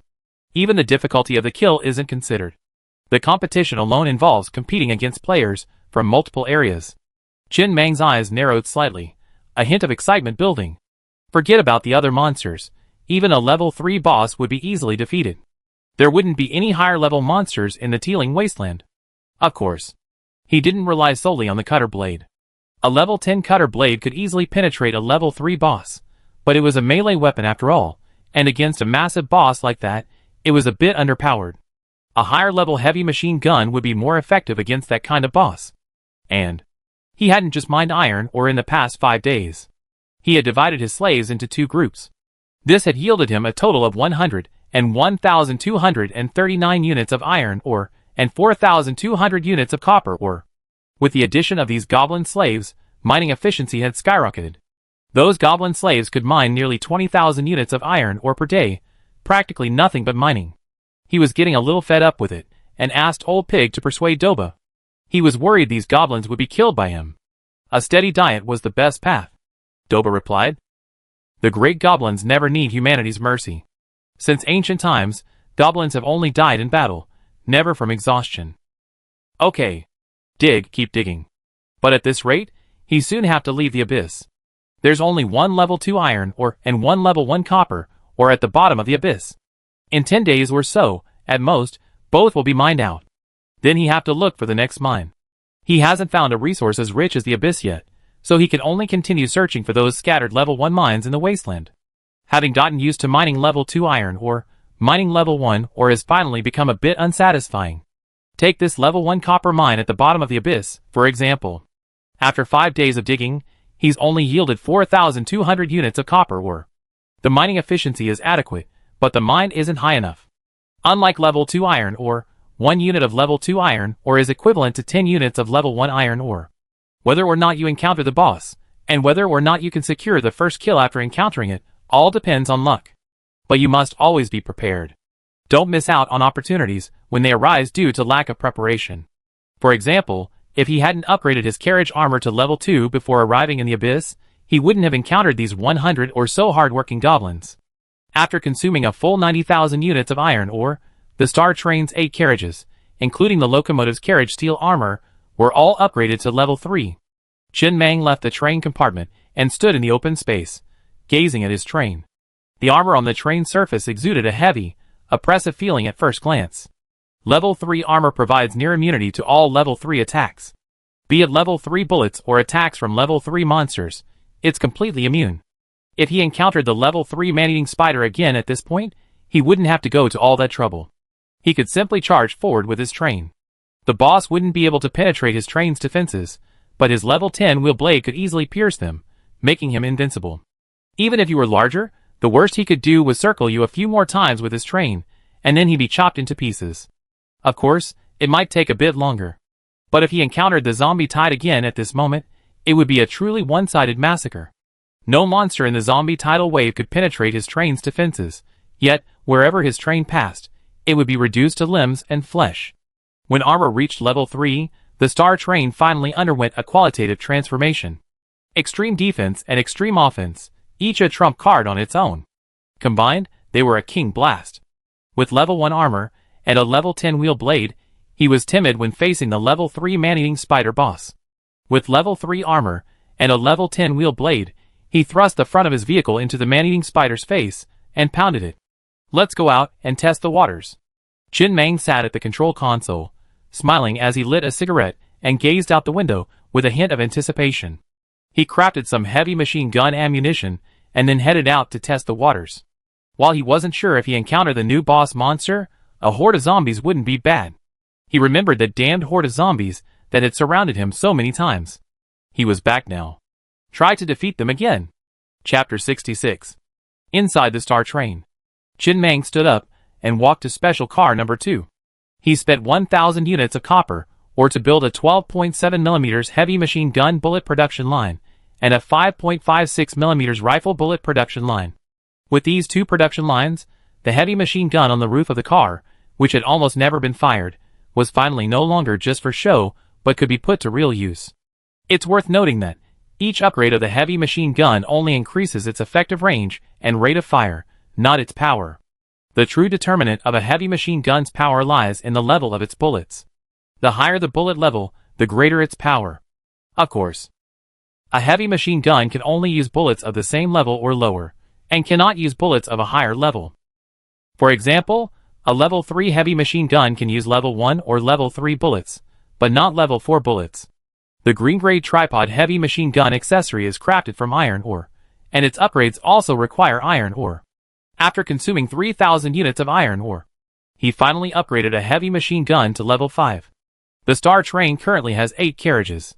The first 4 carriages each have a tripod heavy machine gun mounted on their roofs, while the roofs of the 4 newly constructed carriages in the back remain bare. Like armor, this item requires individual crafting and upgrades. Unlike the cutter blade, once upgraded, no matter how many subsequent carriages you build, you have a cutter blade of the same level. Chen Mang sighed softly. This thing is a resource-intensive one, but after all, it's a truly green-grade offensive vehicle. The first supermodel unlocked has a truly impressive effect. Tricky Heavy Machine Gun Level 5 Super Mode Effect. The heavy machine gun can be linked to the Train Assist AI.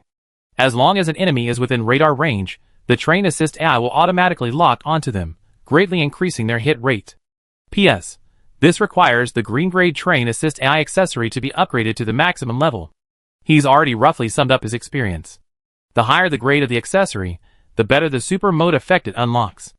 The super mode effect of offensive accessories is greater than that of functional accessories, which in turn is greater than that of life accessories. For example, this super mode effect. It instantly locks on the enemy. As long as they're within radar range, they'd be instantly killed. There's no need to assign thugs to control the heavy machine gun, which is not only troublesome, but also difficult to improve hit rate. Now it's directly managed by the Train Assist AI, greatly improving combat efficiency. Normal speaking, green-grade accessories only capped out at level 3, so he already met that requirement. His Train Assistance AI was already level 5. After connecting the circuitry of this 3-legged heavy machine gun to the control panel, it officially became an AI machine gun. As for the remaining 3 machine guns, they would have to be upgraded individually before they could achieve this supermodel effect.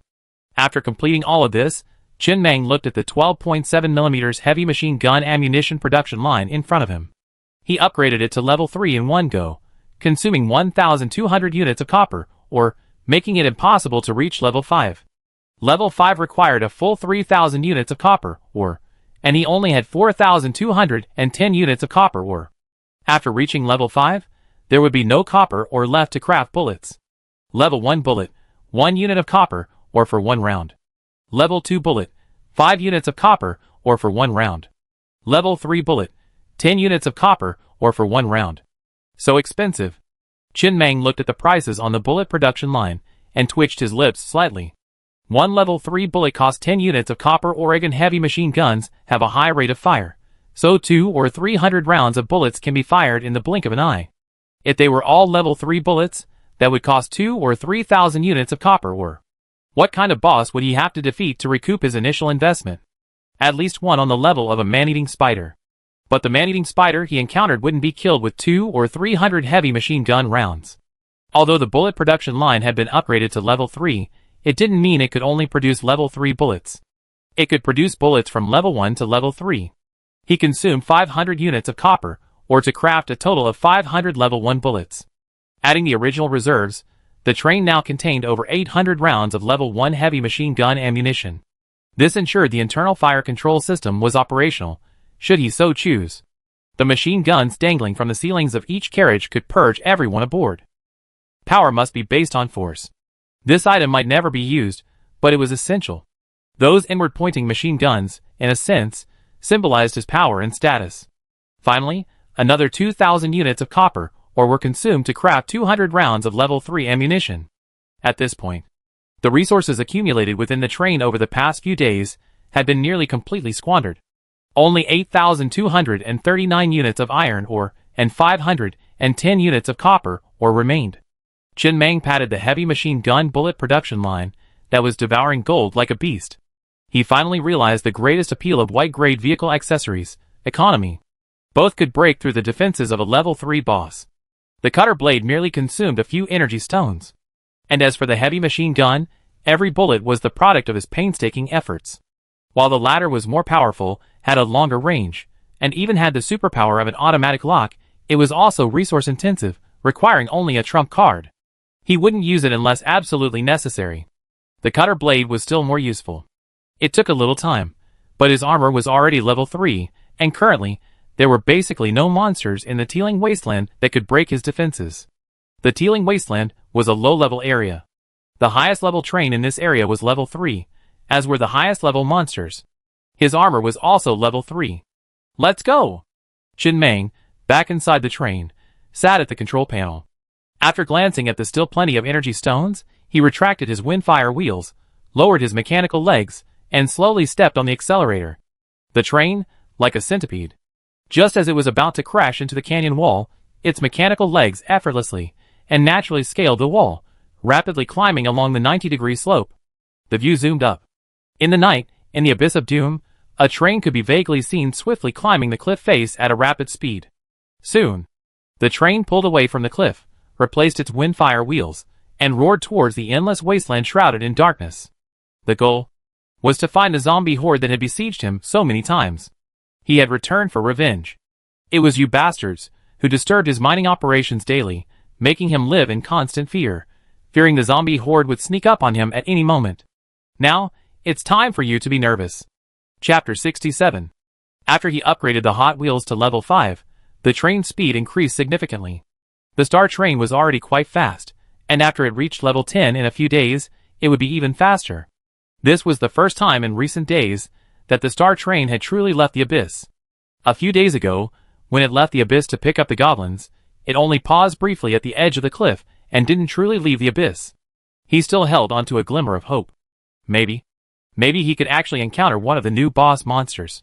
With his current train strength, as long as it wasn't one of those particularly perverted level 3 bosses, he felt he could defeat it. It would just take a little longer.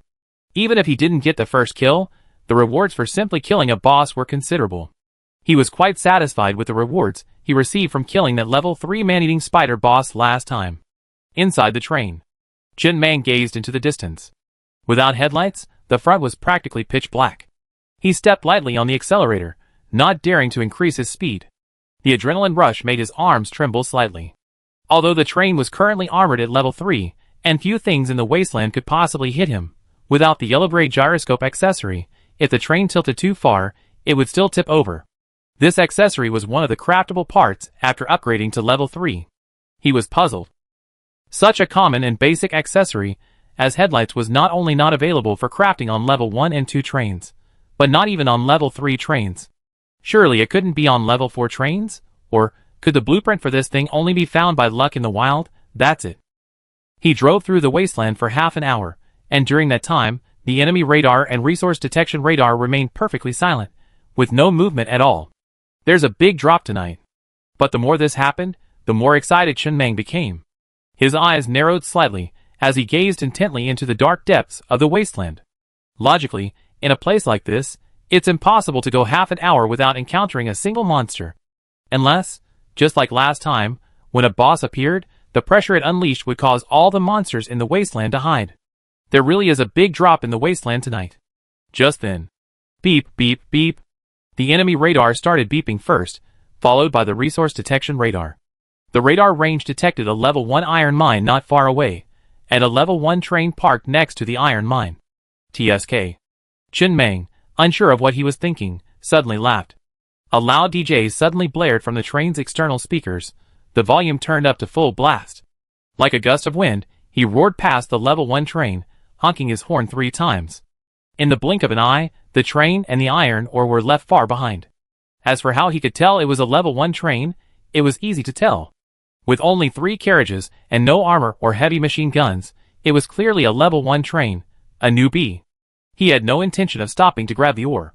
Partly because he didn't think much of such a small level 1 mine. Partly because he had just built the Star Train, and while mining in the wasteland, a level 2 train hadn't rushed past him. His original worldview and values were formed in his previous life. But as he integrated into this world, its tone subtly influenced his actions. If that level 2 train had robbed him then, he would definitely have robbed this level 1 train now. But if that train hadn't robbed him that day, he wouldn't mind imitating his former senior and teasing the newbie. Having satisfied his own mischievous taste, Chen Mang suddenly remembered something, and the smile on his face slowly faltered. This scene was so familiar. That level 2 train had roared past him arrogantly, taking on the boss, then fled in disgrace. He was ready to go find the boss now. He couldn't possibly. He quickly shook his head, shoving these chaotic thoughts out of his mind. Thinking about such things late at night was unlucky. Teeling Wasteland, a small train with only 3 carriages was parked next to an iron mine. Inside, a young man with dyed white hair stared intently at the train as it departed. He breathed a sigh of relief, and then gritted his teeth. This guy really stole the show. Damn. Why is he so arrogant in the wasteland? Isn't he afraid his music will attract monsters? When he had a clear view of the train, his throat nearly caught in his throat. There were 8 carriages, each one, including the locomotive, covered in thick black armor. For large caliber heavy machine guns were mounted on the roof. If someone tried to rob him of this train, he would have little chance of resistance. If the train were to be destroyed, everyone might survive, but the conductor would surely die. But the other party seemed to have good intentions. There was no intention of robbing him. One day, he would be just like this, blasting music, controlling the train with an arrogant and unbridled roar across the wasteland. Inside the train, the young man with dyed white hair clenched his fists, silently resolving himself, and set this train, which he had only seen once, as his target. But when he looked at the 49 survivors on the train panel, his face filled with worry again. Before the apocalypse, he was a junior. After the apocalypse, he and his classmates had been hiding in the university's air raid shelter. There, they had plenty of food, water, and other supplies, and they had remained there, peacefully awaiting rescue. But rescue never came. A few days ago, a monster broke into the air raid shelter. After he mustered up the courage to kill it, it accidentally dropped a train order. After a discussion, they decided to embrace the new era, no longer hiding in the shelter, but to build their own train and rely on it to survive in the new century. As the squad leader, the only one who had killed a monster, and with the train order in his hands, he naturally became the train conductor. However, after he had painstakingly found an iron ore mine, his classmates were slacking off, only digging up 2 or 3 units of iron ore a day. He had to personally dig every day, and he could only dig up about 10 units of iron ore a day. He tried to appease them, but their resentment grew. Some even went on strike. He didn't know what to do, so he could only persuade everyone with kind words, letting them know that if the train couldn't quickly upgrade to level 2, it would be stranded in the wasteland. However, this had little effect. Many people suggested returning to the bomb shelter, where the food would last for another 5 years. By then, the world would surely be at peace, and help would arrive. There was no need to risk their lives and endure such a tiring journey through the wasteland. If any monsters broke in along the way, he could simply kill them. If it were you. The young man stood inside the train, gazing in the direction the train had vanished. He muttered, a dazed expression on his face, if you were in my shoes, what would you do? Since you have such a powerful train, you must have a solution. I've explained everything. But they won't listen. It's such a simple truth, a matter of life and death, yet. Why won't they listen? And on the other side. Inside the star train, Chin Mang, sitting at the controls, gazed at the dark mass of running zombies, and the beeping of the search radar in the distance. He was taken aback for a moment, then he couldn't help but laugh. I've truly encountered you. This is fate. Chapter 68. In the night. Inside the star train, the radar was beeping continuously. In the distance, countless zombies were running wildly in the darkness. Zizizi. Chain blades extended from both sides of the train and began to rotate at high speed. Along with gusts of wind, the electric currents on the blades continuously sizzled. How could the zombies' running strength compare to that of a train, in the blink of an eye? Chin Mang controlled the train and caught up with the zombies. He was like a tiger among a flock of sheep, or like a red-hot iron rod plunged into the snow. In the blink of an eye, countless limbs and blood were scattered in the night. A one-sided massacre. Occasionally, a zombie's claws smacked against the train's armor, leaving not even a trace of white mark. He retracted his hot wheels and unleashed his spider legs. This wheel accessory ensured that his train would not be blocked by zombie corpses, allowing him to roam freely among the tide of the dead. The blade of his wheel had reached a width of 120 centimeters, leaving a trail of limbs wherever it passed. These zombies had no choice but to flee for their lives, unable to inflict any damage to his train. However, in terms of speed, few creatures in the wasteland could outrun his star train. These zombies were even worse off. But there were simply too many zombies. He couldn't remember how many zombies he had killed, but at a glance, the zombie population hadn't dwindled. Chin Mang's brow furrowed as the zombie tide continued its relentless march in a single direction, essentially ignoring him. This reminded him of a message he had seen on the train radio a few days ago. It was said that the zombie horde in the wasteland had become far more violent recently, for some reason. They weren't just attacking the train, they were also frequently attacking other monsters, something that had rarely happened before. The unusual situation before him quickly reminded him of this news. Chin Mang's eyes narrowed slightly, but he didn't stop slaughtering the zombies.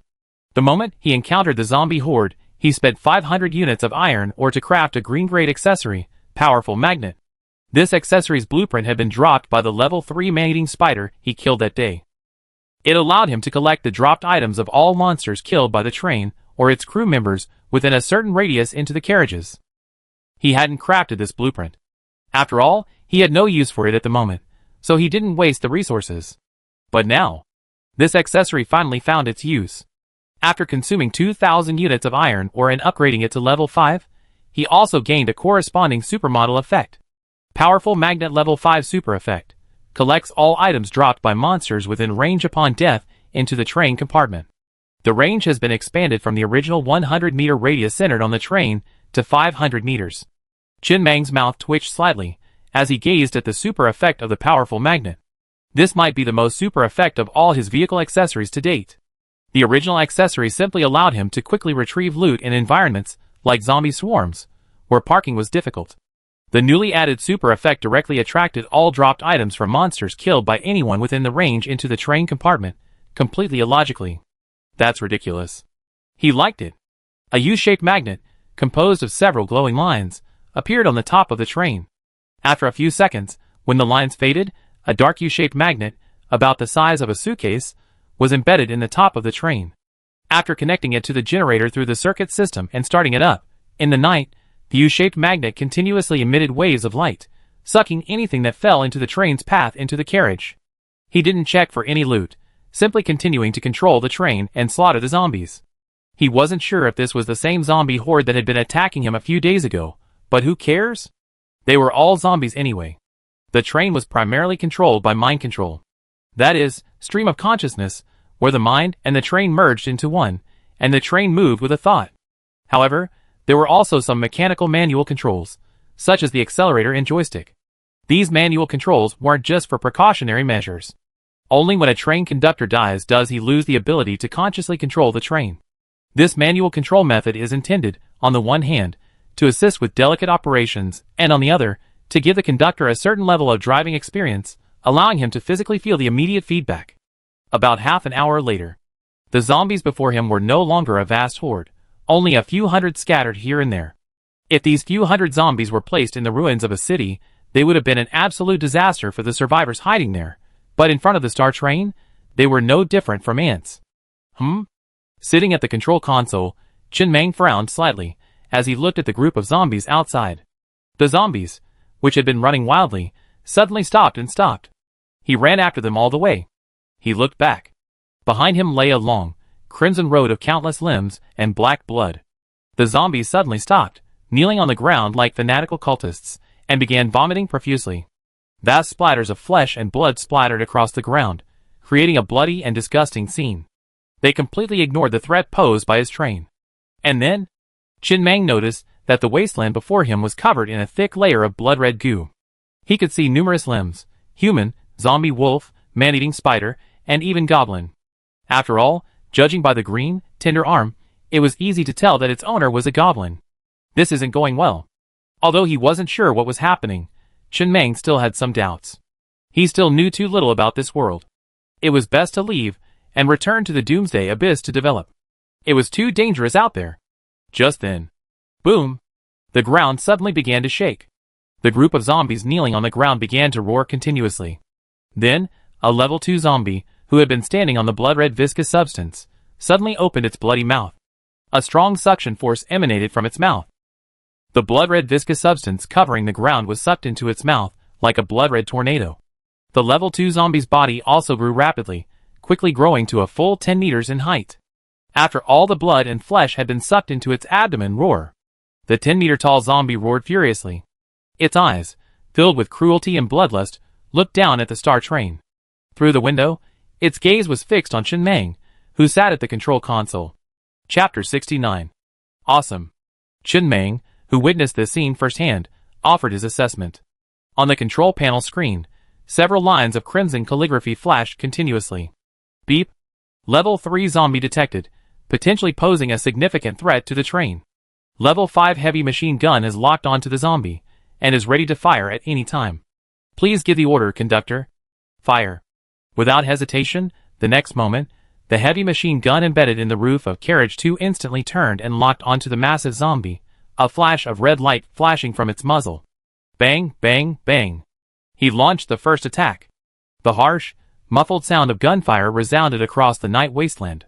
Several bullets formed a line, piercing the level 3 zombie's head. The level 3 zombie reacted extremely quickly. Almost instantly, he raised his palms to shield himself. Almost all of the incoming bullets struck the level 3 zombie's palms. In the blink of an eye, as the gunfire faded, the zombie's arms, once a formidable presence, had been shattered. Instantly, it was reduced to an armless zombie.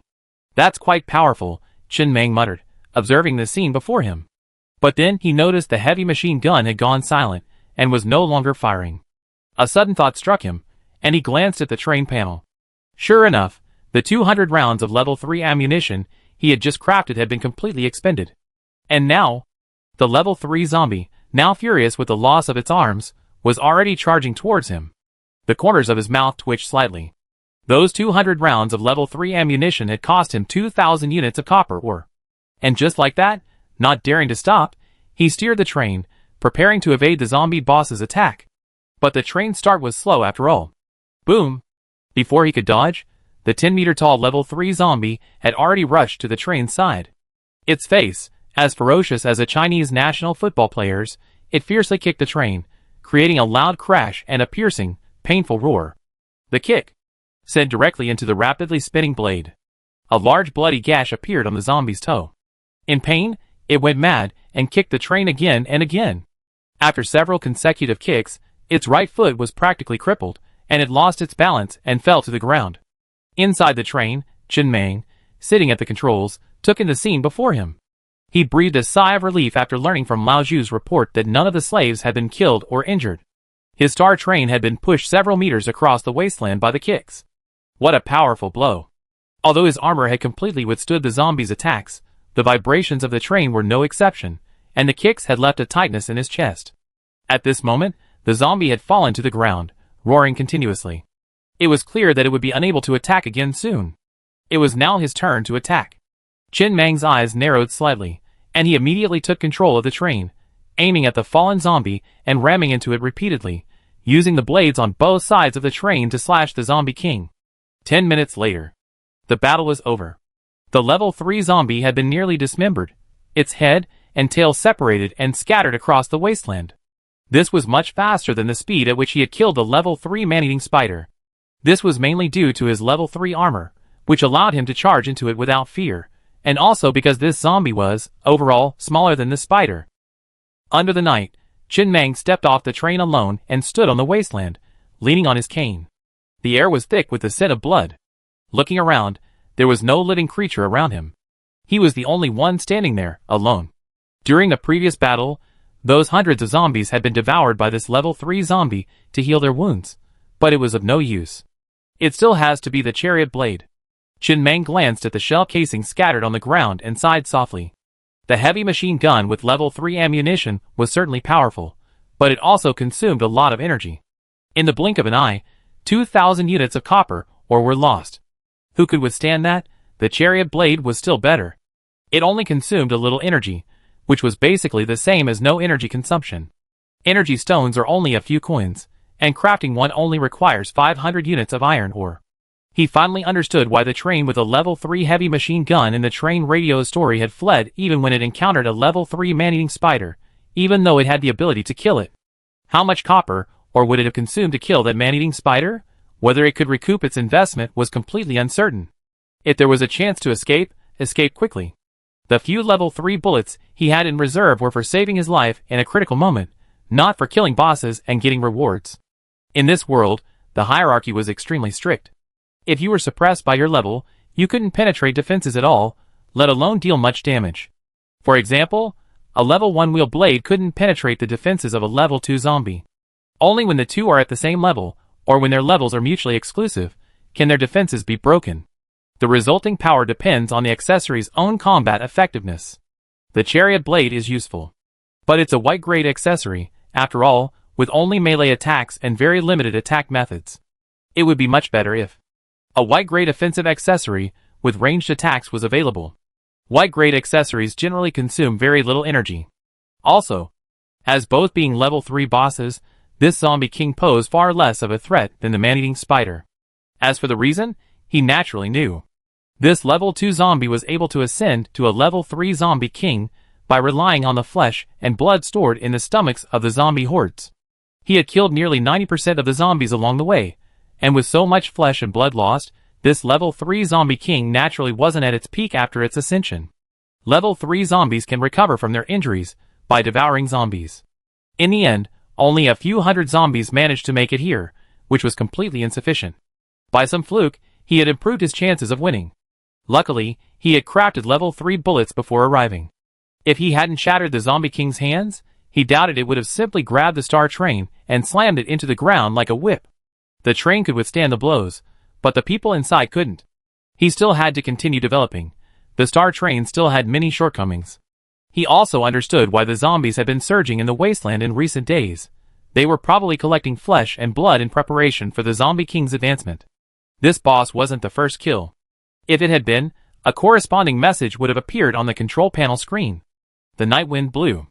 Standing alone in the wasteland, Chen Mang tightened his coat and returned to the train, ready to see what the zombie king had dropped. It was almost time to return to the Doomsday Abyss to continue mining. Although he hadn't encountered any new boss monsters this time, but he hadn't held out much hope to begin with.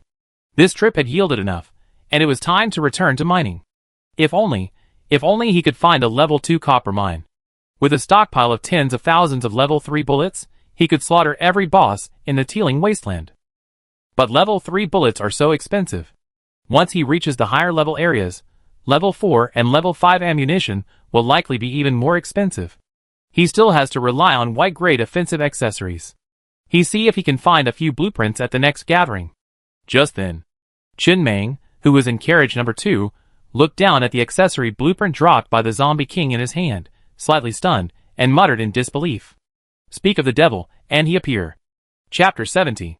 Sit inside the starry train beneath the starry wasteland. Chin Mang narrowed his eyes slightly as he gazed at the blueprint in his hand. A white-grade vehicle accessory blueprint. Rapid crossbow. Obviously, this was an offensive accessory, and it couldn't be mounted on the roof of any car. It needed to be installed in a separate open-air carriage, which could accommodate up to 8 crossbows. The disadvantages were obvious. Its power was certainly not as impressive as that of a heavy machine gun. But the advantages were also clearer. White-grade meant lower energy consumption, more frequent use, and less painful firing. Unlike a heavy machine gun, a single burst of fire wouldn't hurt the enemy, but it would certainly hurt the enemy. 100 or so slaves toiled for 2 days digging copper, and in the blink of an eye, it was gone. What's more, he could upgrade the repeating crossbow to a high enough level, add a few supermod effects, and its power might surpass that of a heavy machine gun. This was the first white accessory he ever seen with a ranged attack capability. Not bad. Chin Mang smiled as he tucked the blueprint for the white-grade accessory into his arms. He was quite excited about this repeating crossbow. Just from the name, he felt it would be quite powerful and would be quite useful in the early stages. Of course, that was basically limited to the early stages. Chin Mang returned to the locomotive and slapped the blueprint for the repeating crossbow onto the console. When it transformed into a pale white dot of light and merged into the console, he could craft the accessory at any time. Even if the accessory was destroyed, he could still craft it without the blueprint. Of course, if this train is destroyed, he won't have the authority to craft this component if he uses the train order to build a new one. He didn't take a thorough inventory of the remaining drops, just a rough summary. He returned to the abyss first, and then take a thorough inventory once he's there. The mines in the abyss haven't been fully mined yet. Let the slaves rest tonight, and mining will resume tomorrow. After today's experience, he witnessed firsthand the power of a level 5 heavy machine gun with level 3 ammunition. It's truly impressive. With a few more ammunition, killing a level 3 boss would be as easy as butchering a pig. However, he didn't plan to use this thing again until he found a level 2 copper mine. It simply wasn't worth it. In the darkness of the night, the slowly accelerating star train began to turn around and headed towards the coordinates of the abyss. Get ready to go home. In the thug car number 5, the thugs, clutching their Tamarin assault rifles tightly, ready to join the fight at any moment, breathed a sigh of relief only after the noise outside had ceased and the train had begun to smoothly roll across the wasteland. All right. Sitting by the window, Biozi gazed at the crimson wasteland rapidly drifting behind him, his heart finally settling.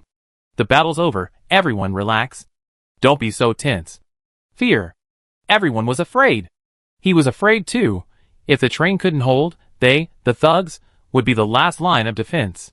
They had to hold it up. Even if they wanted to escape, there was nowhere to go. In the wasteland, if the train broke down or perished, they would likely soon see their great-grandmother. After the Star Train's last upgrade and renovation, their carriage, number 5, had been converted into a hard sleeper car. Each thug had his own dedicated bunk, and it was the only car on the train with windows. They had all witnessed the battle firsthand. The 10-meter-tall zombie gave them a near-suffocating sense of oppression. But fortunately, Mangi held on and ultimately triumphed. Then, Buzi looked at Shanmazi, who was clutching a photo, and smiled. Why, a photo of your sister-in-law? During the train battle, Shanmazi had been clutching a photo he had pulled out from nowhere, his face pale, clearly frightened. Ever since he risked his life to save Shanmazi, this once disobedient thorn had become incredibly obedient. He had also grown fond of the boy. He had a short buzz cut, and was quite efficient in his work. Shanmazi, somewhat embarrassed, carefully tucked the close-up photo back into the compartment of his necklace and whispered, "Ex-girlfriend, we broke up before the apocalypse." "Yeah." Buzi lit a cigarette, and brought it to his lips. After exhaling a puff of smoke, he leaned back in his chair, and looked at the necklace around Shanmazi's neck. The pendant was a square steel piece, similar to a nothing plaque, with a compartment inside, perfect for a photo. Is she pretty? Hey, she is pretty. Not only is she pretty, but she's also very gentle. I don't know how to put it. Before the apocalypse, I had no career and worked in a container factory, but she never looked down on me. She said that life improves slowly when we both work together, and we should live our own lives, not envy others. If there's one thing I regret most in life, it's probably not taking her out for steak before we broke up. She always wanted to go out for steak with me, and asked me to treat her. I definitely couldn't let her. Although the restaurant was a little pricey, I could afford it. It's just that I've always felt a little insecure and hesitated to step into those kinds of situations. I thought I have a chance once I made some money, but I didn't expect. The usually quiet Shanmazi's eyes suddenly lit up when he mentioned his ex-girlfriend, but they quickly dimmed again. Buzi was silent for a long time before he lowered his head to look at the flickering cigarette butt in his hand and whispered, "In the apocalypse, being good-looking isn't a good thing." Shanmazi didn't reply. He simply stared out the window, gently stroking the steel nothing to worry sign in his arms for a long time before speaking. "It's a blessing to be alive. Why did you break up?" She left without saying goodbye. "A few months after we broke up, I heard from her friends that she's married. She met him on a blind date. I saw his photo. He's quite fat, probably rich. Don't you hate her?" "No." Shanmazi shook his head. "Everyone has the right to choose a better life. She's been with me for a long time. It's me who didn't keep what I promised her." At this moment, Old Pig, who had been sitting silently, couldn't help but interrupt. "Brother, I have to remind you. According to what you said, you two had such a good relationship, and this girl doesn't seem like the type to be snobbish. The plot seems to be developing a bit like she has a terminal illness and resolutely left without saying goodbye so she wouldn't be a burden to you." Shanmazi was slightly stunned. "It can't be that cliché, right?" "It's possible." Old Pig said seriously. "Just imagine, if this girl really had a serious illness and needed a large sum of money for treatment, what would you do if I told you so?" "I would die with her." Chapter 71. "That's it." Old Pig sighed. "That girl might have known about your stubborn personality and left without saying goodbye. But if that's the case, I don't think she'd be too far from you. Maybe she rented a house next door and been watching you. First, she wanted to see you a few more times before she died. Second, she was afraid you'd do something stupid. Think about where you lived before you left Typing City. If she's lucky, she might still be alive, hiding somewhere." Lon Mozzie froze in his place, his eyes suddenly red. He knelt on the ground facing Old Pig, his voice hoarse with a hint of panic. "Captain Pig, can you please let Master Mang take me? Let's go look for her near that factory in the suburbs of Typing City. She might actually be waiting for me there. I can trade my life for it. If there's a life-threatening mission on the train in the future that requires someone to complete, I'd be the first to go. Is that okay? You get up first." Old Pig waved his hand, letting Buzi help Shanmazi to his feet. After a moment's silence, he spoke. "I find a chance to talk to Master Mang about this, but the train's most important mission right now is mining, so don't get your hopes up. I can only say I find a chance to talk to Master Mang about this." "Okay." Shanmazi shakily got up and returned to his bed, burying his head in his chest, his body trembling slightly. Alas. Buzi glanced at Shanmazi and said nothing. He simply put out the nearly burned-out cigarette between his fingers and sighed softly. He only had his bedridden father, and other than that, he had no other concerns. However, he hadn't thought about it in a long time. When the apocalypse first arrived, he still thought about saving his father. Later, he had basically accepted his father's death. Everyone here has a family, but in a world like the apocalypse, everyone tries not to think about such things. Destined to meet in hell. Enslaved car number 7. Uncle Lee felt the train moving smoothly beneath him, and breathed a sigh of relief. After glancing at the dim light above the car, he looked down at the burnt-out cigarette in his hand with some regret. "If I'd known I wouldn't die, I wouldn't have smoked it. What a waste." "Uncle Lee." The young man beside him whispered, "Uncle Lee, are you really that reluctant to smoke those 2 cigarettes that Mr. Mang gave you?" "You're wrong." Uncle Lee shook his head and said softly, "I'm not addicted to smoking. It just makes me feel like I still have a connection to modern society, rather than being born a slave. It reminds me of my past glory, and makes me feel like I'm still human." "Uncle Lee, don't you want to be a slave?" Uncle Lee glanced at the young man. That was nonsense. Given the choice, who would want to be a slave? A hint of helplessness flashed in his eyes. "Do you want to?" "Not bad." The young man scratched the back of his head. "I used to work as an outsourcer for a courier company. To be honest, I don't think the workload is too intense now. There's not much pressure. My life can basically be summed up in 14 words. Every hurdle is difficult, but I fail. Everything is difficult, but I fail. It's not bad now. Uncle Lee didn't speak, merely averted his gaze. He had been thinking about how to climb the management ladder for days. He had a plan, but he needed a spark. He needed to wait. Wait for a new batch of slaves to join the train. That would be his day to shine. Under the starry wasteland, the star train was moving remarkably smoothly across the wasteland, maintaining this speed for a full half hour. The trick was to keep driving at top speed. Chen Mang glanced in the rearview mirror. The two rabbits, small and ferocious in the night, had been chasing the train closely. These two red-skinned rabbits had been chasing him for a full half hour. They were moving incredibly fast, almost as fast as the star train itself. Beep. Level 3 unknown monster detected. No relevant information found in the database. Attention, conductor. The red text kept flashing on the control panel screen. It's a long story. Half an hour ago, he had been steering the train towards the coordinates of the Doomsday abyss. The journey had been perfectly peaceful, with no incidents. Suddenly, there was a clunk, as if the wheels had hit something, a bit like a speed bump.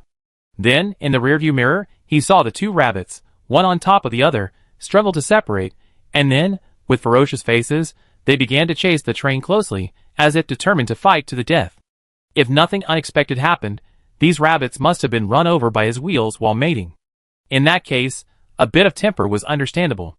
An unknown level 3 monster, most likely a newly added boss monster, immediately intrigued him. A potential boss kill lay before him. But the wheel blade was mounted 1 meter above the ground, and the two rabbits were only 30 centimeters tall, too low for the blade to reach. He didn't have a good way to kill them immediately. Although he hit them once, they didn't seem to be injured. He wasn't worried about his own safety. Even if he stopped the train, with its level 3 armor, the two rabbits wouldn't be able to penetrate his defenses. What's more, Hot Wheels' level 5 super mode effect came at the cost of a significant energy stone consumption, doubling the train's speed. If he tried to run, the two rabbits in Estrus would have no chance of catching him. The stalemate continued because he had a murderous intent. He planned to lure the two rabbits to the Doomsday abyss, the place he had chosen for their burial. Huh? Just then, Chen Mang, sitting at the control console, noticed that the two rabbits, perhaps realizing they couldn't catch up, suddenly stopped pursuing him and began mating again. No more chasing. This won't do. Chen Mang said nothing, turning the train around and ramming it again. Of course, with his preparedness, he didn't miss the collision this time. He dodged it with remarkable agility. However, this caused the two rabbits, who had just calmed down, to charge forward once again, their faces savage and fangs bared, eyes blazing with anger, chasing the train's rear end. That's right. He nodded with satisfaction, glancing at the coordinates of the Abyss of Doom. With half an hour to go, a first kill should be a sure thing. He had just done an experiment. The level 5 three-legged cat heavy machine gun was loaded with level 1 ammunition. With the train-assisted AI locked on, he fired 100 rounds, but none of them were real. The two rabbits were moving too fast, and they were dodging and evading him. So he didn't craft any more level 3 ammunition. There were still 510 units of copper ore on the train, enough to craft another 51 rounds of level 3 ammunition. Given the two rabbits' small size, if all 51 level 3 bullets could hit them, they would essentially be killed. However, he needed to find suitable terrain where the two rabbits wouldn't have much room to maneuver, allowing the heavy machine gun bullets to hit them. The Doomsday Abyss was a good location. These two new level 3 bosses would likely only appear in lower level areas. Even with his heavy machine gun locked on, he couldn't hit them. Trains in other lower level areas would be even more difficult to kill against these extremely fast and agile bosses. His train, with its many advanced accessories, had reached a maximum speed of 254 kilometers per hour, yet these two rabbits were able to keep up with him. It's easy to imagine that its speed was almost unmatched among level 3 monsters. It was much faster than the level 3 man-eating spider. Chapter 72. Great explosive power, but lacking endurance. Inside the star train, Chen Mang, sitting at the control console, looked at the two rabbits in the rearview mirror, their eyes narrowing slightly.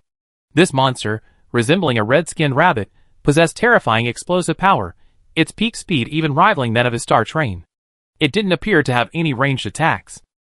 Its endurance was a bit lacking, maintaining peak speed for only half an hour before gradually slowing down, now only able to maintain a peak speed of 150 kilometers per hour. And then? Chen Mang noticed dozens of red dots at the forefront of the enemy radar screen. They were the level 1 train he had just passed. He immediately sounded the whistle to warn them. The 2 level 3 monsters behind him were merely a nuisance to him, but for this level 1 train, they were a devastating disaster. In the past, the conductor of the Electronic Music King train had sounded the whistle to warn him in this situation, and he has now passed on this practice. The next moment, he saw the Class 1 train begin to rapidly start, fleeing into the distance in the night, just as he had done that day. Chen Mang glanced again at the 2 rabbits in the rearview mirror. He had initially thought the monster's attention might be drawn to the Class 1 train, which, after all, was moving so slowly that it seemed easier to bully. However, he might have underestimated the resentment that would result from interrupting a happy moment. From beginning to end, the 2 rabbits didn't even glance at the Class 1 train. They continued to follow closely behind the star train, their eyes red and their faces grim. I don't remember rabbits being so vindictive, Chen Mang muttered as he watched the scene unfold. Inside the level 1 train, a white-haired young man gazed at the departing star train and the 2 swift red rabbits behind it, his eyes filled with fear and gratitude. He remembered this train. At nightfall, it had recklessly passed him, DJing. And now, it reminded him to avoid monsters. Although the 2 red rabbits didn't seem particularly threatening, their speed was enough to prove a lot. He was a novice train conductor, not yet fully acquainted with the current state of the world. He had figured out much of this information on his own. Huh? The young boy let out a long sigh, gazing at his white hair in the mirror. It was the apocalypse, so he naturally couldn't afford to dye his hair gray all the time. The gray hair had appeared overnight after he'd been on the phone with his parents shortly after the apocalypse, even before the communication was cut off, and heard the sounds of them being devoured by zombies that had broken into their house. A young man's hair would turn gray. Someone in the family would have to die. Finally, at the control console, Chen Mang gazed at the impending apocalyptic abyss on the screen. He deliberately slowed down, allowing the 2 rabbits behind the train to get close enough to create more blind spots. The next moment, the star train, under the effect of the red accessory wheel changer, quickly lowered its spider legs and retracted its hot wheels. The process was smooth and seamless, without a single hitch, and the train's speed wasn't significantly affected.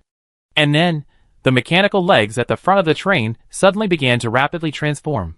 Several structures resembling spray nozzles emerged from their surfaces, and in the darkness, they violently sprayed 2 thick strands of spider silk forward.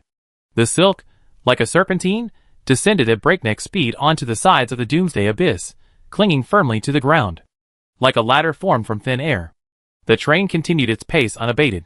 In a move that defied all physics, its mechanical legs swiftly scaled the silk that stretched across the Doomsday abyss, their movements as smooth as those of a real spider, a perfectly natural experience. In the blink of an eye, they reached the sky above the Doomsday abyss. The 2 rabbits behind them, witnessing this scene, tried desperately to stop themselves, but their speed was too great. Ultimately, despair filled their eyes. They free-falled towards the bottom of the Doomsday abyss. The Doomsday abyss is a full 6,000 meters deep. At that height, few carbon-based creatures could survive a fall, not even a level 3 monster. But it didn't end there. The level 5 3-legged cat heavy machine gun atop the star train instantly locked onto the 2 rabbits in free fall. The train assistance AI instantly determined their trajectory, and the muzzle roared, flames scattering like fireworks into the night. Several bullets, like a rainbow piercing the sun, blasted straight at the 2 rabbits, almost instantly. Bang, bang. The moment the gunshots rang out, Chen Mang saw the 2 rabbits explode into a bloody mist in the air, and the items they dropped were instantly sucked into the carriage by the powerful magnet. And then, several lines of crimson text quickly appeared on the star train's control panel screen.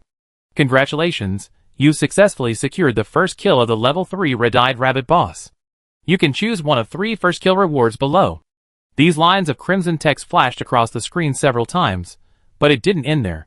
Immediately, a line of text framed in gold slowly slid across the top of the train's screen, and fireworks erupted around the screen. At the same time, a voice echoed in his mind.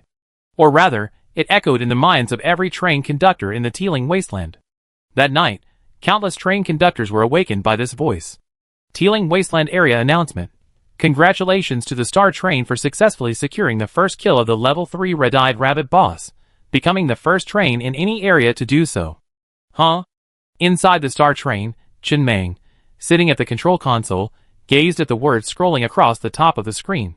He took a deep breath to calm himself, then lit a cigarette, brought it to his lips, and exhaled, unable to suppress a soft chuckle amidst the swirling smoke. He was now extremely grateful. Grateful that he had named it Star instead of something like Manipulate Everything. The three-word Star sounded impressive and high-end when they appeared in the zone announcement. If someone else had called it Manipulate Everything, it would have been truly humiliating. After the spider leg reached level 13, it gained a second superpower. It could eject 2 strands of spider silk up to 100 meters in front of it. These strands could last up to an hour, allowing the train to run smoothly on them. It was this superpower that allowed his train to span the abyss like a spider. However, each use consumed 100 units of spider silk. And that day, the dwarf man had just given him an extra 200 units of spider silk, allowing him to use this technique now. Chapter 73. Each monster has its own unique characteristics. For example, the red-eyed rabbit's unique characteristics are its extreme agility and speed.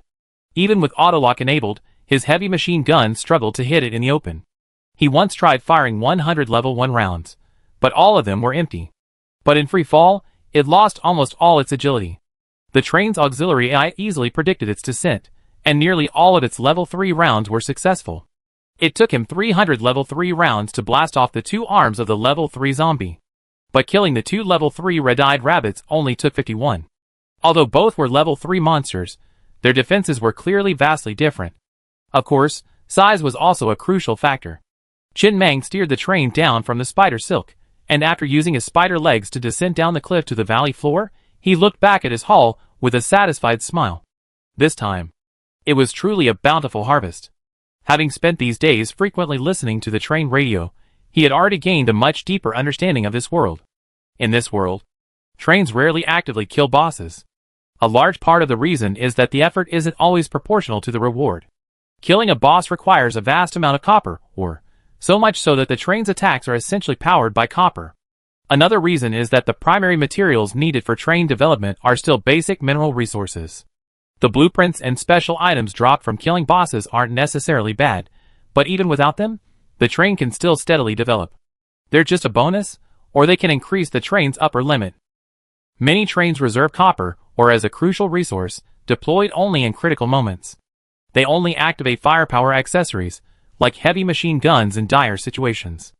They won't actively provoke bosses on ordinary days. Upon encountering one, their best option is to flee. Constantly shifting positions in the wasteland to avoid monsters, and mine, is the survival method of many trains. In reality, this is truly a desperate move. He toiled for 5 days, mining copper, only to run out overnight. Level 3 heavy machine gun ammunition is truly beyond the reach of ordinary people. It would require occupying at least a level 2 copper mine. At this point, his train's copper ore unit was completely empty, leaving him with only a little over 700 rounds of level 1 heavy machine gun ammunition. He didn't even need to fire. Letting the 2 rabbits fall to the bottom of the Doomsday abyss would surely kill them. However, with such a death, he would most likely not be credited as the first kill, nor would he receive any rewards. Now it's time to take inventory. Qin Mang stubbed out his cigarette in a nearby can of Coke before pulling another can of iced Coke from the refrigerator. After downing half a can in one gulp, the refreshing coolness instantly calmed his excitement. He gazed at the vast treasures within the carriage with anticipation. Refreshing. The Coke in his hand naturally had sugar. He never drank sugar-free Coke, let alone room-temperature Coke. How could anyone drink sugar-free Coke?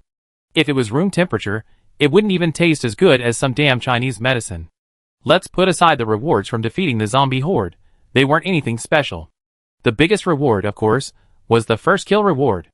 Although it was a level 3 boss, the lowest level boss in this world, it was still a first kill, and the reward was much richer than defeating a normal level 3 boss. Choose one of the following 3 first kill rewards: 1. Level 2 copper, or level 2 iron, or level 2 lumberyard refresh scroll. 2. Rare train order. 3. Yellow grade vehicle accessory blueprint compound I watchtower, only available for the flesh train. Without much hesitation, Qin Mang chose the first reward, the level 2 copper or refresh scroll. This special item had a simple effect. Using it would create a level 2 copper ore in any area. It was a one-time use. Unlike other naturally generated mines, there was a chance of respawning after a period of time, but the exact time frame was unspecified. It could be slow or fast. With this item, he could generate a level 2 copper ore at the bottom of the Doomsday abyss. For a long time to come, he wouldn't have to worry about copper mines. It greatly made up for his lack of firepower. While all three rewards were good, he didn't have much choice. His star train was built using the rare train order, which he already had. Trains built using the rare train order gain an additional red grade vehicle accessory at both levels 1 and 2. Other than that, there wasn't anything particularly special about it. Most train captains don't build their first train using the rare train order. If they were lucky enough to obtain this special item, they might really consider reopening. As for the third option, it's an exclusive accessory for the flesh train. Its effect is almost identical to the enemy search radar, except it uses 36 carbon-based eyes as a carrier. It's considered an upgraded version, possessing all the effects of the enemy search radar and adding an additional attack effect. Besides that, these two level 3 red-eyed rabbit bosses, one male and one female, also drop a wealth of rewards. 1. Special item, Doomsday Marriage Certificate. 2. Blue Grade Vehicle Accessory Blueprint, 40 Barrel Cherry Blossom Falling Rocket. 3.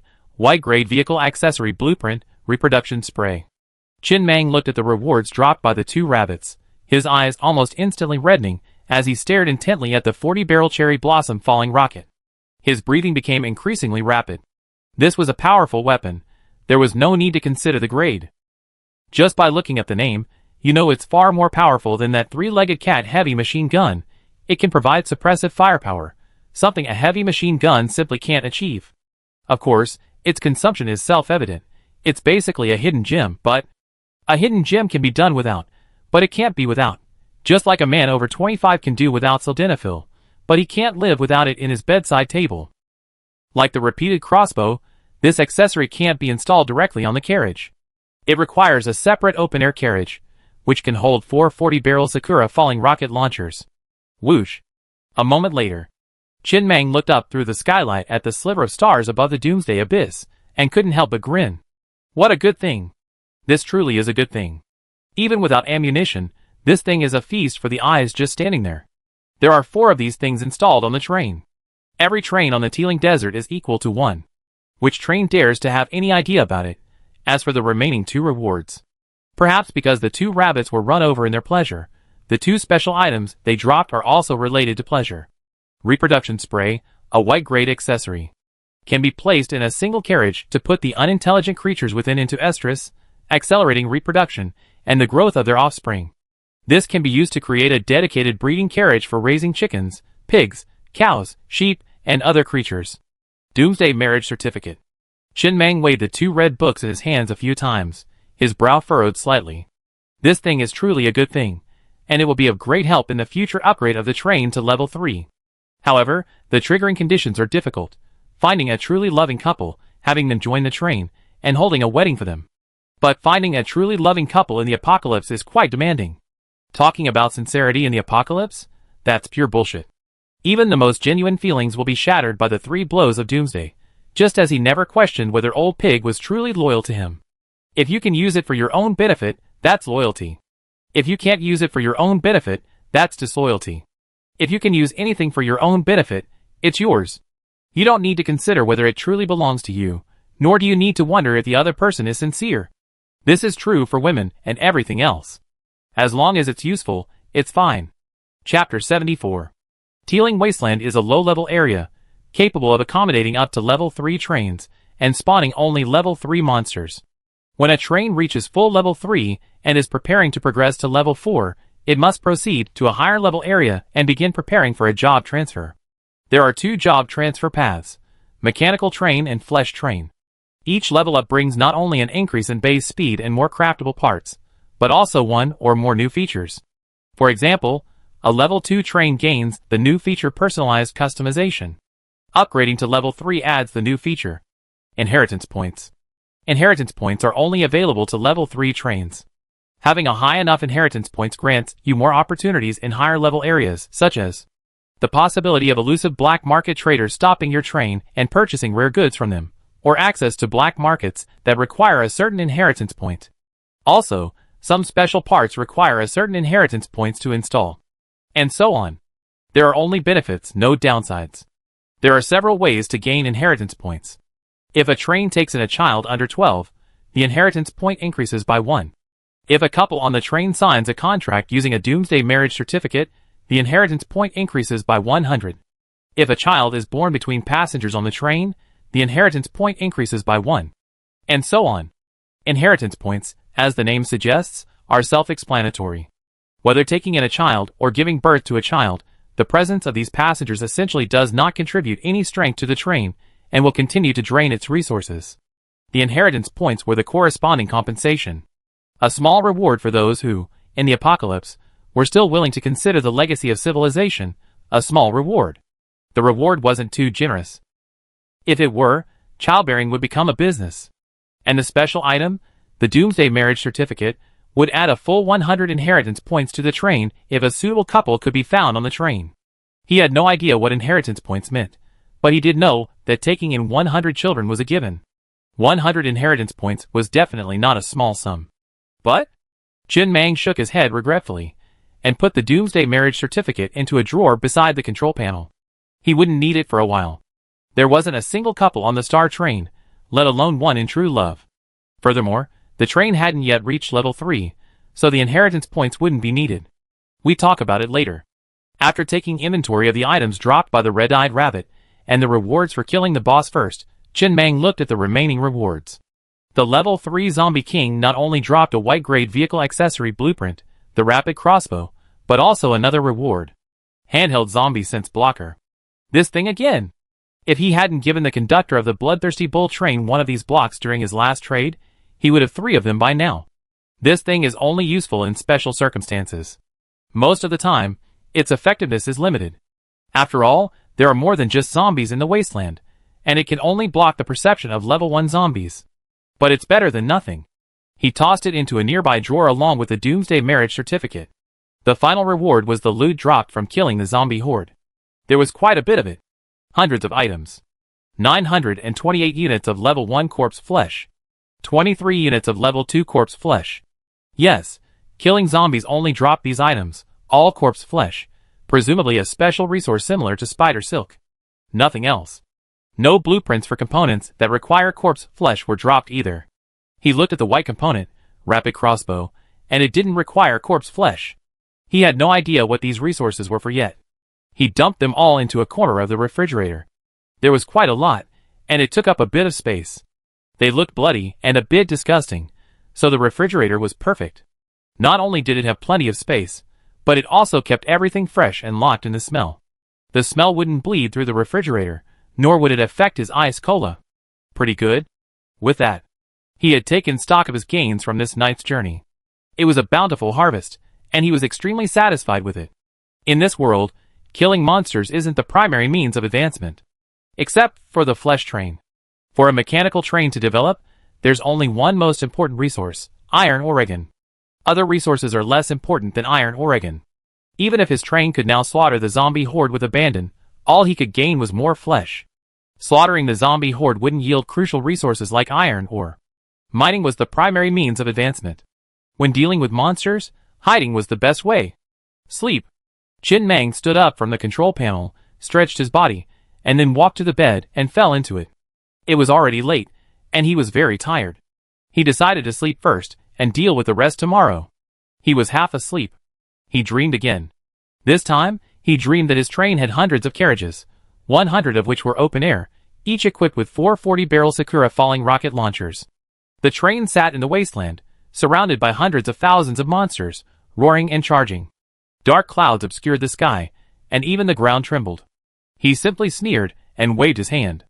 Countless rockets with orange-red tails suddenly covered the sky. At the same time, a sharp sound of piercing the air echoed throughout the sky. As countless rockets landed among the monsters, a sky of flames rose up along the dark clouds, like the wrath of a god sweeping across the world. When the dark clouds dissipated, everywhere he looked, there was ruin. The powerful magnet he had embedded in the locomotive, which he had upgraded to level 100, was emitting a powerful white light, rapidly sucking the items dropped by dead monsters into the carriage. Just then, a faint, untimely voice reached his ears. "Brothers, get ready. We're going to mine. Mining takes effort. Mining requires dedication. Hey. 1, 2, 3. In the morning, Chen Mang, having successfully woken up, had already washed and dressed. He stood expressionlessly at the window inside the train, gazing at the bustling scene outside. Daybreak had broken, and the slaves had already begun their work. However, today was a little different. The goblin slave, Doba, was shouting. The sound was so loud that it seeped into the train, waking him from his sweet dream. Doba swung his pickaxe and shouted at the top of his lungs, while the other goblin slaves swung their pickaxes in time with the chant and shouted back at the top of their lungs. Chapter 75.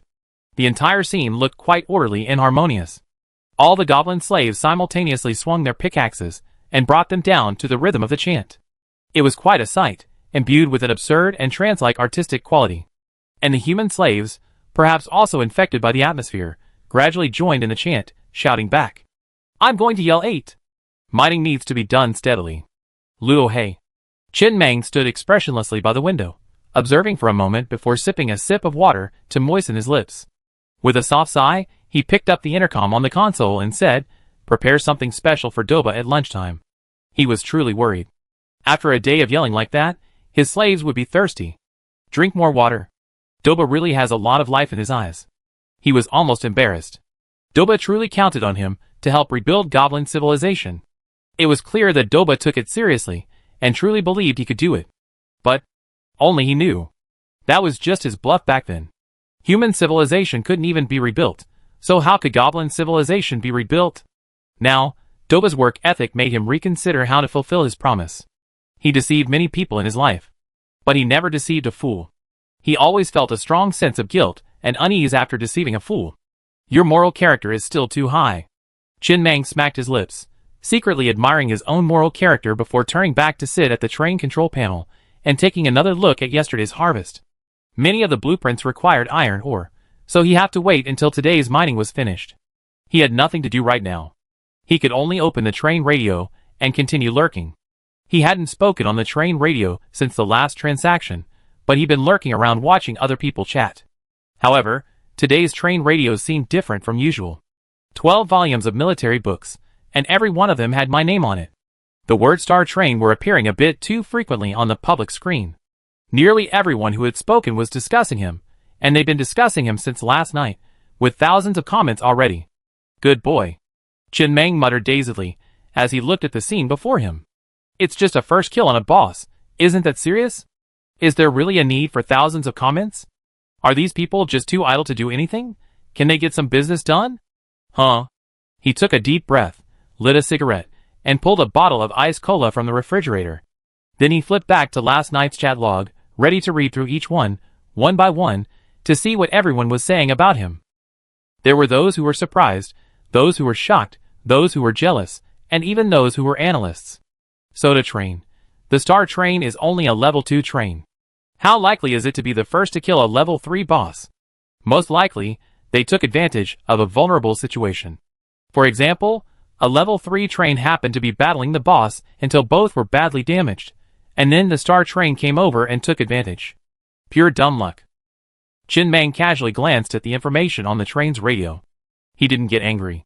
For a man to get angry over an unkind remark is childish and immature. He simply pulled a small notebook from a nearby drawer and wrote down the word Soda Train. There was a parenthesis at the end, labeled malicious speculation.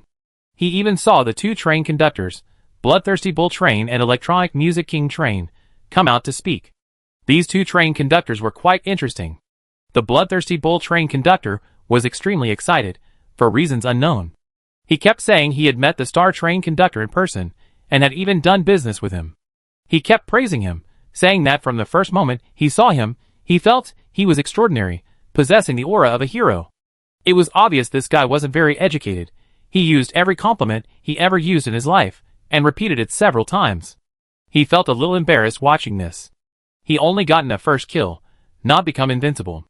There was really no need to praise him so much.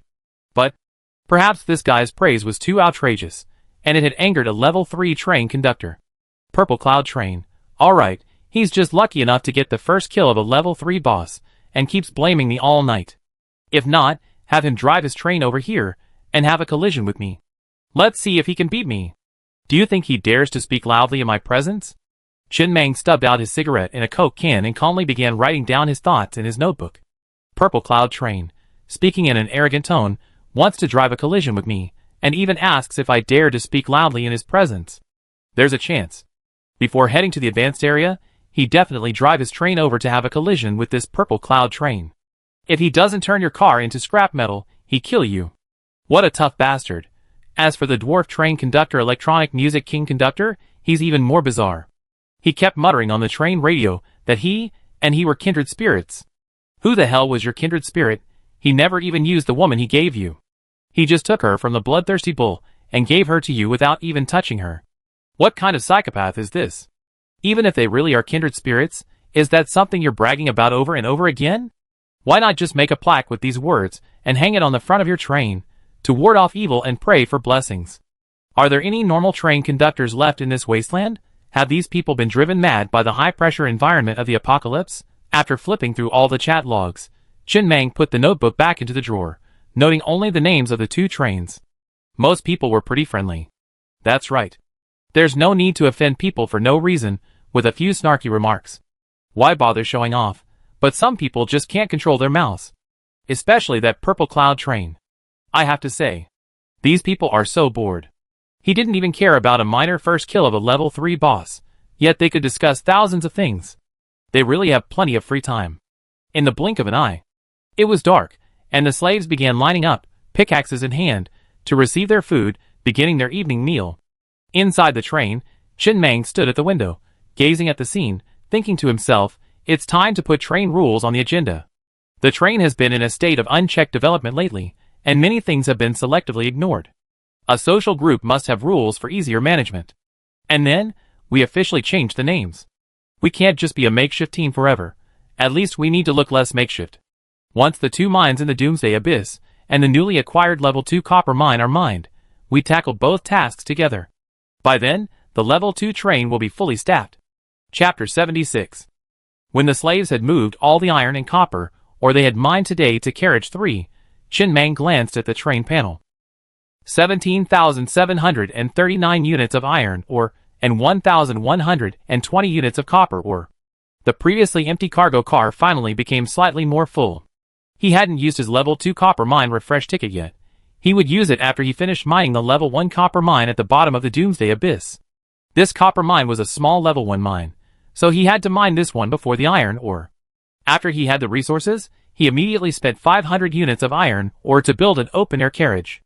It looked a bit like the iron carriages of the coal trains of his past life. Because it was custom-made, it was more expensive than ordinary carriages. Open-air carriages could also carry armor, but only on 3 sides, so the resource consumption did not decrease. At this point, his star train had a 9th carriage, an open-air carriage. Following this, Chin Mang pulled the blueprint for the white-grade vehicle accessory, the rapid crossbow, from the drawer and placed it close to the control panel. As it transformed into a white dot of light and merged into the console, the train gained access to craft this accessory. The crafting price was extremely low. A single rapid crossbow cost only 100 units of iron ore. It must be said, the white-grade accessory showed a knack for thriftiness. A single open-air carriage could accommodate up to 8 rapid crossbows. He immediately spent 800 units of iron ore, filling the carriage. He then expended another 4,400 units of iron ore to upgrade one of the rapid crossbows to level 10, and the corresponding 2 supermodel effects quickly emerged. Huh? Standing inside the train, Chin Mang let out a long breath before lighting a cigarette and looking up at the stars, a dazed expression on his face as he stood there. Sure enough, the white-grade accessories suited him better. The basic properties of the repeating crossbow are that it can fire 1 arrow per minute. Each arrow is about the thickness of a baby's arm and a full 50 centimeters long, forged entirely from fine steel. The sharp, angular tip exudes a bloodthirsty aura. You could call it an arrow or a siege weapon after reaching level 10.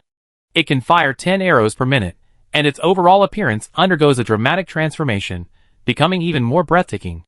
The arrows have become wider, mutating from the thickness of a baby's arm to the thickness of an adult's arm, and their length has reached 80 centimeters. If this thing were to be aimed at a human, the target wouldn't feel much pain. Especially the 2 supermodel effects that come with the upgrade. Rapid Crossbow Level 5 Super Effect. The rapid crossbow can be linked to the Train Assist AI.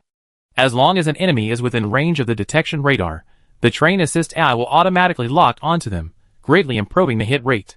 This requires the Train Assist AI green grade accessory to be upgraded to the maximum level. Rapid Crossbow Level 10 Super Effect. The resource cost per bolt is halved. This was the second time he encountered the same super effect. The Level 5 Heavy Machine Gun Super Effect can also be linked to the Train Assist AI, granting it an automatic lock-on effect, significantly reducing manpower consumption within the train. Otherwise, simply controlling these 8 rapid crossbows would require at least a dozen people. It also greatly improved his aim and control of the train.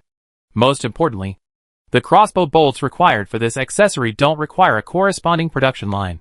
Simply consuming a certain amount of iron, or while operating the continuous crossbow, will automatically generate the corresponding number of crossbow bolts. Yes, iron ore.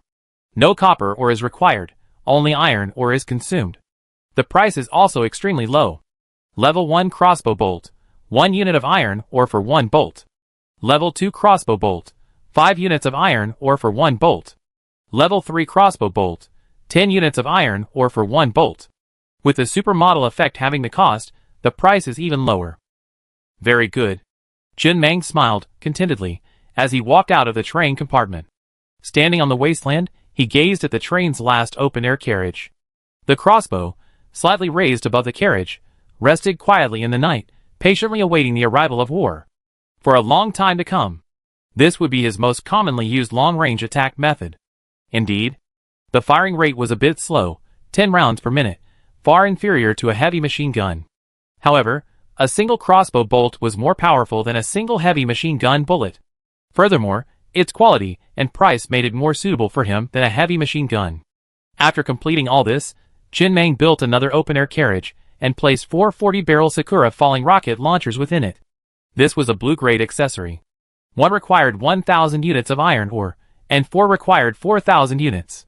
He glanced at the resource cost of upgrading to level 2. Just to reach level 2 required 1,000 units of iron ore. The firing rate was quite high, with a single burst of 40 rockets. All 40 rockets were fired in a single second. There's no need for a production line for rocket launchers. Simply consume resources. However, the price is much higher than heavy machine gun ammunition. Level 1 rocket launcher, 10 units of copper ore are used to craft 1 round. Level 2 rocket launcher, 50 units of copper ore are used to craft 1 round. Level 3 rocket launcher, 100 units of copper ore are used to craft 1 round. It's a full 10 times more expensive. If 4 Sakura falling rocket launchers were all equipped with level 3 rocket launchers, firing simultaneously, each round would require 16,000 units of copper ore, effectively destroying a single level 1 copper ore. Compared to this, the burning crossbow is still superior. 5 days later. Daybreak. The level 2 iron mine at the bottom of the Abyss of Doom has been nearly mined. It should be finished in a week at most. And today, the level 1 copper mine has been completely mined. There was just a brand new level 2 copper mine nearby, created by Jin Mang using a level 2 copper mine refresh ticket. And over the past few days, nothing unexpected happened. Everything went smoothly, and Jin Mang had accumulated enough resources. 80,000 units of iron ore, 6,600 units of copper ore. At dawn, the slaves, under the command of Old Pig and the others, had already expertly lined up for their breakfast. Jin Mang sat alone in the train compartment, ready to squander all the resources he had accumulated over the past few days. Some of his accessories had only been upgraded to level 5 due to a lack of resources. He had a slight obsessive-compulsive disorder, and those level 5 accessories always looked a bit off. They all had to be upgraded to level 10 to look good. First, the Hot Wheels. Upgrading from level 5 to level 10 would require 35,000 units of iron ore. Jin Mang nodded, glancing at the resources required for the upgrade on the translucent panel before him, and silently gave up. But hack you, 35,000 units of iron ore would be enough to buy him his life. He suddenly realized his obsessive-compulsive disorder seemed to have been cured. This level 5 Hot Wheels looked quite pleasing to the eye. Chapter 77.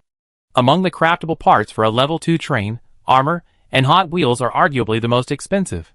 The Hot Wheels are relatively good, requiring 1,000 units of iron ore to upgrade from level 1 to level 2, with each subsequent upgrade costing an additional 1,000 units. He didn't even bother mentioning the armor thing. Upgrading from level 1 to level 2 requires 5,000 units of iron ore, and from level 2 to level 3 requires 10,000 units of iron ore. Before he found level 4 iron ore, he hadn't even considered level 10 armor. A level 5 Hot Wheels would have been sufficient. He was already fast, so there was no need to go any faster. After moving past the Hot Wheels part, Chin Mang looked at the other parts. Many parts, like the single bed and pure water filter, didn't need to be upgraded yet. He should focus on defense and attack first. After a moment of thought, 4,400 units of copper ore were consumed to upgrade the generator to level 10. Another 540 units of copper ore were consumed to upgrade the circuit system to level 10. Both of these components are crafted with copper ore, so naturally, they also require copper ore for upgrading. The train assistance AI had already indicated that the increasing number of energy-consuming components on the train had overloaded the circuit system. These two components, crucial for maintaining train operation, were overdue for an upgrade. Upgrading them to level 10 in one go meant that these two components wouldn't need to be considered for a long time. This also added 4 more supermodel effects. Circuit System Level 5 Supermodel Effect. No manual adjustments are required. The circuit system is fully integrated into the train and can be freely adjusted on the control panel. Level 10 Circuit System Supermodel Effect. Allows a certain degree of overload. Level 5 Generator Supermodel Effect. Silent power generation, no noise. Level 10 Generator Supermodel Effect. Continues to operate for 24 hours after the energy stone is depleted. Using this function significantly reduces the component's integrity. Chin Mang glanced at the 4 supermodel effects, curled his lips, and said nothing more. They were basically useless. The only most useful one was probably the level 5 circuit system supermodel effect. It saved him from having to manually adjust the circuit system every time he added a new component, saving him some effort. But it didn't matter. What he needed were the original effects of these two components after upgrading. He hadn't expected their supermodel effects to be very useful. It was unlikely that such components would have any supermodel effects that would be of much use. Afterwards, he spent 30,800 units of iron ore to upgrade all 7 remaining continuous crossbows to level 10. He consumed another 44,000 units of iron ore to upgrade his search radar to level 10, increasing its detection range to a 10,000 meter radius. With this range, it's no exaggeration to say that it's very unlikely any monster could reach him without him knowing. It's impossible for the goblin-trained Doba Control to evade his radar and appear before him last time. His search radar is level 10. Even if it had radar-evading accessories, they wouldn't be of the same level as his. In this low-level area, he doubted any train would have such high-level accessories. It also gained 2 supermode effects. Search radar level 5 supermode effect. If a boss appears within range, its skills will be clearly displayed on the control panel screen. Enemy radar level 10 supermode effect. If a train appears within range, its components and their levels will be clearly displayed on the control panel screen. Chin Mang raised a brow slightly. These 2 super modes have been quite effective. The 40,000 plus units of iron ore were worth their investment. He glanced at the remaining components again. Almost all the important components were already level 10. Once the 2 mines in the Doomsday Abyss were mined, he would begin preparing to upgrade the train to level 3. But then, He froze in place, a flicker of shock in his eyes. What was going on? He had thought the Doomsday Abyss was the safest area in the teeming wasteland, with virtually no monsters able to set foot there. In fact, he had spent so long at the bottom of the Doomsday Abyss, and aside from that clueless young man, Doba, he hadn't encountered any danger. If only he didn't have to go to the advanced areas. He was even considering settling there permanently. But after the search radar was upgraded to level 10, with a detection range of 10,000 meters, the control panel screen was filled with dense red dots, and the beeping alarms were almost non-stop. The sight of those hundreds of red dots almost gave him a claustrophobic attack. Is that an underground river? 6,000 meters below the Doomsday Abyss, hundreds of red dots were slowly moving underground. They were the fish monsters that swarmed in the underground river, including 5 level 3 monsters. They were called piranhas. After the radar upgrade, more information was available. Chin Mang looked at the scene with a slightly strange expression, but he didn't take it personally. He was simply surprised. He hadn't expected monsters in the underground river. He didn't have any other thoughts. After all, these piranhas posed no threat to him. The iron ore he'd been saving for days was almost completely gone. I really don't know how much money this household costs if I don't manage it. The daily meals he provided to the slaves were far superior to those on other trains. The main reason was, the resources consumed for food alone weren't even enough to upgrade a single component. Long-term consumption of bread and steamed buns could improve physical fitness, but after all these days, he hadn't noticed any changes in himself. He suddenly planned to go to another rally. He should have bought the fitness equipment back then. While the slaves wouldn't need it, he could use it. He didn't have much to do on weekdays. Putting the fitness equipment on the train would be a good way to exercise during his free time. Oh, and that Choo-choo. He had to go to this rally again. Chin Mang glanced at the train radio. The next rally was in 7 days. One had just been held yesterday, so it would be in 7 days. By then, the iron mine in the Doomsday Abyss would have been almost completely mined. Next, he had to think about where to find more high-level resource mines. Having become so accustomed to mining level 2 iron ore, he really didn't want to look at level 1 iron ore. The iron ore he mined in the past few days would also upgrade his resource detection radar to level 10, giving it a wider detection range and making it easier for him to find high-level resource mines. Chin Mang narrowed his eyes slightly as he planned his next trip. He still had to go to Taiping City. A few days ago, he asked Lao Zhu to check among the slaves to see if there were any compatible couples he could use for the Doomsday marriage certificate. Lao Zhu gave him a candidate, Shan Mazi, one of his men. His girlfriend might be hiding in the suburbs of Taiping City. If he could find her, he should meet the requirements for the Doomsday marriage certificate. He just didn't know if she was still alive. The upgraded enemy radar could clearly show the specific information of each red dot, including gender, appearance, and so on. If he wanted to, finding someone wouldn't be a problem. And by the way, he could capture and take in some more survivors. Chapter 78. Another 7 days passed.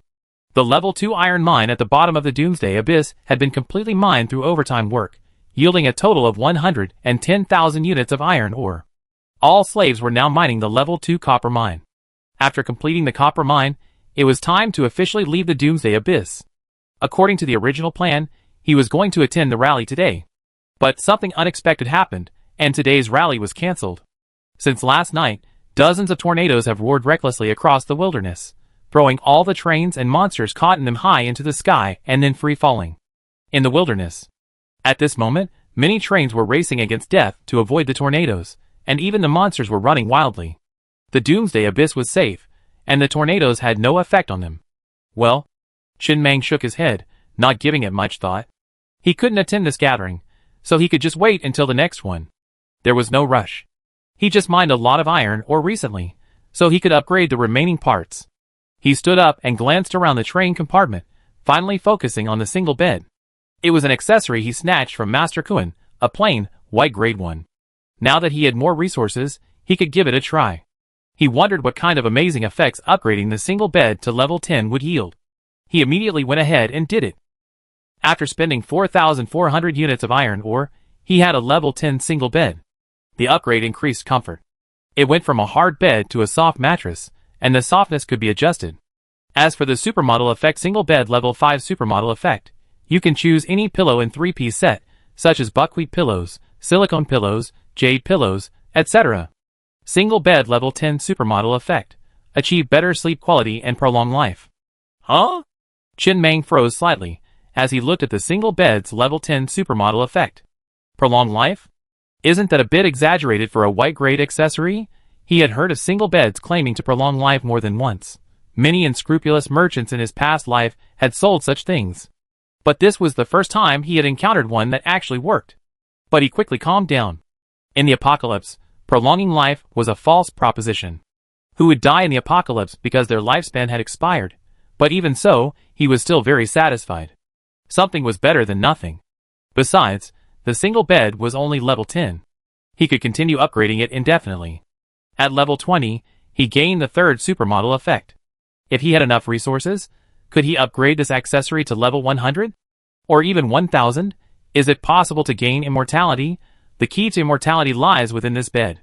Very good. Chin Mang smiled with satisfaction and looked at the next accessory, the pure water filter. It was called a pure water filter, but after upgrading it to level 2, it no longer needed to filter. A single piece of bread could make a bottle of mineral water. After consuming 4,300 units of iron ore to upgrade the accessory to level 10, he gained a new supermodel effect. Each upgrade of this accessory did not provide any additional enhancements. It remained the same as before. The only change it brought was the upgraded supermodel effect. Pure water filter level 5 supermodel effect. Long-term use can effectively remove kidney stones. Pure water filter level 10 supermodel effect. Long-term use can slightly improve physical fitness. Chin Mang raised his brows slightly. Not bad. Paired with bread slices, Taking it for several months, combined with high-intensity work, should significantly improve the physical fitness of his slaves. He then spent another 500 units of iron ore to upgrade the crafting table to level 2. This can now craft level 2 energy stones. 5,000 iron ores per stone. The effect is 10 times greater than before, effectively equivalent to 10 level 1 energy stones, except without the replacement process. As the train's components gradually increase, their energy consumption also increases. This item is more practical and durable. This level 2 accessory is sufficient. He won't need higher level energy stones for a long time, and even level 2 energy stones are definitely overflowing. Normally speaking, no level 2 train uses level 2 energy stones, so where would you get so many energy consuming parts? Another 9,000 units of iron ore were consumed to upgrade the remaining 3 heavy machine guns to level 5. Another 32,000 units of iron ore were consumed to upgrade the 2 newly added open-air carriages to level 3 armor. And so, a fully equipped level 2 train was almost complete. It was already daybreak, and the slaves, carrying pickaxes, had already begun their work in the nearby copper mine. Chen Mang stepped out of the train and stood nearby, gazing at the train before him. He was quite pleased. There were 10 carriages in total. The first 3 carriages held production lines, resources, generators, and other heavy machinery. The 5 middle carriages housed slaves and thugs. The 2 rear carriages were newly added firepower carriages. The 9th carriage housed 8 continuous crossbows, and the 10th carriage housed 4 40-barrel Sakura falling rocket launchers. These 2 carriages would provide ample firepower support. The star train lay quietly, like a sleeping dragon. Chen Mang gently raised his cane. The next moment, all the crossbows, heavy machine guns, and rocket launchers simultaneously turned and aimed at the distance. He had absolute control over the train, like a fifth limb, using it with no unfamiliarity. At this moment, the star's rating and ranking on the regional leaderboard had significantly increased. From within the train, Chen Mang glanced at the star's rating on the regional leaderboard. Teeling Wasteland Power Rankings. Rank 1. Survival, Level 3 Train, Power 3010. Rank 2. Purple Cloud, Level 3 Train, Power 2689. Rank 3. Star, Level 2 Train, Power 2414. Rank 4. Black Turtle, Level 3 Train, Power 2312. Rank 5. Yes! After a few days of growth, the Star Train has successfully reached 3rd place in the regional rankings, standing out quite prominently among the other Level 3 trains. The main reason is that the total level of all its components is now a full 169. Each level is 10 points, so the component level alone brings him 1690 points. Normally, the total level of all components of a fully equipped Level 2 train is around 40. After all, to upgrade to a Level 3 train, there's a requirement that the total level of all components exceed 40. And it's directly at level 169. He has already far exceeded this standard. Any refrigerator he owns is already level 10. The total requirement of 40 levels is like playing house to him. Chapter 79. In fact, among those currently ranked high on the regional rankings, only he had his influence built entirely by accessory level. Most of the others relied on the number of slaves and the base influence bonus of the level 3 train. Another 7 days passed. The level 2 copper mine was completely mined. With over 200 slaves working overtime, a total of 140,000 units of copper ore were mined. He stored all this copper ore in a specially constructed level 10 refrigerator. It was considered a strategic reserve resource.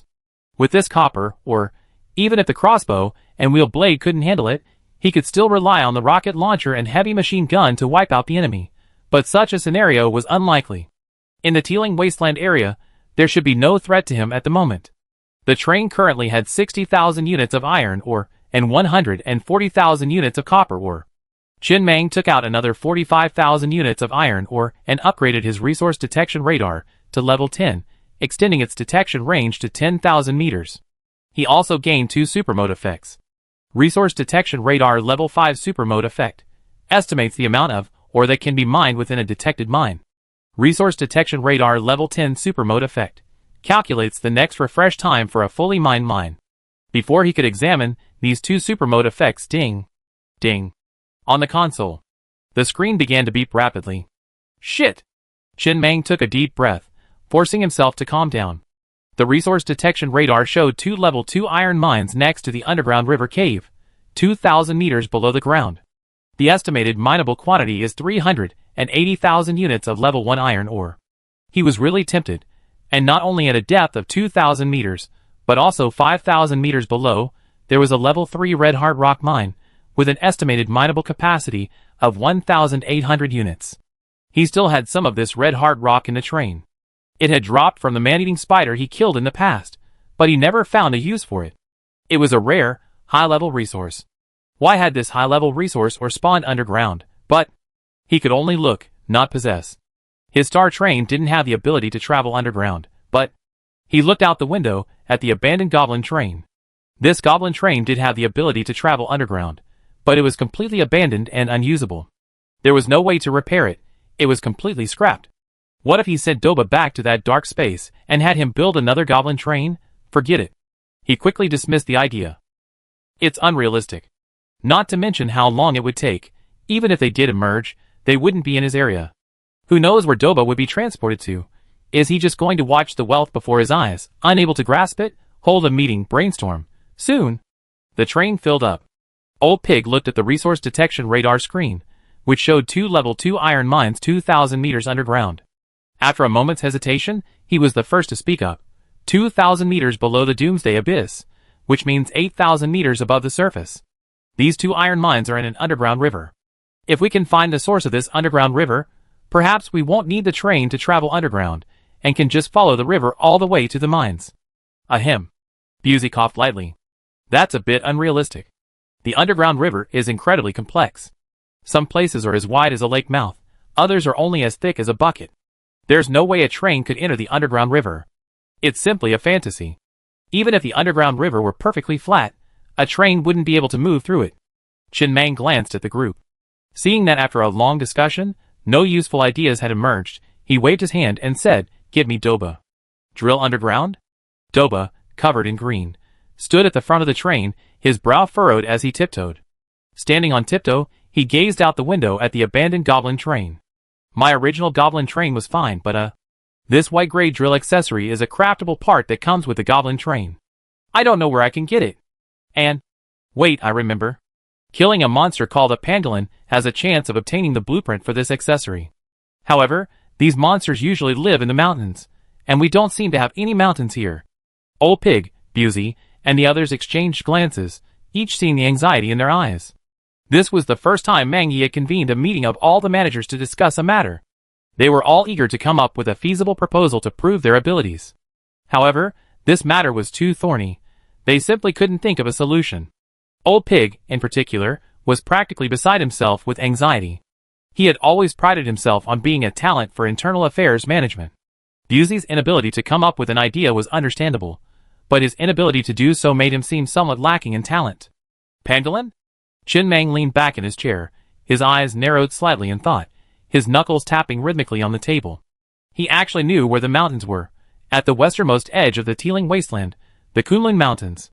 That area was full of rolling hills, so pangolins should be found. However, it was a high-level area. Low-level trains could enter high-level areas, as long as they were fearless, but the danger level increased dramatically. His star train was generally unimpeded in the Teeling Wasteland, but in the Kunlun Mountains, Level 3 monsters would likely be everywhere, and higher-level monsters would be common, too, making the dangers obvious. However, he possessed the spider leg accessory, so if he went to the Kunlun Mountains, he wouldn't have too much trouble moving around. He didn't make a decision right away. He simply dismissed the meeting, had everyone return to their seats in the train, and put the matter aside for now. He would first go to the ruins of Taiping City, and get some slaves. With the search radar, he could easily locate the survivors hiding in the ruins. The 2 mines at the bottom of the Doomsday abyss have been completely mined. Thanks to the super-modified effect of the resource detection radar, the next refresh time for both mines is 62 days from now. They likely won't return to this location anytime soon. Boom! The engine roared, and the star train, which had long slumbered at the bottom of the Doomsday abyss, rapidly scaled the cliff face with the extension of its mechanical legs, and began to climb rapidly along the steep wall. When the long-awaited sunlight finally shone on the carriages, the star train reappeared on the surface, switched back to its speed, and roared towards the ruins of Taiping City. 1 hour later, Qin Mang took a deep breath, his eyes fixed on the distant wasteland. He had already made up his mind to go to Kunlun Mountain. In the past hour, the The resource detection radar had already beeped 3 times. Deep beneath the Teeling Wasteland lies a vast reservoir of iron and copper, or the entire Teeling Wasteland is a vast resource mining area, though many of the high-level resources are found deep underground. He couldn't just sit there and watch these resources lie buried. Once he officially reaches the high-level area, even if he wants to return to the Teeling Wasteland, he won't be able to. He must venture into Kunlun Mountain. Chapter 80. On the Teeling Wasteland. The star train roared as it sped towards Taiping City. About 3 hours later, the skyline of the ruins of Taiping City finally became faintly visible above the wasteland. They only encountered 2 other trains along the way, but almost as soon as they saw the star train, they steered at top speed in the opposite direction, as if they had witnessed some unspeakable monster. The star train slowly slowed down, coming to a steady stop next to the container factory at the edge of the Taiping City ruins. At the same time, the search radar, always operational, rapidly projected detailed information on every living thing within a 10,000-meter radius onto the control panel screen. Chen Meng frowned slightly, glancing at the scattered red dots on the screen. There were fewer survivors in the Taiping City ruins than he had imagined. The screen showed only a little over 100, spread across 2 areas. Is it because this place is located in the suburbs? Or is it because it's been looted by many train conductors? He didn't think much about it, but simply pulled out the blueprint for the off-road motorcycle production line component from the drawer. This blueprint, obtained when he killed the Goblin Tycoon, finally found its use. Crafting this component requires 1,000 units of iron ore.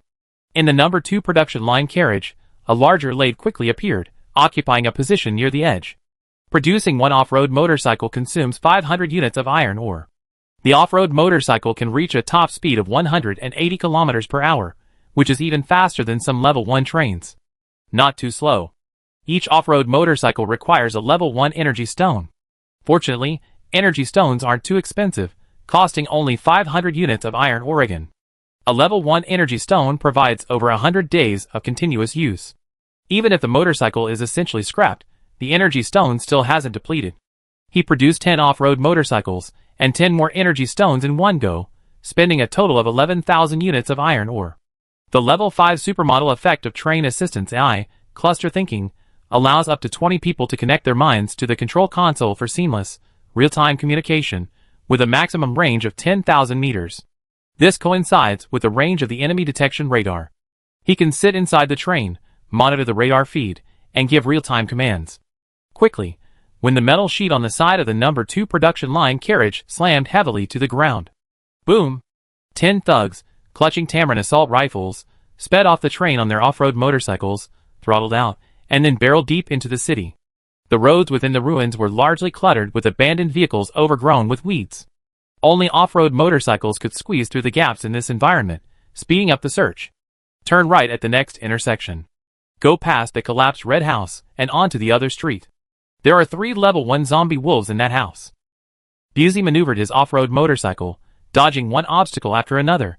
He listened to Chen Meng's commands in his head, his concentration high, but his mind was uncontrollably wandering. These days, Master Meng had been shocking him more and more. He had served as a train conductor a few times before, and he had a basic understanding of the configurations of level 1 and 2 trains. But Meng Ye's level 2 train completely exceeded his expectations, as if Meng Ye's train orders were completely different from the ones he had originally received. Apart from anything else, he had never seen a search radar with a range of 10,000 meters. Regardless, the search radar could only be upgraded to level 3 at most, and its range should be at most 3,000 meters. The various anomalies with the accessories these days made him feel that Meng Ye had too many secrets. This was his second field mission. This time, the mission was to search and rescue survivors. The next moment, we're here. There are 38 survivors hiding in this container yard in front of us. Busey, regaining his composure, looked at the container yard before him. Hundreds of containers were piled together in the open space, resembling train cars. It was indeed a good hiding place. Just hide in the container in the middle. Then, they locked and sealed the doors of all the surrounding containers from the inside, effectively adding nearly 100 more doors. The smell was much harder to escape, making it difficult for the zombies or zombie wolves roaming the city ruins to find them. Go! Busey jumped off his motocross bike and unhooked the pickaxe strapped to the back of the motorcycle. After weighing it in his hand, he walked straight to the first container and smashed it hard against the lock. After a few brute force blows, The container's iron lock was successfully broken. A kick opened the iron door, revealing no survivors inside. Only dust covered with footprints lay on the ground, and at the end of the container was another container. And so, 3 men stood guard, guns drawn, while the other 7, wielding pickaxes, began to break through the doors one after another, taking the shortest route to the central container holding the survivors. Bang!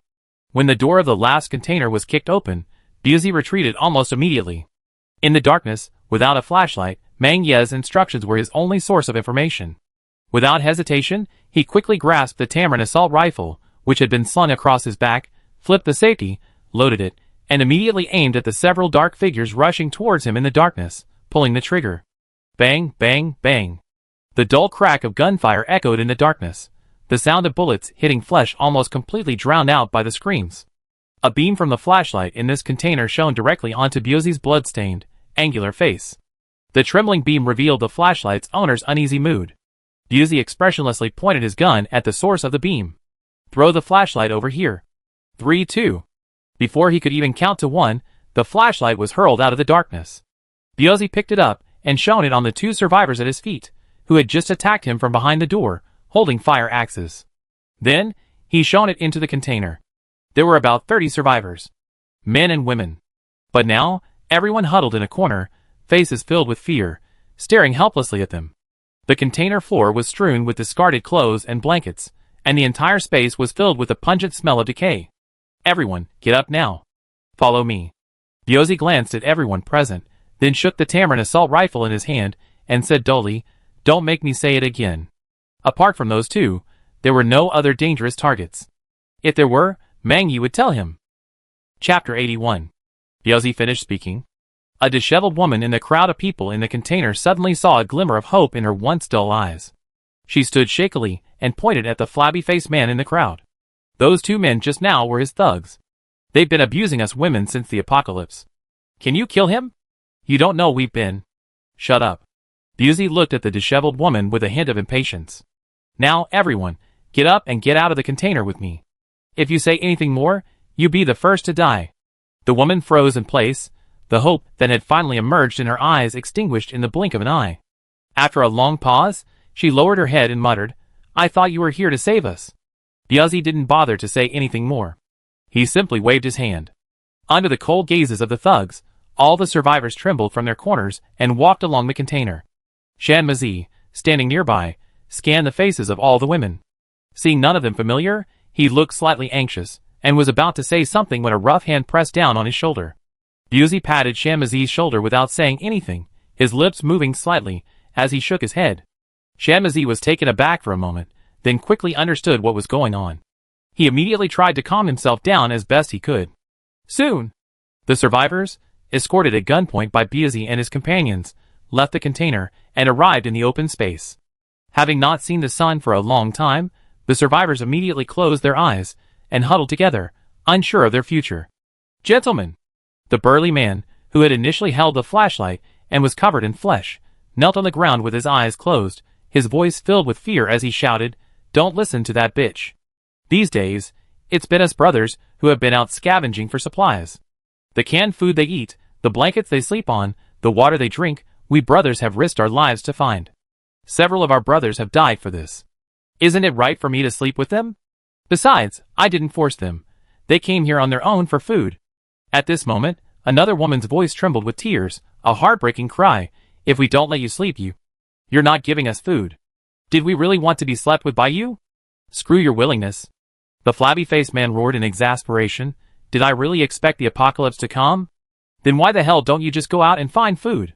Did I stop you? If you're willing to share your food with me without asking for any conditions, that's kindness, something worth talking about. Screw your kindness." Busey said nothing, not even bothering to pay attention to the farce. He had always held the view that no one who survived the apocalypse was a good person. The good people would have died the first time. "We're all rotten. Let's not compete to see who's worse." He simply lit a cigarette, glanced up at the glaring sun, and waited patiently. Soon, the roar of engines slowly filled everyone's ears, from far and near. A pitch-black train, heavily armored, supported by dozens of mechanical legs, traversed the ruins of the city, finally coming to a slow stop at the container factory. Then, a young man, leaning on a cane, slowly descended from the escalator lowered from the front of the train. With each step, the muzzles of the heavy machine guns, rocket launchers, and other firepower mounted on the carriage's roof shifted slightly. When he reached the ground, the muzzles of the heavy machine guns, rocket launchers, and other equipment were fully trained on the survivors. For a moment, the scene fell into an utterly hushed silence. The man and woman, who had been accusing each other, now unconsciously opened their mouths, struggling to open their eyes, and gazed at the scene in disbelief, their eyes filled with awe and horror. At this moment, Chen Mang's voice rang out over the train's external speakers. Everyone, proceed to the last slave car. He had improvised this 11-car train, each containing 100 units of iron ore, to temporarily house the survivors. Chen Mang stood in the open space, gazing at the ragged group of survivors before him, his eyes filled with a smile. With the search radar, finding slaves had become much easier, even the most deeply hidden. He needed more slaves.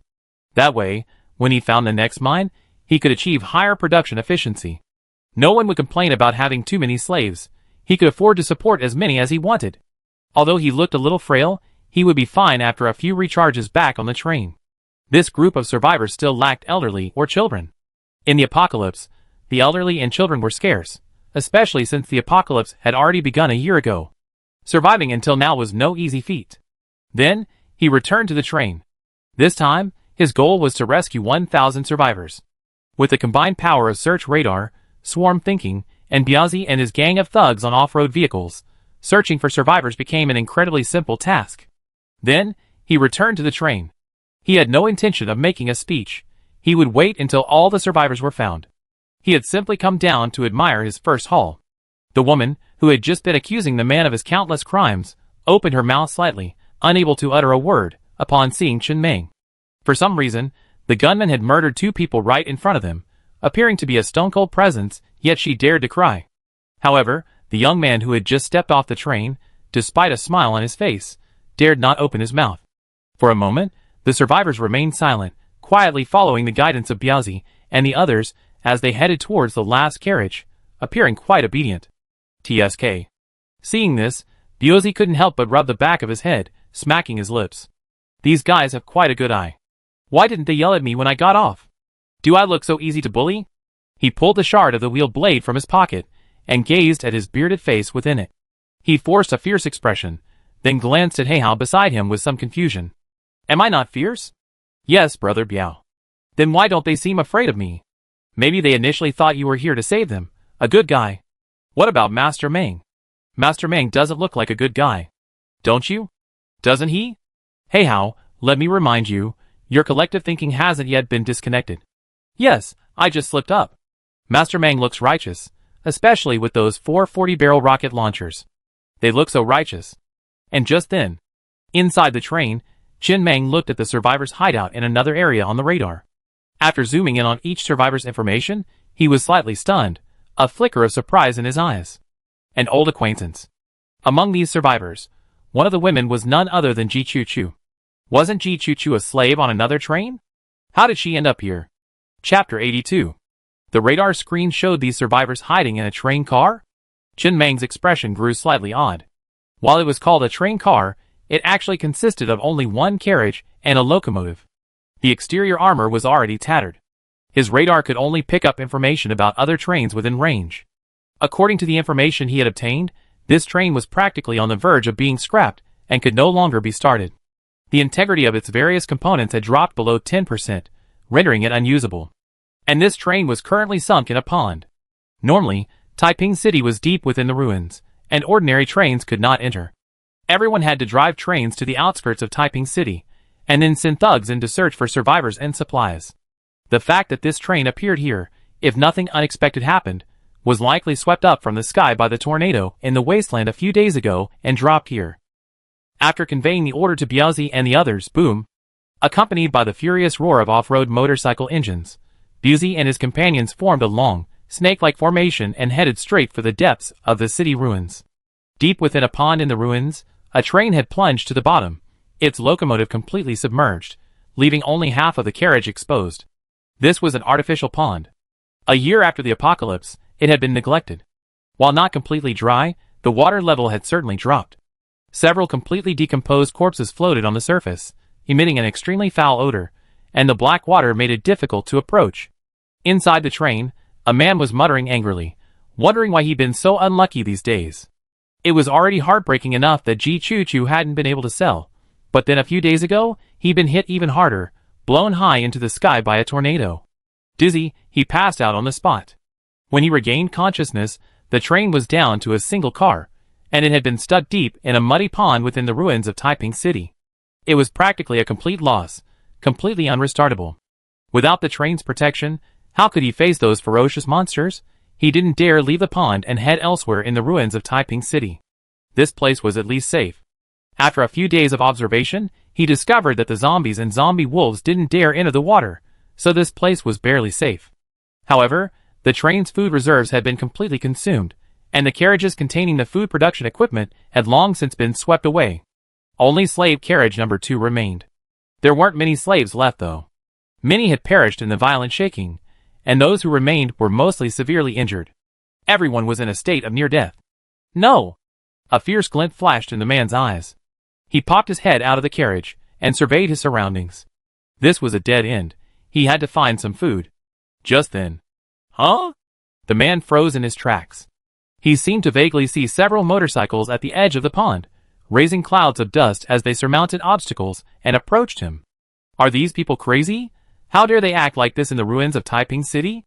And where did you get those off-road motorcycles? He looked at the scene with a wavering feeling.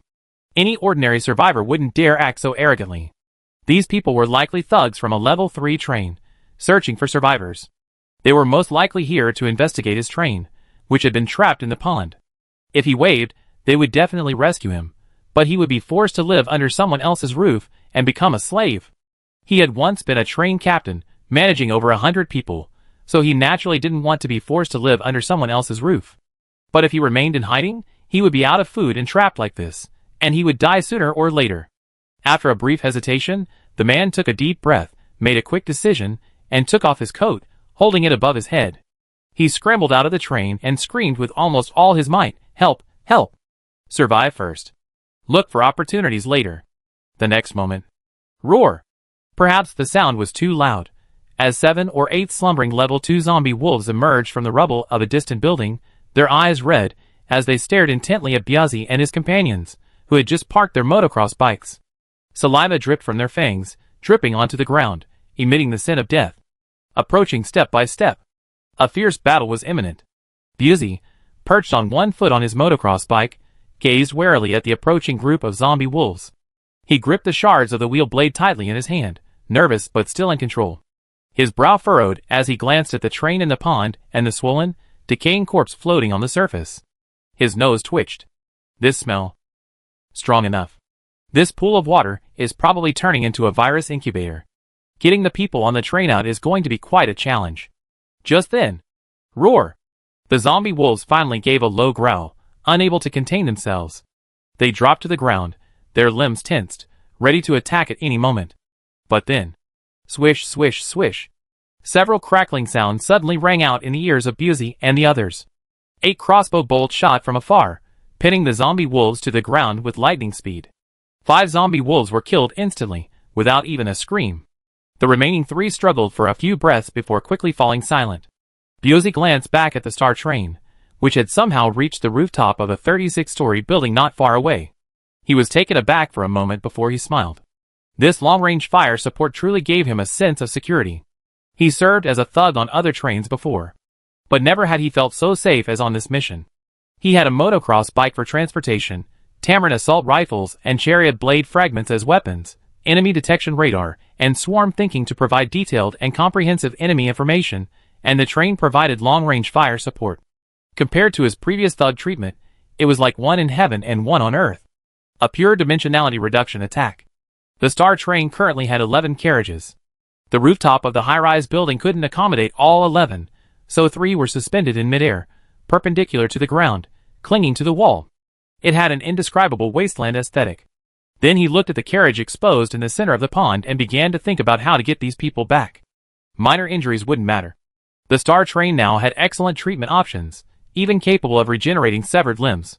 But with this murky water, any wound would almost certainly become seriously infected, and survival would be a matter of fate. Busey glanced around and quickly came up with a plan. 10 minutes later, 2 tree trunks by the pond were sawed off with scraps of saw blades by Busey and his men, pushed into the pond, creating a crude wooden bridge.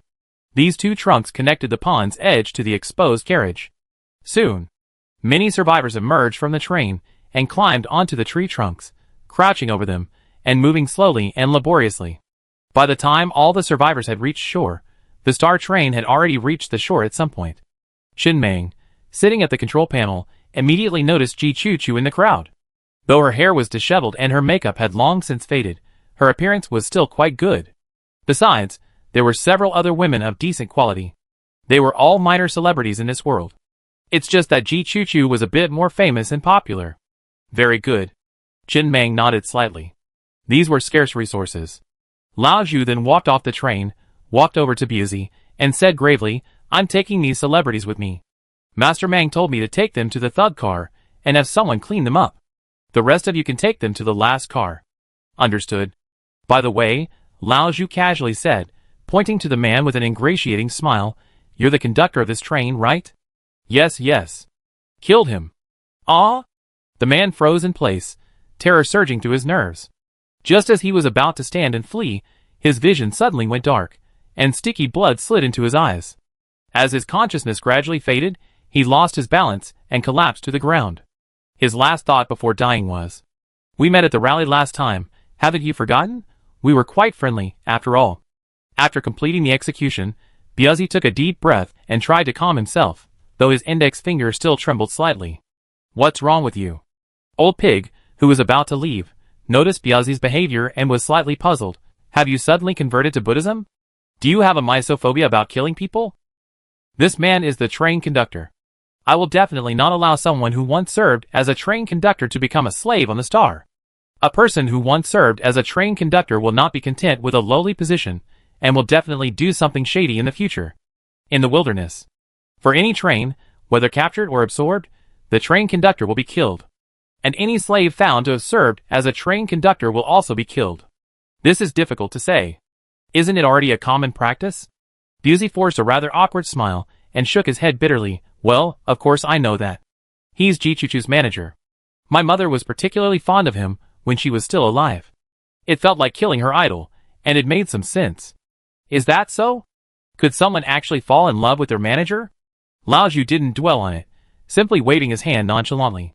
"Next time this happens, just have your men do it.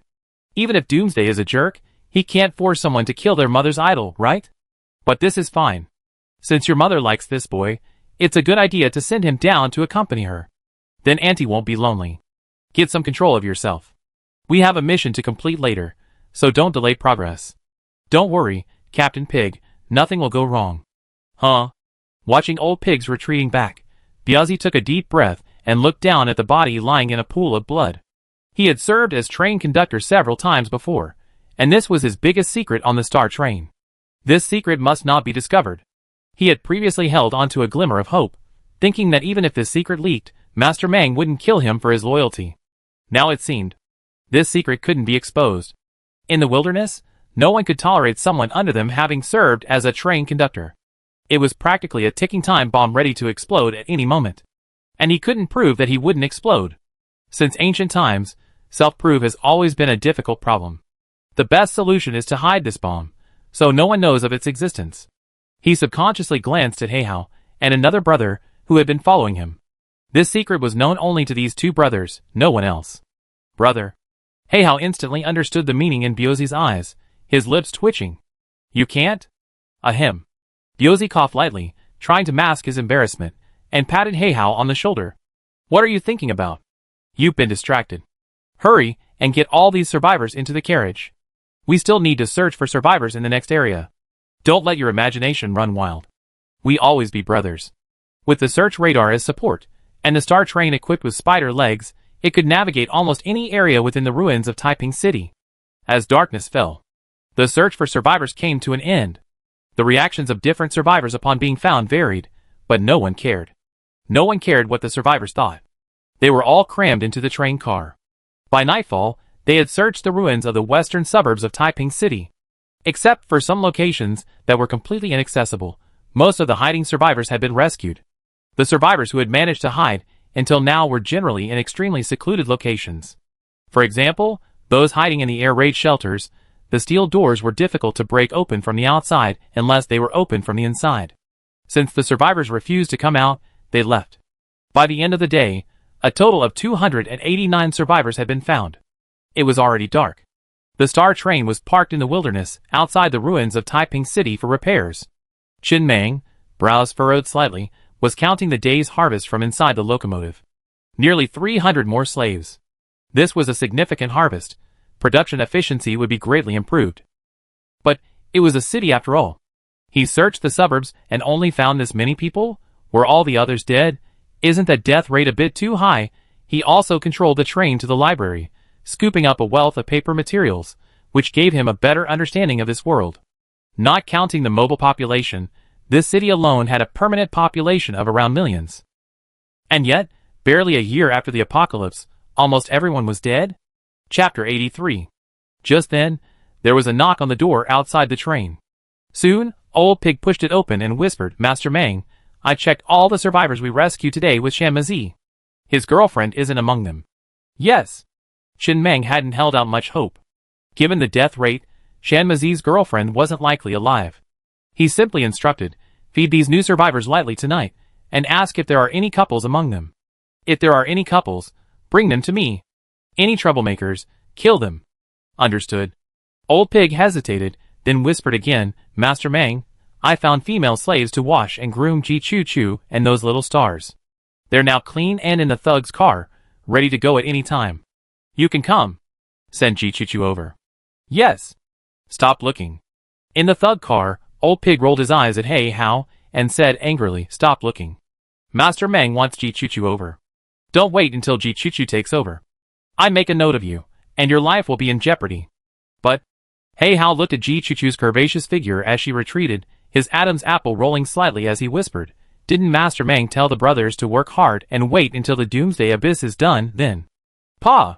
Before Old Pig could say anything, Biozzi slapped Hey How on the head. "Why are you so talkative?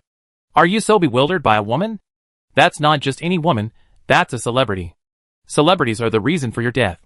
Since ancient times, beautiful women have been the source of trouble. Keep your mouth shut. If you want to die, don't take me with you. I know what you're thinking." Old Pig's face was icy as he spoke each word. "I need to remind you, there's only one voice on this train, and that's Master Meng's. All firepower is controlled by Master Meng. Forget the trivial matter of retracting a promise. Even if Master Meng has many problems, anyone who complains will end up dead. A superior's promise can only be brought up by the superior. Anyone who brings it up without the superior is forcing the emperor to abdicate. Do you understand this principle?" "Of course I do," Biozzi said sternly. "Don't worry, Captain Pig. We definitely understand this principle." Hey How was just confused for a moment. Inside the train, Ji Choo Choo pushed the door open, her face a bit flustered, and she was obediently dressed in a slip dress. She knelt on the blanket, not daring to look up at the mysterious man sitting before her, her head almost buried in her chest. But then a familiar voice reached her ears. She couldn't help but glance up at the screen in the train compartment, which was playing a variety show she had previously recorded. She quickly lowered her head again, her eyes filled with anxiety. I don't know how long it took. TSK. Sitting at the control console, his legs crossed on the table, puffing away, Chen Meng looked at Ji Choo Choo on the variety show and couldn't help but sigh. Her acting is truly average. He tilted his head to look at Ji Choo Choo, who was kneeling obediently on a blanket. He extended his cane to lift her chin, gazing at her pitiful, rosy face. After a few glances, he casually said, "She looked better in person." Chen Meng nodded in approval, then ignored Ji Choo Choo and continued to watch the variety show. After a moment, he couldn't help but sigh again. How can someone be so bad at acting in a variety show? I don't look like a philanthropist. Everyone on this train must demonstrate their worth to be protected. Do you have worth? Yes. Ji Choo Choo breathed a sigh of relief, looking up at Chen Meng with a charming expression. The anxiety in her eyes had faded considerably, and even a hint of a smile appeared. My acting on stage is average, but off stage it's pretty good. For example? For example. Ji Choo Choo, kneeling on the ground, laughed. For example. Like this. Chen Meng looked at Ji Choo Choo, who was once again kneeling obediently beside him. The anxiety on her face was now less evident. He slowly lit a cigarette, took a long puff, and chuckled. Not bad indeed. As long as you like it, Master Meng. Then he called Lao Zhu over via the intercom. Soon. Old Pig pushed the door open without a glance, not even glancing at Ji Chu Chu beside him. His face was hoarse and respectful. Master Meng, you wanted to see me? Yes. Chen Meng nodded, pondering for a moment before speaking. She will be treated like a first-class slave on the Star Train, living in the thug car. You should have statistics on the number of slaves mining in the abyss these days. You and Biazi are at the top of the list, and a group of young celebrities have arrived to help with the rest. You can make your own arrangements. All right, take her away. Understood. Old Pig nodded, and Ji Chu Chu, kneeling on the ground beside him, breathed a sigh of relief. It seemed her survival wouldn't be a problem. Being a celebrity had its advantages in the apocalypse. No matter who captured her, her life was essentially guaranteed. Inside the thug car on the Star, Biazi looked at Ji Chu Chu, who had already eaten 16 slices of bread and was still eating, with a complicated expression. He couldn't help but sigh. You really can eat. You must have been starving before. Finally, after the 17th slice, Ji Chu Chu patted his stomach contentedly, burped, and licked the bread stains from the corner of his mouth, as if savoring the taste. Really? That's a lot to eat. 4 days later, they searched the entire suburbs of Taiping City and rescued almost all the survivors they could bring out, a total of 801 people. The deeper they went, the fewer survivors there were. Including the slaves already on the train, there were now over 1,000 slaves on board. As for the urban area of Taiping City, the collapse of high-rise buildings was too severe, and the terrain was too harsh, making it difficult for even the Star Train to penetrate further. Apart from anything else, the Star Train has now reached number 1 on the regional rankings, boasting a power value of nearly 4,000, completely crushing the second-place train. And it achieved this as a level 2 train. The train's radio has been buzzing these past few days. And Chen Meng has recently made a rough guess based on his calculations, and has roughly guessed where the survivors of Taiping City have gone. Data never lies. Even if the power values of all trains on the regional rankings were calculated based on the number of survivors, the total would only be over 100,000. So, excluding the possibility of an extremely high mortality rate, the most likely scenario is that most of the survivors of Taiping City were randomly teleported after the apocalypse. Teleported to other areas. This ensures that there are still initial survivors in sparsely populated areas for the train to take in, preventing the train conductor from wandering around for hours without finding a single survivor in those sparsely populated areas. A train without survivors, like a train without energy stones, will eventually break down. That would explain why Taiping City had so few survivors. At this moment, daybreak had just begun. Chen Meng piloted the Star Train across the wasteland at a rapid speed, its resource detection radar constantly probing nearby resource points. He had built 8 new ordinary carriages to transport the slaves. But this was clearly not a long-term solution. He couldn't possibly equip all 8 carriages with level 3 armor. The cost was prohibitive, and his current resources didn't allow for such a luxury.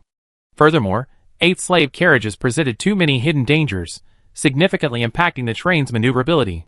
He planned to cram all of these newly recruited slaves into the refrigerator. But building a level 10 refrigerator with the inner universe effect required 4,500 units of iron ore.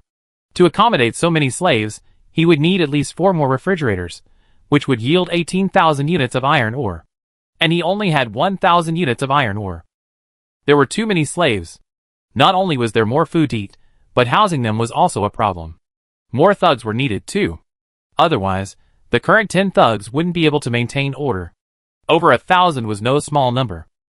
Pile them up in the square, enough to cover the entire area. Finally, beep, beep. Accompanied by the beeping of the resource detection radar, he finally found a level 1 iron ore in the wasteland. Although he was a little disdainful of level 1 iron ore now, even the smallest mosquito was still meat, and he needed this little bit right now. Quickly, the 200 old slaves who had originally been on the train began to disembark one by one, carrying their pickaxes and heading into the mine to begin another day of mining. Having not mined for several days, these slaves had rested for a long time, and they were now full of energy. As for why the new slaves weren't being used, the train currently didn't have enough iron ore to craft new level 2 pickaxes. Each level 2 pickaxe requires 10 units of iron ore, and equipping each of the 800 new slaves with one would require 8,000 units of iron ore. After dark, the old slaves on the train emerged from the mine, carrying their pickaxes. They brought back 2,400 units of iron ore. This amount wasn't even enough to craft pickaxes for the new slaves. It wasn't that the slaves were lazy, but rather that level 1 iron ore was like that. Unlike level 2 iron ore, 1 unit of level 2 iron ore equaled 10 units of level 1 iron ore. Efficiency remained the same, but output increased tenfold. The next day, at dawn, Chin Meng used the 2,400 units of iron ore from yesterday to craft 240 pickaxes. He distributed them to the 240 new slaves, assigning some of them to work alongside the old slaves in the mines. That day, they brought in 4,000 units of iron ore.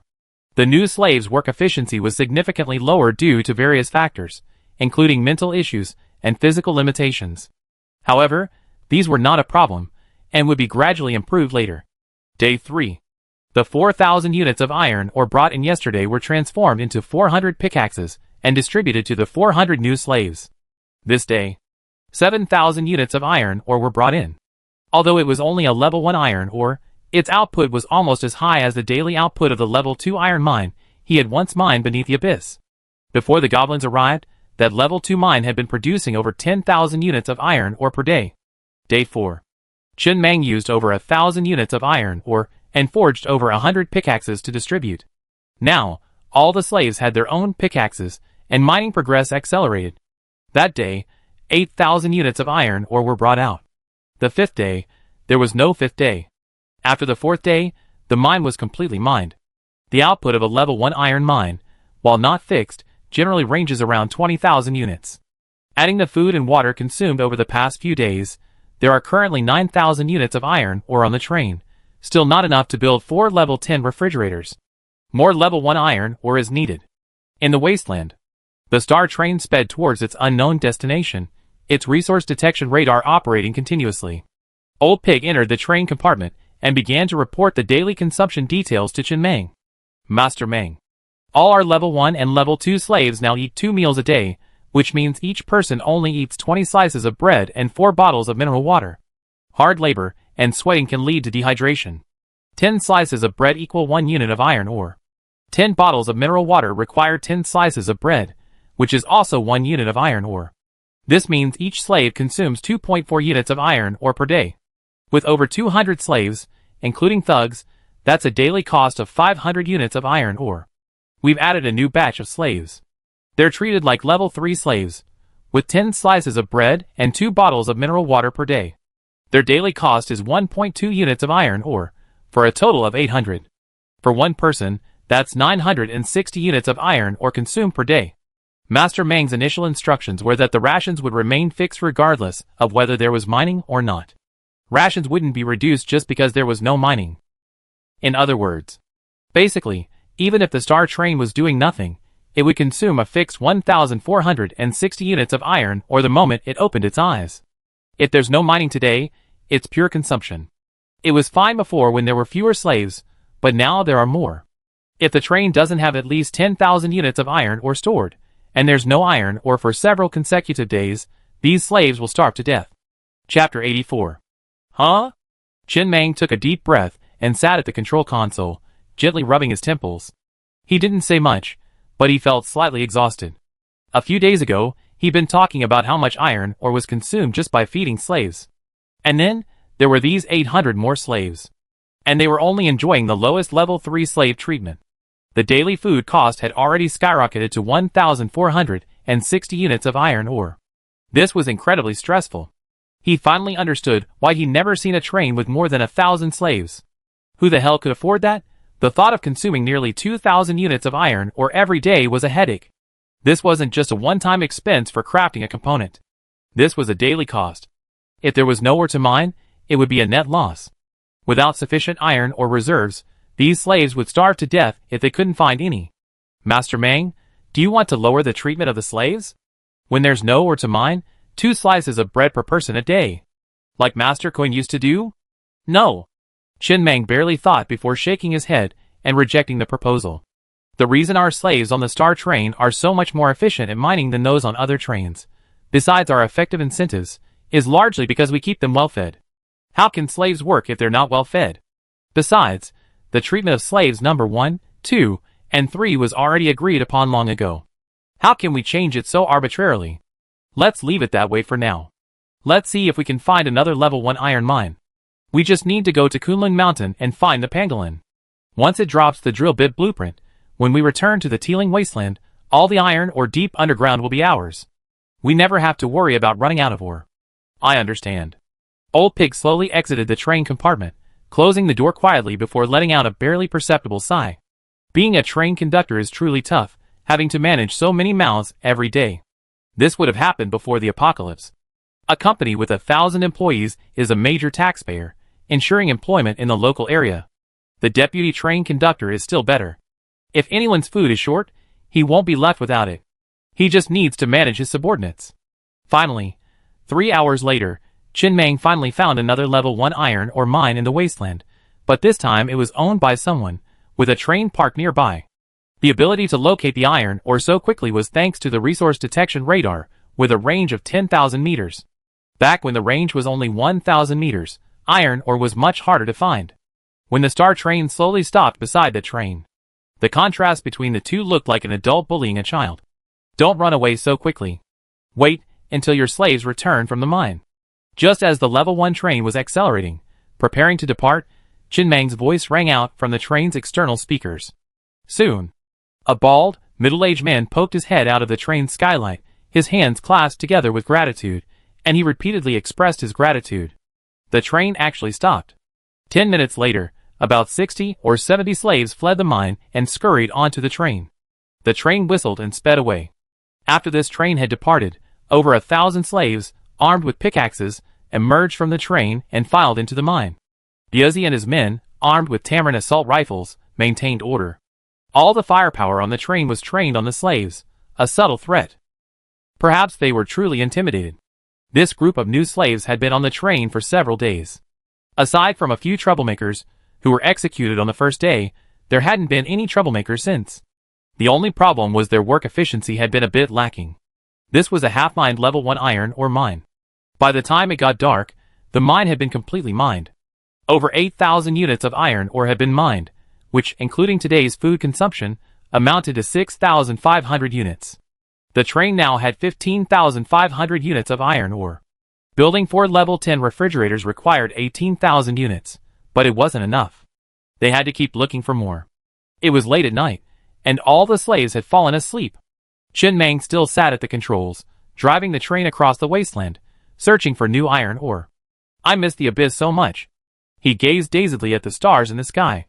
Back in the abyss, he never worried about running out of ore to mine, only about having too few slaves. Now, he had enough slaves, but without ore to mine, the daily cost of maintaining them was a huge expense. Finally, Chin Mang, with dark circles under his eyes, endured until 4 in the morning when he finally found another unowned level 1 iron mine. He didn't even bother letting the slaves rest. Everyone immediately got up and began mining overnight. Chin Mang glanced at the bustling scene outside and climbed into bed wearily. It was time for him to sleep. 3 days later, after working overtime, the unowned level 1 iron mine was finally completely mined, receiving 30,000 units of iron ore. That was a relatively large amount of iron ore. Together with his existing iron ore, there are now 40,000 units of iron ore in the train. Without any hesitation, he immediately built 4 level 10 refrigerators and placed them in the number 10 Goblin slave car. Goblin slaves are small and take up relatively little space, so 4 refrigerators are more than enough. Oxygen might be a bit tight though. Leave the refrigerator door open and breathe in as much as you can. Just don't die for now. And the 8 makeshift carriages he built were all devoured by his ground furnace, restoring 400 units of iron ore. He was about to enter the advanced zone, so he couldn't have an unarmored carriage on the train. That would be a weak point. A single attack from a single monster in the advanced zone could render it useless. The remaining 22,000 units of iron ore should be enough for food and energy reserves. They should last at least 10 days. If he couldn't find monsters, like the pangolin within 10 days, he had no choice but to sell some of his slaves at the fair. After all, in the Teeling Wasteland, there was no guarantee of daily mining, and even if there was, it would generally be level 1 iron or too much to sustain. It was already late at night. But Chin Mang had no desire to stay another night to rest. He immediately stepped on the accelerator, and the long train, like a dragon, sped through the night, under the stars and moon, towards the westernmost edge of the Teeling Wasteland. Destination: Kunlun Mountain. In the wilderness, on clear days, you can see mountains to the west. But as the saying goes, a horse dies if it's too far to see the mountain.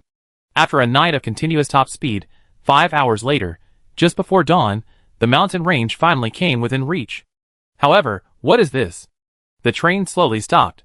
Chen Meng, sitting at the control panel, took in the scene before him, a flicker of shock in his eyes. Only after approaching Kunlun Mountain could he see a vast curtain of light separating it from the teeming wasteland. The light curtain was a translucent pale green. 3 large characters were engraved on it. Kunlun Mountain. At the same time, the screen next to the control panel was also rapidly flashing red, a line of red text slowly sliding across the top of the screen. The area ahead is green, Kunlun Mountain. Monsters up to level 6 can exist.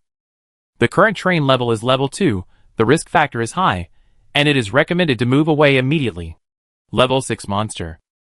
Chen Meng looked at the words on the screen, took a deep breath, and took a bottle of ice cola from the refrigerator nearby. He drank it all in one gulp to refresh himself. Then, he gritted his teeth, stepped on the accelerator, and crashed straight into the light curtain blocking his way. He had to conquer this Kunlun Mountain.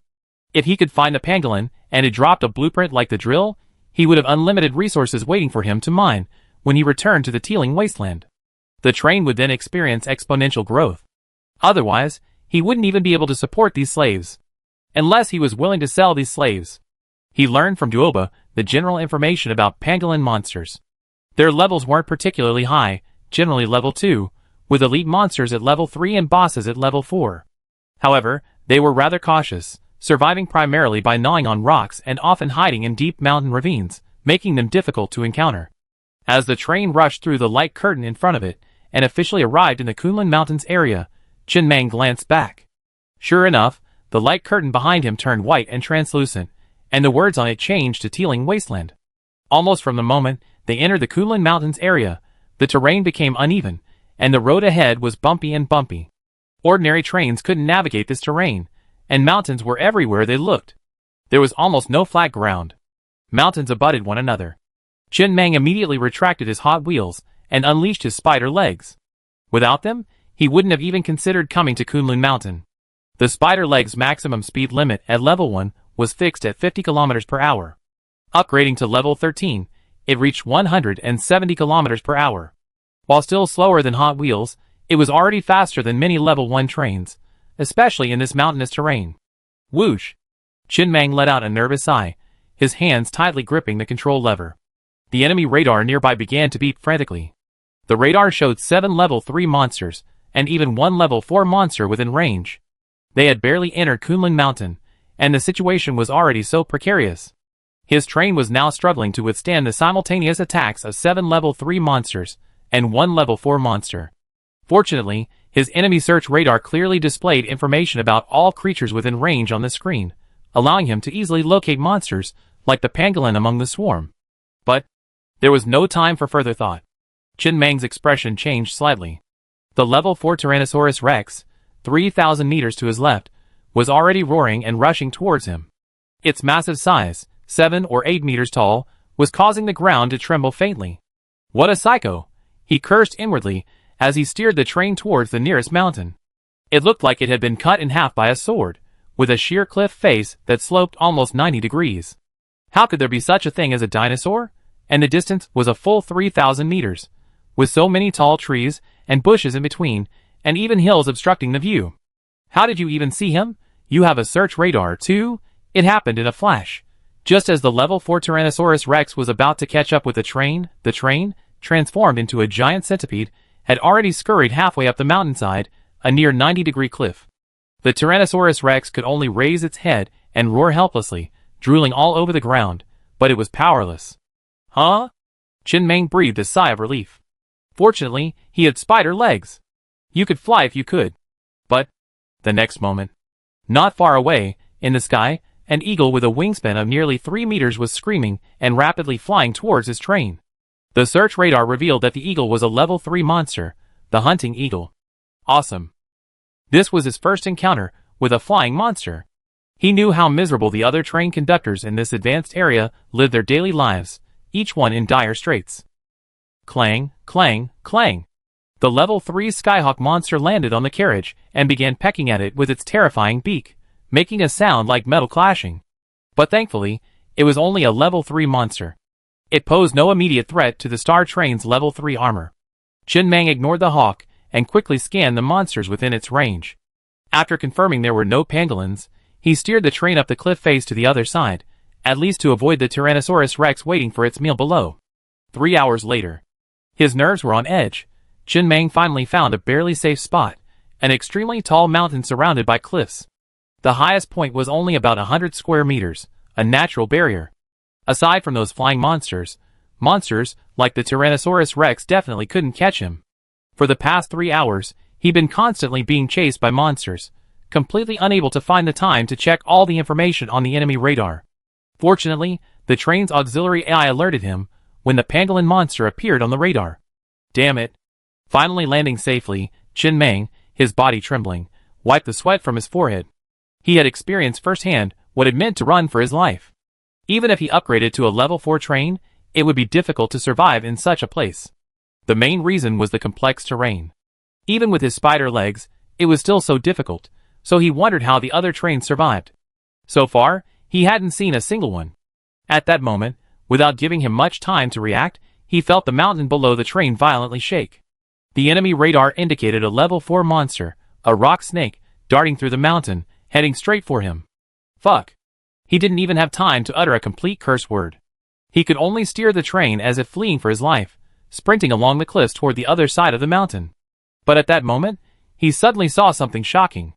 Not far away, a train was actually flying through the air, soaring between heaven and earth like a train in the sky. Chapter 85. Huh? Chen Mang gazed at the scene outside the window, the shock lingering in his eyes. He finally understood how the other trains managed to survive in this area. You guys can actually fly, right? The distance was too great for the radar to pick up specific information about that train. But he saw that the train had no wheels, and clouds lay beneath it. It was like soaring through the clouds, overlooking the earth. Is the difference between the white and green areas so great? The white area is still running on the ground, and your train in the green area is already flying. Huh? In the green area Kunlun Mountains, inside a flying train, a bald man stared in shock at the train that was navigating the cliff face as if it were flat ground, his eyes filled with disbelief. What was going on? How could this man's train freely navigate a 90-degree cliff? And he glanced at the other train's level displayed on the control panel screen. Level 2 train. Are you kidding me? How dare a level 2 train come to Kunlun Mountain? You have to know that, even though it's a green zone, Kunlun Mountain is one of the most challenging. Even for a level 4 or 5 train, it's extremely dangerous. How dare a level 2 train go to Kunlun Mountain? He knew that mechanical leg component. It was called the spider leg, but if he remembered correctly, it was a green-gray component, right? Even at the maximum level, it could only travel freely on a 45-degree slope. Could it be? The man frowned slightly. Could this person have invested a large amount of Murphy stone in the spider leg component in exchange for breaking through the level cap? But a level 2 train shouldn't have any access to Murphy stone unless this was a relative of some powerful individual. Thinking of this, the man's brows relaxed, confirming his inner thoughts. The Murphy stone is a special item that allows a certain accessory to be upgraded once, regardless of the level cap. It's often used to push the limits and achieve supermodel effects. It's a special item only available in high-level areas. It looks like a lot of powerful people have come to Kunlun Mountain. The man muttered thoughtfully to himself. Yesterday, the Green Dragon boss spawned in the Kunlun Mountain area. Killing this level 5 boss would drop the blue-grade deep sea shield accessory. The grade wasn't particularly high, but it was extremely rare. Only by killing this boss would it drop. This boss frequently spawned randomly in various areas, making it difficult to find.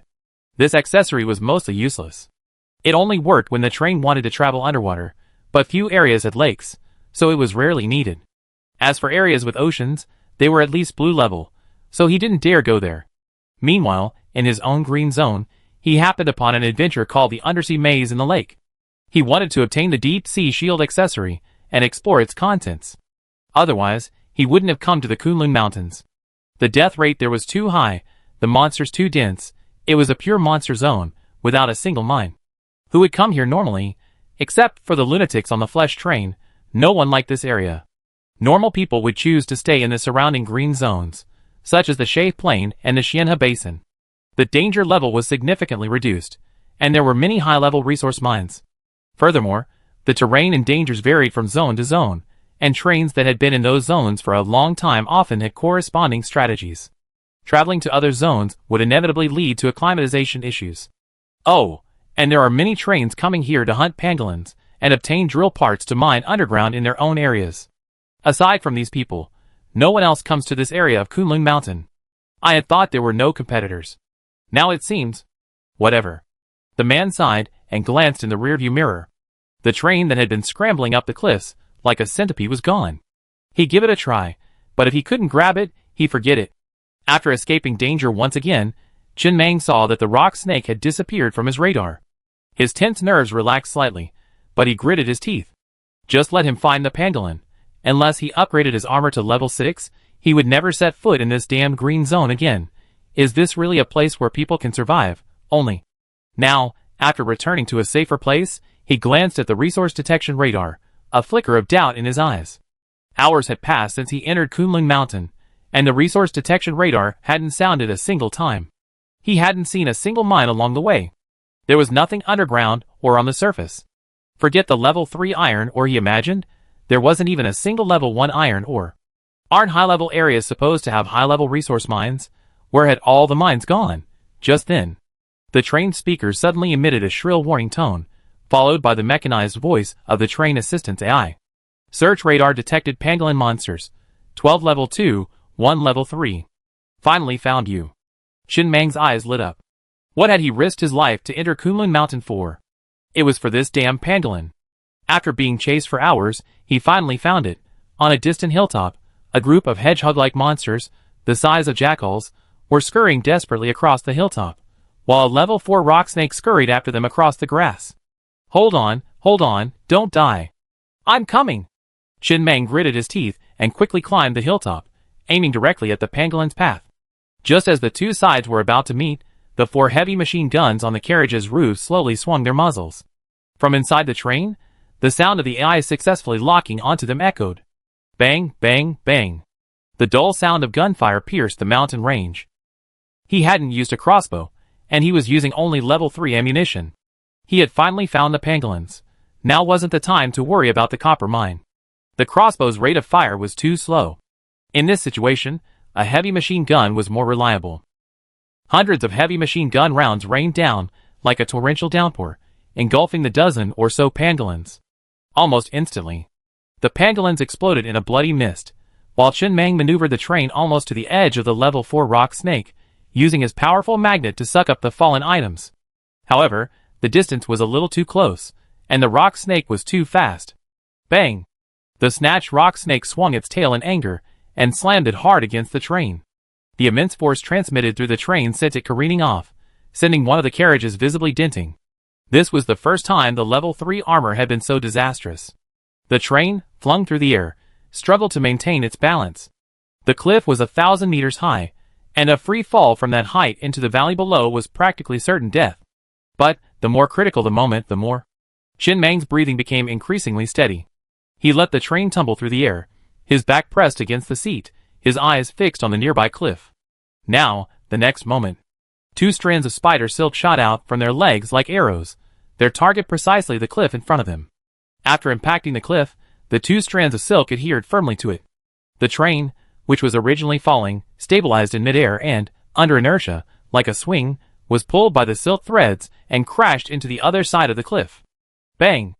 As the train and the cliff collided heavily, Chen Mang felt a dull thud in his chest. Fortunately, he had avoided the danger of plummeting to the bottom of the valley. Not daring to delay even a moment, his spider legs swiftly dashed across the cliff once more. The screen on the nearby control panel was now flashing red. Warning, warning. Living carriage number 4 has sustained heavy damage, reducing the integrity of its exterior armor to 62%. Cola production line parts integrity reduced to 78%. Manta production line parts integrity reduced to 81%. Spider leg parts integrity reduced to 71%. Chen Mang casually glanced at the warnings on the screen, and quickly grabbed the dropped items that the powerful magnet had pulled back. He immediately spotted the white-grade accessory blueprint for the drill, and couldn't help but grin. He picked up the blueprint, and gave it a sharp kiss. Then he stuffed it into a nearby drawer. Over 1,000 of my men nearly died here because of you, a bitch. Go home. Until you build level 6 armor, I never set foot in the advanced area again. The spider's original fixed speed limit was 170 km per hour, but after the damage, its top speed was reduced to 120 km per hour. But the mission had been perfectly accomplished. Now all he had to do was escape Kunlun Mountain as quickly as possible. Then he glanced in the rearview mirror at the rock snake perched atop the mountain, a full 10 meters long. He gritted his teeth slightly. When he returns to Kunlun Mountain again, if the rock snakes don't completely wipe out their entire clan, you'd be damn fertile. Oh my god. In the number 5 thug car, Busey clutched the iron railings of his bed with terror in his eyes, staring out the window at the lightning-fast scenes, his voice trembling. I really wish there were no windows in the thug car. If there were no windows, maybe I feel a little more at ease. This was the first time he's seen a snake made entirely of rock. Just now, the massive tail had nearly hit his thug car number 5. If it had hit their car, the sheer force of the impact would have surely killed a few of the unlucky ones. At first, when Mangi planned to go to the advanced area, he wholeheartedly supported it. After all, he felt that with the current train's capabilities, even if they went there, as long as they were careful, there wouldn't be much danger. But after actually arriving, he realized what it meant to walk on a knife's edge.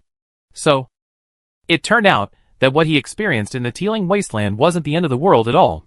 That was just a guide for beginners. Only in the advanced area could one truly experience the end of the world, the true despair. Can a train really survive in such an environment? Would the conductor dare to close his eyes at night? Aren't you afraid of seeing your great-grandmother the next time you open your eyes? Hallelujah. Beside him, Old Pig clasped his hands together in prayer, his face filled with piety, but his trembling body clearly showed that he wasn't entirely at peace. Captain Pig, will this sudden, last-minute conversion to Buddhism really work? That's why I didn't convert to Buddhism. The train was climbing rapidly at a 90-degree angle to the ground. Old Pig leaned against the wall, gripping the bed railing tightly. He forced a somewhat bitter smile. I vaguely thought I heard my mother's voice. She seemed to miss me. Just then, Black Mouse leaned over and whispered, Brother Biao, I have a stomachache. Now, I guess I can't go to the bathroom, right? Their hard sleeper car had its own bathroom. What do you think? Don't you feel any fear at all? Hey Hao scratched his head. Mr. Mang is much stronger than me. If he's not afraid, then I don't need to be afraid either. If he's afraid, then there's no point in me being afraid. What should I be afraid of? Old Pig and Biuzzy exchanged a glance. After a long silence, they suddenly relaxed. That makes sense. If they're not afraid of taller people, why should we be afraid? Kunlun Mountains. Although the train was damaged, the return journey was much safer than the outbound journey. After all, we already knew where the powerful monsters were when we came, and we avoided them whenever possible. Finally, several hours later, when the star train finally and steadily rushed towards the white light curtain before them, returning to the Teeling Wasteland, Chen Meng, whose nerves had been on edge, suddenly slumped against the control panel, feeling a long-lost sense of security surge back. The Teeling Wasteland was still the best place. His trip to Kunlun Mountain had left him somewhat skeptical of the advanced areas. Without level 6 armor, he couldn't possibly set foot in the advanced areas. And even with level 6 armor, it wouldn't work. A violent collision would still injure the people inside the train. He had to find some shock-absorbing parts. Chen Meng sat at the control panel, his back soaked with sweat. He didn't continue controlling the train. Instead, he slumped in his chair, lit a cigarette, and stared somewhat vacantly at the smoke that lingered on the ceiling. Safe. In the Teeling Wasteland, he could still maintain his absolute dominance. No train or monster could harm him. He didn't want to think or do anything at this moment. He just wanted to sit here quietly, finish his cigarette, and calm the excitement of the perilous journey. The damaged star train sat quietly at the junction of the Teeling Desert and the Kunlun Mountains, like a wounded veteran being sent to the rear, gazing at his injuries in a daze. A long time passed. Chen Meng's emotions gradually calmed down, and the cigarette between his fingers burned out. He pulled the white-grade accessory blueprint drill bit from the drawer, carefully examining it for a long time before he couldn't help but grin and uttered 4 words. It was worth it. Chapter 86. After regaining his composure, Chen Meng let out a long, slow sigh. He stood up and stretched his muscles, only to feel a wave of sleepiness wash over him. It was almost dusk, and he didn't have the energy to do anything else. He immediately stopped the train. He lay on his bed and drifted off to sleep. The next morning, after washing and refreshing himself, Chen Meng stretched contentedly. Old Pig had already gathered all the slaves in the open space, awaiting his speech. This was his first formal address to these new slaves. After this speech, it was time to prepare to go down to the mines. Chen Meng stood on the top of the train, leaning on his cane, looking down at the huge crowd before him. There were over 1,000 of them. The last time he spoke in front of so many was when he was reading his confession beneath the school flag stand. The scene was a bit noisy at first, but after seeing Chen Meng, it gradually quieted down. Biozhi and his thugs stood by, wielding Tamarin assault rifles, their faces stern, maintaining order. A moment later. Let me introduce myself. My name is Chen Meng. His voice, carried through the train's external speakers to every slave present, reached the ears of the train's speakers. I've always treated my slaves well. You, the 800 new slaves joining the Star Train, should be aware of this. You are currently enjoying only the lowest level of slave treatment, level 3. You will receive 10 slices of crispy, filling bread and 2 bottles of pure mineral water every day. Compared to your previous living conditions, you should all be aware of this. Have you seen Ji Choo Choo? You all know the famous star from before the apocalypse, right? I promised you that if you worked hard, I'd get Ji Choo Choo onto the stellar train. I did it. As a slave here, you even enjoy treatment that other train conductors can't. Standing to the side, Ji Choo Choo smiled broadly at the slaves and waved her hand without a hint of stage fright. She even turned and twisted her waist a few times. There wasn't a trace of charm on her face, and even the nibbling of her tongue had a playful edge to it, yet she exuded an indescribable allure. She was a natural beauty. And Chen Meng paused calmly before continuing, the Star Train is currently the most powerful train in the Teeling Wasteland. As long as you stay aboard, you will be protected by it, and never have to worry about your safety again. Food, water, shelter. I give you all these. I only ask you to give back a little. Use all your energy to mine. Everyone's daily mining output will be recorded, and I won't treat anyone who works hard unfairly. Now, all women, step out. After he finished speaking, the women among the slaves exchanged uneasily, but still stepped forward. Yes. Chen Meng glanced at the group. There were about 100 women, a relatively small number. After a pause, he spoke, everyone needs to contribute their own value on the Star Train.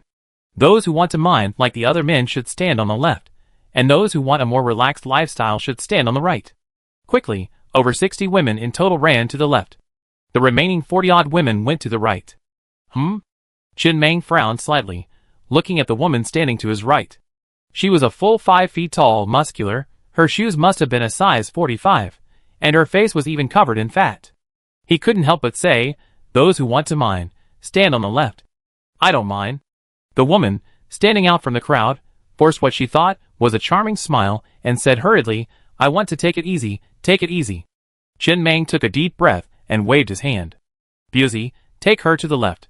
With her physique, why would she do easy work if she doesn't want to mine? Professionals should do professional work. After dealing with this little incident, he looked back at the crowd. When you reach a certain level of mining, you can be promoted to a level 2 slave, or even a level 1 slave. From now on, you won't have to worry about not having anything to mine. Upon reaching a level 2 slave, you will have the right to rest and relax. He finished. Chen Meng also exited the train car, and asked Lao Zhu to bring over 2 couples from the recent slavery. The first pair was a middle-aged couple.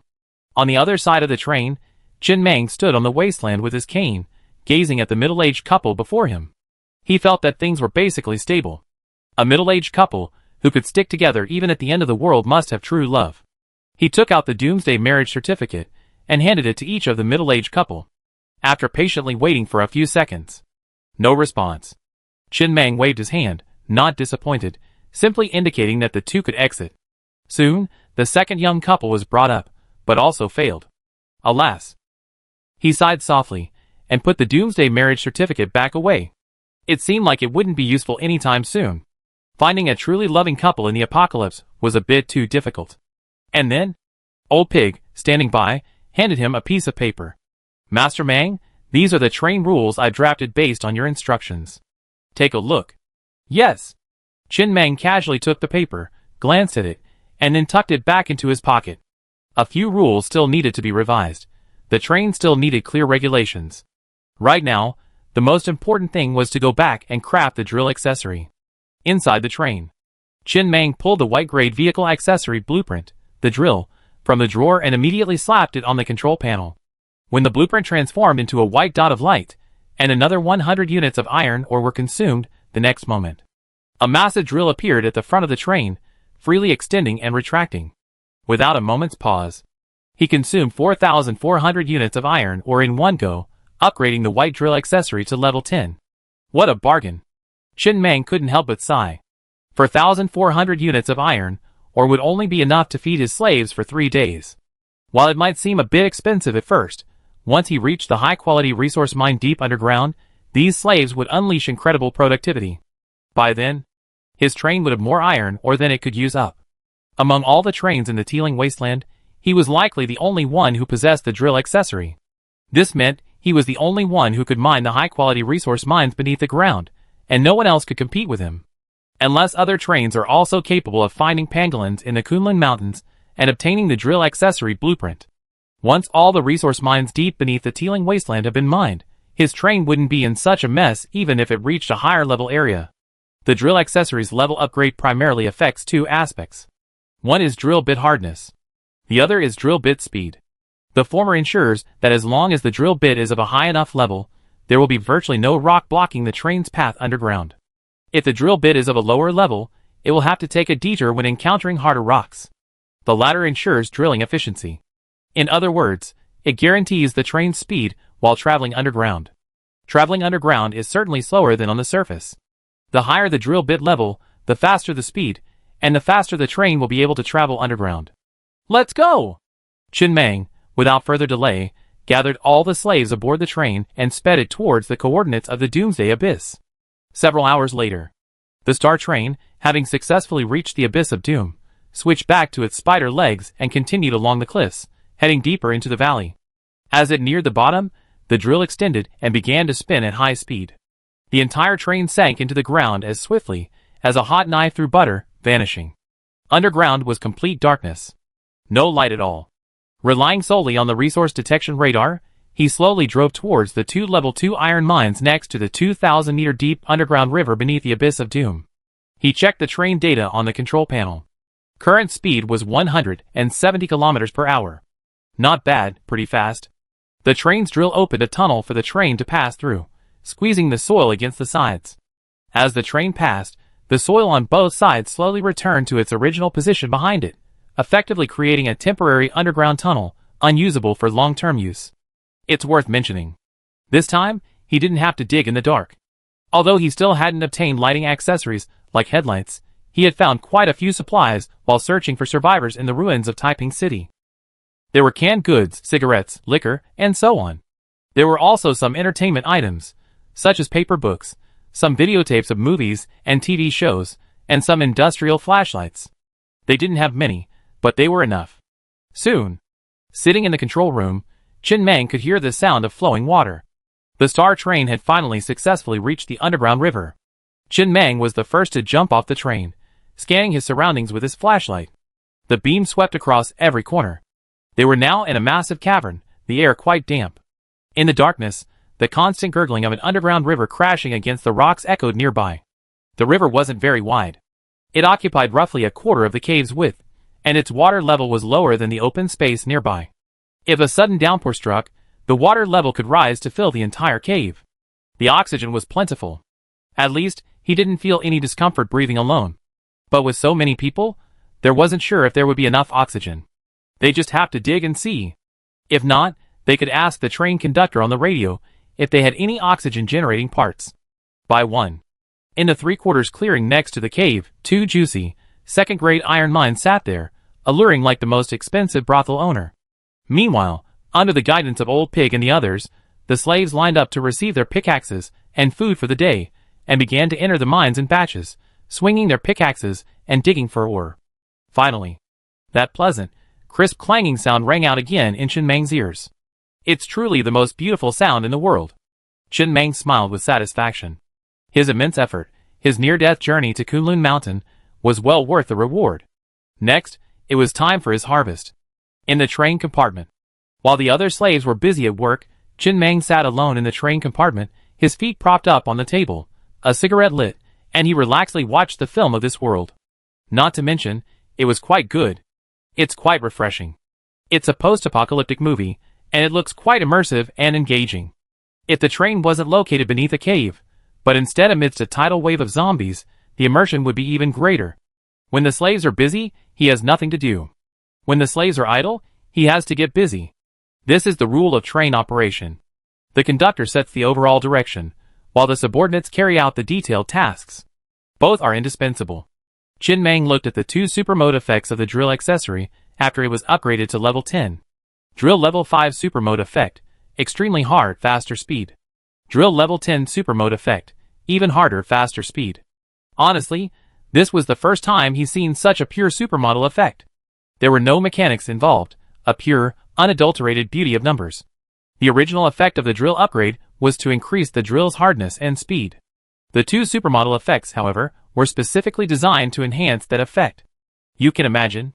With a drill accessory of this caliber, even if other trains also had drills, their speed underground would be far inferior to his. And Chin Mang pondered. Since this drill was so hard and fast, it could be used for more than just traveling underground. It could even be used to steer a train into other trains. It felt like if the armor level wasn't high enough, it would be difficult to stop. Quickly, he put the thoughts of the past few years behind him. He'd been tired for several days, so he didn't want to think about them for the time being. Now was his time to relax. Then he once again stared intently at the apocalyptic movie clip next to him. At this point in the movie, the protagonist was surrounded by zombies, trapped. Just as Chin Mang was fully engaged, eager to see how the protagonist would escape, a translucent panel suddenly popped up in front of him. A line of small words appeared on the panel. Ding, you've unlocked the system where you become stronger by killing zombies. Fuck. Watching this, Chin Mang was momentarily stunned before bursting into a curse. Is this how all movies in this world are made? Chapter 87. 20,000 meters beneath the Doomsday abyss, within a karst cave. Yuzi, gun in hand, watched the slaves patrolling back and forth, never daring to slack off. With more slaves now, it wasn't like before, where the slightest mistake would be a dereliction of duty. He wasn't worried about the slave rebellion succeeding. After all, he had Master Meng. But suppressing the rebellion would inevitably result in the death of some slaves, and that responsibility would most likely fall on him, the leader of the thugs. Just then, Brother Biao, Hey Hao, standing nearby, sidled up and whispered, Any cigarettes left? I haven't smoked in a day, and I'm feeling a bit craving one. Busey frowned at this. Didn't I plan your patrol route? Who told you to wander off? If anything goes wrong, you be held responsible? I'm out of cigarettes too. Let's go back. Hee hee. Hey Hao chuckled and lowered his voice. Didn't we loot a lot of cigarettes in the ruins of Taiping City a few days ago? I asked you, Brother Biao, to keep a few packs, but you turned them all in, saying that Master Meng would definitely share them with us. And you haven't yet. Why don't you go talk to Master Meng? Busey looked at Hey Hao expressionlessly. After a long silence, he spoke softly. He said, Hey Hao, before the apocalypse, I was your foreman. You followed me, working on the construction site. I was the one who brought you from the village. After the apocalypse, I took you wherever I went, and I saved you several times. You haven't forgotten these two favors, have you? Yes, what's the matter? Then don't say things that embarrass me in the future. Biozi patted Hey Hao's shoulder and whispered, A few days ago, you asked in the carriage if you could have some fun with Ji Chu Chu, saying it was something Master Meng had promised. At that moment, Zuka-Cheng's face darkened. How dare you say that? Everyone knows you're my trusted confidant on the train, and you've been with me from the beginning. You keep speaking so bluntly. Where do you think you're putting me? Let me ask Master Meng for cigarettes? Do you think I have the nerve, or do you? If I refuse you, won't you resent me, thinking I'm doing well now, and don't care about your feelings? I've said all this not to lecture you, but to encourage you to be less blunt in the future. My position on the train isn't that high. To put it nicely, I'm the leader of the thugs. To put it bluntly, Master Meng just needs this position, and he doesn't care who sits in it. Do you understand? Look at Erden. He barely says a word, and yet he's still patrolling the route I planned. Learn from him. Don't think about anything else while you're working. Go ahead. Erden and Hey Hao. Both of them had been with him since before the apocalypse. They were from the same village. Many guerrilla construction teams are like this. The workers are all from their own village, and they stick together even when they're away from home. Brother Biao, I remember you have a cigarette in your pocket. Would you mind giving me that first? Biozi looked at Hey Hao, who suddenly seemed unfamiliar, and after a long silence, he pulled his cigarette case from his jacket pocket, took out the last remaining cigarette, and handed it to Hey Hao. He stared at Heihao's retreating figure for a long time without saying a word, a gloom gradually forming in his eyes. This was his cigarette. Although things were going well in the apocalypse, no one knew when they would die. Therefore, he always kept a cigarette in his pocket, calling it a death cigarette, meant to be smoked before death, a sort of imperfect finale to his life. Heihao knew this. But he hadn't expected Heihao to actually ask for his cigarette.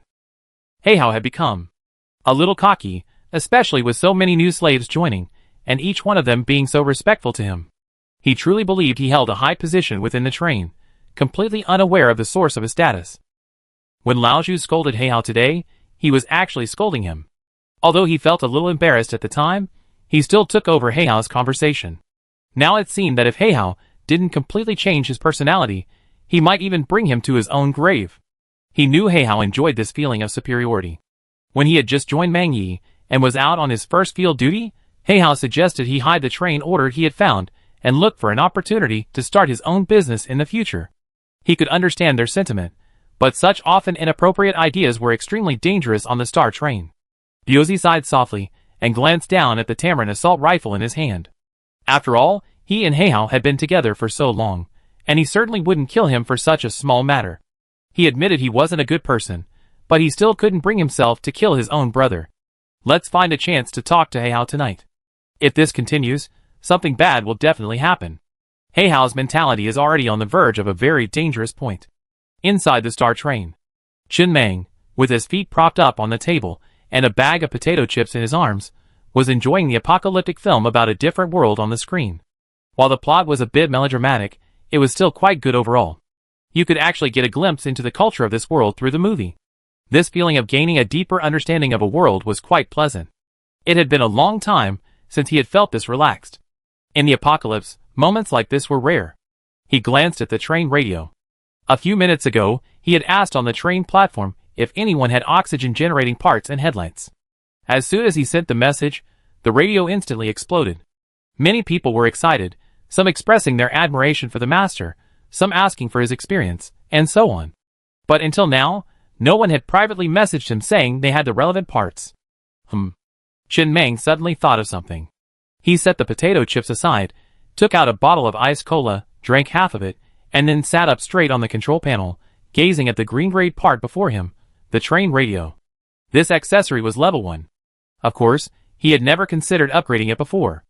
After all, according to the information he received, it offered no bonus effects after upgrading, and whether it was upgraded or not had no effect.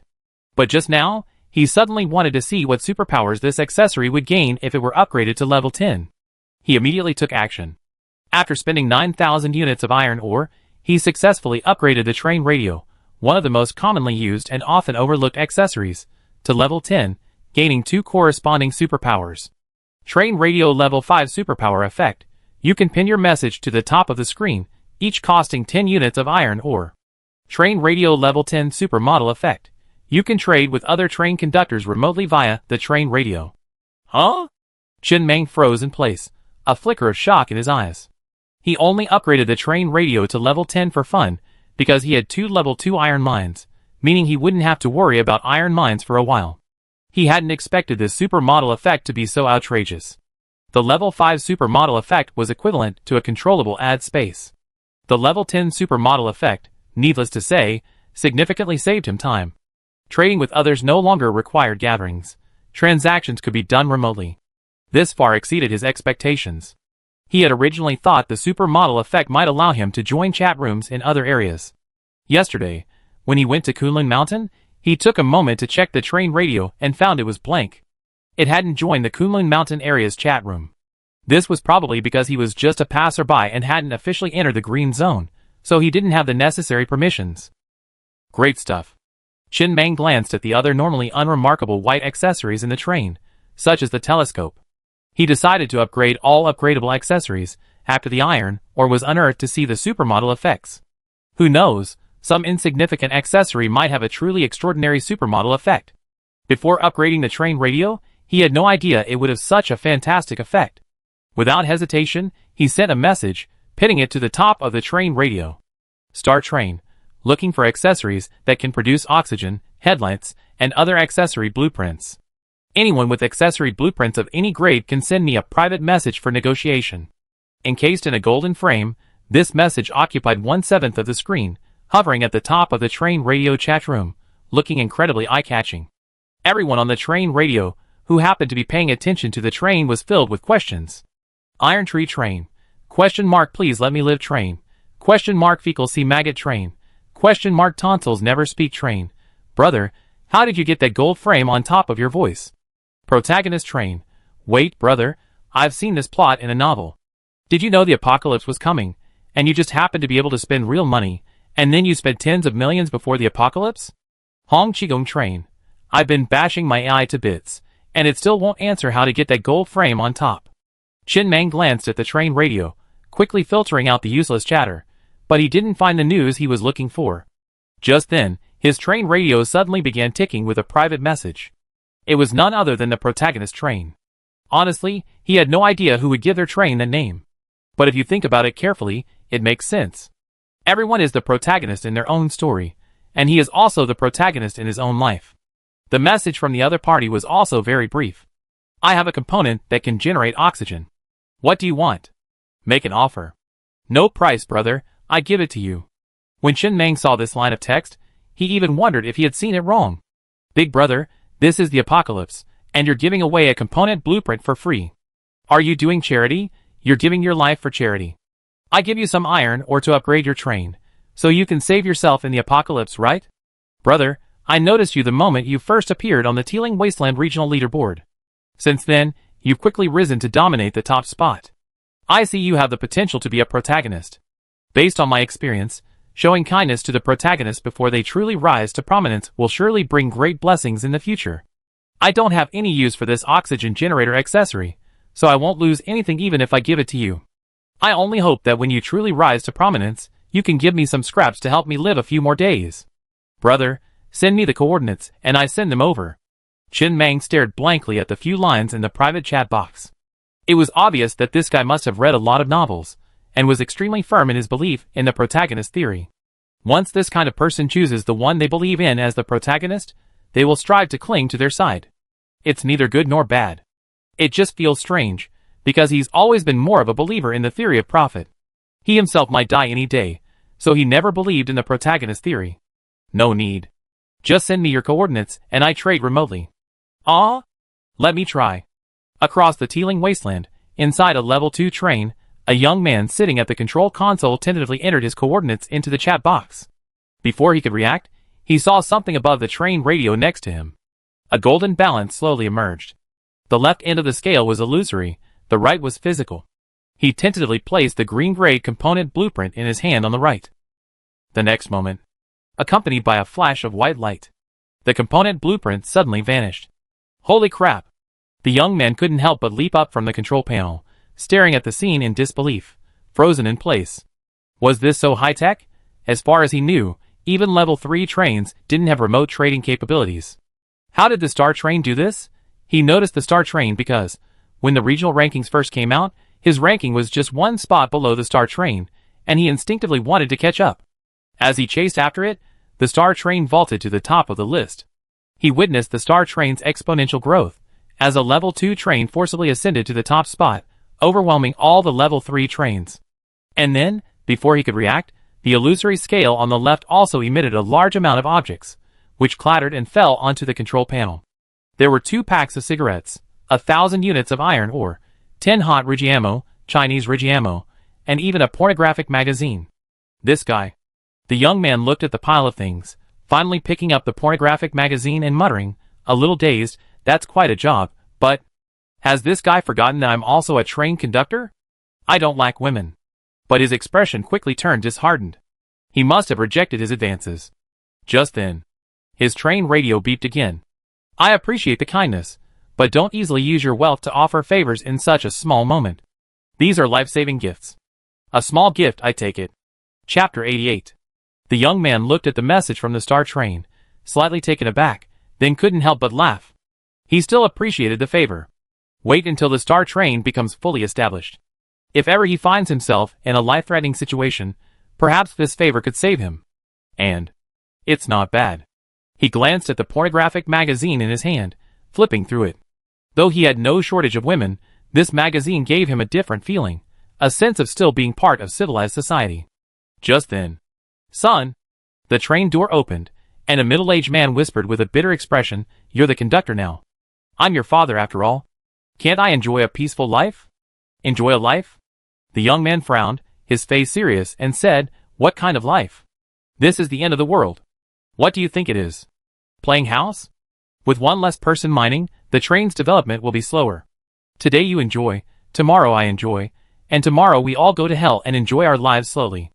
Don't you understand this principle? All right." The young man. He surreptitiously stuffed 5 Rigiamo, Chinese steamed buns, a cigarette, and the pornographic magazine into his father's arms and whispered, "Take this and hide it. I give you some special treatment. You absolutely can't rest. If you do, my uncles, aunts, and the rest will go on strike. I've finally got the situation under control. Don't ruin my plans." "Ah," the middle-aged man sighed softly, glancing down at the pornographic magazine in his hand. "I understand the logic.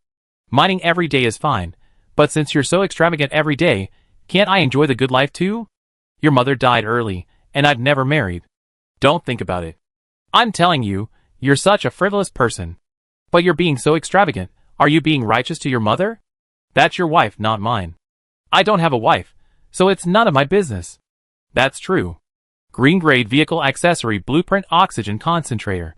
Chin Mang looked at the accessory blueprint in his hand, feeling a surge of emotion.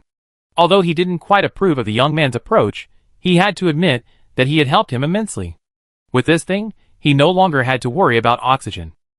Not only did he no longer have to worry about oxygen availability in the cave while mining, but he also had a sufficient supply of oxygen for the 4 refrigerators crammed with slaves. There was no need to build slave carriages anymore. All the slaves could be stuffed into the refrigerators, and the 4 existing slave carriages would function as high-level slave carriages, afforded only to level 1 slaves. Crafting this accessory required 500 units of iron ore. Not expensive. I immediately spent 500 units of iron ore to build an oxygen generator in Goblin Slave Carriage number 10, and then spent another 9,000 units of iron ore to upgrade it to level 10. Each upgrade increases oxygen production, and naturally, energy consumption.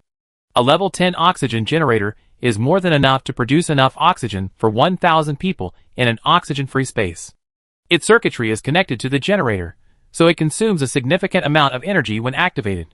A 100% level 1 energy stone can power a level 1 train for 100 hours, or the current star train for 60 hours of normal operation. It can power a level 1 off-road motorcycle for 100 days of continuous operation. Currently, the train has quite a few energy-consuming components. Of course, most of them don't need to be constantly powered on. The energy stone I inserted into the generator last time still has 37% of its capacity. After upgrading the oxygen concentrator to level 10, it also gains 2 supermode effects. Oxygen concentrator level 5 supermode effect. The oxygen concentrator can be linked to the train's auxiliary AI. The AI will automatically control the oxygen output of the oxygen concentrator based on the level of oxygen deficiency in the space. This requires the green-grade train assist AI component to be upgraded to the maximum level. Oxygen concentrator level 10 supermode effect. It analyzes the surrounding air quality in real time and syncs the report to the train's auxiliary AI. Chin Mang raised his brows slightly. This effect is not bad. Both effects are quite useful. He left the train compartment and walked through the carriages until he arrived at Goblin Carriage number 10. He looked at the oxygen concentrator placed in the corner. It looked a bit like the large bubble machine used by wedding companies, with a large jet nozzle. When it started running, a large amount of oxygen will be expelled from this nozzle. It's already running. At the current oxygen concentration, if it runs continuously for 24 hours, it will probably reduce the level 1 energy stone by about 50%, equivalent to using 250 units of iron ore per day. Compared to other components, it consumes a lot of energy, but it's much more economical than using a slave's mouth. Buzz.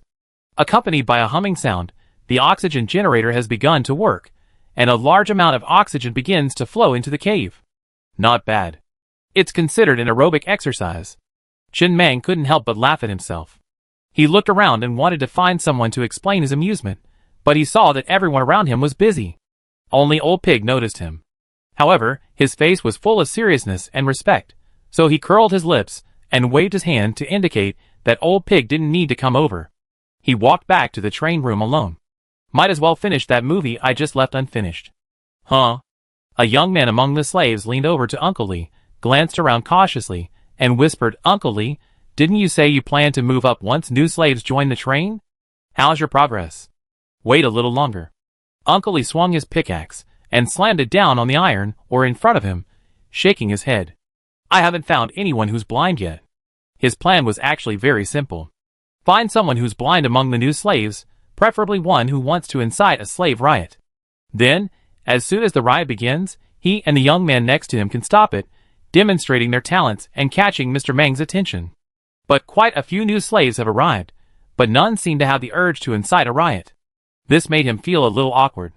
He'd been in other carriages before, and there were riots from time to time, but here, there wasn't even a hint of a riot. If there weren't any riots, how could he stand out? Talent is like shit. It has to emerge from your asshole for people to see you clearly. Oh, so you have talent. Otherwise, even if your stomach is full of shit, no one can see it.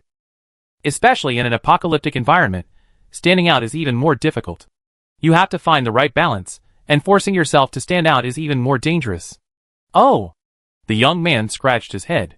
He had no other options. His only solution was to follow Uncle Lee. He was a simple-minded person, so his way of solving problems was always to follow a smart person, let them solve the problem, and he would just follow behind and eat the leftovers. Mining is physical labor. Chatting can kill a lot of time. "Uncle Lee, have you ever dated a virgin?" Uncle Lee rolled his eyes expressionlessly at the young man, didn't reply, and continued working with his pickaxe. The young man didn't pay much attention, simply muttering to himself as he swung his pickaxe. "Before the apocalypse, I actually had a strong virgin complex. Every time I went on a blind date, I asked if the other person was a virgin, but I always be called a pervert. As if it were a very offensive question. I'm not discriminating against non-virgins. Isn't it okay to screen them in advance? They asked if I had a car or a house. Wasn't that also screening in advance? I just can't accept it. I've always wanted a completely clean relationship, but even after the apocalypse, I still haven't found one. After the apocalypse, finding a virgin will be even more impossible. Uncle Lee, you're saying I never find a virgin in my lifetime, right?" "Alas." Uncle Lee sighed softly before speaking wearily. "It's not about being offensive, it's about a lack of emotional intelligence. It's like when you did poorly on a test as a kid and your relatives asked you how you scored. Would you feel better? And here's my advice to you as a middle-aged man. Relationships shouldn't be clean. A clean object will be extremely glaring even if it gets a little dusty, but a dirty object won't be noticeable even if it gets a little stained. Who can guarantee they stay clean their whole life? It's better to just find someone who's not clean. Even if something does happen, it won't be as painful. As for the virgin complex, I haven't had it since I was 16. A hint of doubt flashed in the young man's eyes. "Is there a trick?" "No." Uncle Lee shook his head. "I've accepted it since I realized none of the girls I like are virgins. These days, virgins are rare. If you can't change the world, you can only change yourself." Just then, I am. Behind the two men, a woman standing 1.8 meters tall and muscular, carrying a pickaxe, thrust her head between them. Her face flushed with excitement, she said shyly, "You." They both told me they were excited. "I'm a virgin. Hey, little brother, how about I give you my virginity?" The young man looked at the fleshy woman next to him, somewhat bewildered, and muttered in a daze, "What a strong woman. Sister, I have a pickaxe here, would you mind borrowing it? I'm still young. My mom says I'm not old enough for a relationship yet. Can you please stay away from me?" "Oh." The middle-aged man glanced expressionlessly at the woman behind him. If she's like that, that wouldn't be surprising. As soon as he finished speaking, the woman, whose face had been full of shyness just moments before, suddenly darkened. She stood up, held the middle-aged man high in the air with her right hand like a chicken, and said word by word, "Explain? What are you saying?" "It's not surprising." A flicker of panic flashed in the middle-aged man's eyes. His limbs thrashed helplessly in the air. He tried to say something, but his collar tightened around his neck, preventing him from uttering a single word. "You? What are you trying to do?" The young man's face paled at the sight. He immediately stood up and tugged at the woman's right hand, trying to pull it free. After a few attempts, he found no way to move it. He simply clasped his hands tightly, lifted his feet, and attempted to use his body weight to push the woman's hand down. But it still didn't work. After a few unsuccessful attempts, the young man used the woman's sturdy right arm as leverage. He did 3 pull-ups on the spot, then stood on the ground, dusted himself off, and sighed deeply. Uncle Lee, I tried my best. Just then, Biazi, who was patrolling nearby, noticed the scene. His face darkened as he cocked his Tamarin assault rifle, pointed it at the woman's head, and said hoarsely, "Let go." The woman didn't dare ignore Biazi's warning. She immediately let go of Uncle Lee, placing him on the ground. Then, somewhat aggrievedly, she whispered, "He said no one wants me." Biazi didn't bother to pay attention to the conflict between the slaves, simply glancing at the woman coldly. "Next time, choose a comfortable death." Then she strode off, but as she turned, a flicker of shock crossed her eyes. Wasn't this woman's strength a little too damn exaggerated? In peacetime, she could easily take on 3 adult men. Humph. The woman glanced at Uncle Lee with a hint of displeasure before picking up her pickaxe and going to the side to continue digging. She dug with incredible diligence, her efficiency even higher than many men, muttering to herself as she went. 1 young hunk, 2 young hunks, 3 young hunks. Inside the Star Train, Chen Meng, who was reclining in his seat, absorbed in watching a movie on the screen, heard a knock on the door. His brow furrowed slightly, and he said in a deep voice, "Come in." "Master Meng." Old Pig pushed open the door and entered, his face filled with respect as he whispered, "Hey Hao told me something. I feel the need to report it to you immediately. Master Meng, what are your thoughts on how to proceed?" "Hey Hao, tell me about it." Okay. Hey Hao, who had followed Old Pig in, gave a few dry laughs, his face full of respect. Then he quickly said, "Master Meng, you don't know, but Biazi has actually served as a train conductor several times, his highest ever being a Class 2 train conductor. The reason he handed over that train order on his first field mission was simply to give Master Meng the impression that he had no intention of starting his own business. These days, I've developed a deep affection for the Star Train. Biazi will definitely rebel in the future, Master Meng. After all, he's served as a train conductor several times, and he's definitely not willing to be underdogs." The words fell. Hey Hao clutched the corners of his shirt tightly, feeling his palms sweaty. The sound of his rapid breathing and the thumping of his heart rang loudly in his ears. For a moment, no one spoke. It was unknown how much time had passed. "Great!" Chen Meng, sprawled in his chair, suddenly roared with satisfaction. He gazed at the movie playing on the screen, leaned back, and smiled cheerfully as he lit a cigarette and brought it to his lips. "That's awesome. Killing zombies this way is the only way to satisfy and have a good time. I'm itching to go kill some zombies in a few days." Then Chen Meng glanced at Lao Zhu and the other man standing nearby and casually waved his hand. "Send Biazi over to see me." Lao Zhu lowered his head and was about to speak when he heard Hey Hao beside him excitedly respond. His brow furrowed, but he didn't say anything. He simply responded again and led Hey Hao out of the train compartment. Chapter 89. As expected, Hai Hao, having just emerged from the train compartment, couldn't help but laugh. He tilted his head to glance at Old Pig beside him. "Thank you, Captain Pig, for the notification. I'll be counting on your continued care in the future." Old Pig paused for a moment before offering a naturally kind smile. No problem. Mr. Meng will probably kill Biazi, after all, since he concealed the fact that he was once a train conductor. Normally, according to the customs of the wilderness, he should be killed. That's a sure thing. Meanwhile, Biazi had already received the letter and had just reached carriage 2 when he met Old Pig, Hey Hao, and the others. Biazi? Hey Hao, hands in his pockets, looked at Biazi approaching and smiled. "Thank you for telling me. Master Meng simply needs this position. I don't care who sits there. If you can take this position, why can't I? I've already reported you to Master Meng. Are you nervous? People, once guilty, are like you are now. Look at how pale your face is." Biazi, who had no idea why Master Meng had called him over, paled as if struck by lightning when he heard Hey Hao's words. He stared at the smile on his face in disbelief. Hey Hao looked incredibly unfamiliar at this moment. Hey Hao hadn't expected him to be reported. His body trembled from the unsteadiness of his stance, his eyes red as he gritted his teeth as he spoke word for word. "Hey Hao, I've treated you well." "Well?" Hey Hao's expression darkened instantly. "When we first joined Master Meng, why did you let me go on the first night watch? You didn't want so many other people but me?"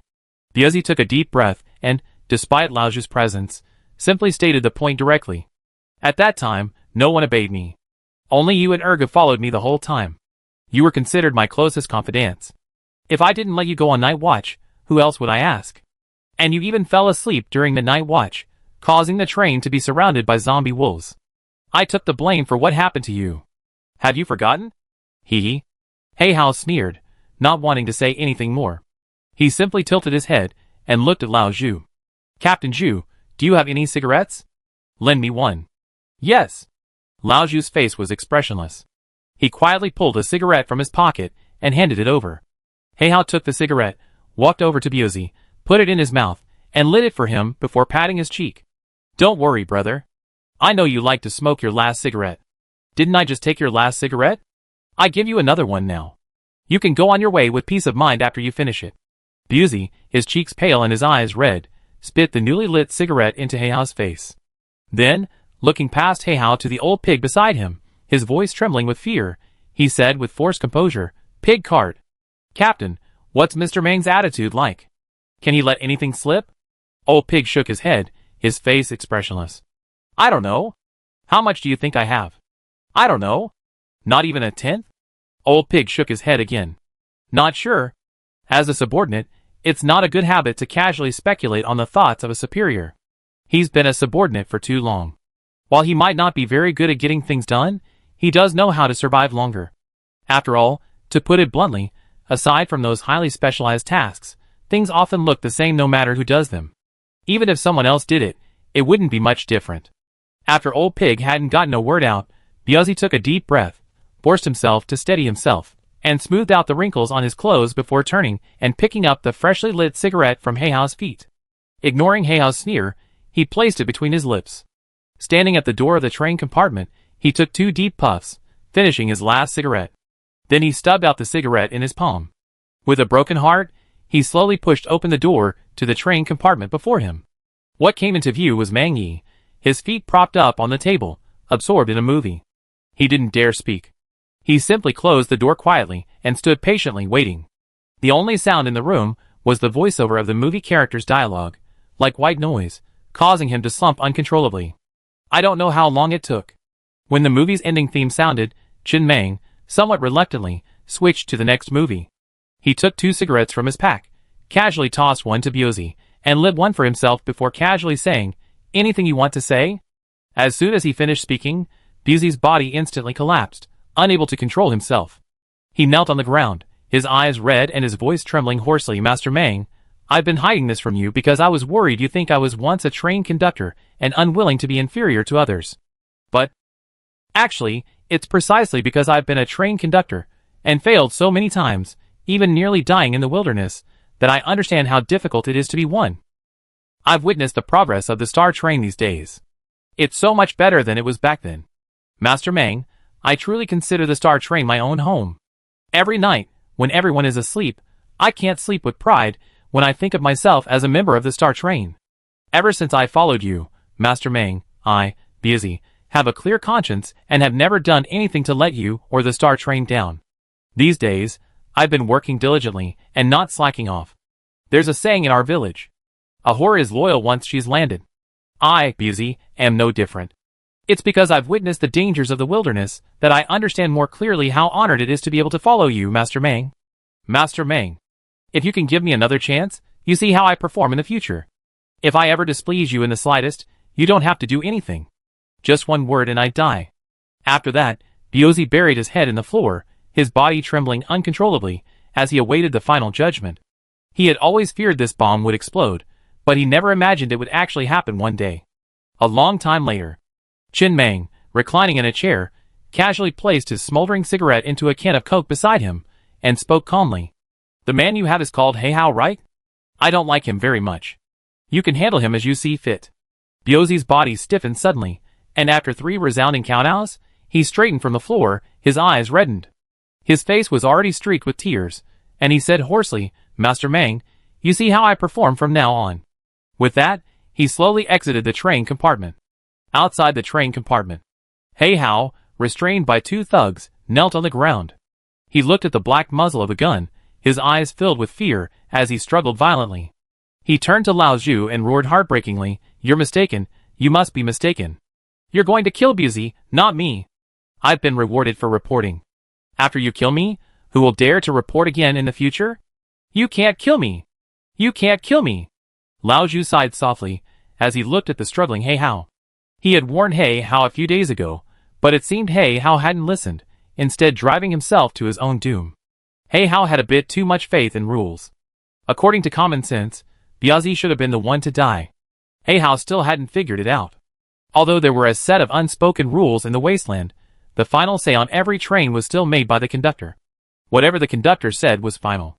This wasn't the end of the world, so everything was done according to the rules.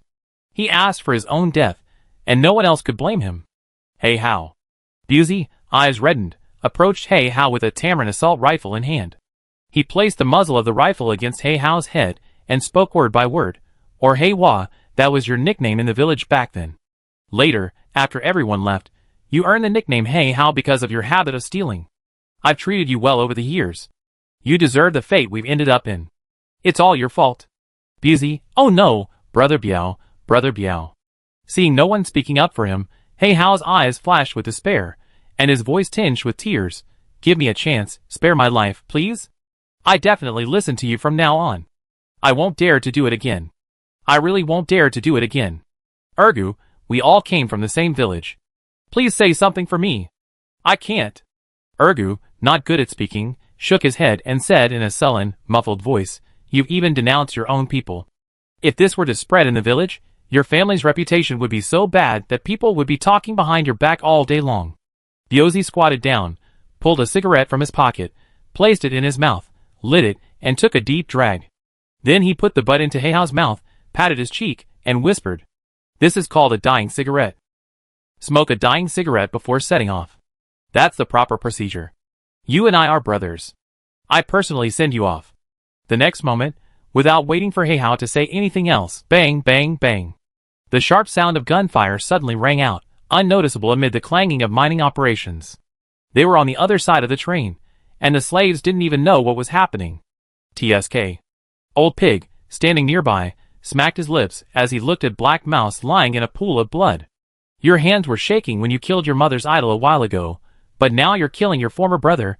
How come your hands are so steady? Captain Pig. Biazi forced a bitter smile. Don't mock me. I was just talking nonsense that day. I was simply frightened and worried I'd end up like that if I went viral. Okay. Old Pig couldn't help but smile and patted Biazi on the back. Go and calm down. I know you're feeling down. After all, we were brothers once, but this time it's a blessing in disguise. I find a place to bury him. Okay. In carriage 5 of the train, Chi Choo Choo sat by the window and witnessed the scene clearly, but her face showed no emotion. She hummed softly as she combed her hair. She had seen too many such things since the apocalypse. I'm almost used to it. Sister Choo Choo. A girl nearby leaned over with a gossipy look on her face and whispered, did Master Meng touch you when he let you in alone that day? The other girls nearby immediately pricked up their ears. Although Ji Choo Choo was a first-level slave, she was allowed to live in the thugs' compartment. The girls around her were all minor celebrities, though not as famous as her. While they couldn't live in the thugs' compartment, they were still allowed to visit occasionally. Yes. Ji Choo Choo stuck out her tongue and smiled. Mr. Meng is quite satisfied. Huh? The gossipy girl was slightly taken aback, puzzled. Since they've already touched you, why don't they take you in? That way you'd be second in command on this train, and we could enjoy some of the benefits with you. This train is much better than our old one. Mr. Meng asked me how many people had fucked me, and I told him the truth. He must be annoyed by my frequent banging. Ji Choo Choo wasn't shy about this, and her words were extremely blunt. You're stupid. The girl said, somewhat disappointedly. If you said you were a virgin, Master Meng might have taken you in. Virgin? Ji Choo Choo picked up the nearby mirror and gazed at her own face. After admiring it for a moment, she tilted her head and smiled. Even if my face was pristine before the apocalypse, after a year there, what do you think the probability is that I'm a virgin? I say that, but Master Meng would have to believe it. Besides, even if I were taken in from the beginning, the first thing I would have done was to distance myself from you and cut off all ties with you. Harem interference in government is a taboo. By then, I definitely spend every day in the train room, solely serving Master Meng. I wouldn't have the time to bother with you. Sister Choo Choo. Several young girls nearby pretended to be sad, wiping tears. You're so cruel. You can't hold your position if you're not. Ji Choo Choo looked out the window at the men dumping the bodies into the underground river. Her eyes narrowed as she smiled without saying anything. She had indeed fantasized about this scene at first, But after seeing that Mr. Meng had no such thoughts, she decided to change her mindset. No matter how cruel a man is, they still need a little gentle comfort. She only needed to provide the comfort, and she could live comfortably on the train. This was the asset her looks gave her. She had never understood why some beautiful women were so reluctant to rely on their looks for a living. Beautiful women don't need looks to make a living. It's like the second-generation rich, who insist on starting from scratch.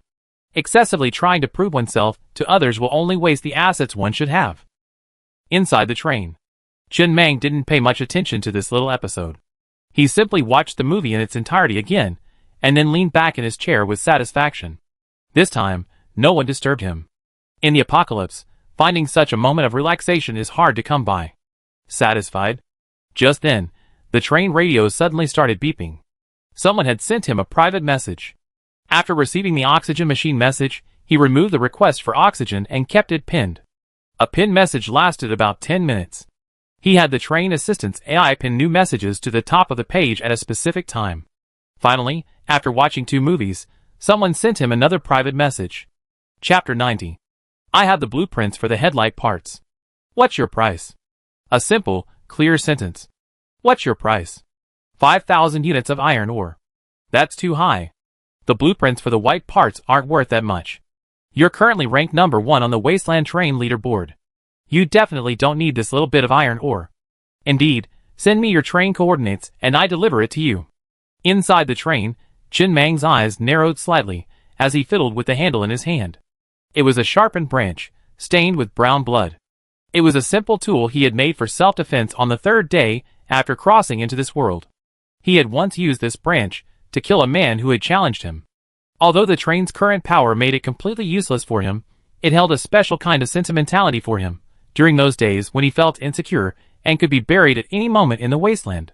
This ordinary branch gave him a faint, yet only, sense of security. He didn't mind visiting this person, and perhaps rescuing a few survivors from their train. He no longer worried about not being able to support his slaves. The iron ore deep beneath the teeming wasteland belonged to him. His only concern was a shortage of slaves. However, the other party didn't reply immediately. Instead, a long time passed before replying again. 1,000 units of iron ore, okay. Sure. Chen Meng suddenly smiled. It seemed as if this person had suddenly figured it out. Perhaps there was someone beside him giving him guidance. Through remote trading, he quickly completed the transaction by placing 1,000 units of iron ore on one end of the scale, saving him the trouble of traveling out of the house. After receiving the accessory blueprint, he immediately slapped it onto the control panel. As the blueprint transformed into a white dot of light and merged into the console, the train quickly gained permission to craft that accessory. He actually always wondered something. Is it true that all trains possess the ability to craft all accessories, and the blueprint is merely a key to unlocking these permissions? It's not that the blueprint itself grants the train the technology to manufacture that accessory. Although this is like the chicken and the egg, a meaningless question, I couldn't help but wonder. Headlights. A white accessory. He's seen it on several trains. It wasn't particularly rare, but he didn't know why he didn't have one. It wasn't just for the front of the train. It could also be placed in various areas outside the train. He crafted 3, placing them at the front, in the middle, and in the last car. He also spent 4,400 units of iron ore to upgrade the headlights on the front of the vehicle to level 10. This upgrade doesn't increase the brightness of the headlights, but only reduces energy consumption. The accessory itself can be used for both high beam and diffuse beam. The effect itself is quite powerful. He also gained 2 supermodel effects. Headlight level 5 supermodel effect. Consumes 1 energy stone to instantly emit a burst of extremely bright light. The intensity of the light depends on the level of the energy stone consumed. Headlight level 10 supermodel effect. None. Chen Meng looked at the 2 supermodel effects, his brows raised slightly. The first effect was simple, a flashing effect, a supplementary effect, within his expectations. But he hadn't expected the second supermodel effect to be non-existent. This was the first time he'd seen a supermodel effect described as none. This meant that not every accessory had a supermodel effect at its corresponding level. Some accessories had no corresponding supermodel effect at a certain level. That was good. It looked like he wouldn't need to consider upgrading the headlights accessory anymore. Level 1 was basically enough. The blinding glare effect wouldn't be needed most of the time. It was a soft control skill. At least, he couldn't think of any use for it yet. But when all three headlights were connected to the engine through the circuit system, the cave, which had previously only had a few dim lights, suddenly became incredibly bright, its glare dispelling all shadows. The cost wasn't too high, far less than the cost of the oxygen concentrator. As the cave grew brighter, Chen Mang immediately saw all the slaves working, as well as the dozen or so slaves defecating in a distant corner. Actually, sometimes seeing so clearly wasn't necessary. The number of people had reached 4 figures. Pooping and peeing are both serious matters. In the wilderness, it wasn't a big deal. They could hold it in on the train, and pee anywhere while the train was repairing. But they couldn't just pee and poop in the cave, so Lao Zhu had set up a dedicated area for them to use the restroom. However, after all, there were over 1,000 people, and everyone has urges, not everyone can hold them. When he was on Master Kun's train, it was common for the slaves to pee in the carriages. If the train was moving at full speed, they couldn't stop and poop just for one person's urge. The train desperately needed a restroom. But he had never seen the blueprint for the restroom component. If nothing else, he could just build 2 refrigerators to serve as restrooms. The space was large enough, and then assign someone to clean it at a designated time each day. It was a bit crude, but it wasn't bad. I have to say, the refrigerator was a really good component. When it was powered on, it was a large cold storage facility. When it wasn't, it could be used as a warehouse, a dormitory, and now it could be a restroom. And if he felt down, he could even use it to make soap. It was truly versatile. This incident reminded him that the train was already crowded, and they needed other positions besides thugs and slaves, such as cleaning staff, and someone needed to clean the carriages regularly. When he went to check the oxygen machine in Goblin Carriage 10 today, it was so filthy he didn't even want to step in. He immediately grabbed the intercom. Old pig. Didn't over 60 female slaves choose to mine yesterday? Women still can't compete with men in mining. Pick out 10 capable ones to clean the train. Pick one who's young, attractive, quick-witted, and not stubborn to clean my train compartment. Their treatment will remain the same as a level 3 slave, with promotions based on the number of days they work. Understood. After making this arrangement, Chen Mang looked at the train panel. The train currently had over 1,000 units of iron ore, and over 130,000 copper ore. Originally, there were 140,000 copper ore. Several thousand units of copper ore were used to kill the dozen or so pangolins in Kunlun Mountain. A crossbow could have easily killed them, but the heavy machine gun dealt more damage, had a faster and more reliable attack speed, and was more reliable. If he's any slower, all those pangolins will have ended up in the belly of that rock snake. Copper ore is mine to be used. To be stingy and unwilling to spend it, thus missing out on a golden opportunity, is truly foolish.